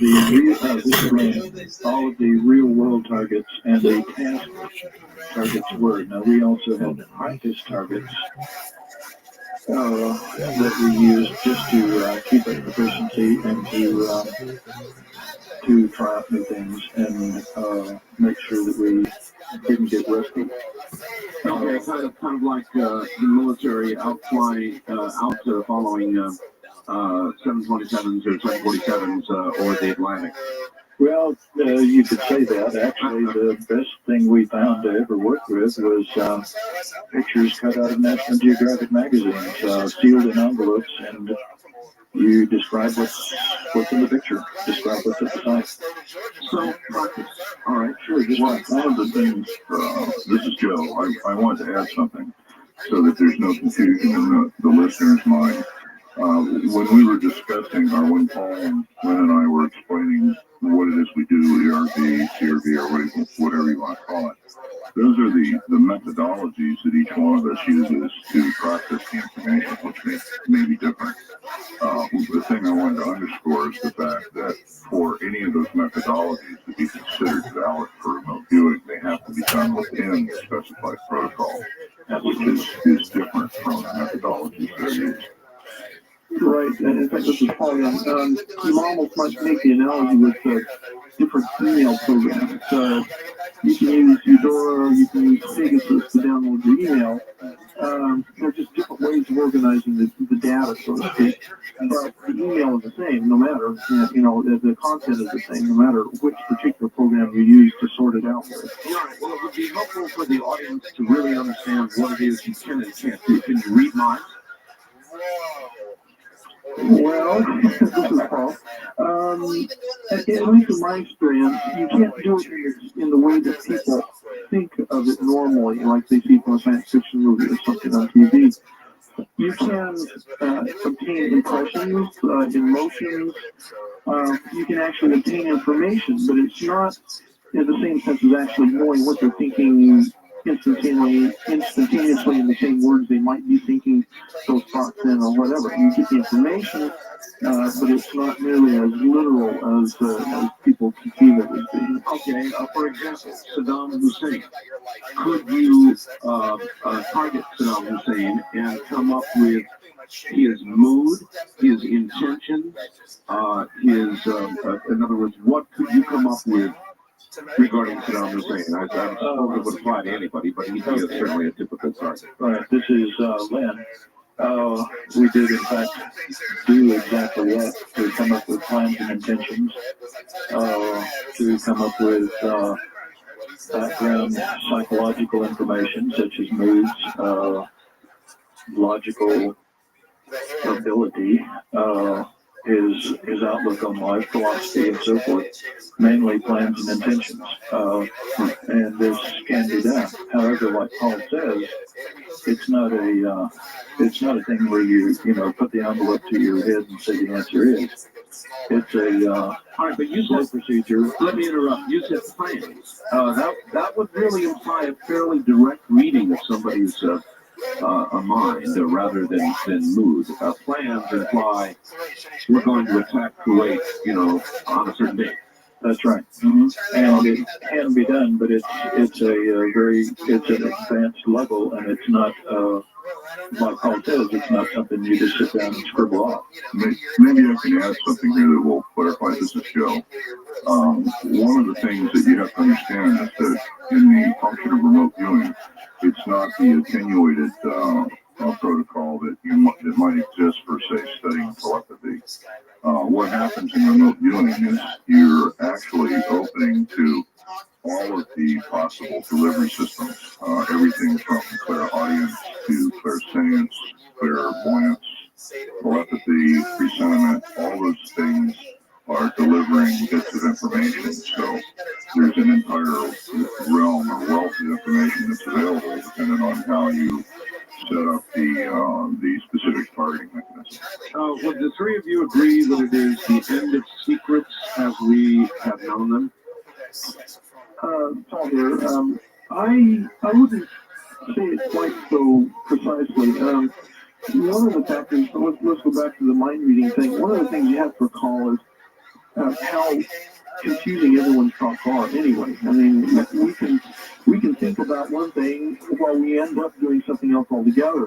If we were reading Solomon King's mind, again, not literally like that, but if we were doing that, we might pick up in the morning when he's in a bad mood and he intends to invade Kuwait tomorrow, and then later on in the afternoon he's already changed his mind and decided to do it some other time, And so never like that precise. Oh boy.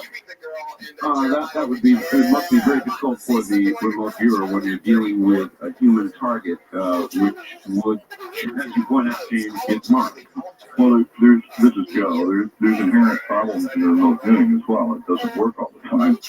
So if you're operating with a 60 or 70 percentile chance of actually making contact with a target, then you have to also look at feedback that there are times when you're going to be wrong. Do you mean to say that this is not 100% correct? That's what I was about to ask. Never has been. Well, let's be honest.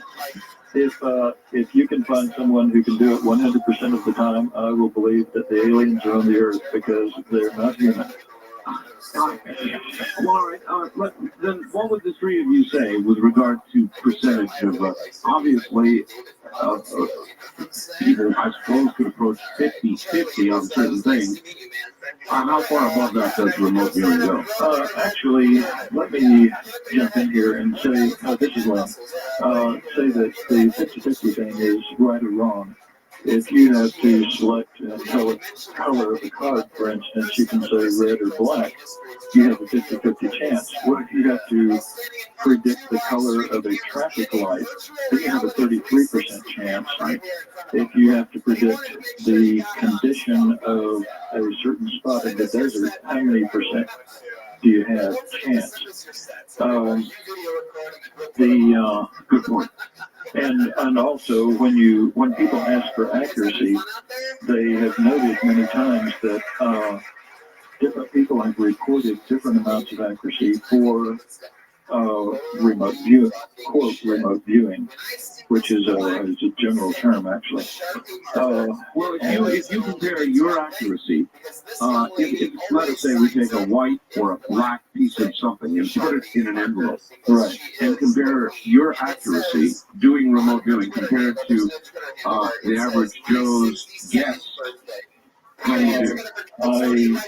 I'm glad you asked it that way because I've been doing an extended experiment on this here lately with red and black cards, and right now I'm at 68.3% as compared to the average Joe's 50%. 50%. All right, gentlemen, hold tight. We're at the bottom of the hour.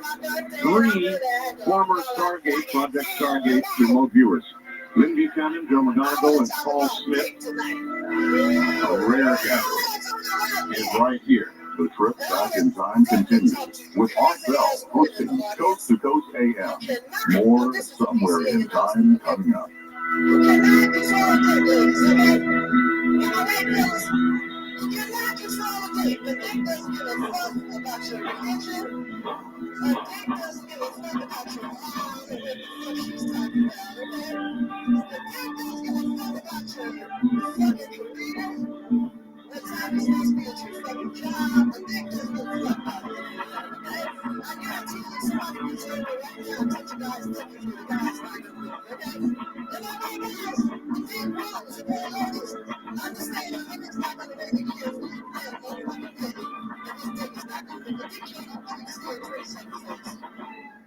Wow.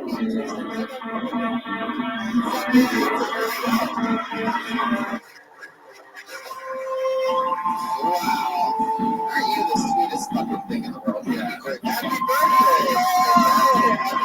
Happy birthday! Thank you! It's really your birthday. Yes, tomorrow, October 10th. That's my birthday tonight. I want to be with all of you. I love you. I love you. Tell me happy birthday!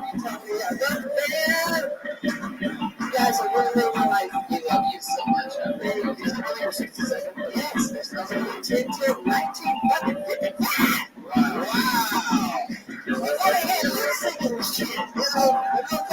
Now, we take you back to the past on Off Bell somewhere in time. Three gentlemen, all involved in the U.S. military, in Project Stargate, a remote viewing project that your tax dollars paid for. All three now retired, the project declassified, and they're talking. We'll get right back to it.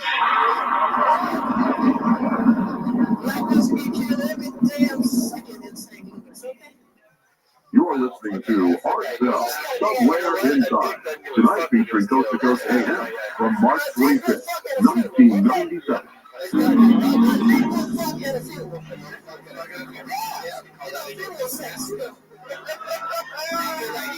Listen to me. First of all, I want to tell you, I want to ask you a question. Now, my guests, Lynn Buchanan, Joe McGonigal, and Paul Smith. Lynn, where are you located? I'm in Maryland, about 50 miles directly south of Washington, D.C. Okay. Joe, how about you? I'm about 25 miles south of Charlottesville in Virginia. All right, and Paul? I'm half hour north of D.C. in a town called Laurel. So all of you sort of gathered not far from headquarters. That's right. We sort of had homes here because we, of course, were in the project for so long, and as a result, we just sort of settled. Let me say something else, if you don't mind, about that red black. Yes. In the project, when I took over the database, I saw that there was some work called binary work, where they were doing exactly that. And it had been an experiment, and the continually highest score in it was a person named Joe McMonigal, who even one time scored 100% on 52 cards. Wow, I was very, very impressed. I should someday reach that. Did you say 100%? There was one instance in the database where he got 100% correct. So it can be done. This is Joe. I'd like to say something about the accuracy. I've been working for over 13 years with the Cognitive Sciences Lab in California. That's the original founders of the original research in remote viewing. And we have collected statistics on dozens of remote viewers, what I would call world-class remote viewers. Generally speaking, on an average, a very good remote viewer can be expected to make contact with a target site about 60 to 65% of the time. And out of the information they provide, the accuracy of the information will run anywhere from 35 to 88%. Now, there are times when a good remote viewer will get 100% or near 100% quality remote viewing, but those are extremely rare. And when someone establishes their sort of history over a long period of time, say 10 to 19 years, that's the kind of percentages you can expect. Are those percentages increased with a team? No. From a research standpoint, everything that we have in the database that we've looked at the Cognitive Sciences Lab would indicate that if you had 10 very expert remote viewers all looking at the same target as an example, and 8 say one thing and 2 say another, then it's just as likely that the 2 will be correct and the 8 won't be. Our government, at least according to the Nightline program that ran, financed Stargate over 20 years with $20 million or something like that. At the end of which, they more or less declared it to be a failure and stopped the program. So all three were in it. Was it a failure? No, it was far from being a failure. In fact, back while I was still on active duty, I wrote a review of the CIA report on that, which I discussed many of the problems with that report. It's hard to say for sure, but it almost looked like it was consciously intended to prove the program was faulty, and yet they did not consider anywhere near all of the evidence available to make that determination. From my own experience, and I think the other two will agree, while there were times when we fell flat on our faces there were times when we were unbelievably successful as well. That kind of holds true of any of the various intelligence disciplines. None of them are 100%. None of them are even close to 100%. Sometimes they're very successful, and sometimes they're not. So I would say we were at least as successful as any of the other intelligence disciplines, and sometimes perhaps more so. Well, if that's true, then the declaration that it was a failure was an intentional piece of disinformation, or otherwise known as a lie. Well, perhaps you could say it that way. You have to remember there's a lot more involved than just the bottom line as to whether it works or doesn't work. There are a lot of political agendas involved, there are a lot of personal belief systems. We live in of course, in the scientific paradigm that doesn't want to accept the fact that there's things that happen that they can't explain in a cause-effect relationship. So far, no one's been able to explain what it is that makes remote viewing work. And so there are a lot of people who have real problems with that. Yeah, most of the military people, for example. I was in the Air Force, and I can imagine what the attitude toward what these gentlemen did was, and I'm sure it was not fully positive in the ranks. This is Joe. One of a very good example of that, since you brought up the military, there are multi-billion-dollar programs which are dependent upon, in essence, plans or constructs that may be very vulnerable to psychic functioning, that may be very targetable. And if some performance is developed that shows a vulnerability based on psychic applications, then that can be very damaging to getting approval from a multi-billion-dollar plan. So that gives you an idea of sort of the politics that might become involved. Well, at least publicly. Now, they suggested they stopped the remote viewing program altogether, and Stargate indeed has been disbanded. However, do all of you agree that the government is now doing absolutely no remote viewing work whatsoever? What do you believe? This is Joe. I would agree with that. I have no knowledge whatsoever of anything that the government's now doing, either from a research or a collection standpoint. And that's okay.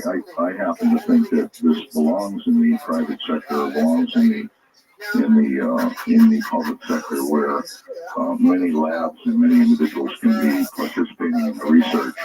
Only I would have to add that I think if any of that research is being done publicly, then it needs to be open to peer review and evaluation, criticism, discussion, that sort of thing. Can you, Joe, tell me whether the stock market's going to go up or down tomorrow? With about the same percentage of accuracy that I discussed earlier, yes. My. I've got a fax here from a listener. Please ask these gentlemen to speak about the episode they experienced when they were still active within their military unit. The episode involved 8 objects entering the U.S. airspace, followed by one more type of an open airship. This story is both amazing and amusing. Gone in Peoria, Illinois. This was called the Great Christmas Attack. At one point, we got someone called up to DIA and had DIA called tasking to us. It brings us the monitor on this, and one by one, we remote viewed. Everyone was in on this except Ted, who is very prone to lead the viewers, and we were sort of doing it just to show what can happen. The first viewer went in. We got all this on tape, by the way. The first viewer went in and started giving just simple, there are live beams here. There are 8 objects in front of an open air vehicle and so forth. By the time of the last viewer, which was me, I was describing rudders instead of wheels and drawing thing, drawing the sleigh runners. I was describing bells jingling, and the pilot's uniform was red with white fuzzy trim. And when I went into the session and sat down, Ed told me that, all the viewers are supposed to get his numbers. He told me that we are experiencing an attack from over the North Pole with open-aired helicopters, which are coming down over the northern Canadian border. And what we're trying to do here is to find out their exact location and exactly what their targets are, and so forth. And finally, at one point, I just said something about the pilot is speaking into his radio saying, ho, ho, ho. And that's about the time. I think when I said that, everyone else who was in the monitor room where the TV monitor is laughed so loud that you could hear them through the walls. And that's about the time that had caught on to the great Christmas attack. So, all moments in Stargate were not serious, dire moments. You got to have some fun. That's right. Sure. I actually had a lot of fun. Lynn, particularly when things got a little wild, he put out a pseudo newsletter called The Adventures of the Triforce 5. Yeah, some of which were very hilarious, actually. How many of you were there in totality? Well, it's all there. Just like any unit or any organization that's in flux with people moving in and out, at any one time the answer would be different. I think the most number of viewers we had in the organization at any one time was about 7. And then, of course, with support personnel, you have the operations officer, the branch chief, secretarial, and a couple of monitoring analyst types. So maybe roughly 10 to a dozen would probably be at the largest size it was. Even given what you said about the politics of remote viewing and, religious paradigms and all the rest of it being challenged in the nature of the military piece, the fact is, if you guys really were able to do what you say you were able to do, you would be such a national asset that it's almost impossible for me to believe that the government would just say, okay, that's it, we quit, we're not going to do it anymore. We don't care what Muammar Gaddafi is doing, or at least care to find out this way what he's doing, or any other bad hotspot in the world. We give up. Goodbye. It's hard to believe. I mean, it's just not like our government. They're hard-hitting, they're pragmatic, but you all should know that. This is Joe. I'd like to respond to that directly. That's true. That's one perception that one might have about the government. However, a lot of the politics involve the managerial responsibilities for this program. As the media has, blatantly shown since the November 95 exposure to the project, the giggle factor goes up when someone starts talking about losing psychics. Sure. Nobody that has a political career wants to be got dead standing next to any of those psychics.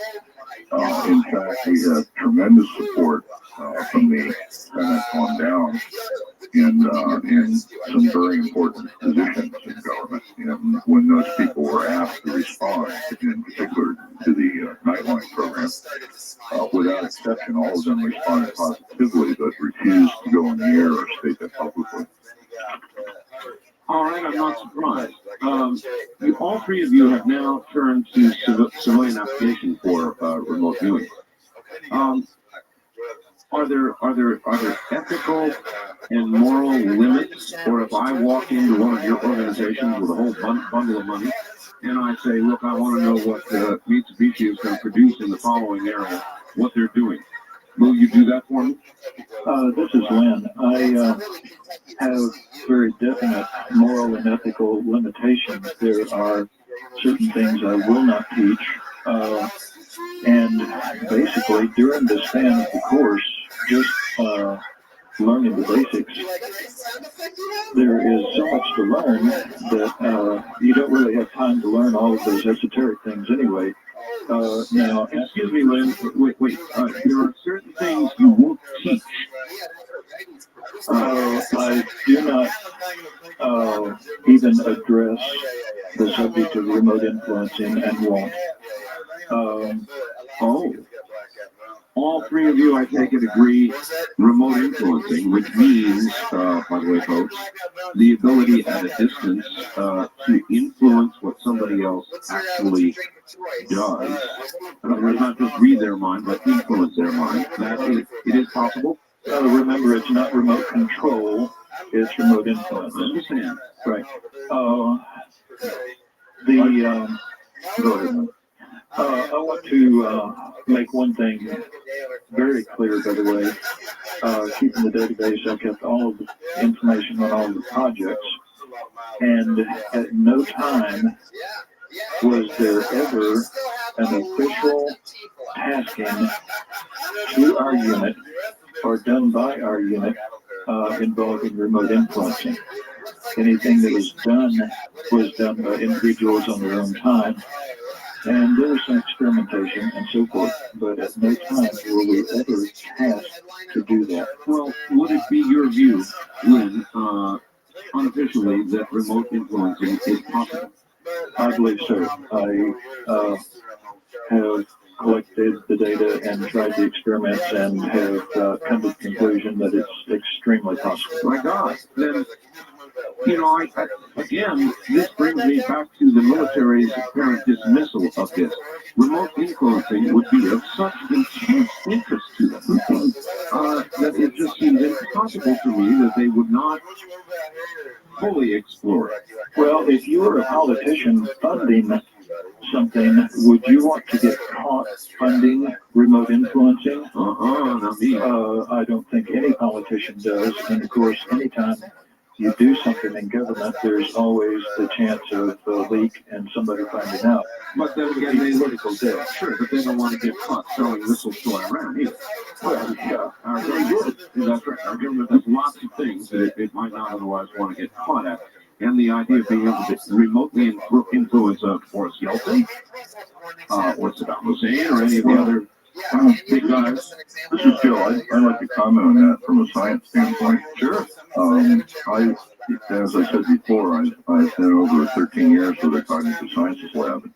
There are a number of labs across America that have been involved in remote human research, and many of those labs have tried some experimentation in the remote influencing arena. There has been some very interesting and provocative results, which are still very much up in the air. So if you were to say, absolutely, we can prove remote influencing, you would have to say, no, we can't. But if you said that there's a high probability that it's possible, you would have to say, yes, but all the research isn't in yet. So based on that, I don't know how you would actually apply it and be expectant of an ability to validate the outcome. That's right. And the experimentation I've done, the experimentation I know is completely full of holes and could be shot down by, junior woodchuck scientists. But I have done the experiments to my satisfaction. I now believe that it can be done and quite easily. But as far as proof, I'm still waiting for proof myself. Our president has done from time to time over the past several years things that seem utterly uncharacteristic. Have any of you had anything to do with it?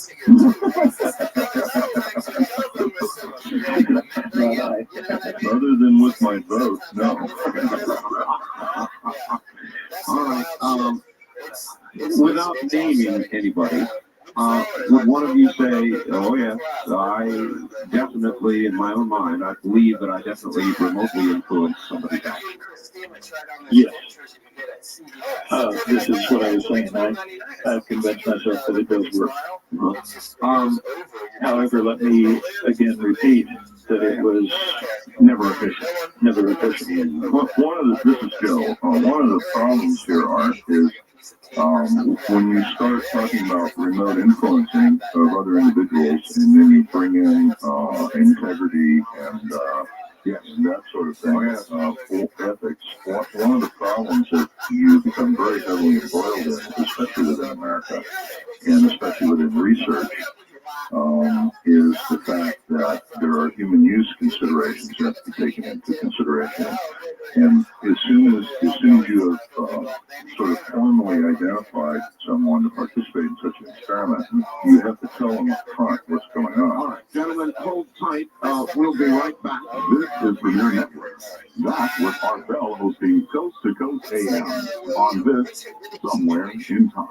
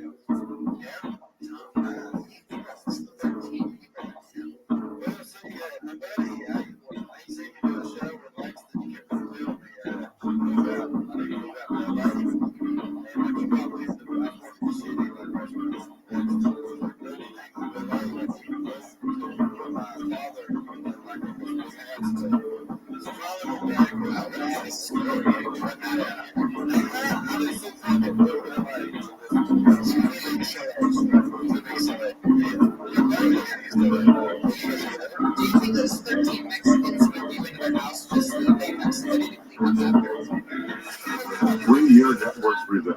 Art Bell, Somewhere in Time. Tonight featuring Coast to Coast AM from March 25th, 1997. Good morning, everybody. If you are just joining us, you're not going to believe what you missed in the first hour. You may be able to catch up in this hour. My guests are from Project Stargate, the government's official remote viewing program, Lynn Buchanan, Joe McGonigal, I'll get that right, and Paul Smith, all three involved in the U.S. government's remote viewing Stargate project. We'll get right back to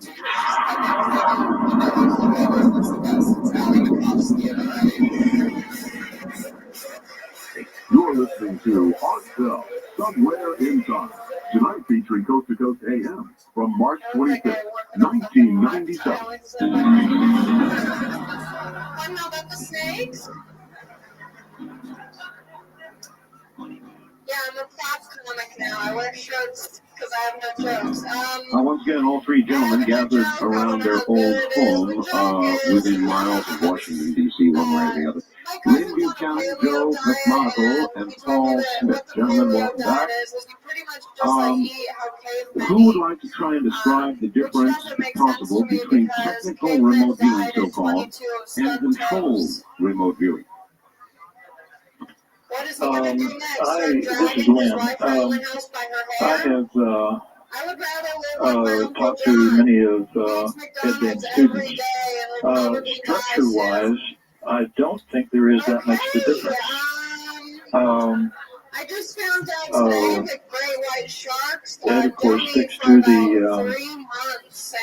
closely to the Ingo swan structure, and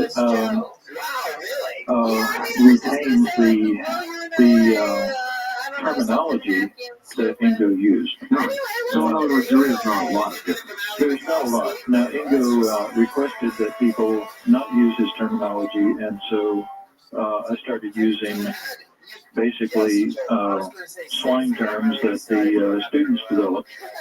For instance, analytic overlay, which is basically your imagination taking over. My students called stray cats.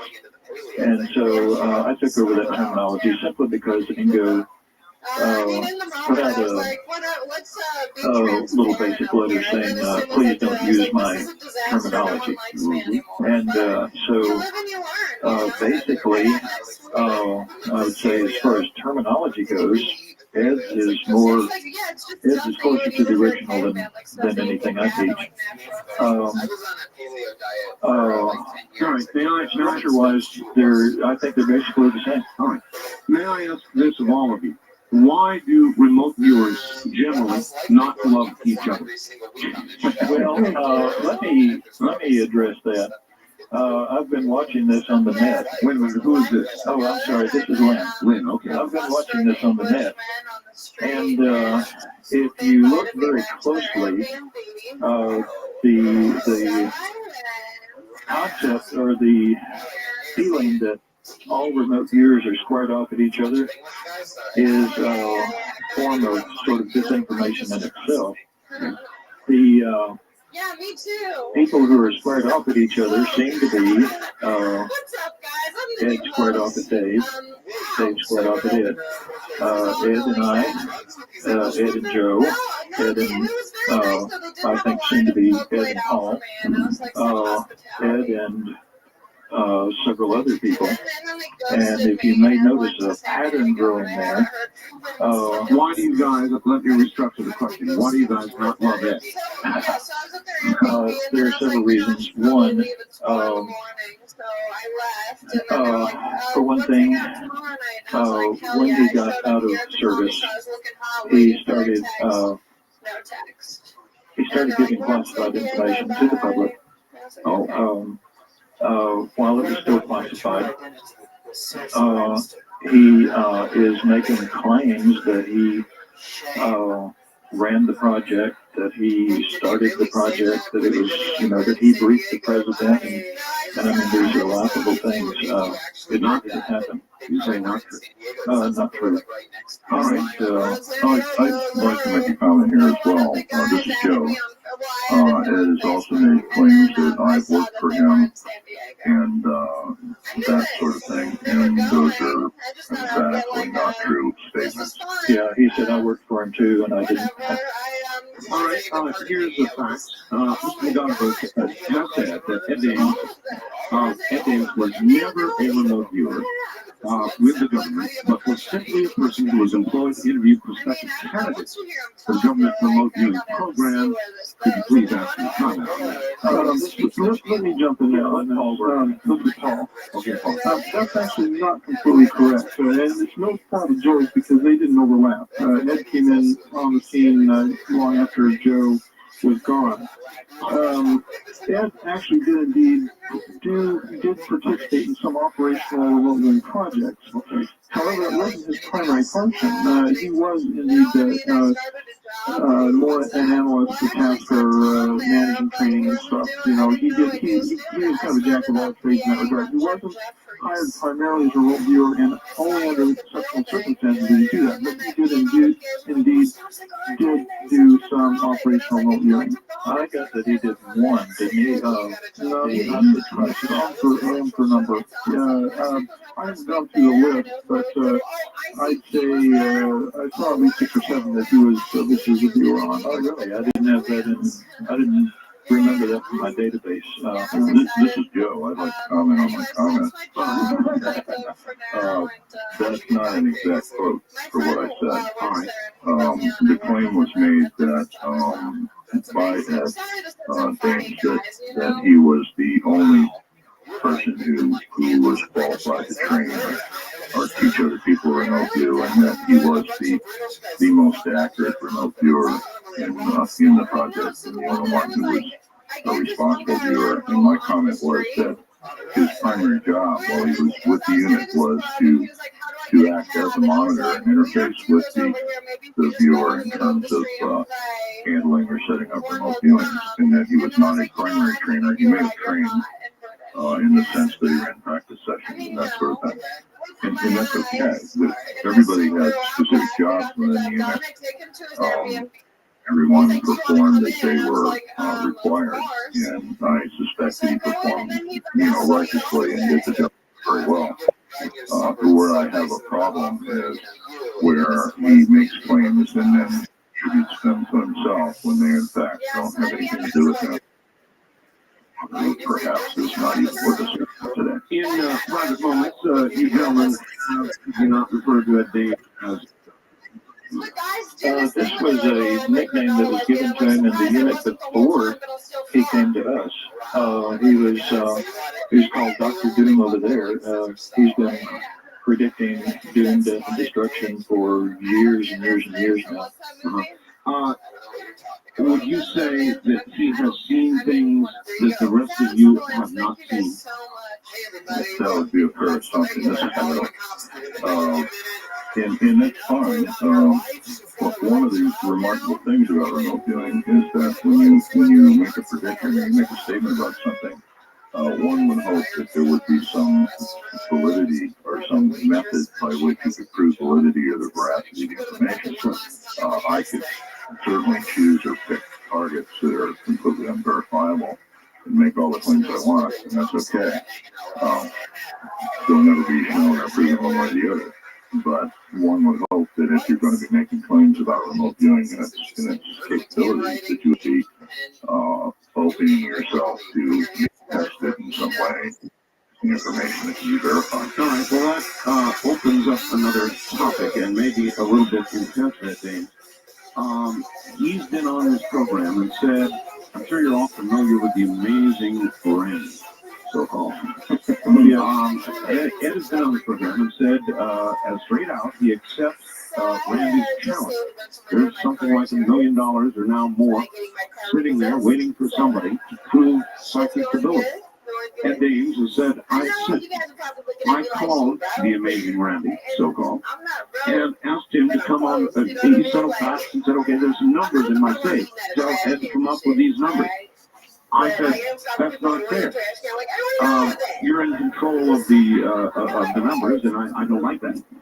So how about coming on the program and setting up a structured test with the controls set up here on the program, and the amazing Randy, so-called, did not come on the program, would not come on the program. Do any of you feel that the amazing Randy's challenge could be taken and met? As it stands, he's basically a magician, a sleight of hand and sleight of mind. And if anyone does things on his terms,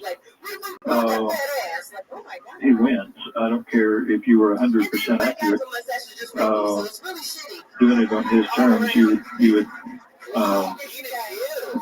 would be subject to a magician's sleight of hand, and I mean it's a gimmick, that he uses for his own popularity and so forth. Okay, but if the controls were set up independently from Mr. Randy, then he wouldn't participate.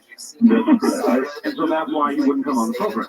Sure, right. This is Joe. I'd like to say something about that. He doesn't accept the current scientific controls that have been verified, proven, and used across 9 to 11 labs in the world. And so he's not hardly going to come on your show and establish a valid or reasonable protocol that allows someone to attempt to do the remote viewing. But I have to support it in this because he really hasn't been offered the opportunity to demonstrate under an appropriate protocol. Well, basically, the amazing Randy wrote back to me and said, I won't come on your program because I can't be in the studio with you. Well, either is Ed Dames. He's on the phone. He said further, CNN has made yourself and myself an offer to do a weekly program. That is true. CNN has approached me and has approached Randy to do a kind of point-counterpoint program. And I feel it would water down that program, and so I don't want to come on your show. All reasons that I considered unreasonable in terms of trying to set something up to really meet this challenge. I agree. Where this is Joe. Where he essentially wants to hold all the marbles and make all the rules. That in itself, of invalidation of a truly scientific test. These things have to be open for discussion and bantering and argument, and they are so within normal science. So he's actually violating the very rules that he has said he has established. Is it possible, gentlemen, to view into the future or the past? This is Paul. Yes, as a matter of fact, the past is easier to do.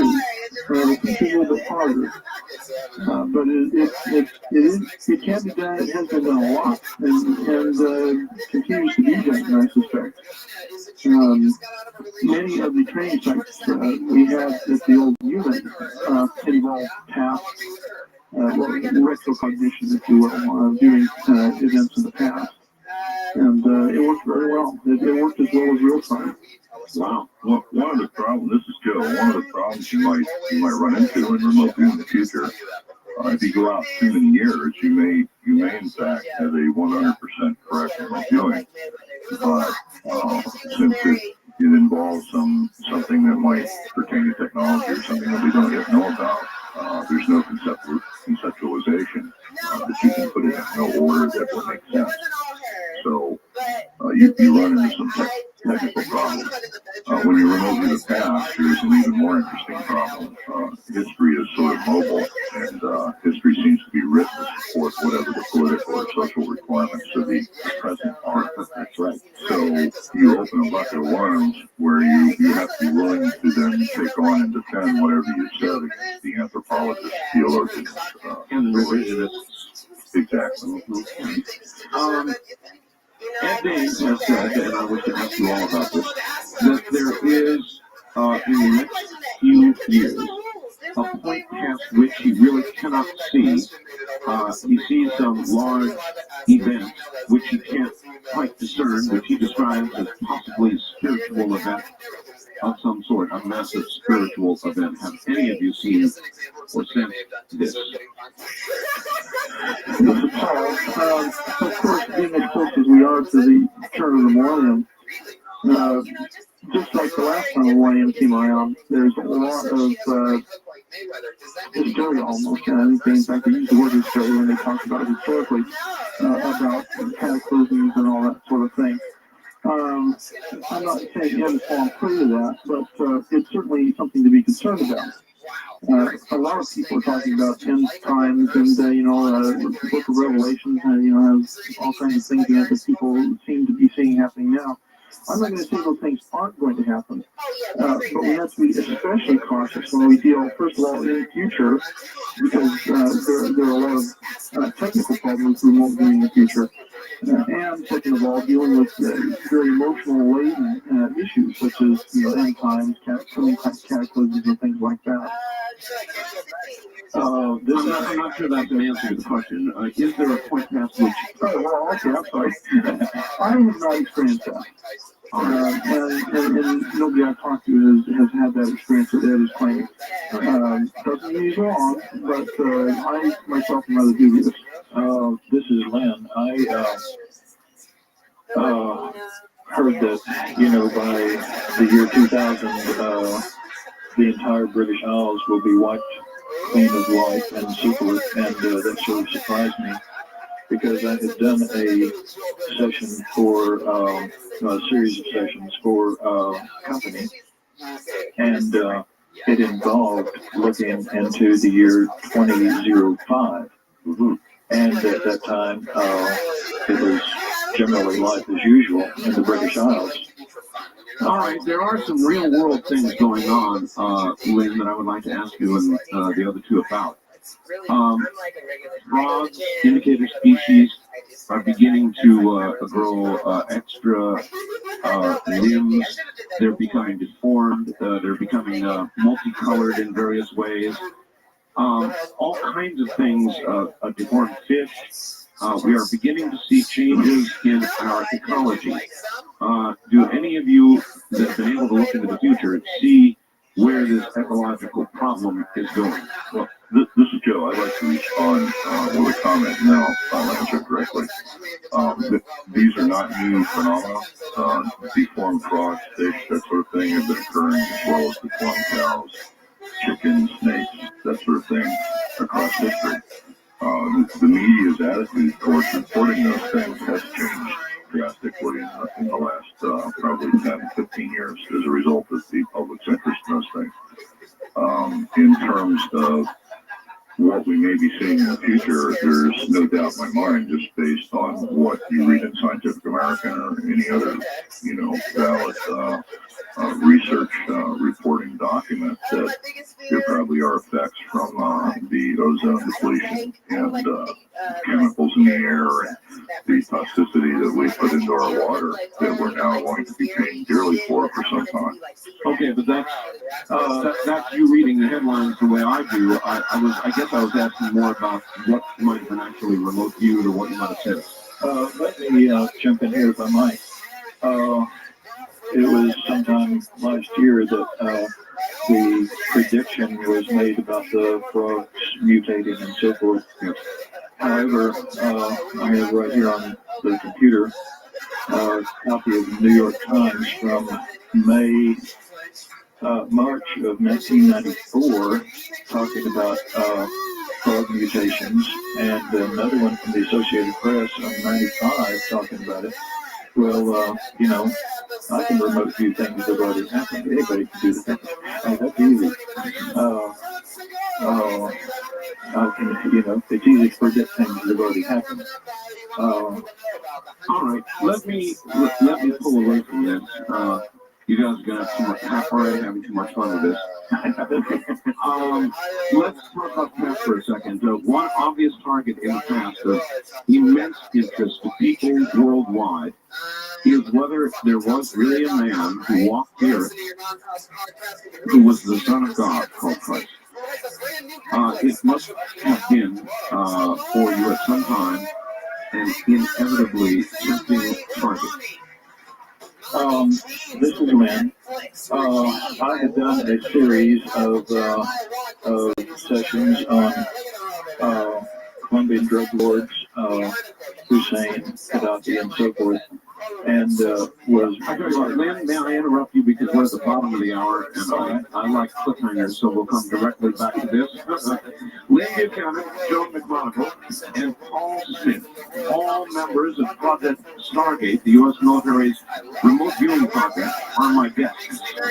It is a gathering of eagles, and it's kind of rare, so stick with us. Interesting stuff, and you just heard what's coming. The trip back in time continues with Art Bell hosting Coast to Coast AM. More somewhere in time coming up.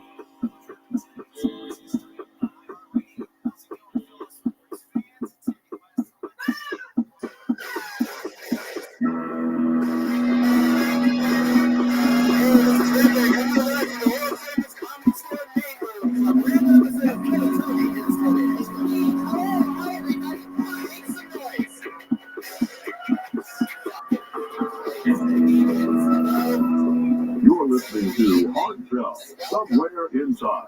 Tonight featuring Coast to Coast AM from March 25th, 1997. And my guests, Lynn Buchanan, Joe McMonagle, and Paul Smith, all back within several hundred miles of Washington, D.C., one way or the other, all involved in the military's Project Stargate. They'll be right back.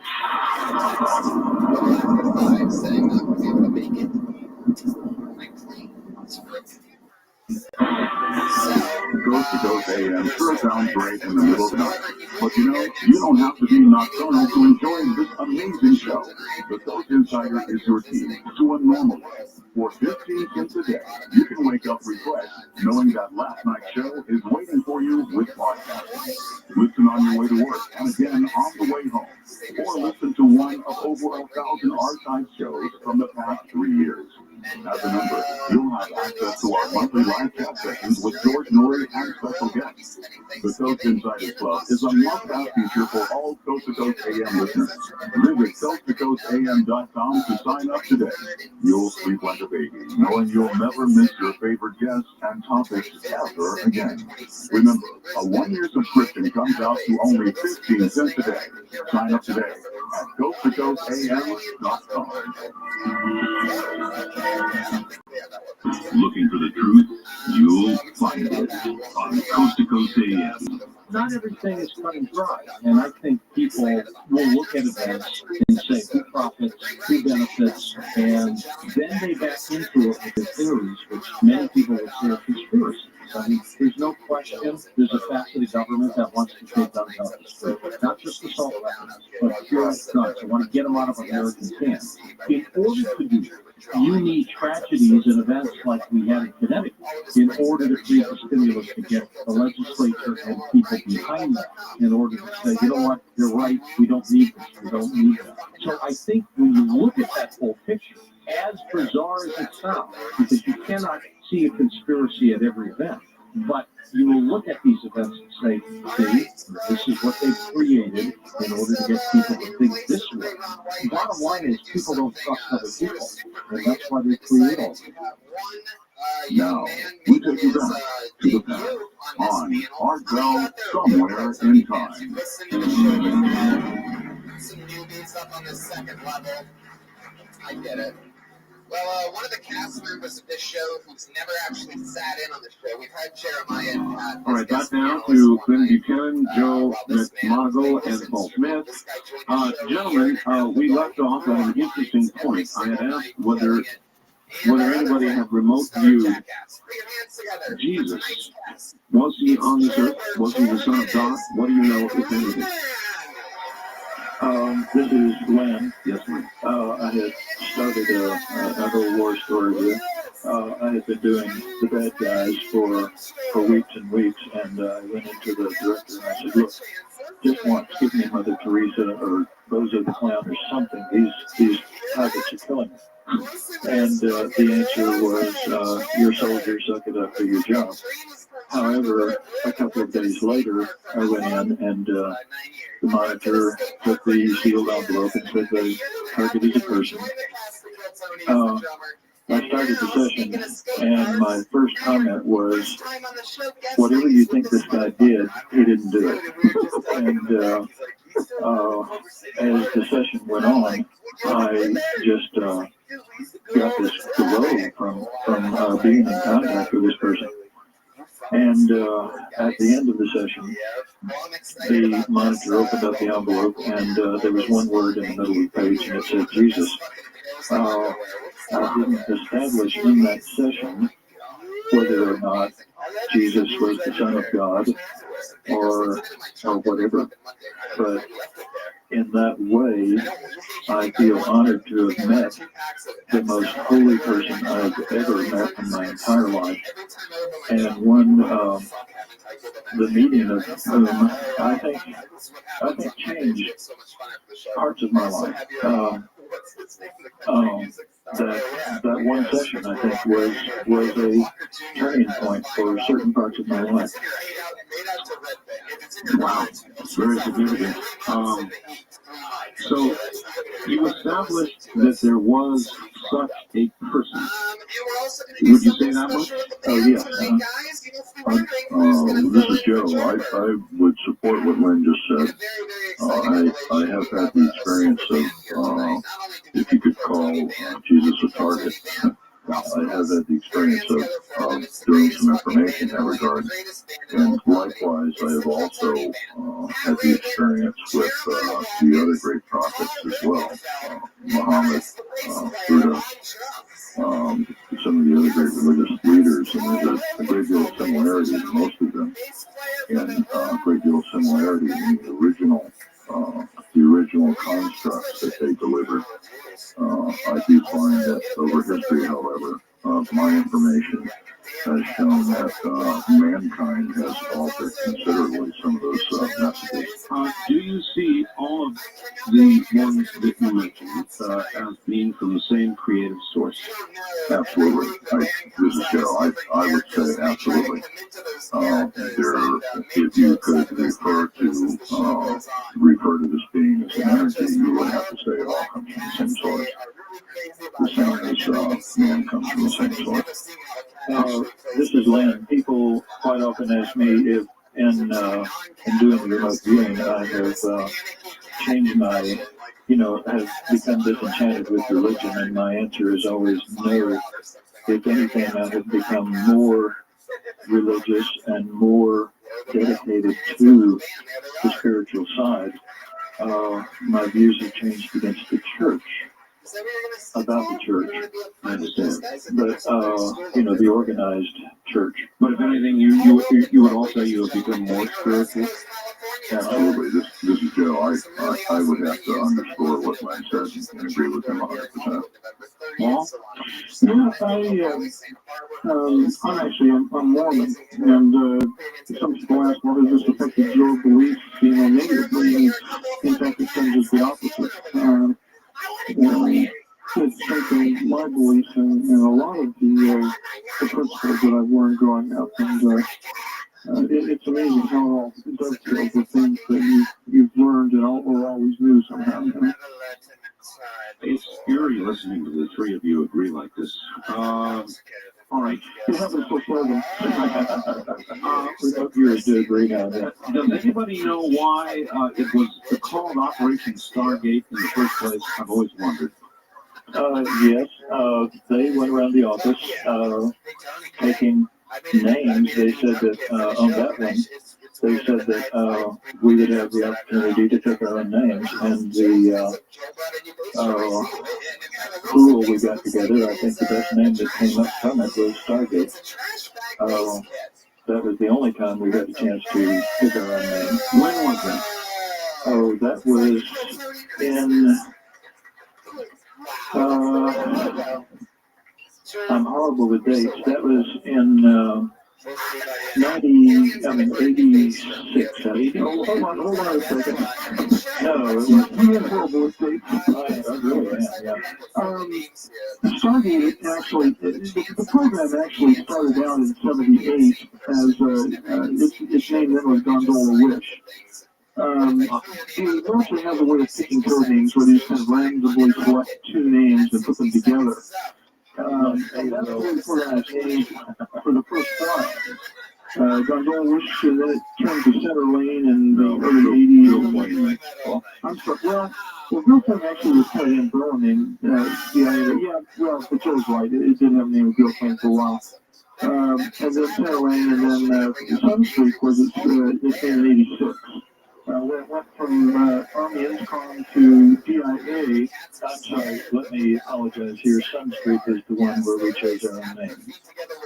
We don't know how Stargate came about. That happened in probably '93 after all of us were gone.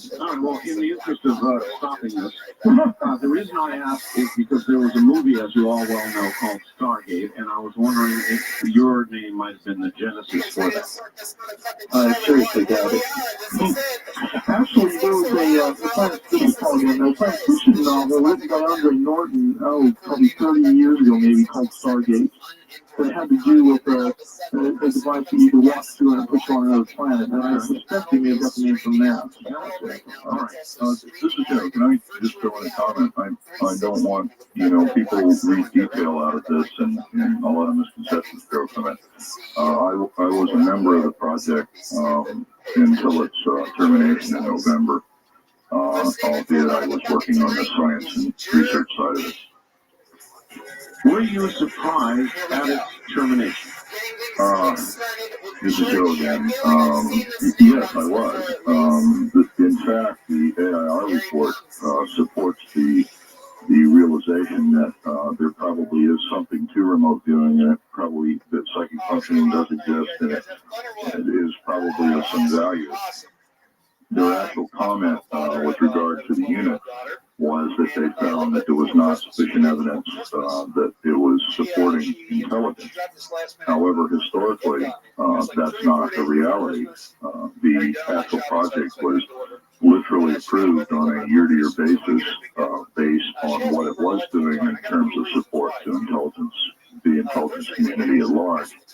And based on those findings by oversight committees during that entire 19-year period or 18-year period, it was approved based on the effectiveness. Well, you say year to year on the effectiveness. So then after 20 years of approvals, how did they suddenly decide it was a failure? Well, they essentially reviewed the last year only. They were directed to review the entire 20 years, which was an impossibility in a 3-month period that they were given to do the review. Secondary to that, the people actually doing the review did not have the appropriate clearances for accessing the grand numbers of files. Probably 95% of the project was never reviewed. They were never allowed access to it. Also, there was some very specific marching orders given to the scientists initially on what they would review. So it was a stacked deck. It was a bogus report to start with. All right, I must ask this, and so I will. From Arkansas, Art, ask your guests outright. Are there aliens? Are there ETs here on Earth or in our vicinity or at all? If so, where and who knows about it? I believe you'll be surprised at the answer if they are honest. What a setup. All right, what about it, guys? Let's start with Len. Go ahead, Len. Oh, okay. I am firmly convinced that there are. Oh, Do I need to elucidate? well, I'll pass it on to Eric Oscar. Okay, Len, you say there are. Anybody else? I'm convinced there are myself, and based on what I'm viewing, to the degree extent of what they're happening to the human race, I'm not even able to opinions on that. I think there are too many opinions already, as far as I'm concerned. But I'm convinced that there are what we would call aliens and what we would call extraterrestrial conveyances, UFOs, so to speak. This is Joe. In my response, I'm going to be probably a little bit more specific. One of the problems I have is the definition for alien, and there's a lot of constructs that immediately jump to mind when someone brings that subject up. I believe, based on my remote viewing and my experiences, that UFOs are real. Let me say that up front. I have not seen any evidence that there are aliens associated with UFO phenomena. I've not seen direct proof of that. However, within the context of aliens, I would have to say that also based on my experiences, I believe that there are entities that people would perhaps call aliens, but that doesn't guarantee that they're extraterrestrial. They could be essentially time travelers, extra-dimensional projections. They could be almost anything. And I don't think we possess sufficient proof to say one way or the other yet what they might be. Good answer, Joe. However, all of you agree there's certainly something out there other than us. Well, this is Joe. This isn't a new issue, Art. This has been around for 2,000 years that we know of, and it will continue to be around because those are simply experiences that people are having. And while we may not be able to say talking very much specifically about it, other than our experiences, doesn't mean that it should not be properly investigated or looked at. What happens, unfortunately, is that a lot of the data is mixed with disinformation, or it's collected improperly or poorly, and we wind up with some very interesting concepts about it, but we don't get any closer to the truth. Are there aspects of Stargate that the three of you are still unable to discuss publicly? Yes, of course. I would have to say about 95% of it. Oh my God, really?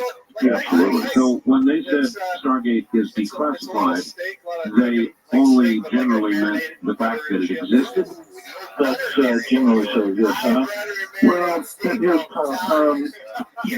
biggest value of material is still classified and probably ought to remain classified deals with the actual projects themselves.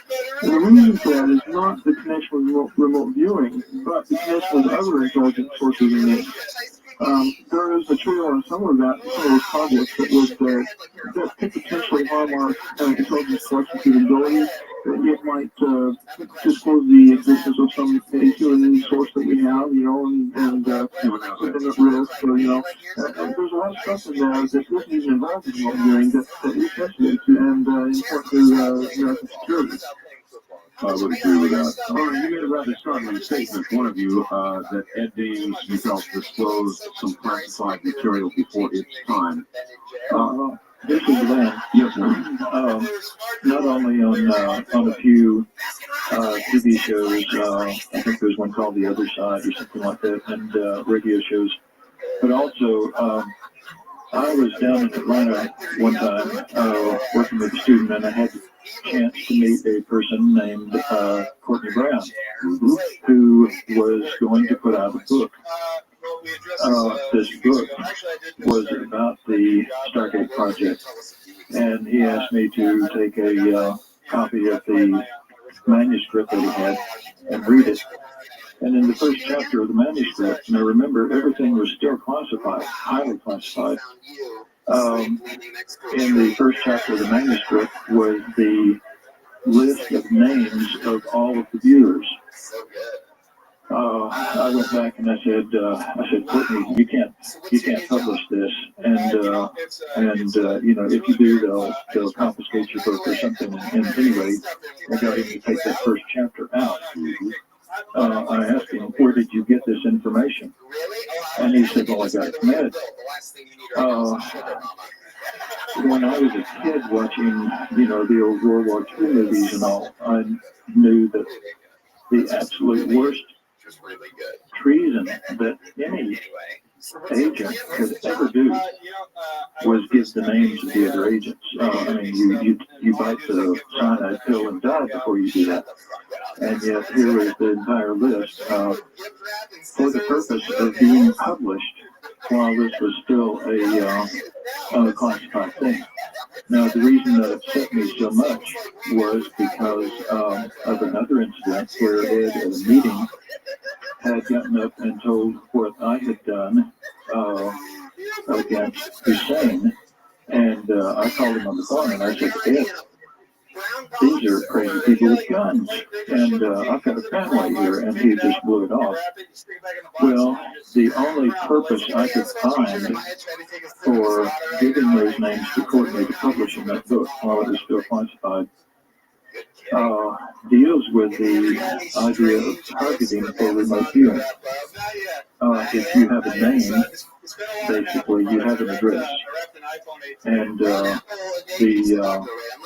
history of Russian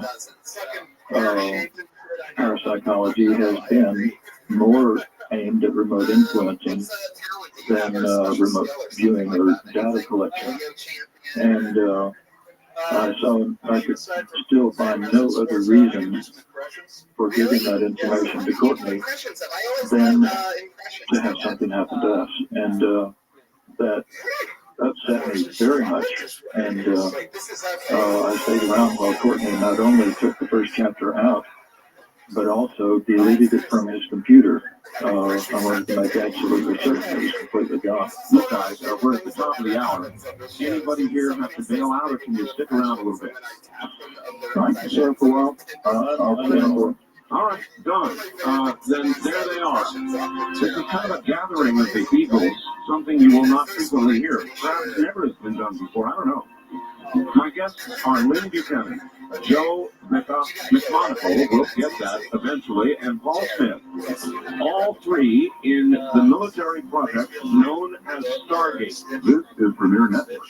Back with Arcel hosting Coast to Coast AM on this Somewhere in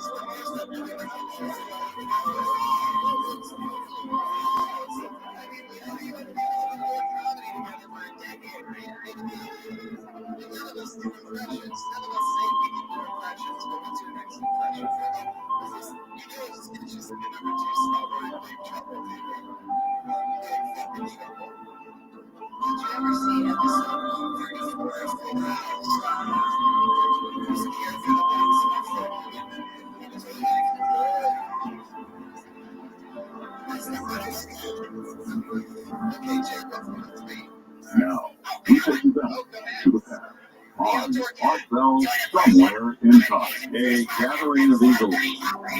From Project Stargate, the military's remote viewing project, my guests are Lynn Buchanan, Joe McMonagle, and Paul Smith, all within several hundred miles, respectively, of what used to be home base in our nation's capital. And we'll get back to them in a moment.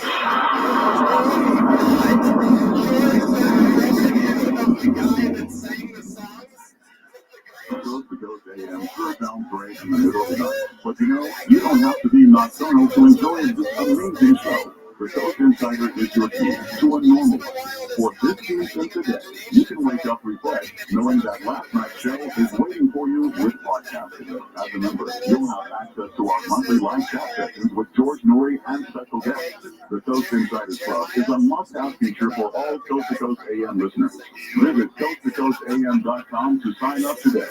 You're listening to Arcel Somewhere in Time, tonight featuring Coast to Coast AM from March 25th, 1997. I didn't really realize how he is. I mean, he's a genius. He always had amazing talks before the show, in which I realized that he is, but I never really. All right, back now to my guests, and I will ask, for the sake of the radio audience, once again, that they all identify themselves by their first name at least, as they speak. Otherwise, it is confusing. Lynn Buchanan, Joe McMonagle, and Paul Smith, all once again back. Gentlemen, before we get started, I would like to ask you, my webmaster is listening. We've got a link right now to the homepage for controlled remote viewing. If you would like any other links up, say so now, and we'll get them up right away. Yes, this is Joe.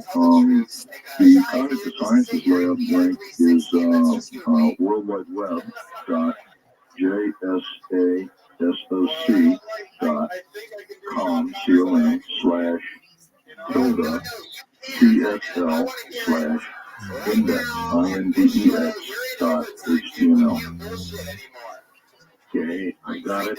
So I assume my webmaster did. It'll be up within minutes. Any others?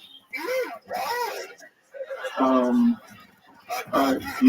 are two. We're opening up a new portion of the web page for the controlled remote viewing. Is the one that you have paradigm-sys? Let me see. Yes, it is. Okay, there is another as well, and it's the older one. For those who don't have graphics capabilities or don't want the graphics capabilities, because they're overseas and want the faster transmission. There is another one, which is www.ameritel,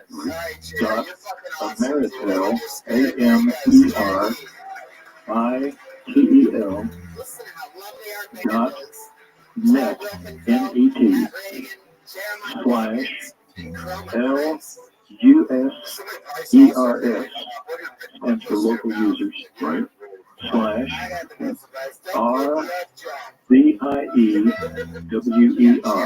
Arguer, and then it ends with a slash. Can any of you remote view the day when these damn World Wide Web addresses will get shorter and easier?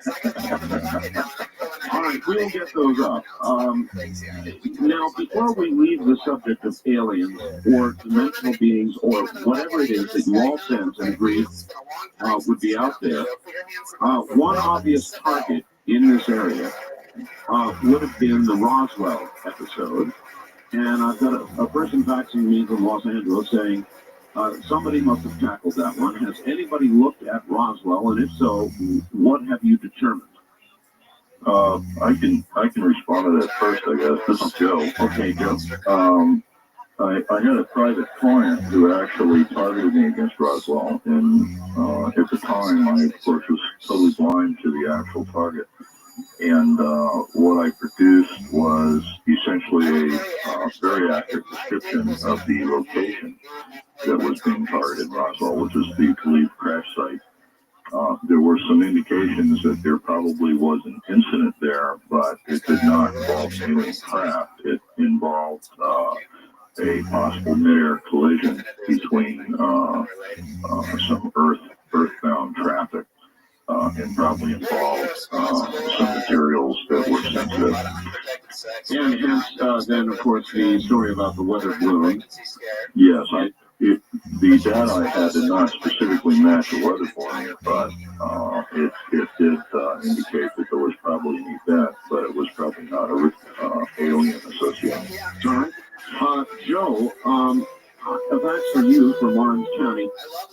In reading Joseph's book, Mind Trek, which, by the way, I thought was a great book, he talks about a stage in which he sees creatures or ghosts or spirits, and the person wants to know, does everybody who remote views eventually get there? In regard to what they're referencing are some chapters in there where I was discussing my interaction with what you might call entities that this took place essentially as an experience outside of remote viewing. And I want to make that very clear. While these may have been a personal experience that I think is valid, they were not. This information was not obtained vis-a-vis remote viewing. I believe it's my personal belief, based on 19 years of participation in the project and the remote viewing that I've done. It's my personal belief that that we are by nature essentially existing in two worlds, one foot physical and one foot spiritual, and to ignore the experiences from a spiritual side would be cutting off the left leg, so to speak. All right. Here's another good question. Other than the remote viewing of Christ, can any of you, or do any of you, aside from your personal religious beliefs, in the context of remote viewing, is it possible to confirm the fact that there is life beyond the physical? Terrified I was going to ruin my suit. I will answer that. This is Joe again. In my opinion, yes. But it's not life as we know it, physical. It's obviously something else, right? And I believe that we do have frequent interactions with what might be termed as entities or spiritual beings, and that they have profound impact on us as spiritual beings ourselves, and that those types of experiences are happy because of the profound impact of them have exactly the same effect as if you were run over by a Mack truck in the physical world. So they should be paid attention to, and that's up to each individual as to what they do with that. All right, this is for all three of you. In the process of learning or in the process of remote viewing, is there any danger to the remote viewer?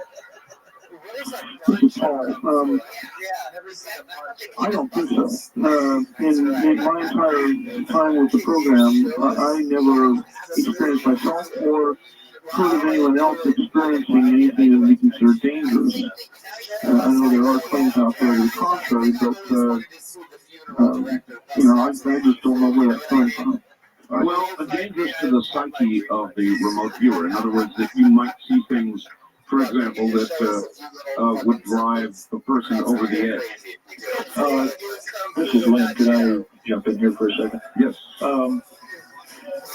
For each person, when you establish a sort of contact between your conscious and subconscious mind, sometimes there are things that your subconscious and conscious have been waiting for 20 years to say to each other. And there's a period of time, generally, when a person gets very sensitive, very reactive to things, fly off the handle easily, and so forth.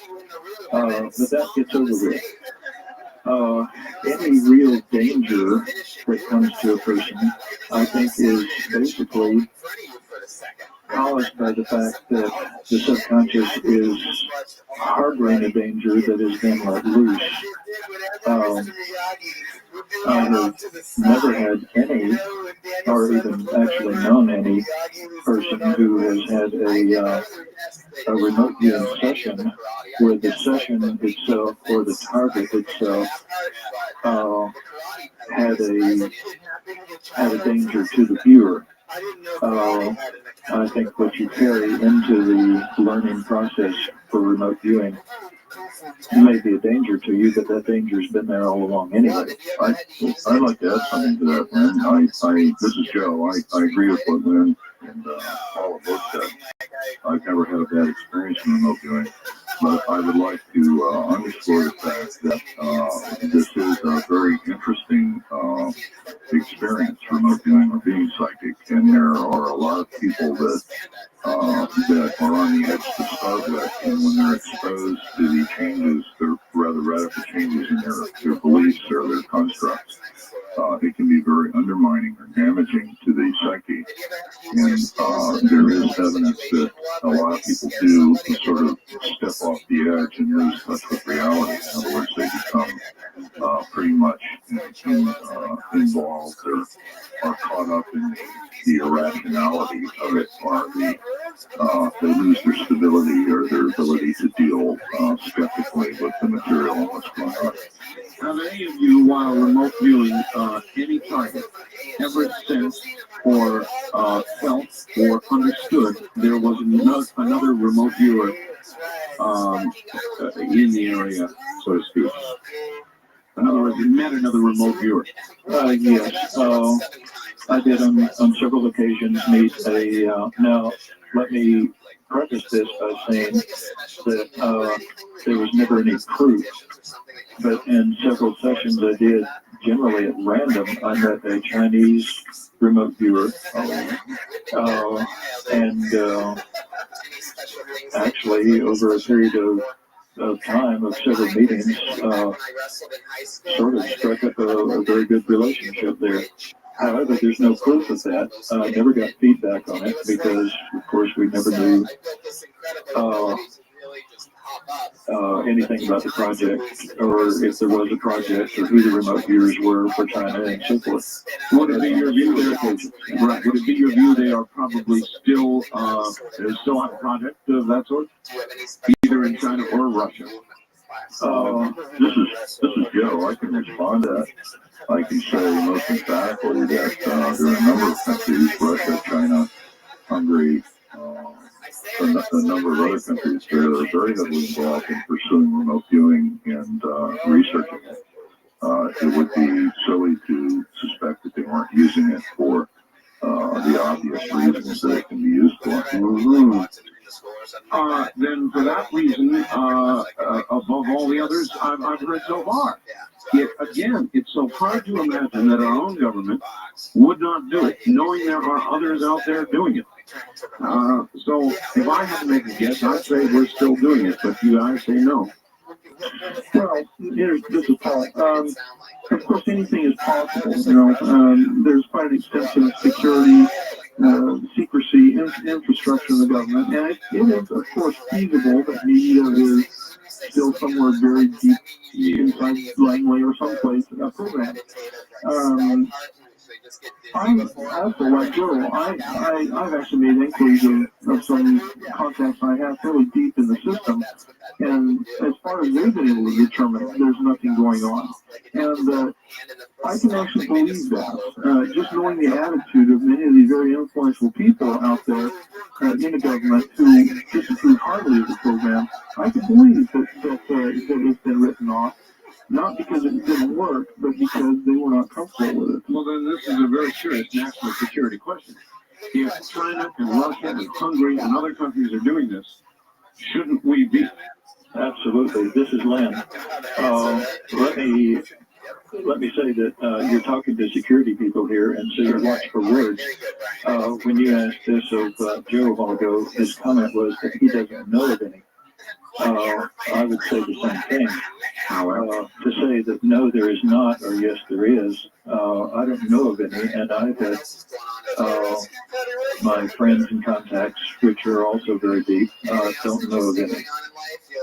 When people ask me about the closure of the project, I say, yes, this project has been fully closed. And if they ask me about any others, I very carefully word it by saying that the United States is the only country I know of which has closed their remote viewing project. Okay, then let me carefully word a question. If the three of you knew of an ongoing project, here we are on the air, could you say it? I wouldn't. I wouldn't either. All right, well, would I? That's help.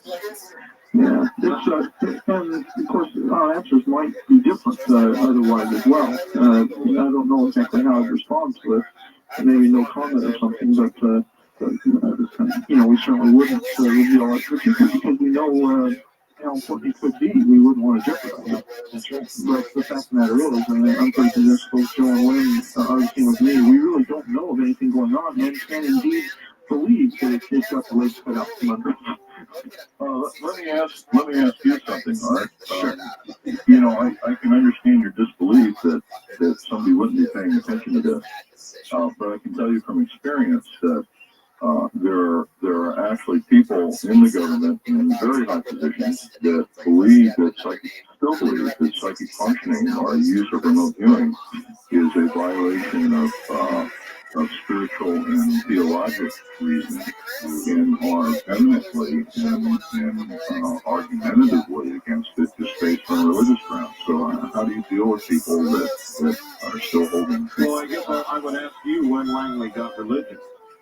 Well, I'm not talking. Langley's not the approval authority.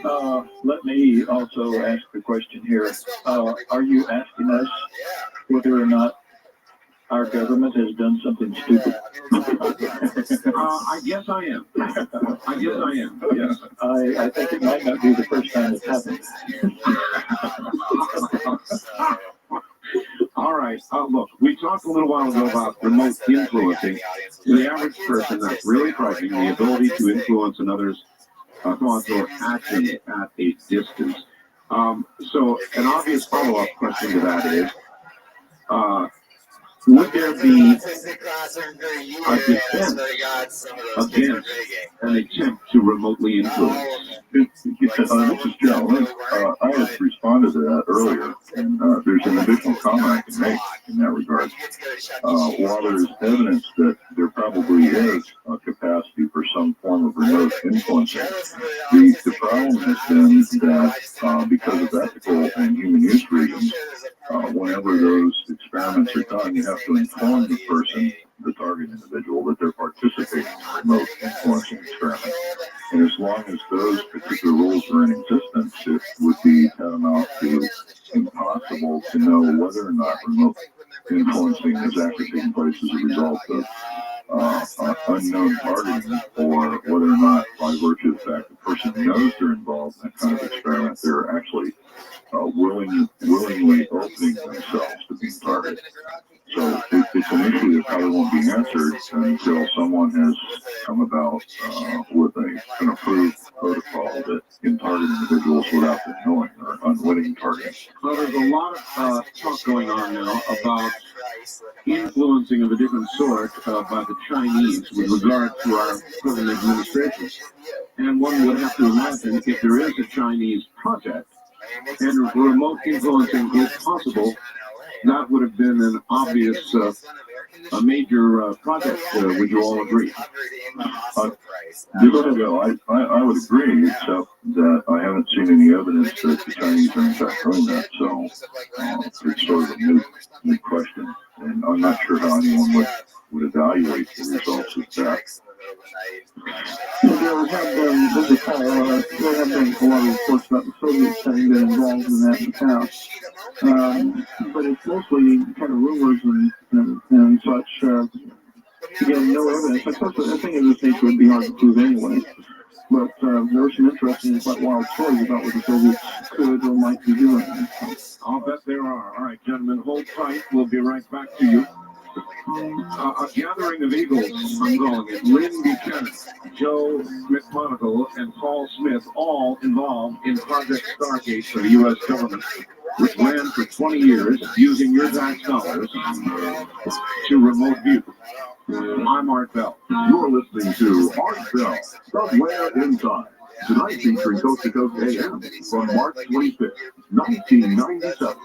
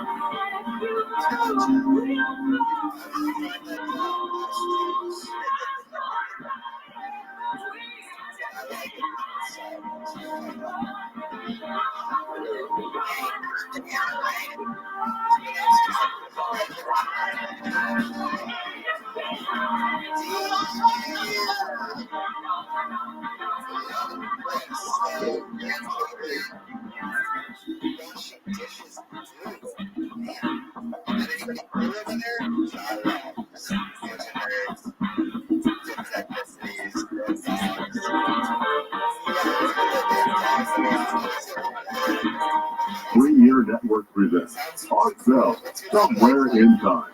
Tonight featuring Coast to Coast AM from March 25th, 1997. Good morning, everybody. Lynn Buchanan, Joe McMonagle, and Paul Smith, all in the government Project Stargate, are my guests. Just wait till you hear what's coming up.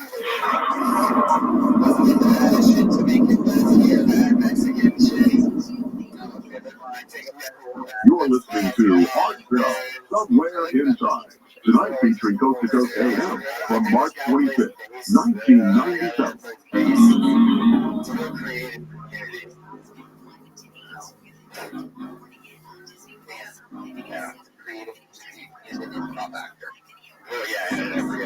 Back now to my guests and gentlemen. I have a fax here from Ed Dame's secretary that says the following, and I would like you to react to it. Art, with respect to treason, remember that General Stubblebine, the commander of INSCOM, whatever that is, was chairman of the board of SciTech when Ed went public in 1989. Would that affect anybody's comment with regard to the release of classified material? I would ask if this exonerates Ed Dane. I mean, does this mean that he didn't do what he did? I will add to that. This is Joe. One of the normal procedures for finding something out is to claim that someone else has already told you, and then it's just a matter of validating the information by getting it from someone else. This is a pretty common ploy, and it's used by media representatives many times in newspaper articles and things of that nature. Because someone else said it, it doesn't make it true, and it certainly is no valid reason for violating the oath that an officer makes or the security oath that someone is committed to. In Ed Dame's case, I would rather not comment directly on him, but I don't see it as a valid reason for what he may or may not have done. Yeah, I'd like to kind of weigh in a little bit on Ed's defense here. I think treason is too strong a term here. Treason implies that you're providing damaging information to a known enemy. Ed didn't do that. He was, in the various venues in which he released whatever information he did, he was perhaps, I don't know what his motivation was, but he didn't intend for that information necessarily to be used by an enemy or someone who wished to harm the United States. Of course, by releasing it publicly, you lose control of that information, and you don't know what use it will be put to. But that still doesn't constitute treason. Let me ask you something. Do you know of any country in the world that doesn't have a open source literature office? I mean, San Marino has a little guy that sits in the building, Right, and the point I made was, once you said it, you don't know who's going to hear it. But intent is part of the definition of treason. If you intend to release information to a known enemy, that's treason. If you're just spewing it out, maybe that's stupidity, or maybe that's lack of care, or something else, but it's not treason. All right, and to be clear, none of you used the word treason. Treason was the word used in the past. Perhaps a reasonable implication or not reasonable of the allegation of release of classified material. So we'll leave that there. On with this now. Art, please ask Paul Smith if he's ever argued to find out where the 116 lost pages went. For your information, it's a Mormon thing. That's from Ron in Birmingham, Alabama. And as a matter of fact, no, I haven't. Part of the problem with well-being is you can't task yourself. If you do, then you're already asking for trouble. You know what the target is, and you already have preconceived ideas about the target. If you say, well, I'm going to go remote view X, then you're very likely to find that that's what you expected to find, whether or not it's really there. Even if I were interested in, going into these historical things and looking at all the past historical events dealing with, my religion or any other religion, if I were to test myself, the information wouldn't be valid. You would have compromised yourself. Exactly. All right. Again, it's inevitable. Ed James has done something that will affect the entire remote viewing community.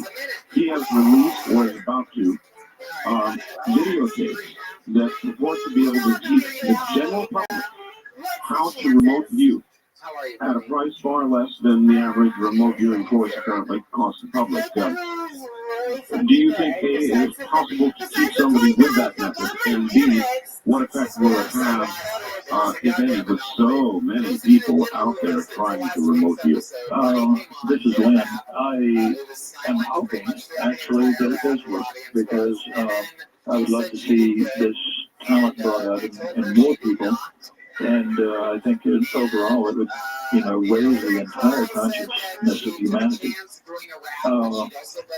I know that in my own philosophy of teaching, I find that every student is so individual that I'm very adamant about individualized training.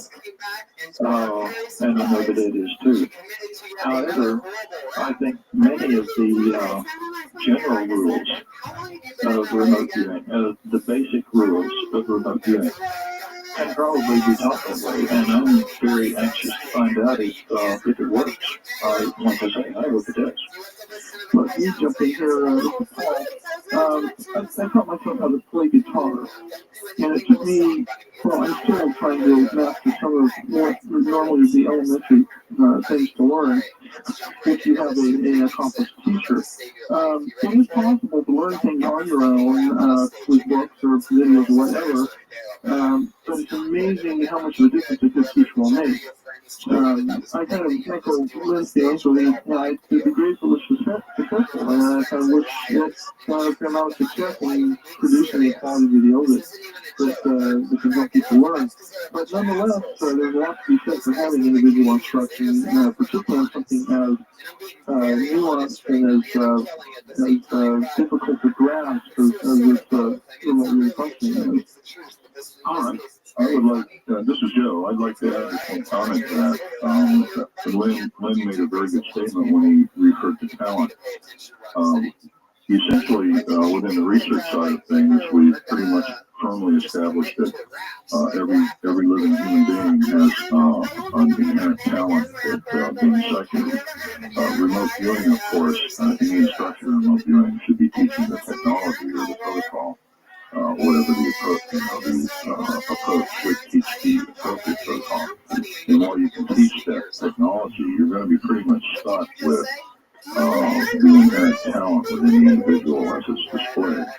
There is no existing proof that I'm aware of, at least from a research standpoint, that you can expand or make someone more accurate than what their inherent talent might be. All right, this is an area where you all disagree, isn't it? No, in fact, I agree very much. Good. So, in other words, the natural talent aspect of it is either very important or not very important. As far as, this is Lynn, as far as learning to connect, to get a conscious connection to that part of your subconscious mind which knows the universe or the information that's out there, that is extremely teachable. How much of the out there your subconscious is able to bring in, I think is a matter of talent. And it's like teaching a person to play the piano. Some people who have the same number of fingers as the virtuoso, and yet will never be in a concert hall, even though they can't learn to play the piano. And this is very much true. You can't expand what's already there. I think the amazing thing is, to most people, how much is there. And most people who learn the remote viewing are just astounded by the amount of ability that they have in this country. All right. You all have moved from the military program to the civilian program. And I've not really asked you about specifics that you have, targets that you have done as civilians. So let me ask you about a couple. Has anybody remote viewed Flight 800? Well, this is Paul. I have. In fact, I did that in support of the project that Dane had. I've done some freelance remote viewing for SciTech. And in fact, the drawings that, I forget what program Ed was on, but the ones he showed to the camera were sketches that I had made in the course of my session. Oh, they were? That was of the I think it was a fuel pump or something. Some kind of piece of machinery or equipment. Of course, I had no clue what it was. I just drew it. So you then would agree with Major James' assessment that was a mechanical malfunction. Well, my particular set of viewings didn't really identify the ultimate cause. I specifically honed in on that piece of equipment that was whatever happened to that was a major contributor to the, or perhaps the major contributor to the incident with the aircraft. What made that malfunction? I didn't get that. Does that mean then that particular piece of gear could have malfunctioned and caused the accident, in quotes accident, or that a missile without a warhead exploding could have passed through and hit this and then caused the quote accident? That is possible, but it was based on my sessions. Now, I don't know what other viewers that have worked with that particular project, and he may have some other, more confirmatory kind of stuff as far as the actual initiator of the event. But my particular viewing didn't really confirm or deny, some third-party involvement. Yeah, you just came up with that particular piece of gear. What about O.J. Simpson? Anybody on that one? No, I originally said, and I still stand by it, that while OJ may have said certain connections to whoever may have killed these two people, that I do not think that he physically did it himself. I believe that was done by someone else, and I don't think the real reason for that the occurrence of the death has come to the forefront. And we may never know exactly why it would go. All right, at the top of the hour here, I think it's getting late. It's getting toward 5 o'clock. What I would like to do, if I can, is probably let Joe and Paul go and hold on to Lynn to ask questions of the answer questions of the audience, if that's agreeable, or we can hold on to everybody. Joe's coming out with a book. If we could get some information on that. Let's do it right now, Joe. Yes, I know you've already written one book, right? I wrote a book called Mindset, Hampton Roads Publishing Company, in 1993. It's recently been revised, and we'll probably hit the stands in 10 days to 2 weeks. And I've added chapters on Stargate and some of the myths surrounding remote viewing. And it's a pretty good thing at the moment, committing of information on remote viewing. I've also recently forwarded the following book of Mindset to my agent as of today or yesterday. Hopefully that will be seen on the shelves at some future date. How do people get your books? There's a real easy way that you call a 1-800 number.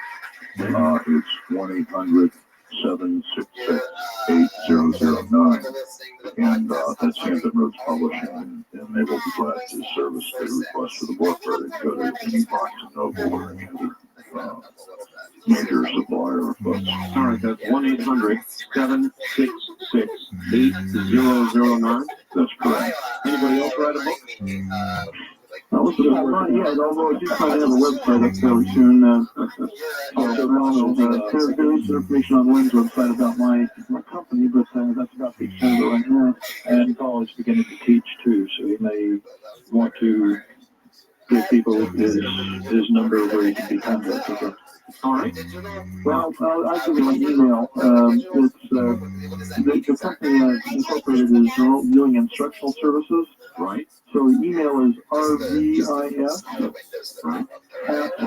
tidalwave, tidalwave.net. Hey, that's RVIS at tidalwave, one word, .net. Right. All right, and you answer your email, I take it? Yeah. You know, I can't guarantee I keep up if I get inundated, but I do my best. Well, you're going to be inundated, believe me. What project, in the remaining moments here, what project have you all taken on after the military? I take it you're leaving the national security stuff behind now. You probably had enough of that to take a ship.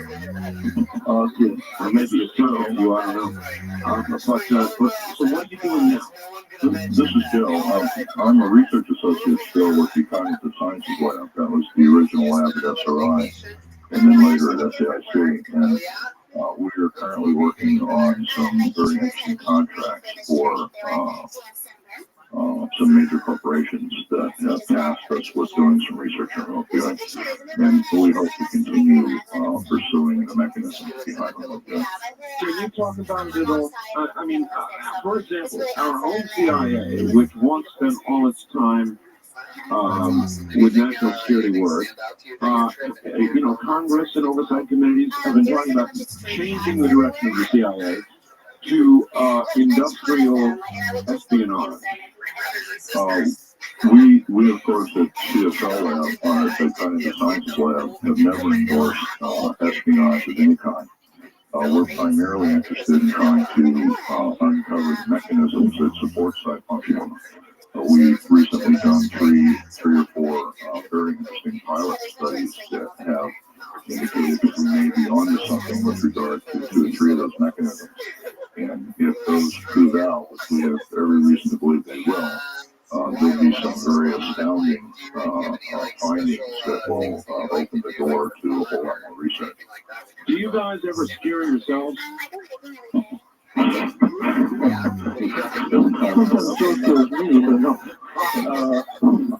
I am no longer surprised at this science, but I'll never quit being amazed by it. I would agree with that. Is it one of those things that once you have begun, I have yet to talk to a remote viewer who is involved in the government program or otherwise, who has said, this is lousy, I'm bored or I'm uninterested and I'm not doing it anymore. Is it one of those things that once you've done, you will always do? This is Joe. I always tell people that if you wanted me to sell my experience in this for $10 million, I probably wouldn't do it. However, if you offered me $10 million at the beginning to do it, and then I knew what I knew now, I probably wouldn't participate. I guess, yeah, that's a good answer. That's really a good answer. All right, well, we're about out of time. Anybody want to issue any final words here? I, of course, would like to have you all back at some future point. But any final words for the American audience that is intensely interested in this whole thing we've been doing? Well, that's all. It's all actually helpful to me too, but I think there's a very exciting process. I think it's very exciting time to be involved in this, and I'm glad that people are interested. It kind of indicates what we were doing in secret for so many years. So I encourage people to develop an interest in it and explore it and find out about it. So in other words, go ahead, folks. If you're interested, follow it.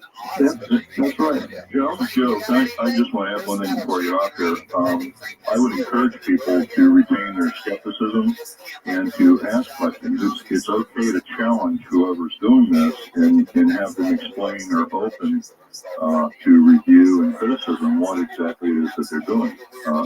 That's where knowledge is developed, and it's how we decide whether something is truly valid or not. So I would encourage continued interest, but to be skeptical and ask questions. Well, somebody might likely say, and we've only got a few seconds, all right, I want an instant demonstration. I'm holding up something, tell us what it is. That is not the kind of thing that remote viewing lends itself toward, is it? That's correct. This is Joe. I've actually done 6 live remote viewings on camera for national national television in England and America. And one of the requirements has been that they establish and follow very closely the protocols.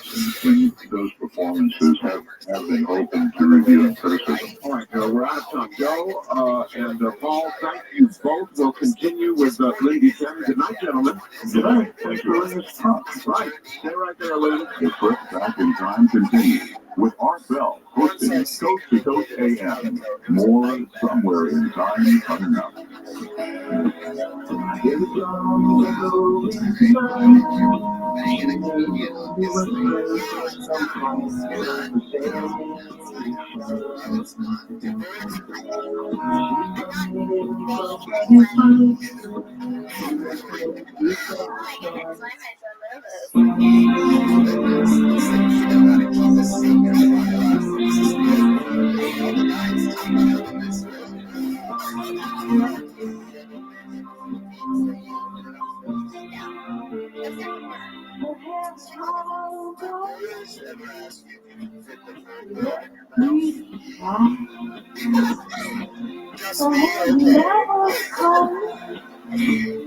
She's got better days besides the kind of music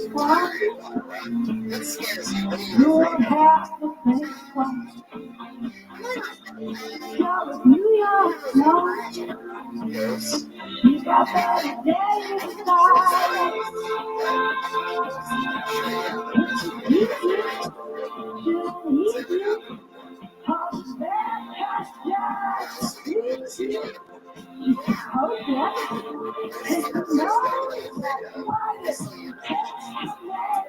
You're listening to Art Bell, Somewhere in Time.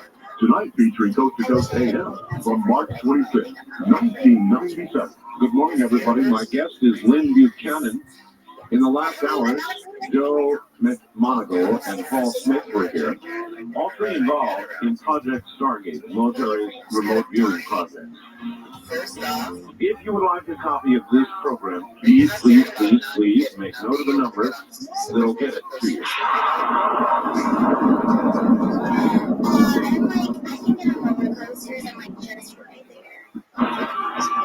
Coast to Coast AM sure sounds great in the middle of the night. But you know, you don't have to be nocturnal to enjoy this amazing show. The Coast Insider is your key to a normal life. For 15 cents a day, you can wake up refreshed, knowing that last night's show is waiting for you with podcasting. Listen on your way to work and again on the way home. Or listen to one of over 1,000 archived shows from the past 3 years.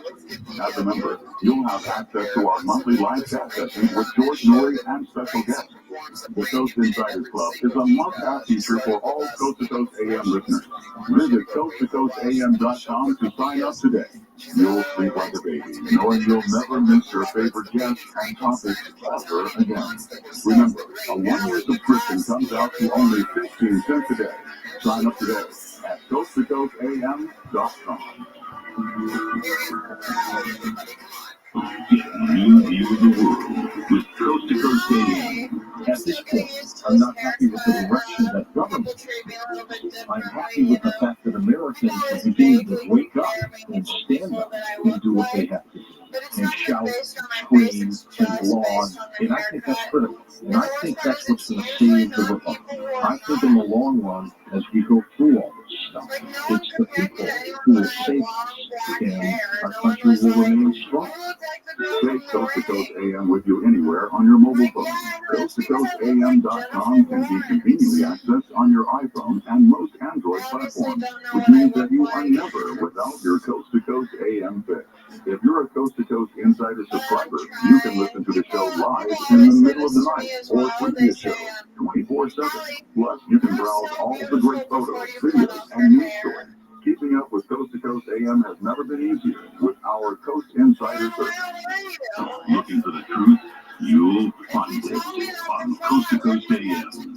Not everything is cut and dry, and I think people people will look at events and say who profits, who benefits, and then they back into it with their theories, which many people would say are conspiracies. I mean, there's no question there's a facet of government that wants to take guns off the street. Not just assault weapons, but pure guns. They want to get them out of American hands. In order to do that, you need tragedies and events like we have today in order to create the stimulus to get the legislature and people behind them in order to say, you know what, you're right, you don't need it, you don't need it. So I think when you look at that whole picture, as bizarre as it sounds, because you cannot see a conspiracy at every event, but you will look at these events and say, see, this is what they created in order to get people to think this way. Bottom line is people don't trust other people, and that's why they create all this. Somewhere in Time with Art Bell continues, courtesy of Premier Network.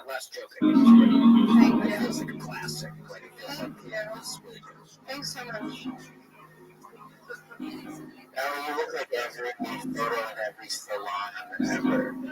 Back now to Lynn Buchanan.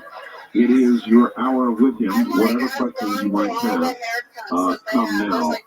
Lynn, let me ask you one. I've got a whole pile of faxes here. All right. Please ask Lynn if remote viewing could help a person find their soulmate or perfect mate in life. And if so, how would that be done?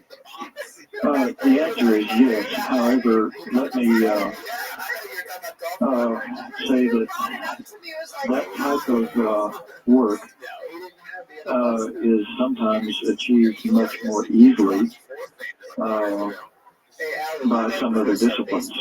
I heard it said that remote viewing. You're not talking about porn hopping. Oh no. As far as the disciplines for parapsychology,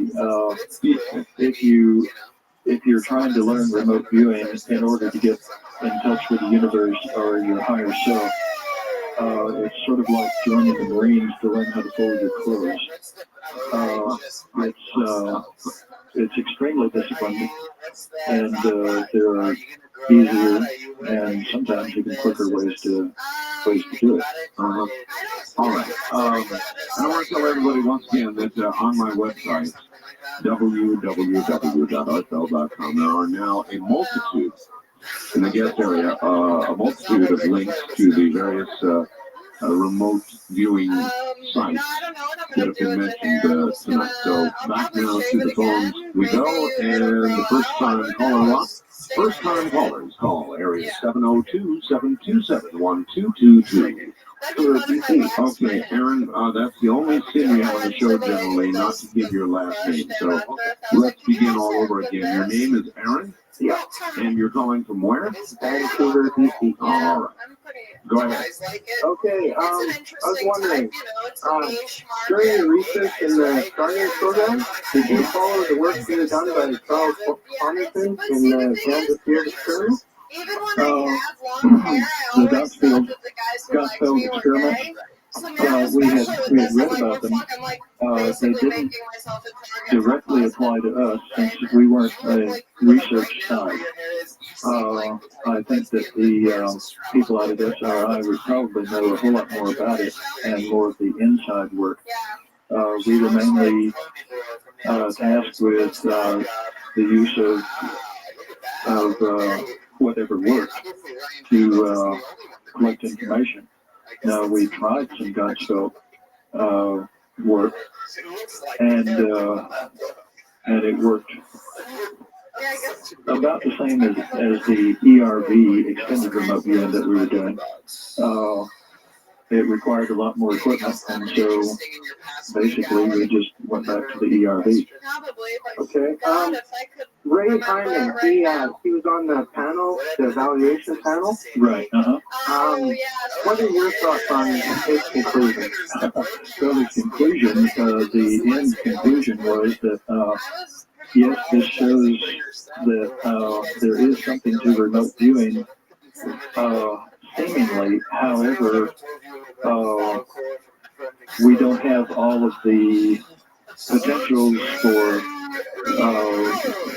for shooting it down. And so even though we can't shoot it down right now, we're just going to wait until the time comes when we can shoot it down before we make a decision.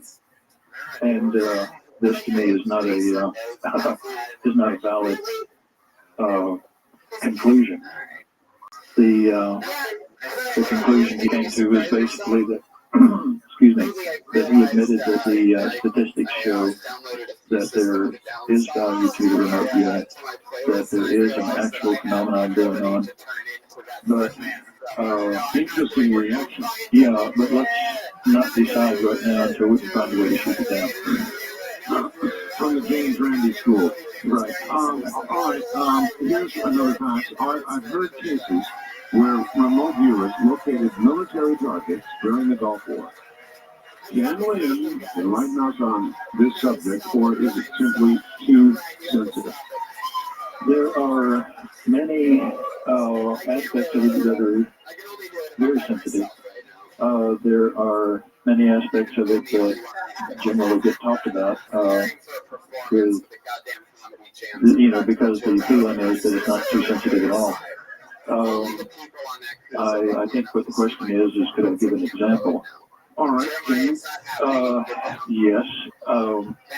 I have no feedback on this one because I was the viewer, and this is one we wouldn't get feedback on.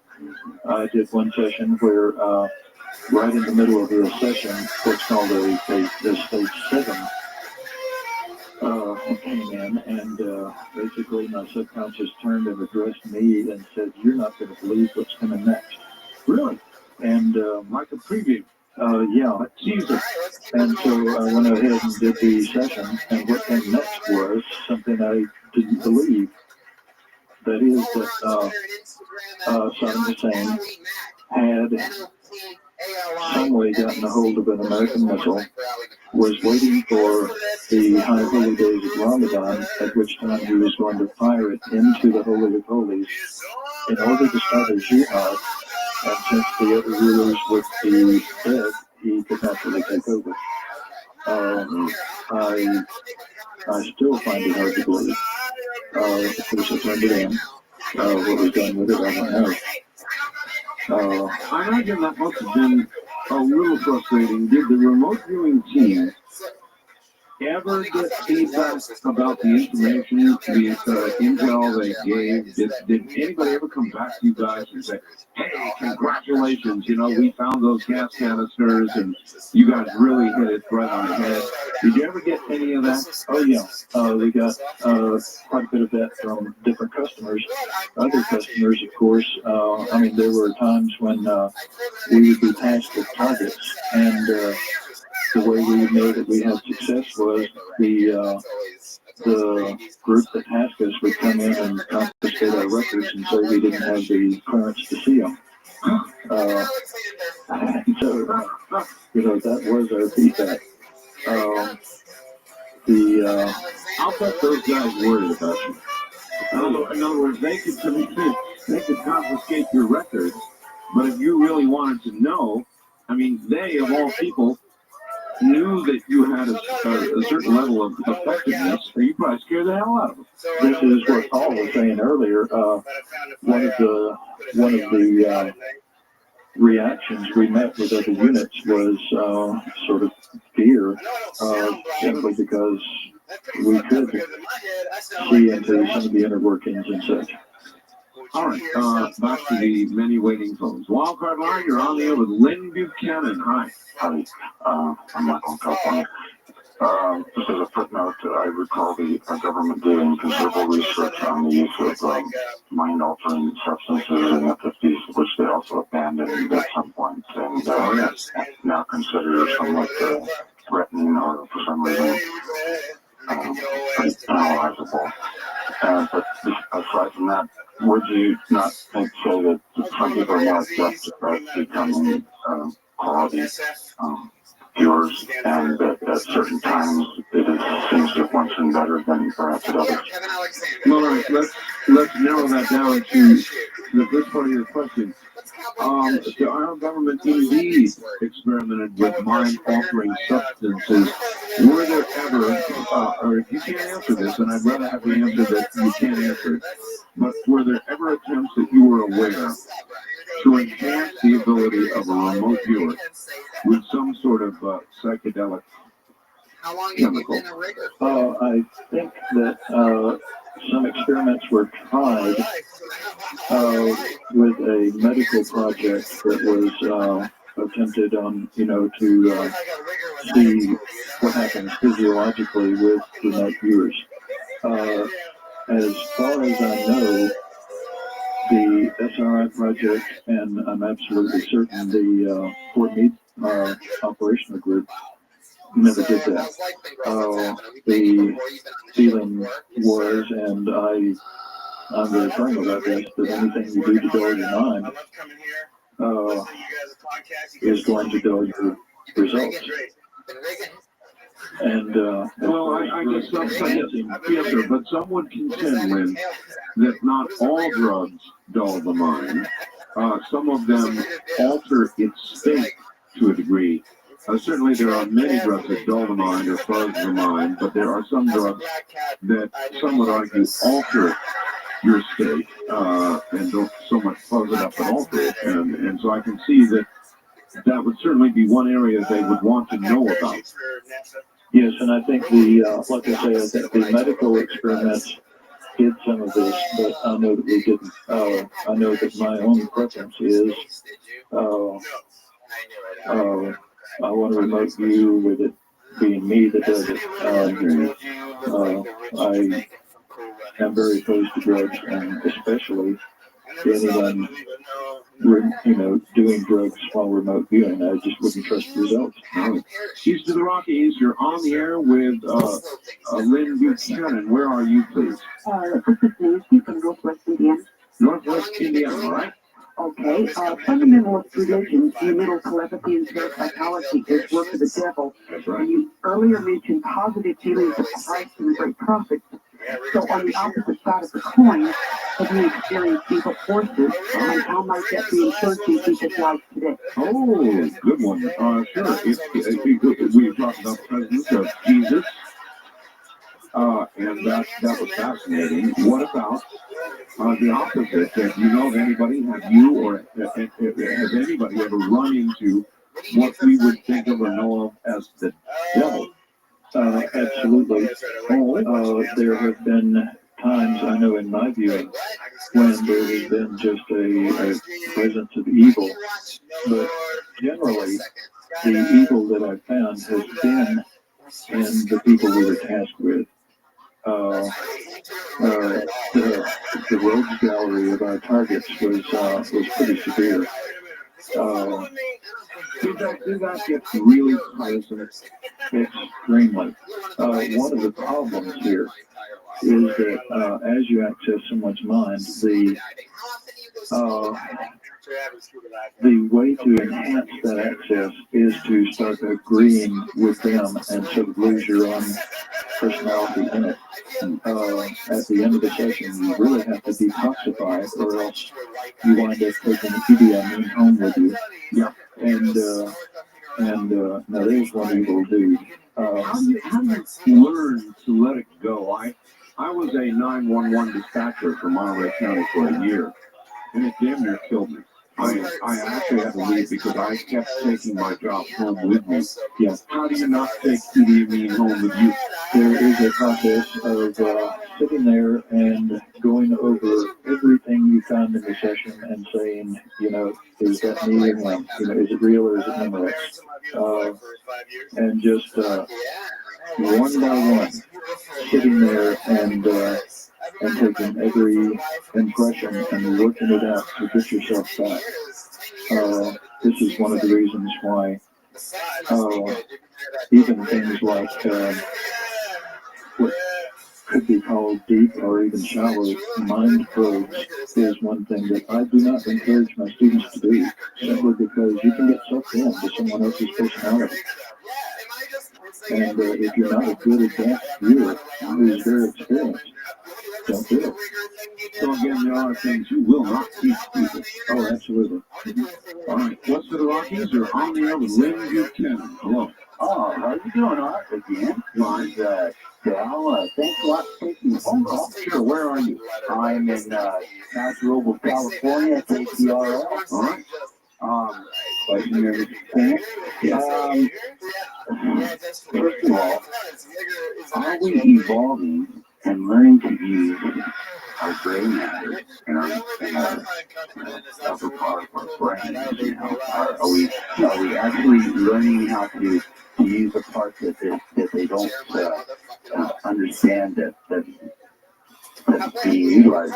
From what I gather, the gray matter in the front of your mind is the part that they have no knowledge of what it does. Are we starting to evolve to use this now? Or, I will add, are we devolving? I wondered about that. I don't think we're devolving. Up until the beginning of this year, I would have answered the question with, I don't know, but I hope so. And as that happened at the beginning of this year, I had always been adamantly against group teaching because it's such an individualized thing. But I started, I taught one group class mainly to get people to shut up, you know, trying to get me to teach it. I just wanted to prove that it wouldn't work. And the response of the students, they picked up on this so quickly. One of my previous students was there in the class, you know, just to come and talk about his experiences. And at the end of the 2 days of group training, he came up to me and he said, what's happening here? It took me 7 months to get to this point. I believe in the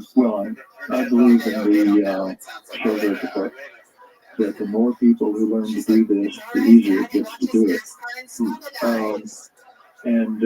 That implies some sort of math consciousness, doesn't it? That's right, and the CRB process ties right straight into that. All right, then hold tight there. We're at the bottom of the hour. We'll be right back and pick up on that point. The trip back in time continues with Art Bell hosting Coast to Coast AM. More somewhere in time coming up.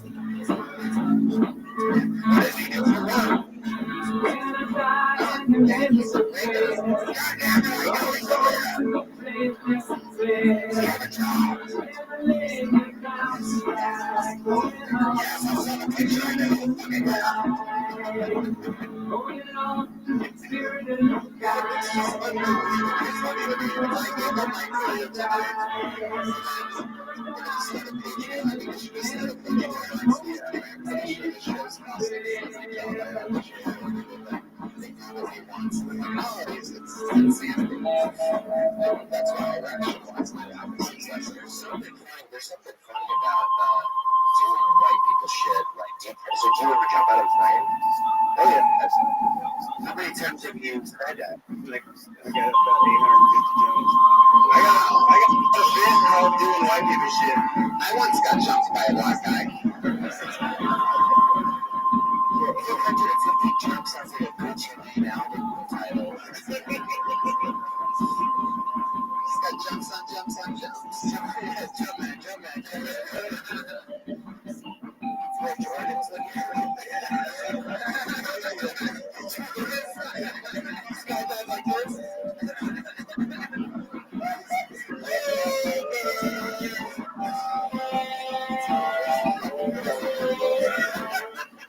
Now, we take you back to the past on Art Bell somewhere in time. Good morning, everybody. It's great to be here. Lynn Buchanan is my guest. Remote viewing is the topic. And it is fascinating. So many targets, so little time.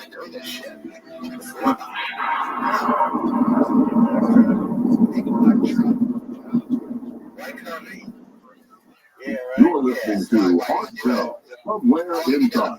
Tonight featuring Coast to Coast AM from March 25th, 1997. Wow, very cool.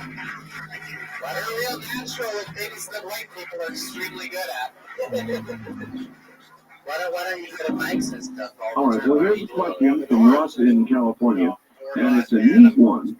Please ask Lynn if he has ever targeted the period of time in which the dinosaurs roamed Earth. Not personally. That is a fairly good training target, and in fact, I think maybe I have in my early training. Just as another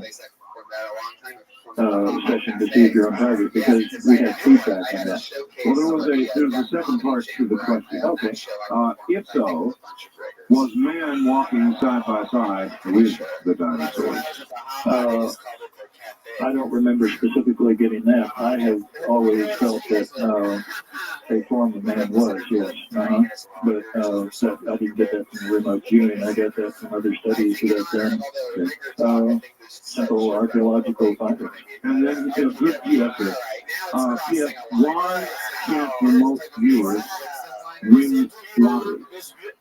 And before you answer that, I would have answered Russ in California by saying, Russ, how do you know that a lot of the winners of lotteries aren't remote viewers? But you answer the way you want that. All right, we have people working on numbers, which is a very hard thing to do in remote viewing. There's another type of remote viewing called ARV, alternate remote viewing, which substitutes remote viewing targets for the numbers, and allows you to remote view, for instance, the pick 3. Now, the way that's normally done is if you're doing the pick 3, you have 4 people working, 3 viewers, each of which will remote view one of the numbers, and one person who collects the data, looks on the chart to see what the results mean, and goes and places the bet. It's been done, and it's been done successfully. Well, if remote influencing is possible, how about sending Ed McMahon and the gang up my driveway? They're coming here first. I understand that. Really, first time caller line, you're on the air with Lynn Buchanan. Hello. Yes, sir, man. You're on. My name is John, and I'm from Rochester, New York. Hi, John. And thank you, Mr. Bell and Art. I appreciate your service it was provided. Lynn, can you hear me? Yes, I have a number of questions. Is it possible that in the future that we will all be able to talk to each other and absorb all the information at the same time with the Pentium 2 computer? Excuse me. Here's another place where I would say I hope so. I hope that we can get to the point where we understand each other better, where good intentions are realized as good intentions and so forth. I think it's possible, and I know that there are many influences that hold people back, and I just hope that those influences aren't as strong as man's desire to go forward. One of the most frustrating things is that we hear all the information coming at us, and that we can't change it as quickly as we wish to. Do you know anything about Jane Roberts? Oh, vaguely. And also another question, Frank Herbert wrote a book called Dune, and the threat that Maldives was seeing as far as the future was concerned. Right. Is our future in threat, as he kind of alluded to? Let me refresh my memory on this. It's been a long time since I read Dune. The threats mean There's another side. There are many multifaceted, interconnected future. I was getting that. Many possibilities. Right. I think so. I was getting that confused with another science fiction, which has threads dropping from the sky and as plant pathogens killing all the life. There's a science fiction book out there. I think that we'll find that there are many paths we can go down. And now I don't know about alternate universes. As far as I'm concerned, I stick with one. And so that one is the one I'm concerned about. But I think there are many threads. Yes, I think there are many paths we can go down. I would be utterly remiss if I didn't pop this has to be asked questions that nobody else has yet. Carl in Spokane would like to know if you have remote use of Kennedy assessment. No, I have not. Intentionally, in fact. Really? Yes, there are some things that people always ask about, have you remote viewed Marilyn Monroe's death, the Kennedy assassination, O.J. Simpson.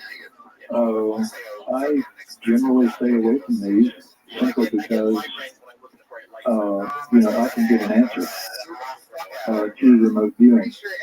But what would the purpose be? I couldn't change it. And the only purpose would be to beat on my chest and say, I've remote viewed this and here's what I found. And I don't do that. I keep the OT. Personally, I think there'd be a lot more joy in remote viewing Marilyn Monroe's life. Right. Let me say one thing. If I get a remote viewer, I ask the remote viewers to work at least 5 missing children cases after they graduate the course. We found one kid, and I'll tell you, they don't care about Marilyn Monroe or O.J. Simpson anymore at all. Wild Card Line, you're on here with Lady Buchanan. Good morning. Good morning. Yes, sir. From Calgary, Alberta. Greetings to you. Calgary, Alberta. Yes, sir. You are 77. Liz and Alex, have you ever heard of Jose Silva method? It was mainly under mind control, but he did lots of remote viewing. Right. Yes, and the term remote viewing was basically taken by the Silva people and is not the classical definition of remote viewing. Now, the people who do the Silva mind work that I've met have very good results, and I say if it works, use it. It's the stuff taught by the Silva group is not the controlled, situational, laboratory provable classic remote viewing. My second question, would you favor us with one of your shareable remote forecasts or our current affairs that you could tell us and sort of get control of your talent? All right. In other words, some sort of something that you can tell us is going to occur that will serve as a test. Well, I basically already have the results that I've been getting from the plant pathogen thing, the attack in the U.S. I get the impression that it's going to be happening sometime this spring or fall of this year. Even though you feel the results will be different or more localized, hearing that from you and from Matt James is very worrisome. Oh, it is to me too. In fact, one of the questions that I have on that subject or your page, someone asked me about it, and I said that if it shows up on the internet, then these what's called open source intelligence gatherers, they gather intelligence from newspapers, magazines, the internet stuff. They have search engines. And if I speak about this on the internet, I know that by the next morning, if I have said the word Hussein, Arab country, stuff like this, then that winds up in an intelligence database in a foreign country. And it's my hope to say these things in order to hopefully get some things changed. In other words, I hope I'm wrong, and will actively pursue anything I can to be wrong.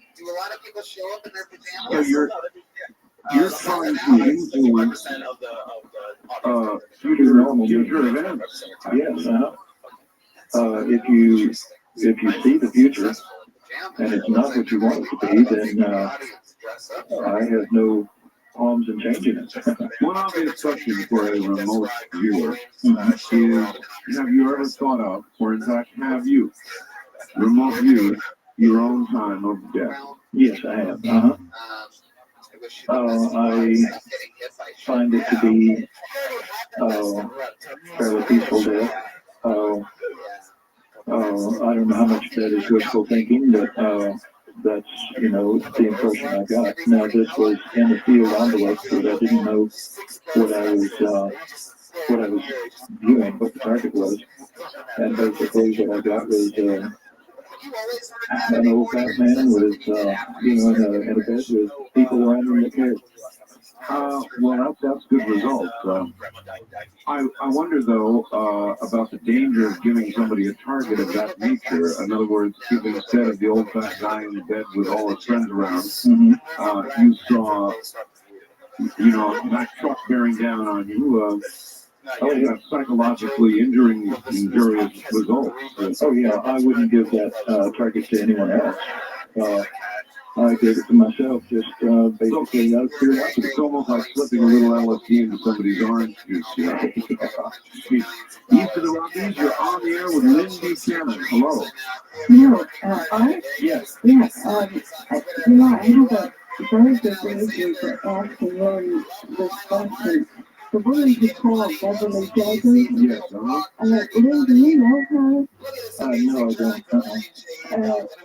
Many years ago, I was just saying locally it's still dead. And many years ago, I read about her, and I think it was the Enquirer, and I called the lieutenant, I think his name is Kirkwood, and he got me in touch with her, and she was trying with her group at that particular time to try to find out what happened to my son. Right. And that's been a long, long time. So, it's still hard. before I died,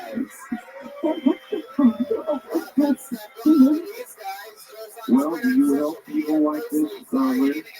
Yes. Now, one of the problems that I have is this security clearance, and for many other reasons as well. If there's an investigation going on, especially on an American citizen, I will only work it through authorized channels. And so if someone comes to me and says, my son is missing, or I don't know what happened to so-and-so, I will tell them, partially because I want the cushion there, partially also because it's a necessity, that if they will get the investigating officer to contact me, I will be glad to work the problem for free. All right, ma'am,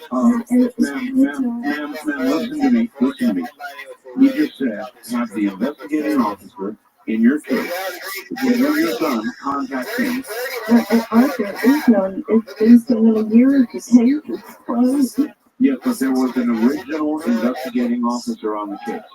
We retired by now. We worked a case not too long ago, last year sometime, that had been closed for 9 years. And on the results of our session, Mel, Dave, and I worked on this. The results of our session, the case was reopened, and they've been finding here some new evidence. So do that now. What happened? I said you had agreement.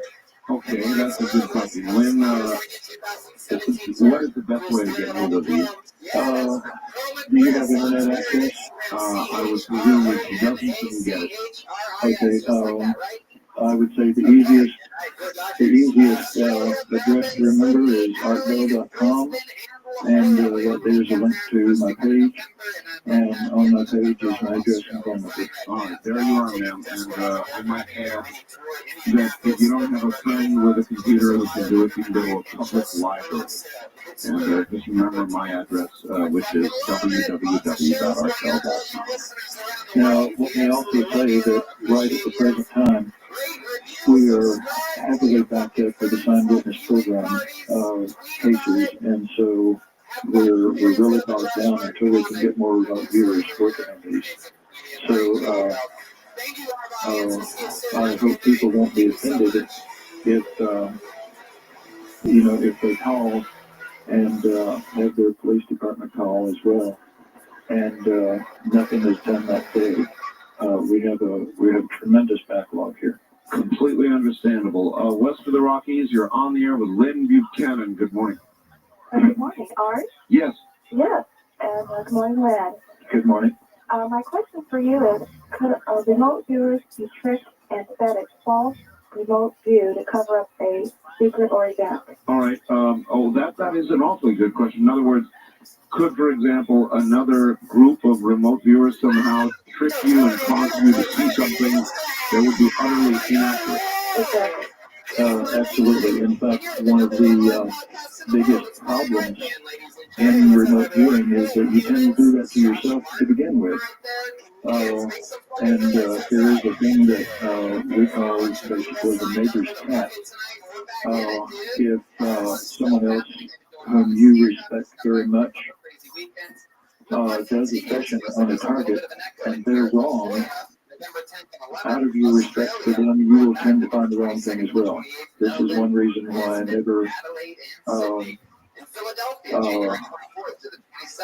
ask the same exact question to two different viewers who know each other.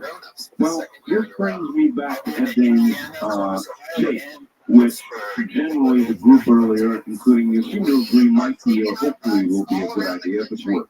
If it works, then I'm all for it. But then on the other hand, with all of those people out there remote viewing, maybe even influencing, there's going to be a lot of mistakes made. A lot of mistakes will be made. And could there be a sort of virtual anarchy that would develop? That's my fear. I do believe very strongly in the shoulder effect, and I know that the more people who learn to remote view correctly, the easier it is to learn to remote view correctly.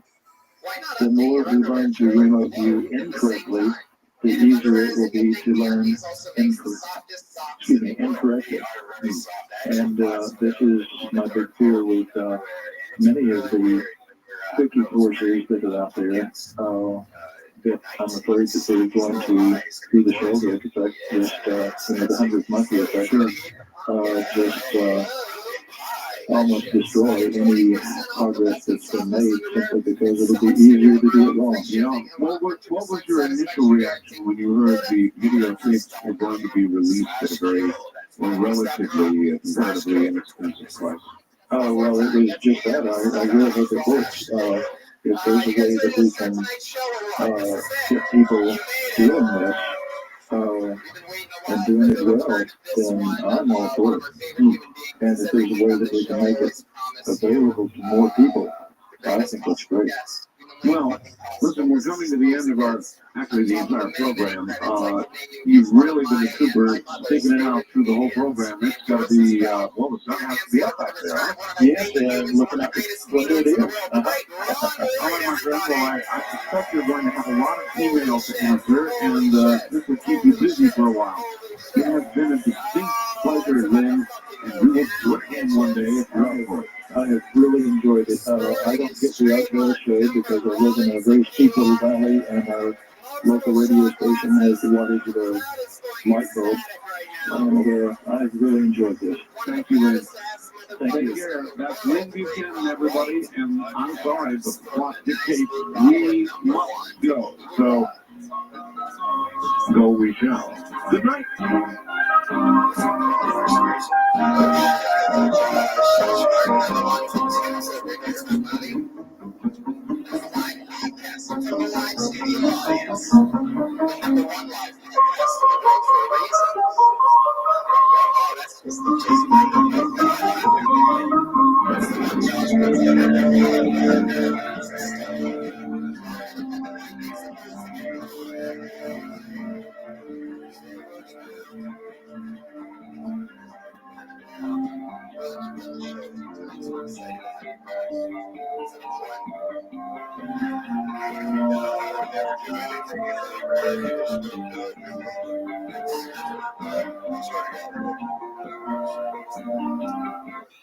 The great Ryan Chivito is tonight's episode. All of his prints of every single episode are available at RyanChivito.com. I just saw an amazing t-shirt he made with our friend and guest of last week, Wee-Man. Wee-Man jumped in the saddle when he was making from Austin last week. Sorry about that. Wee-Man stepped up big time, which is very hard for a guy like Wee-Man to do. At least Steve, thanks for the fun. Great recap tonight. Very powerful.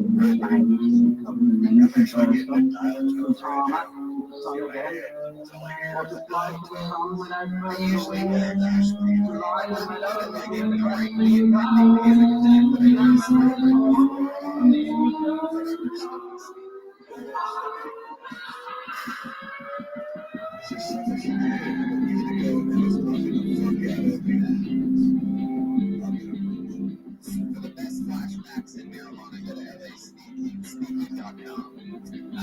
We have a band on, you know it, the craziest frog, the saxophonist just got married this past weekend. Yes, he did. To his high school sweetheart. Let's do this shit. It's the best damn band in the land. Make some noise for the Kiltony band. It's Pat Regan, Jeremiah Watkins, Joel Ramirez, and Chroma Chris on the bass. Every different characters, and I never know what they're going to do. I never know before the show. And they come into these characters throughout the show. Want to take a ride? From the high desert and the great American Southwest, exclusively on Sirius XM Radio. This is Dark Matter with your host, Art Bell. Now, here's Art. You know what? Some things may change, but this is my new theme, and I love it. In fact, when I hear this, it raises with this hackle on the back of my neck. I don't even know what hackles are, but they're raised. I'll tell you that. Hey, everybody. Here's our guys night up last Thursday, huh? When there was no show. No show. Did I have 102 fever as I laying in bed, popping up? Well, you don't want to know. Was my liver failing? Was I having a very serious brain operation? No. None of the above. What happened is, I was laying in preparation for my show, laying down on the couch. About 5 o'clock, the phone rang, and there was a big honcho back at Sirius XM, and they said, "Oh, our lines are down, and so you're getting an extra day off." I said, "What do you mean our lines are down?" "Well, their major programs in D.C. went down. They just went down. So that's what happened. There were no phone lines of any kind. I guess earlier in the day, Dr. Laura went down and on and on and on. So that's what happened last Thursday. No, I was not ill, except that's not the program. But here I am. All right. I want to note the important thing. You can email me on artbell@artbell.com. It's on the website, artbell@artbell.com. Twitter. Yes, you can follow me, and I do make announcements on it, not comments. I'm artbell51 on Twitter. And don't forget about the wormhole. You can wormhole me just like Bill has done here. Bill says, "Hi, Art. Wanted to voice my opinion on Hoagland and his anomalies on Mars. I bought into, literally, that they're on Mars. but not another one of his vines. Note that his number 9 photo looks like all the rocks around it. Bill, really, that's a you know, you brought into the face on Mars and some other stuff, I guess. But you can't buy him number 9? Oh, Bill. Since when does the good Lord on Mars or Earth put a pipe in the middle of a rock? Even if you consider that to be a rock, which I don't. Look real hard, Bill. There's a pipe there, sticking out horizontally. It's kind of hard to ignore. By the way, Richard will be here for an hour tomorrow night.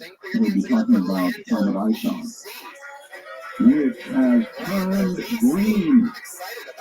As it nears Mars, for some reason, instead of having red information to keep them on tonight, it's turned green. We'll find out what that means tomorrow night along the stuff. Now, SiriusXM is looking real hard into the possibility of a 4-hour timeout being worked on. You know, so if you're listening to the stream, even though I'm Mexican American, after 90 minutes. Embarrassing for me. I go to family reunions, go up to my uncle, say a little Spanish. I'm so glad the show is back.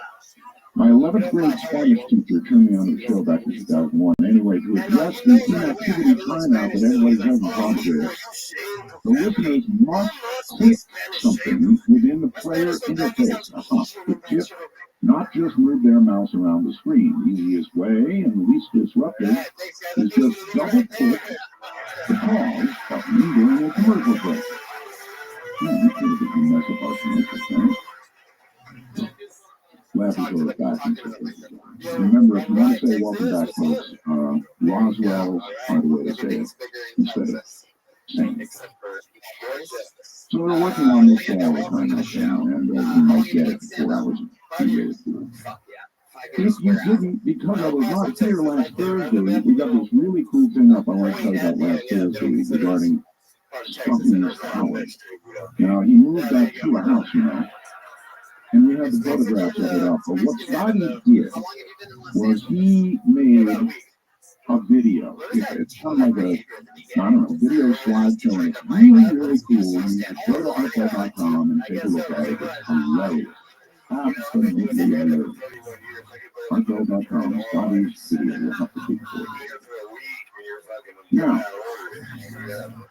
I think we're just going to call it, everybody's asking about this, everybody. We're going to call it Dark Matter Halloween.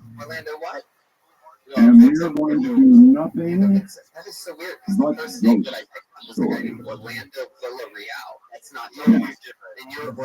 I have a couple of ideas about this, and we do it every year. We're going to do it this year. What I want you to do, if you can, is that, of course, we're going to take open lines on the screen. I think, now wait a minute, if you want to email me, and this up. And if you're going to email me and you have a really good ghost story, include your phone number, and we may call you. So that's a way to get some of the really good ones in. So if you've got one, email me, artbell@artbell.com, include your phone number, and on Dark Matter Halloween, your phone number, and maybe well, I checked about, 15 minutes ago, turned on CNN briefly. The countdown clock was still going. Are we launching to Mars? No. We're counting down to the close of the government. Again. It's interesting, I noticed that Congress now has a 10% approval rating. Higher actually than Satan himself. Oh, by the way, if they do close the government up, it's just so sad, isn't it, that agencies like the IRS will close. They won't. The IRS, even though our state parks are gone, trying to apply for a passport, forget it. You got a lot of time to think about But it the now. IRS will stay I mean, open. I joke about it. Grandfather died the same day I was born. So it's kind of, that's the Essential to national security. Your grandfather died the day you were born.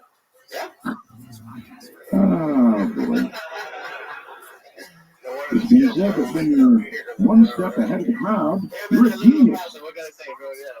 What does that mean? When you're 2 steps ahead, you're a crackpot. It means like when I travel outside El Paso, All right, looking around the world very briefly, inspectors charged with the enormous task of overseeing the destruction of Syria's deadly chemical weapons stockpiles kicked off their mission Monday, racing to meet tight deadlines against the backdrop of civil war and probably also racing to catch up with cheapest nuclear weapons around the country.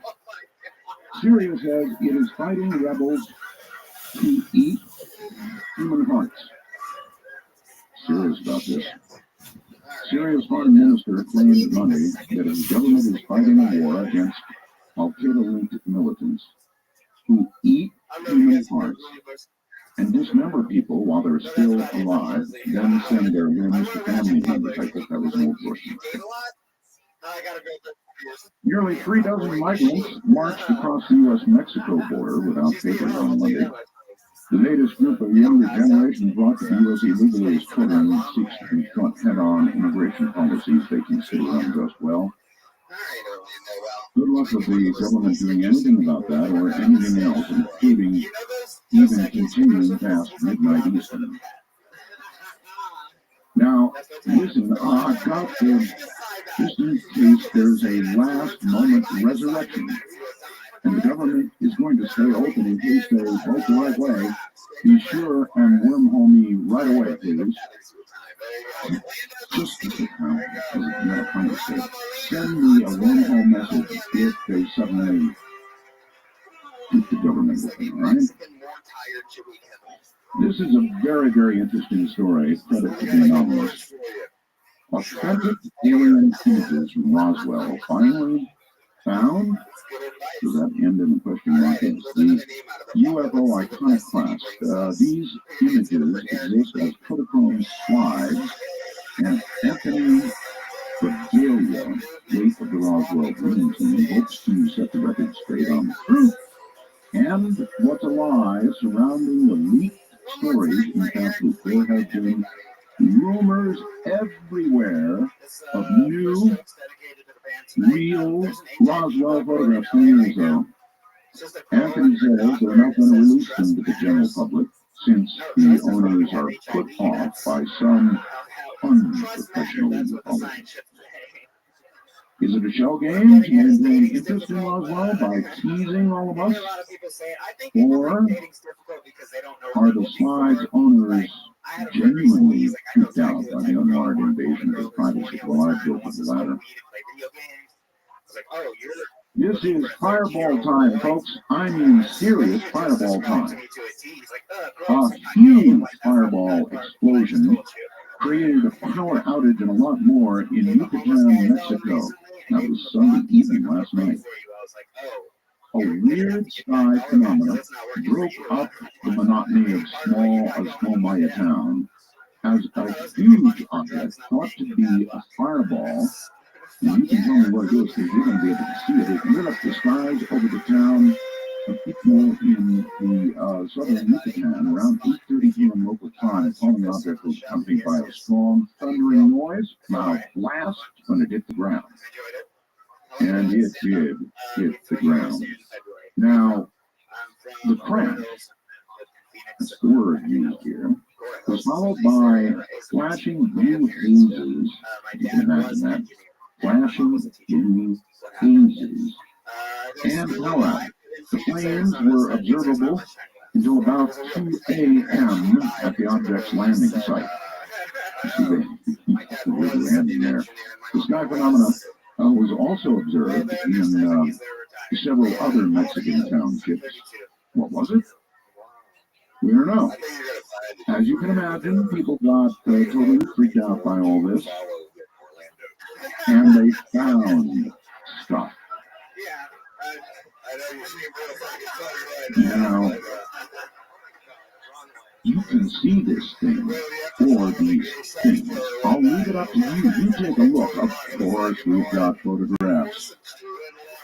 Something pretty good size crashed in Yucatan. If you go to rfl.com, you can take a look-see at it. Now, the police there were toying with some of the debris of whatever the hell this was. By the way, maybe one of you can name it for me. I have no idea what this thing is. It looks like number 9. Well, not really. But you get the idea, right? Pretty big. Whatever it was, it came down with pretty darn big space debris, maybe. There's a bunch of comics from here that are shout out. The police were playing around with some of the debris, and there is the picture of a human-like figure made of the debris. Now, whether the police did that or it came that way, I don't know. Other fireballs, I'll tell you tomorrow. We're out of time here. Other fireballs in Ohio. So it's like we're in Fireball City here, folks. I mean, lots and lots of fireballs. I'm not sure what's going on. Keep your eye on the sky, huh?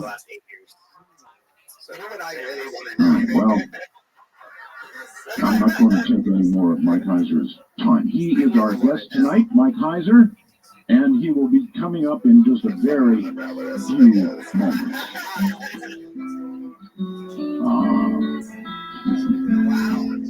The number 1 song, actually, of all time. You know that, right? From the high desert and the great American Southwest, this is Dark Matter, raging in the nighttime.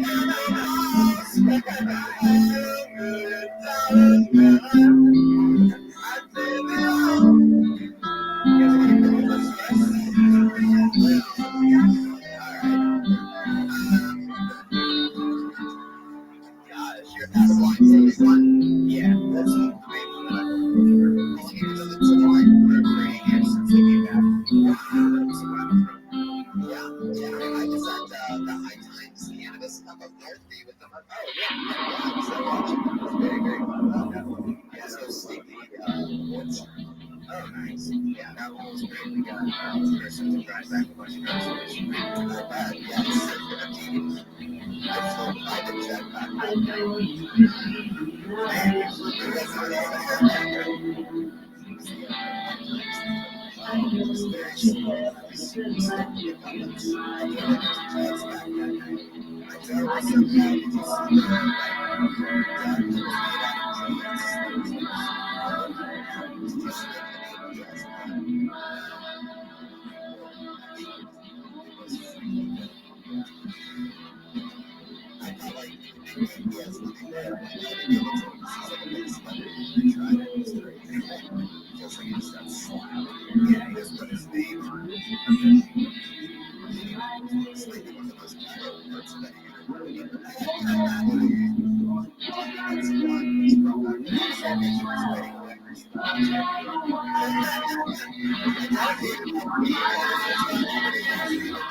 It's XM, baby, and we're very serious. To call Rothschild, please manipulate your communication device and call 1-855 UFO. That's 1-855-732-5836. Oh man, everybody's pretty still. Sends a message through the wormhole that says, oh, come on, Art. Art Bell Halloween? That isn't what I said. I said Dark Matter Halloween. Anyway, he goes on, how about something more creative like Phantom Matters? Well, look, if any of you have a brilliant idea of what we can call it, then feel free, by all means, to suggest a community email, and if I like it, I'll change it. Nothing is written, in stone. Some of the things Mike Heiser talks about now, on the other hand, are written in stone. Mike Heiser is a scholar in the fields of biblical studies and the ancient Near East. He is currently the academic editor for Logos Bible Software in Bellingham, Washington, and serves as an adjunct professor at 3 colleges and universities. Mike has a PhD in Hebrew and ancient Semitic languages, along with 2 master's degrees in biblical studies and ancient history. In 2005, he was named one of Fate magazine's 100 most influential people in ufology. Mike is a well-known critic of ancient astronaut beliefs and for having the majestic documents tested by a computational linguist for authenticity. He is also known for his supernatural thriller, The Facade, which focuses on how an ET explosion might impact traditional religious beliefs. So we're going to have fun with that tonight. And how the alien question might be related to ancient texts, including, of course, the Bible. Mike, welcome to Dark Matter. Well, thanks for having me on. I just have to say, listening to you read the news is like listening to Lynn Scully call baseball. Really? Oh, yeah. I mean, I gotta take a deep breath. I don't want to sound like too much of a fanboy, but I'm just thrilled that you're back here. I don't know how you waited this long to come back. It sounds like you just love it. Well, it's called a non-GT. Oh man, I would have just been blowing my hair. What little I have to ask you. Well, thank you. I've never received a compliment for just reading the news. I thought that was I have hackles too, like your introduction. What part really got you? The eating of the hearts? Was it? No. No? Oh, it's just rhythmic, just taking simple headlines, and it's heartfelt reading the news. You can just sort of sit there and listen to it for hours. It just brings back great memories for me, because I listened to you, for years while I was in grad school, all by myself. I was holed up as a security guard in my little shack, the genetics lab, and I'm listening to Ardbell. I know you mean that like in the very, I know you mean that in like the very best way, but I know, but it makes me feel old. Well, I'm as old, X number of years removed, as you are, but it's just great to hear you. All right, well then, listen to this, Mike, and then we'll come right back to you. This is an email. I'm so glad you're back on Sirius XM. Discovered your show about 15 years ago on a regular radio by accident. Good very much. Get this, folks. I had originally heard your show on the island of Okinawa when I was a 9-year-old kid who lived in Naha. My dad was a pilot in Vietnam. He was stationed on the block. And you introduced me to the rock and roll music, became such a big part of my life. You were the first DJ I remember, and I had my little transistor radio I listened to with the single earpiece. Yeah, they referred to it. Something I did when I was there, I was on a teeter-totter contest with a couple of Marines. I had a Navy guy as partner, and we were up against 2 Marines. And we went for 57 hours, something like that. Anyway, he ends the email. Remember now, he first heard me when he was 9 years old. I'm 56 now, Art. And we'll always have a place for Art. Don't you're my Wolfman guy. 56 years old now, and this person first heard me when I was 9. So what you said is right down that alley. It's not quite that far, but that's pretty impressive. All right, let's get started. I want to talk about ufology. I mean, did you hear the first story that I read about the Rothschild? Have you heard these rumors? Oh yeah, I've heard them, and I've read the I'll be charitable here, the conflicting account of the story of the proto-surfacing. Boy, this is just gonna be a big fight. I mean, it's already been a big fight, but it's gonna be a big fight. What would you say, Mike? This is just a sort of a what if, but if they release these Roswell photographs, they were authenticated And it was proven that we were visited by these creatures that, who knows, probably were at Area 51 for a while, or disposed of in some manner, or are still alive, whatever. In other words, real creatures. Is it proven what we say? Well, I would say I'm not terribly surprised. Personally, I don't have any. Yeah, I don't really have any difficulty theologically or religiously, but on the heels of that, that's me talking. I mean, I can say, well, I'm not real surprised, that, given this or that, it's not really too much of a stretch. I mean, I look at it as an academic. I know that this question has been around literally, for 2,000 years. Goes all the way back to Aristotle and before, this is pre-Christian. Are there other worlds? I mean, everybody's been talking about this for millennia. It's only really been recently that it's just become this scary thing for religious people. So I would try to get people to pay attention to the conversation that's been happening for so long and say, look, it's a big deal because it is, now we have evidence for this. But as far as the discussion, this sort of just falls right into place. Then the questions change, they become different. It's not, are we alone or no, that's it. Then it's like, well, what does this mean? Where they come from? Are there others? And all this sort of thing. I'd like to live, in the Star Trek world, where there's life, elsewhere and so on and so forth. But I'm known for just asking what I think are reasonable questions about evidence and things like that. But if we ever had it, I wouldn't be unenthusiastic about it at all. But that's me. Don't you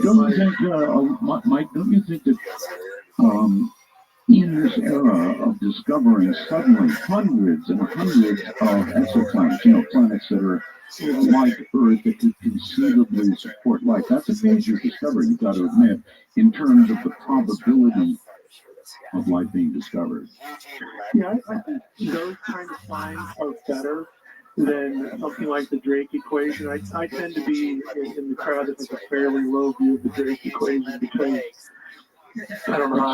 Explain for everybody the Drake equation.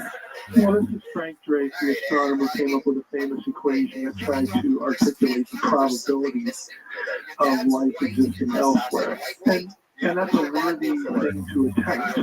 The problem with the Drake equation is that every point of the equation was made up. There wasn't any data for it.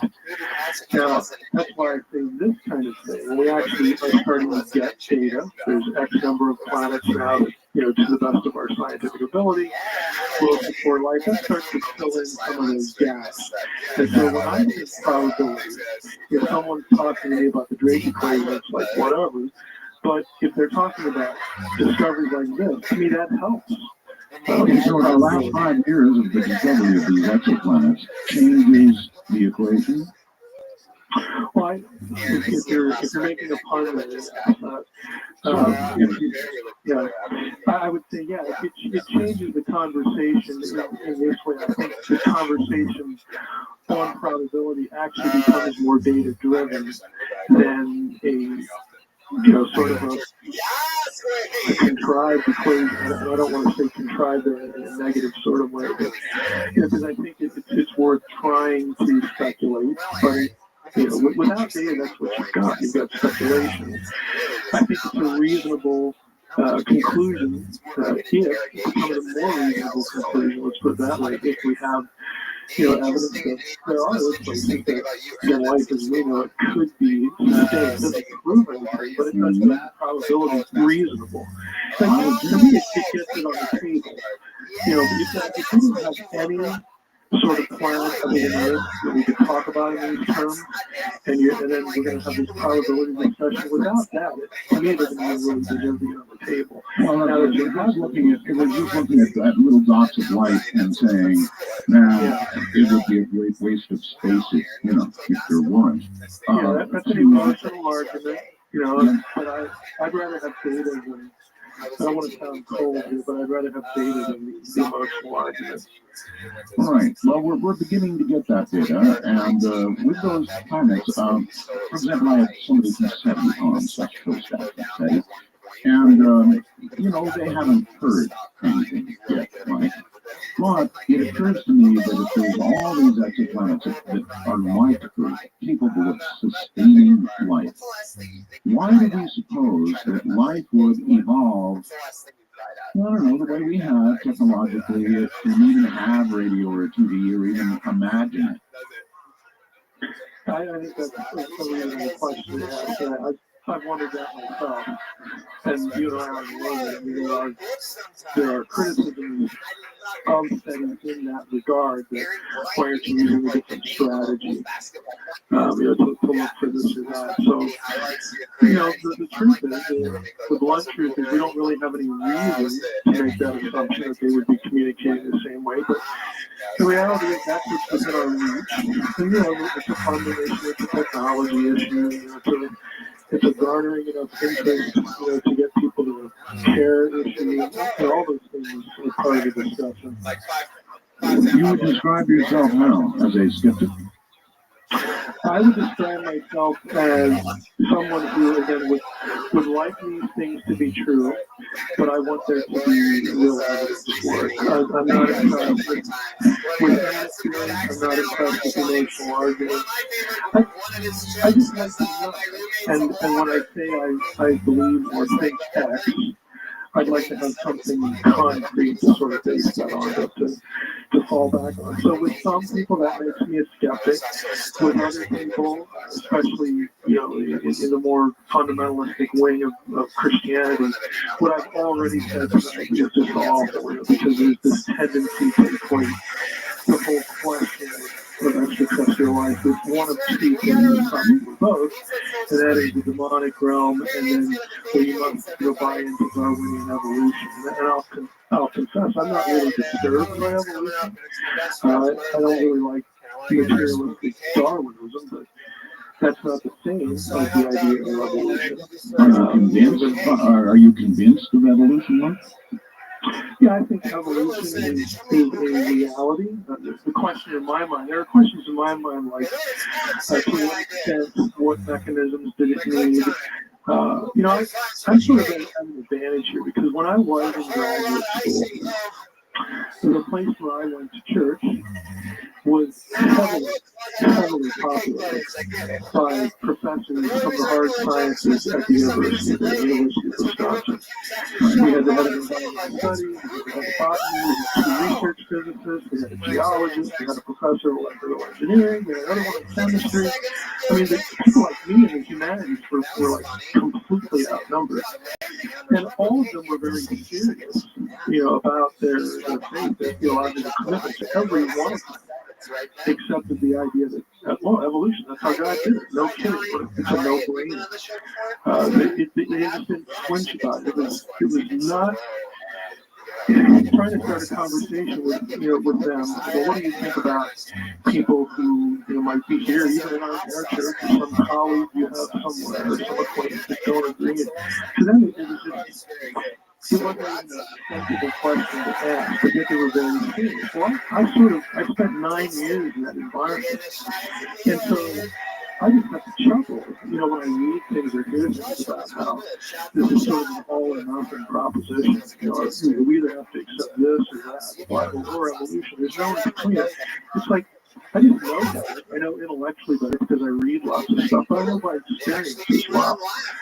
That these are not mutually exclusive things. So, I'm not a scientist. I have to depend on scientists to shift arguments for me. I read things that I appreciate, on evolution. There's no debate within the hard sciences about evolution. Right. Isn't it easily said, Mike, that, God may have started the process of evolution, and that's what cleans it all up right there?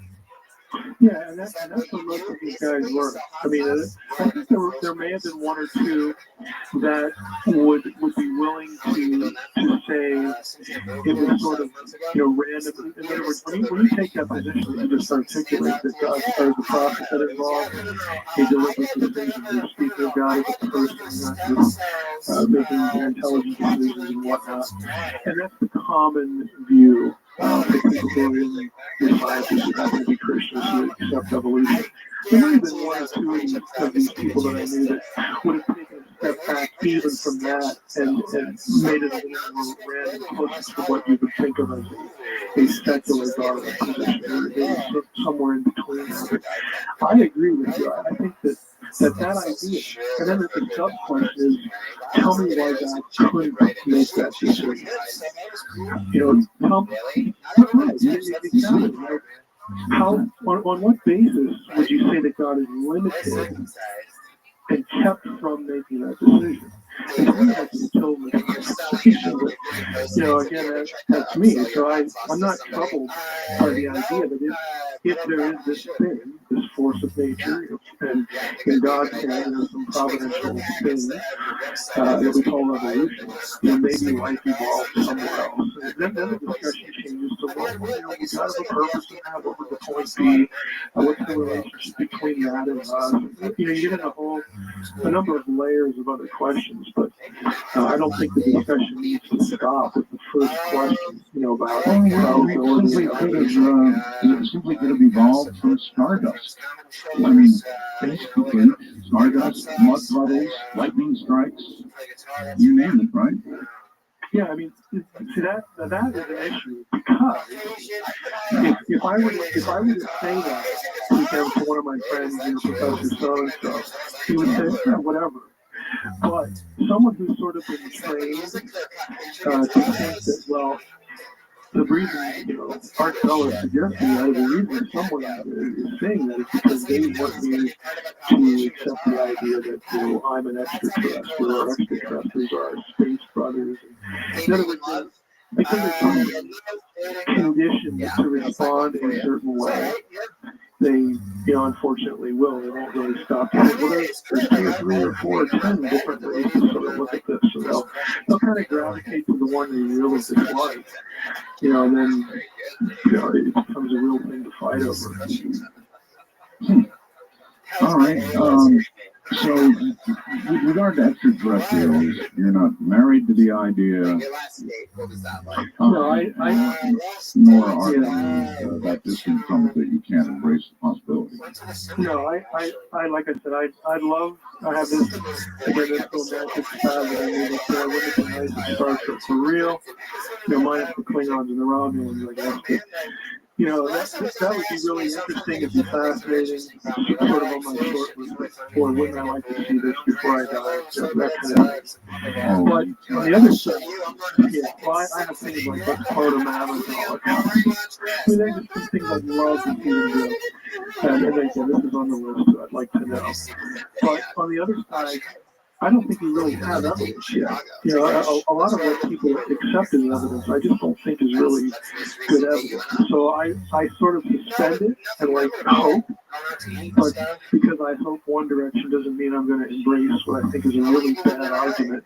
Or the people who would ask you to accept the evidence, Mike, I should say, preponderance of the evidence. When you look back at all the UFO sightings, when you look, all the stories, they claim it all adds up to it's got to be true. Yeah, they do claim that, and that's the part I have difficulty with. I don't think it adds up to that at all. Ask yourself this question: why do we, with the whole UFO thing, why do we think about UFOs and think extraterrestrials? Well, in my case, Mike, I had a sighting, a very close sighting, a very convincing sighting. I could have thrown a rock at the damn thing. It floated over my head, or more likely defied gravity, and then I watched it float out across the valley.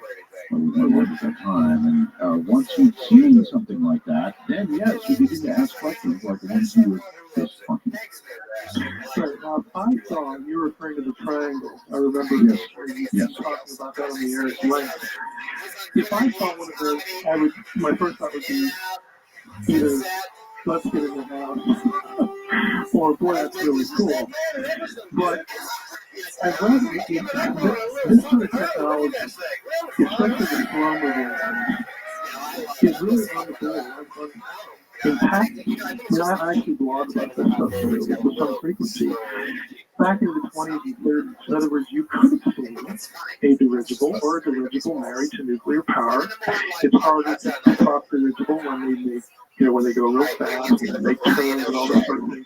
But what I'm getting to is you think extraterrestrial because it's an unfamiliar technology, and it seems like the technology is something that, because we haven't experienced, the assumption is that it's not ours or that we couldn't do it. I've actually become more convinced that the technology is a dead end. Again, the Germans were making triangular craft in the 40s. They had passed all the tests. They had nuclear power. Yeah. Mike, what do you mean it's a dead end? Explain that to me. I don't think it's the question to ask. In other words, I don't think it's the thing that will tilt the question one way or the other. To me, the question is biologicals. Okay, the claims of bodies and whatnot. So for me, that's what I would have to have. I would have to have, let's say that, we have these pictures or there's some other, real clear biological evidence. Okay, well that answers question one. Question two is actually a little different. That involves visitations and then individual sightings, and then you sort of have to go from point one to these other points. But for me, the fundamental question of, are there extraterrestrials, intelligent extraterrestrials out there? I would need a biological entity, because there's so much that you can, look at and dig out and people have that have just devoted their life to chasing these exotic technologies. But even in the majestic documents, there are majestic documents that actually have the elements in the quote-unquote power plant of the crash that you can find was used in the technology during World War II to produce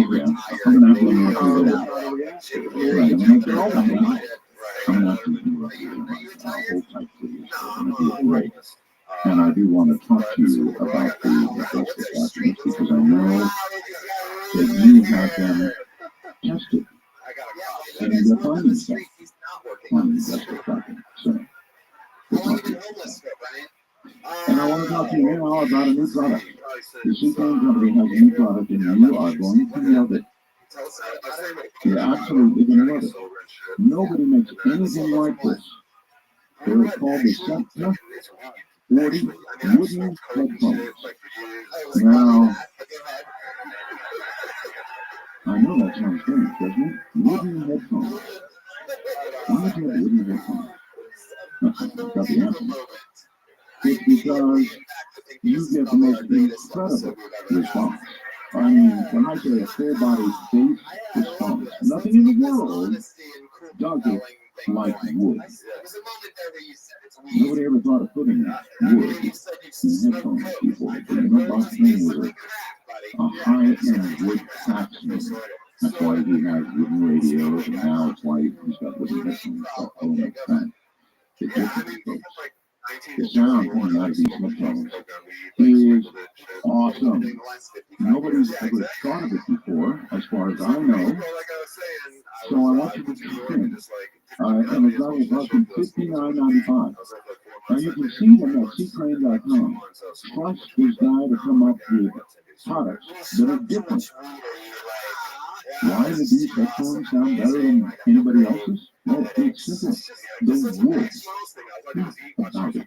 Bass response and wood. Make sense? You want to ask about the Sentinel 40 wooden headphones. Full range stereo response, of course. Long lasting, built like tanks. Come with a carrying case. And on and on and on. This should just be a just order them. Call Seaplane, you can call right now, $59.95 to Santa 40 wooden headphones. 1-800-522-8863 operators are sitting there right now waiting for you to call. 800-522-8863 to see Seaplane Company and new Santa 40 wooden headphones. Mike Heiser is my guest. So stay right where you are, because it won't be quite a night, ladies and gentlemen.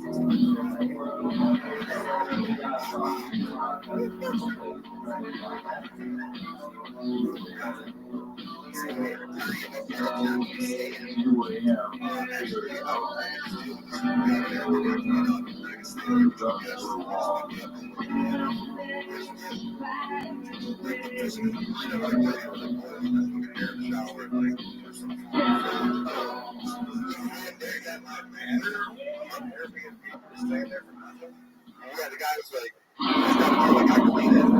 How'd you fuck that up, dude? I know, I might have a second chance, though. You like fat girls, try Airbnb. So, he said you can stay in the Airbnb, but it's not being rented out as long as you keep it clean, which literally means keep the hair out of the fucking shower. And shit on the refrigerator, watch out. What did you do? They said you had hair in the shower. I mean, it's always filthy. Like, I actually tried to clean it, but I was like, I'm good.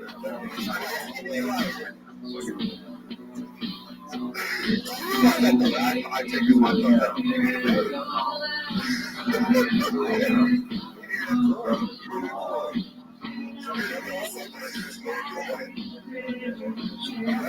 for a nickel a week.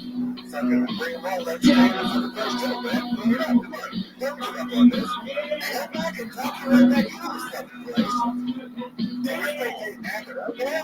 I don't think about that tomorrow. So what are you saying right now? Because I always wonder, like, if I was missing my car, would I still like live in my Van Nuys or something like that? Or would I actually like, oh, I'm going to live in a car? You have a car? I think I'll do it.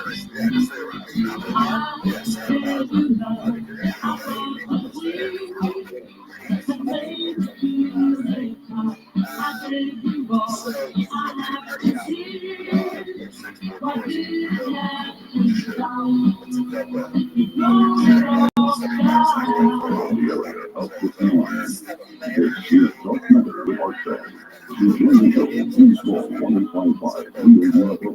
That's 1-855-733-5836. Wow. It's really strange. I'm used to unusual occurrences on this program, but that was bizarre. Like everything was suddenly gone. No audio, nothing. Really weird. Well, I've got everything from satellites spinning out of control to magnetic blankets across my valley. It's really strange. Anyway, back with Mike Heiser and Mike, the majestic documents.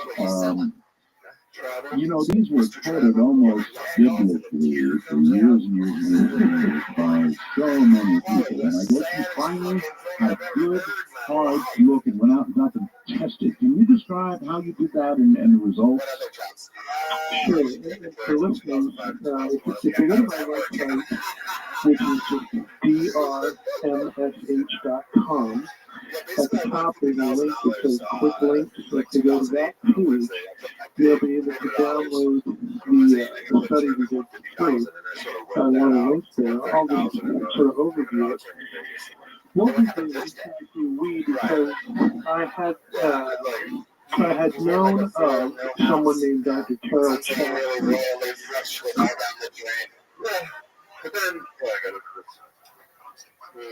What drug did you like? What made you start doing like heroin? Like, were you always doing drugs like in high school or like in college? Did you? Yeah, it's like we never fucking did a bunch of drugs. I mean, heroin's a pretty big step. You know, crack's a big step. You did heroin? Wow. Now I see you starting it, right? You didn't do like the needles. I had a hard time finding my way. And I also had days that I had no place to stay, so. I got you. I mean, I pulled out of it when I was fucking 43. But I'm a late bloomer. Yeah, you are. We'll see. I don't think you've really bloomed yet, dude. You might be a never bloomer. English. You know, I was like, fun fact. I was a virgin at 24, and it's like being up. I was 28, like I said. Wait. I almost just passed out for a second. Hold on. You didn't have sex until you were 24. Even that I could even sort of accept. But then you said you didn't jerk off until you were 28. Didn't you realize when you had sex with a girl what you were capable of? Didn't that feeling feel good? I didn't really start having sex till like 35. Not even on a Wednesday? What just happened? Oh, this is not make sense. Start over. What? I was a virgin, I was 24. Like, it was a one-night stand, didn't even ejaculate. Like 3 years later, another one-night stand, fucking maybe ejaculated. So I beat off when I was like 28, and I really didn't start beating until I was like 35, and I got it in, believe me. When I had some poker money, I was fucking all about that shit. I used to be a gangbanger too, I'm shot. And tomorrow, right, you're a gang member. A lot of people, by the way, often say, Tony, why do you go so long with the guests? Because some of them start getting the correct answers fucking 8 minutes in. Tomorrow, gangbanger, Tony, tomorrow I had an interview with CBS News here in LA for the Chicago CBS News. With my friend, freematsofa.com. He got wrongfully convicted.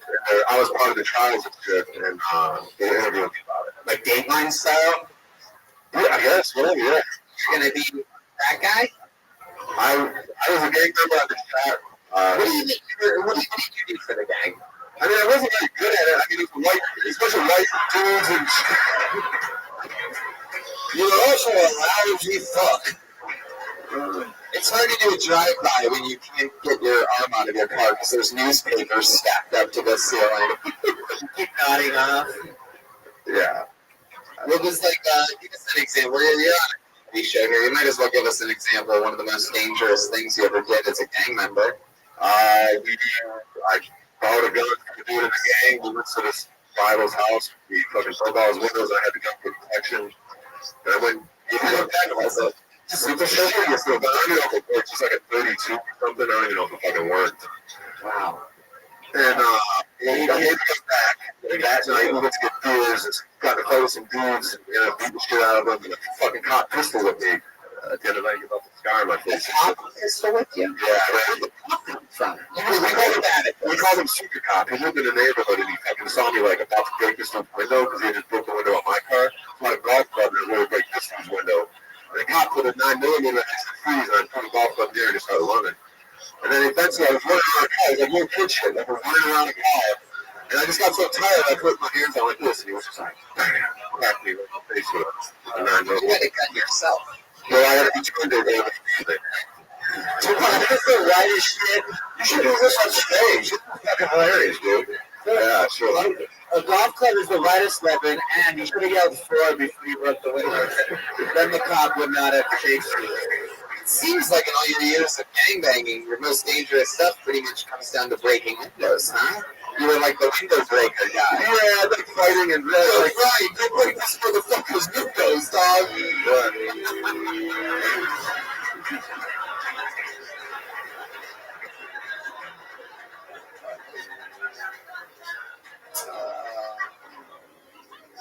So you broke windows, man. Did you have a nickname in the gang? No-Dog. That's him O'Shea. No-Dog's from Justice Society. He was that character. Yeah, he's got great. I know a lot of, speaking of Low Dog, I know a lot of dogs that have a better life than you do right now. Yeah. This is a dream. This is fucking, dude, I'm happy as fuck, dude.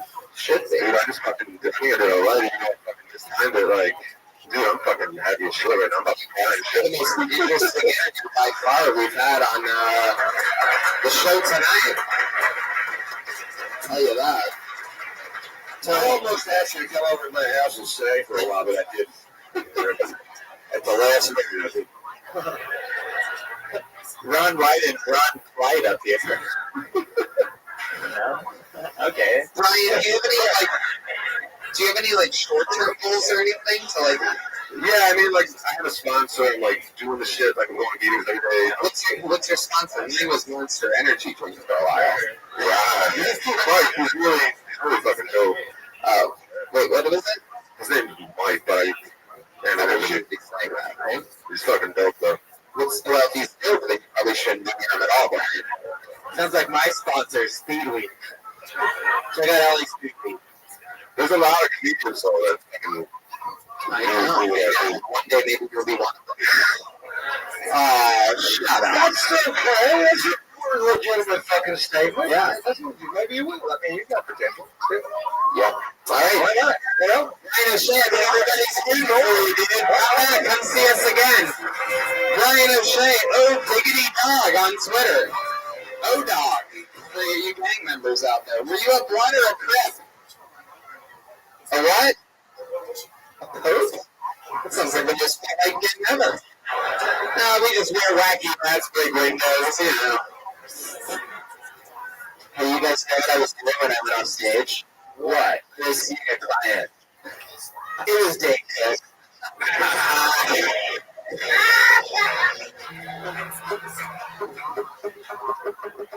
Well, another name out of the bucket. Let's make some fucking noise Monday night for Jackie Little. Jackie Little. I don't see any movement. That's not Jackie Little, and that's not Jackie Little. This is Jackie Little.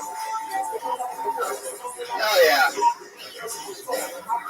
Come on, one more time for Jackie Little, everybody. Oh, my God. The last time I got applause like that, I was being sentenced. The last time I got applause like that, I paid my rent on the 11th. Last time I got applause like that, I went to an audition and got a call back from my parole officer. Man, you know what? Dude, I should have came here first. I moved to fucking Monterey. Originally, I'm originally from New York City. That was the wrong thing to do. There's no black people in Monterey. Seriously, the first restaurant I ever went to, I went to wash my hands. The hand sensors didn't even recognize me. Seriously. I'm not even kidding you. I took a fencing class because I thought they were going to teach me how to get rid of the shit I was stealing. No. There's a bunch of motherfuckers fighting around with swords and shit. Seriously.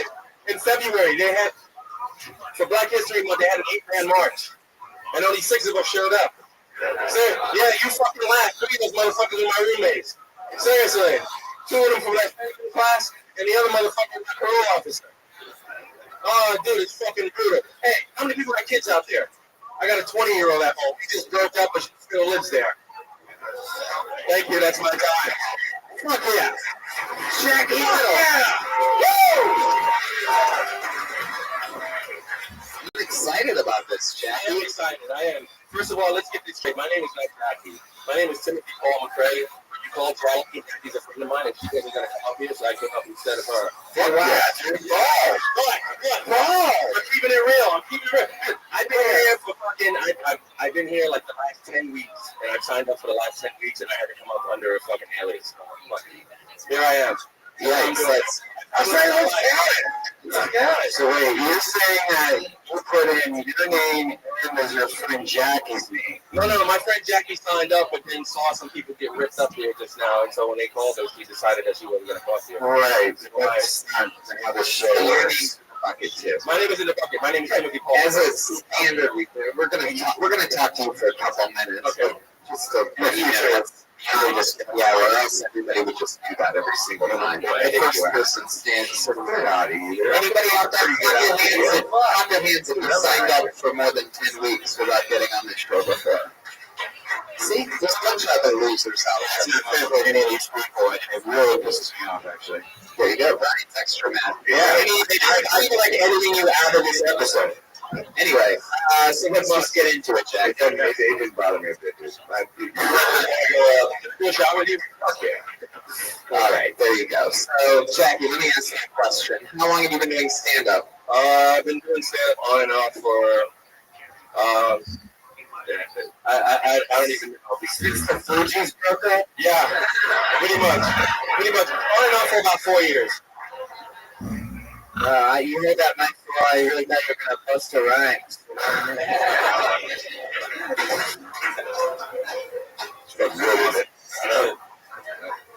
Why so on and off? Because you had an actor. Oh, really? Have you done anything? I do stage. Oh, really? A lot of stage, yeah. Like what? I do a lot of Shakespeare. Yeah. Really? Could you do a little? Sure. What do you want? Yeah, sure. Certainly. I just finished doing my second season out at Theatrical Britannicum. We knew you're good. You just played Jackie Little for 70 seconds. Yeah. Yeah. Do you want to hear something? Yeah, I'd love to.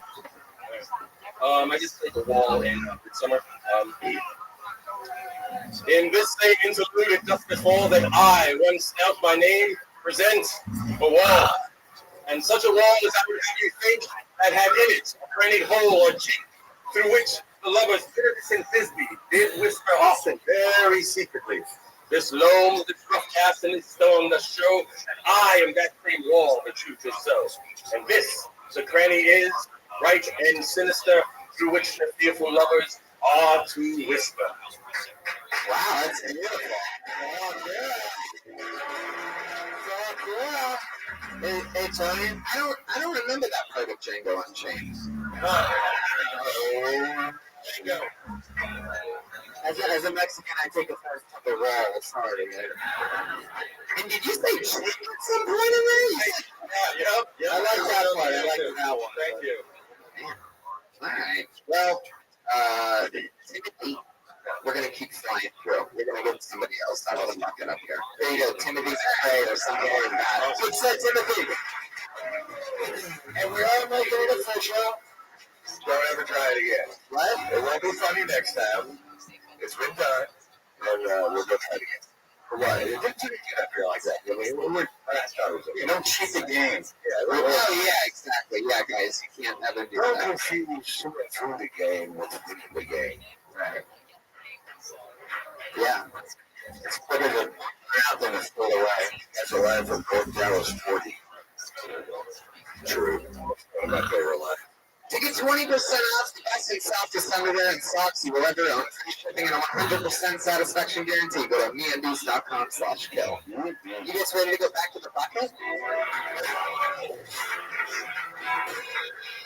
Put your hands together for Lamont Oakley, ladies and gentlemen.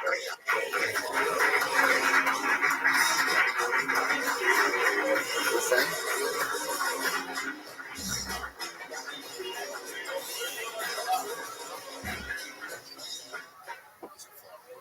I was born in the... No, I came out of the room. I had a 20-year-old nephew. That's crazy. Really, how is this possible? Well, my parents were 27 years apart, which was really freaking crazy. It was like growing up in two different households. Like, I had my dad talking about shit that happened in World War II, and my mom was singing James Brown. So I was a very confused kid. I didn't know whether the house for the Nazis or to, get on up. It was weird. I used to be a rapper, but I stopped rapping because rappers started doing weird shit, like giving away their money. I was like, I don't want to be that type of rapper. I want to be one of the grabbers, motherfuckers. It's crazy. So I also used to, so when I did my rapping, I had like a band and stuff, and it was crazy. So one day, I had a friend there, and she came to the show, and I was like, oh man, I wish I had said Patty's throwing at me on stage just one time, but, and it was you can finish it. All right, it was a really good friend. It was the wrong friend to have because she was about 5'2", 280. Thank you very much. Lamont Oakley. Lamont, you got up and sitting right next to Jackie Little. You're really Lamont Oakley, though, right? Yes, I am. I can see my ID. Is this your first time in the show? Yes, it is. That's cool. Where are you from? I'm from Oakland. Wow, wow. Good area. What do you do for a living? I'm a drummer and I'm an actor. I'm a theater actor. Wow. Where are you a bellman at? Oh. You ever do any services for anyone at a hotel?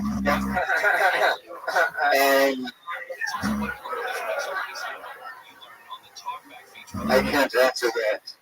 Okay. Neither really no Hilton bullshit like that. No. Tony, I feel like that's a groundbreaking sight because I've never seen a black guy wear cargo shorts on stage. You use those pockets for anything, Lamont? Yes, I use them for my marijuana. And I think I have my parking ticket in this one. Oh. You got a lighter there? I think I do. It's a good thing to have. Again, a cause break for having a lighter. So Lamont, How long have you been in Los Angeles? You visiting? You still living out there? No, I've been here since 2002. I just moved to Hollywood from Long Beach. Just moved to Hollywood from Long Beach. How long have you been in Hollywood? It's been since August. Interesting. August. Is that far from the hotel that you work at? Or closer to it? It's like equal distance. You're not really giving me much about this hotel. I'm trying to figure it out. I'm trying to hear what GPS this motherfucker. Does it rhyme with the Beverly Schmilton? No. So you ever taken anything up to somebody's room and they go, come on in, you know, and eat your ass or anything like that? Yeah, straight to buddy. That happens a lot. Hey, will you eat my ass, please? You know, I wish that would happen sometimes. Yeah, where are you going to go with that?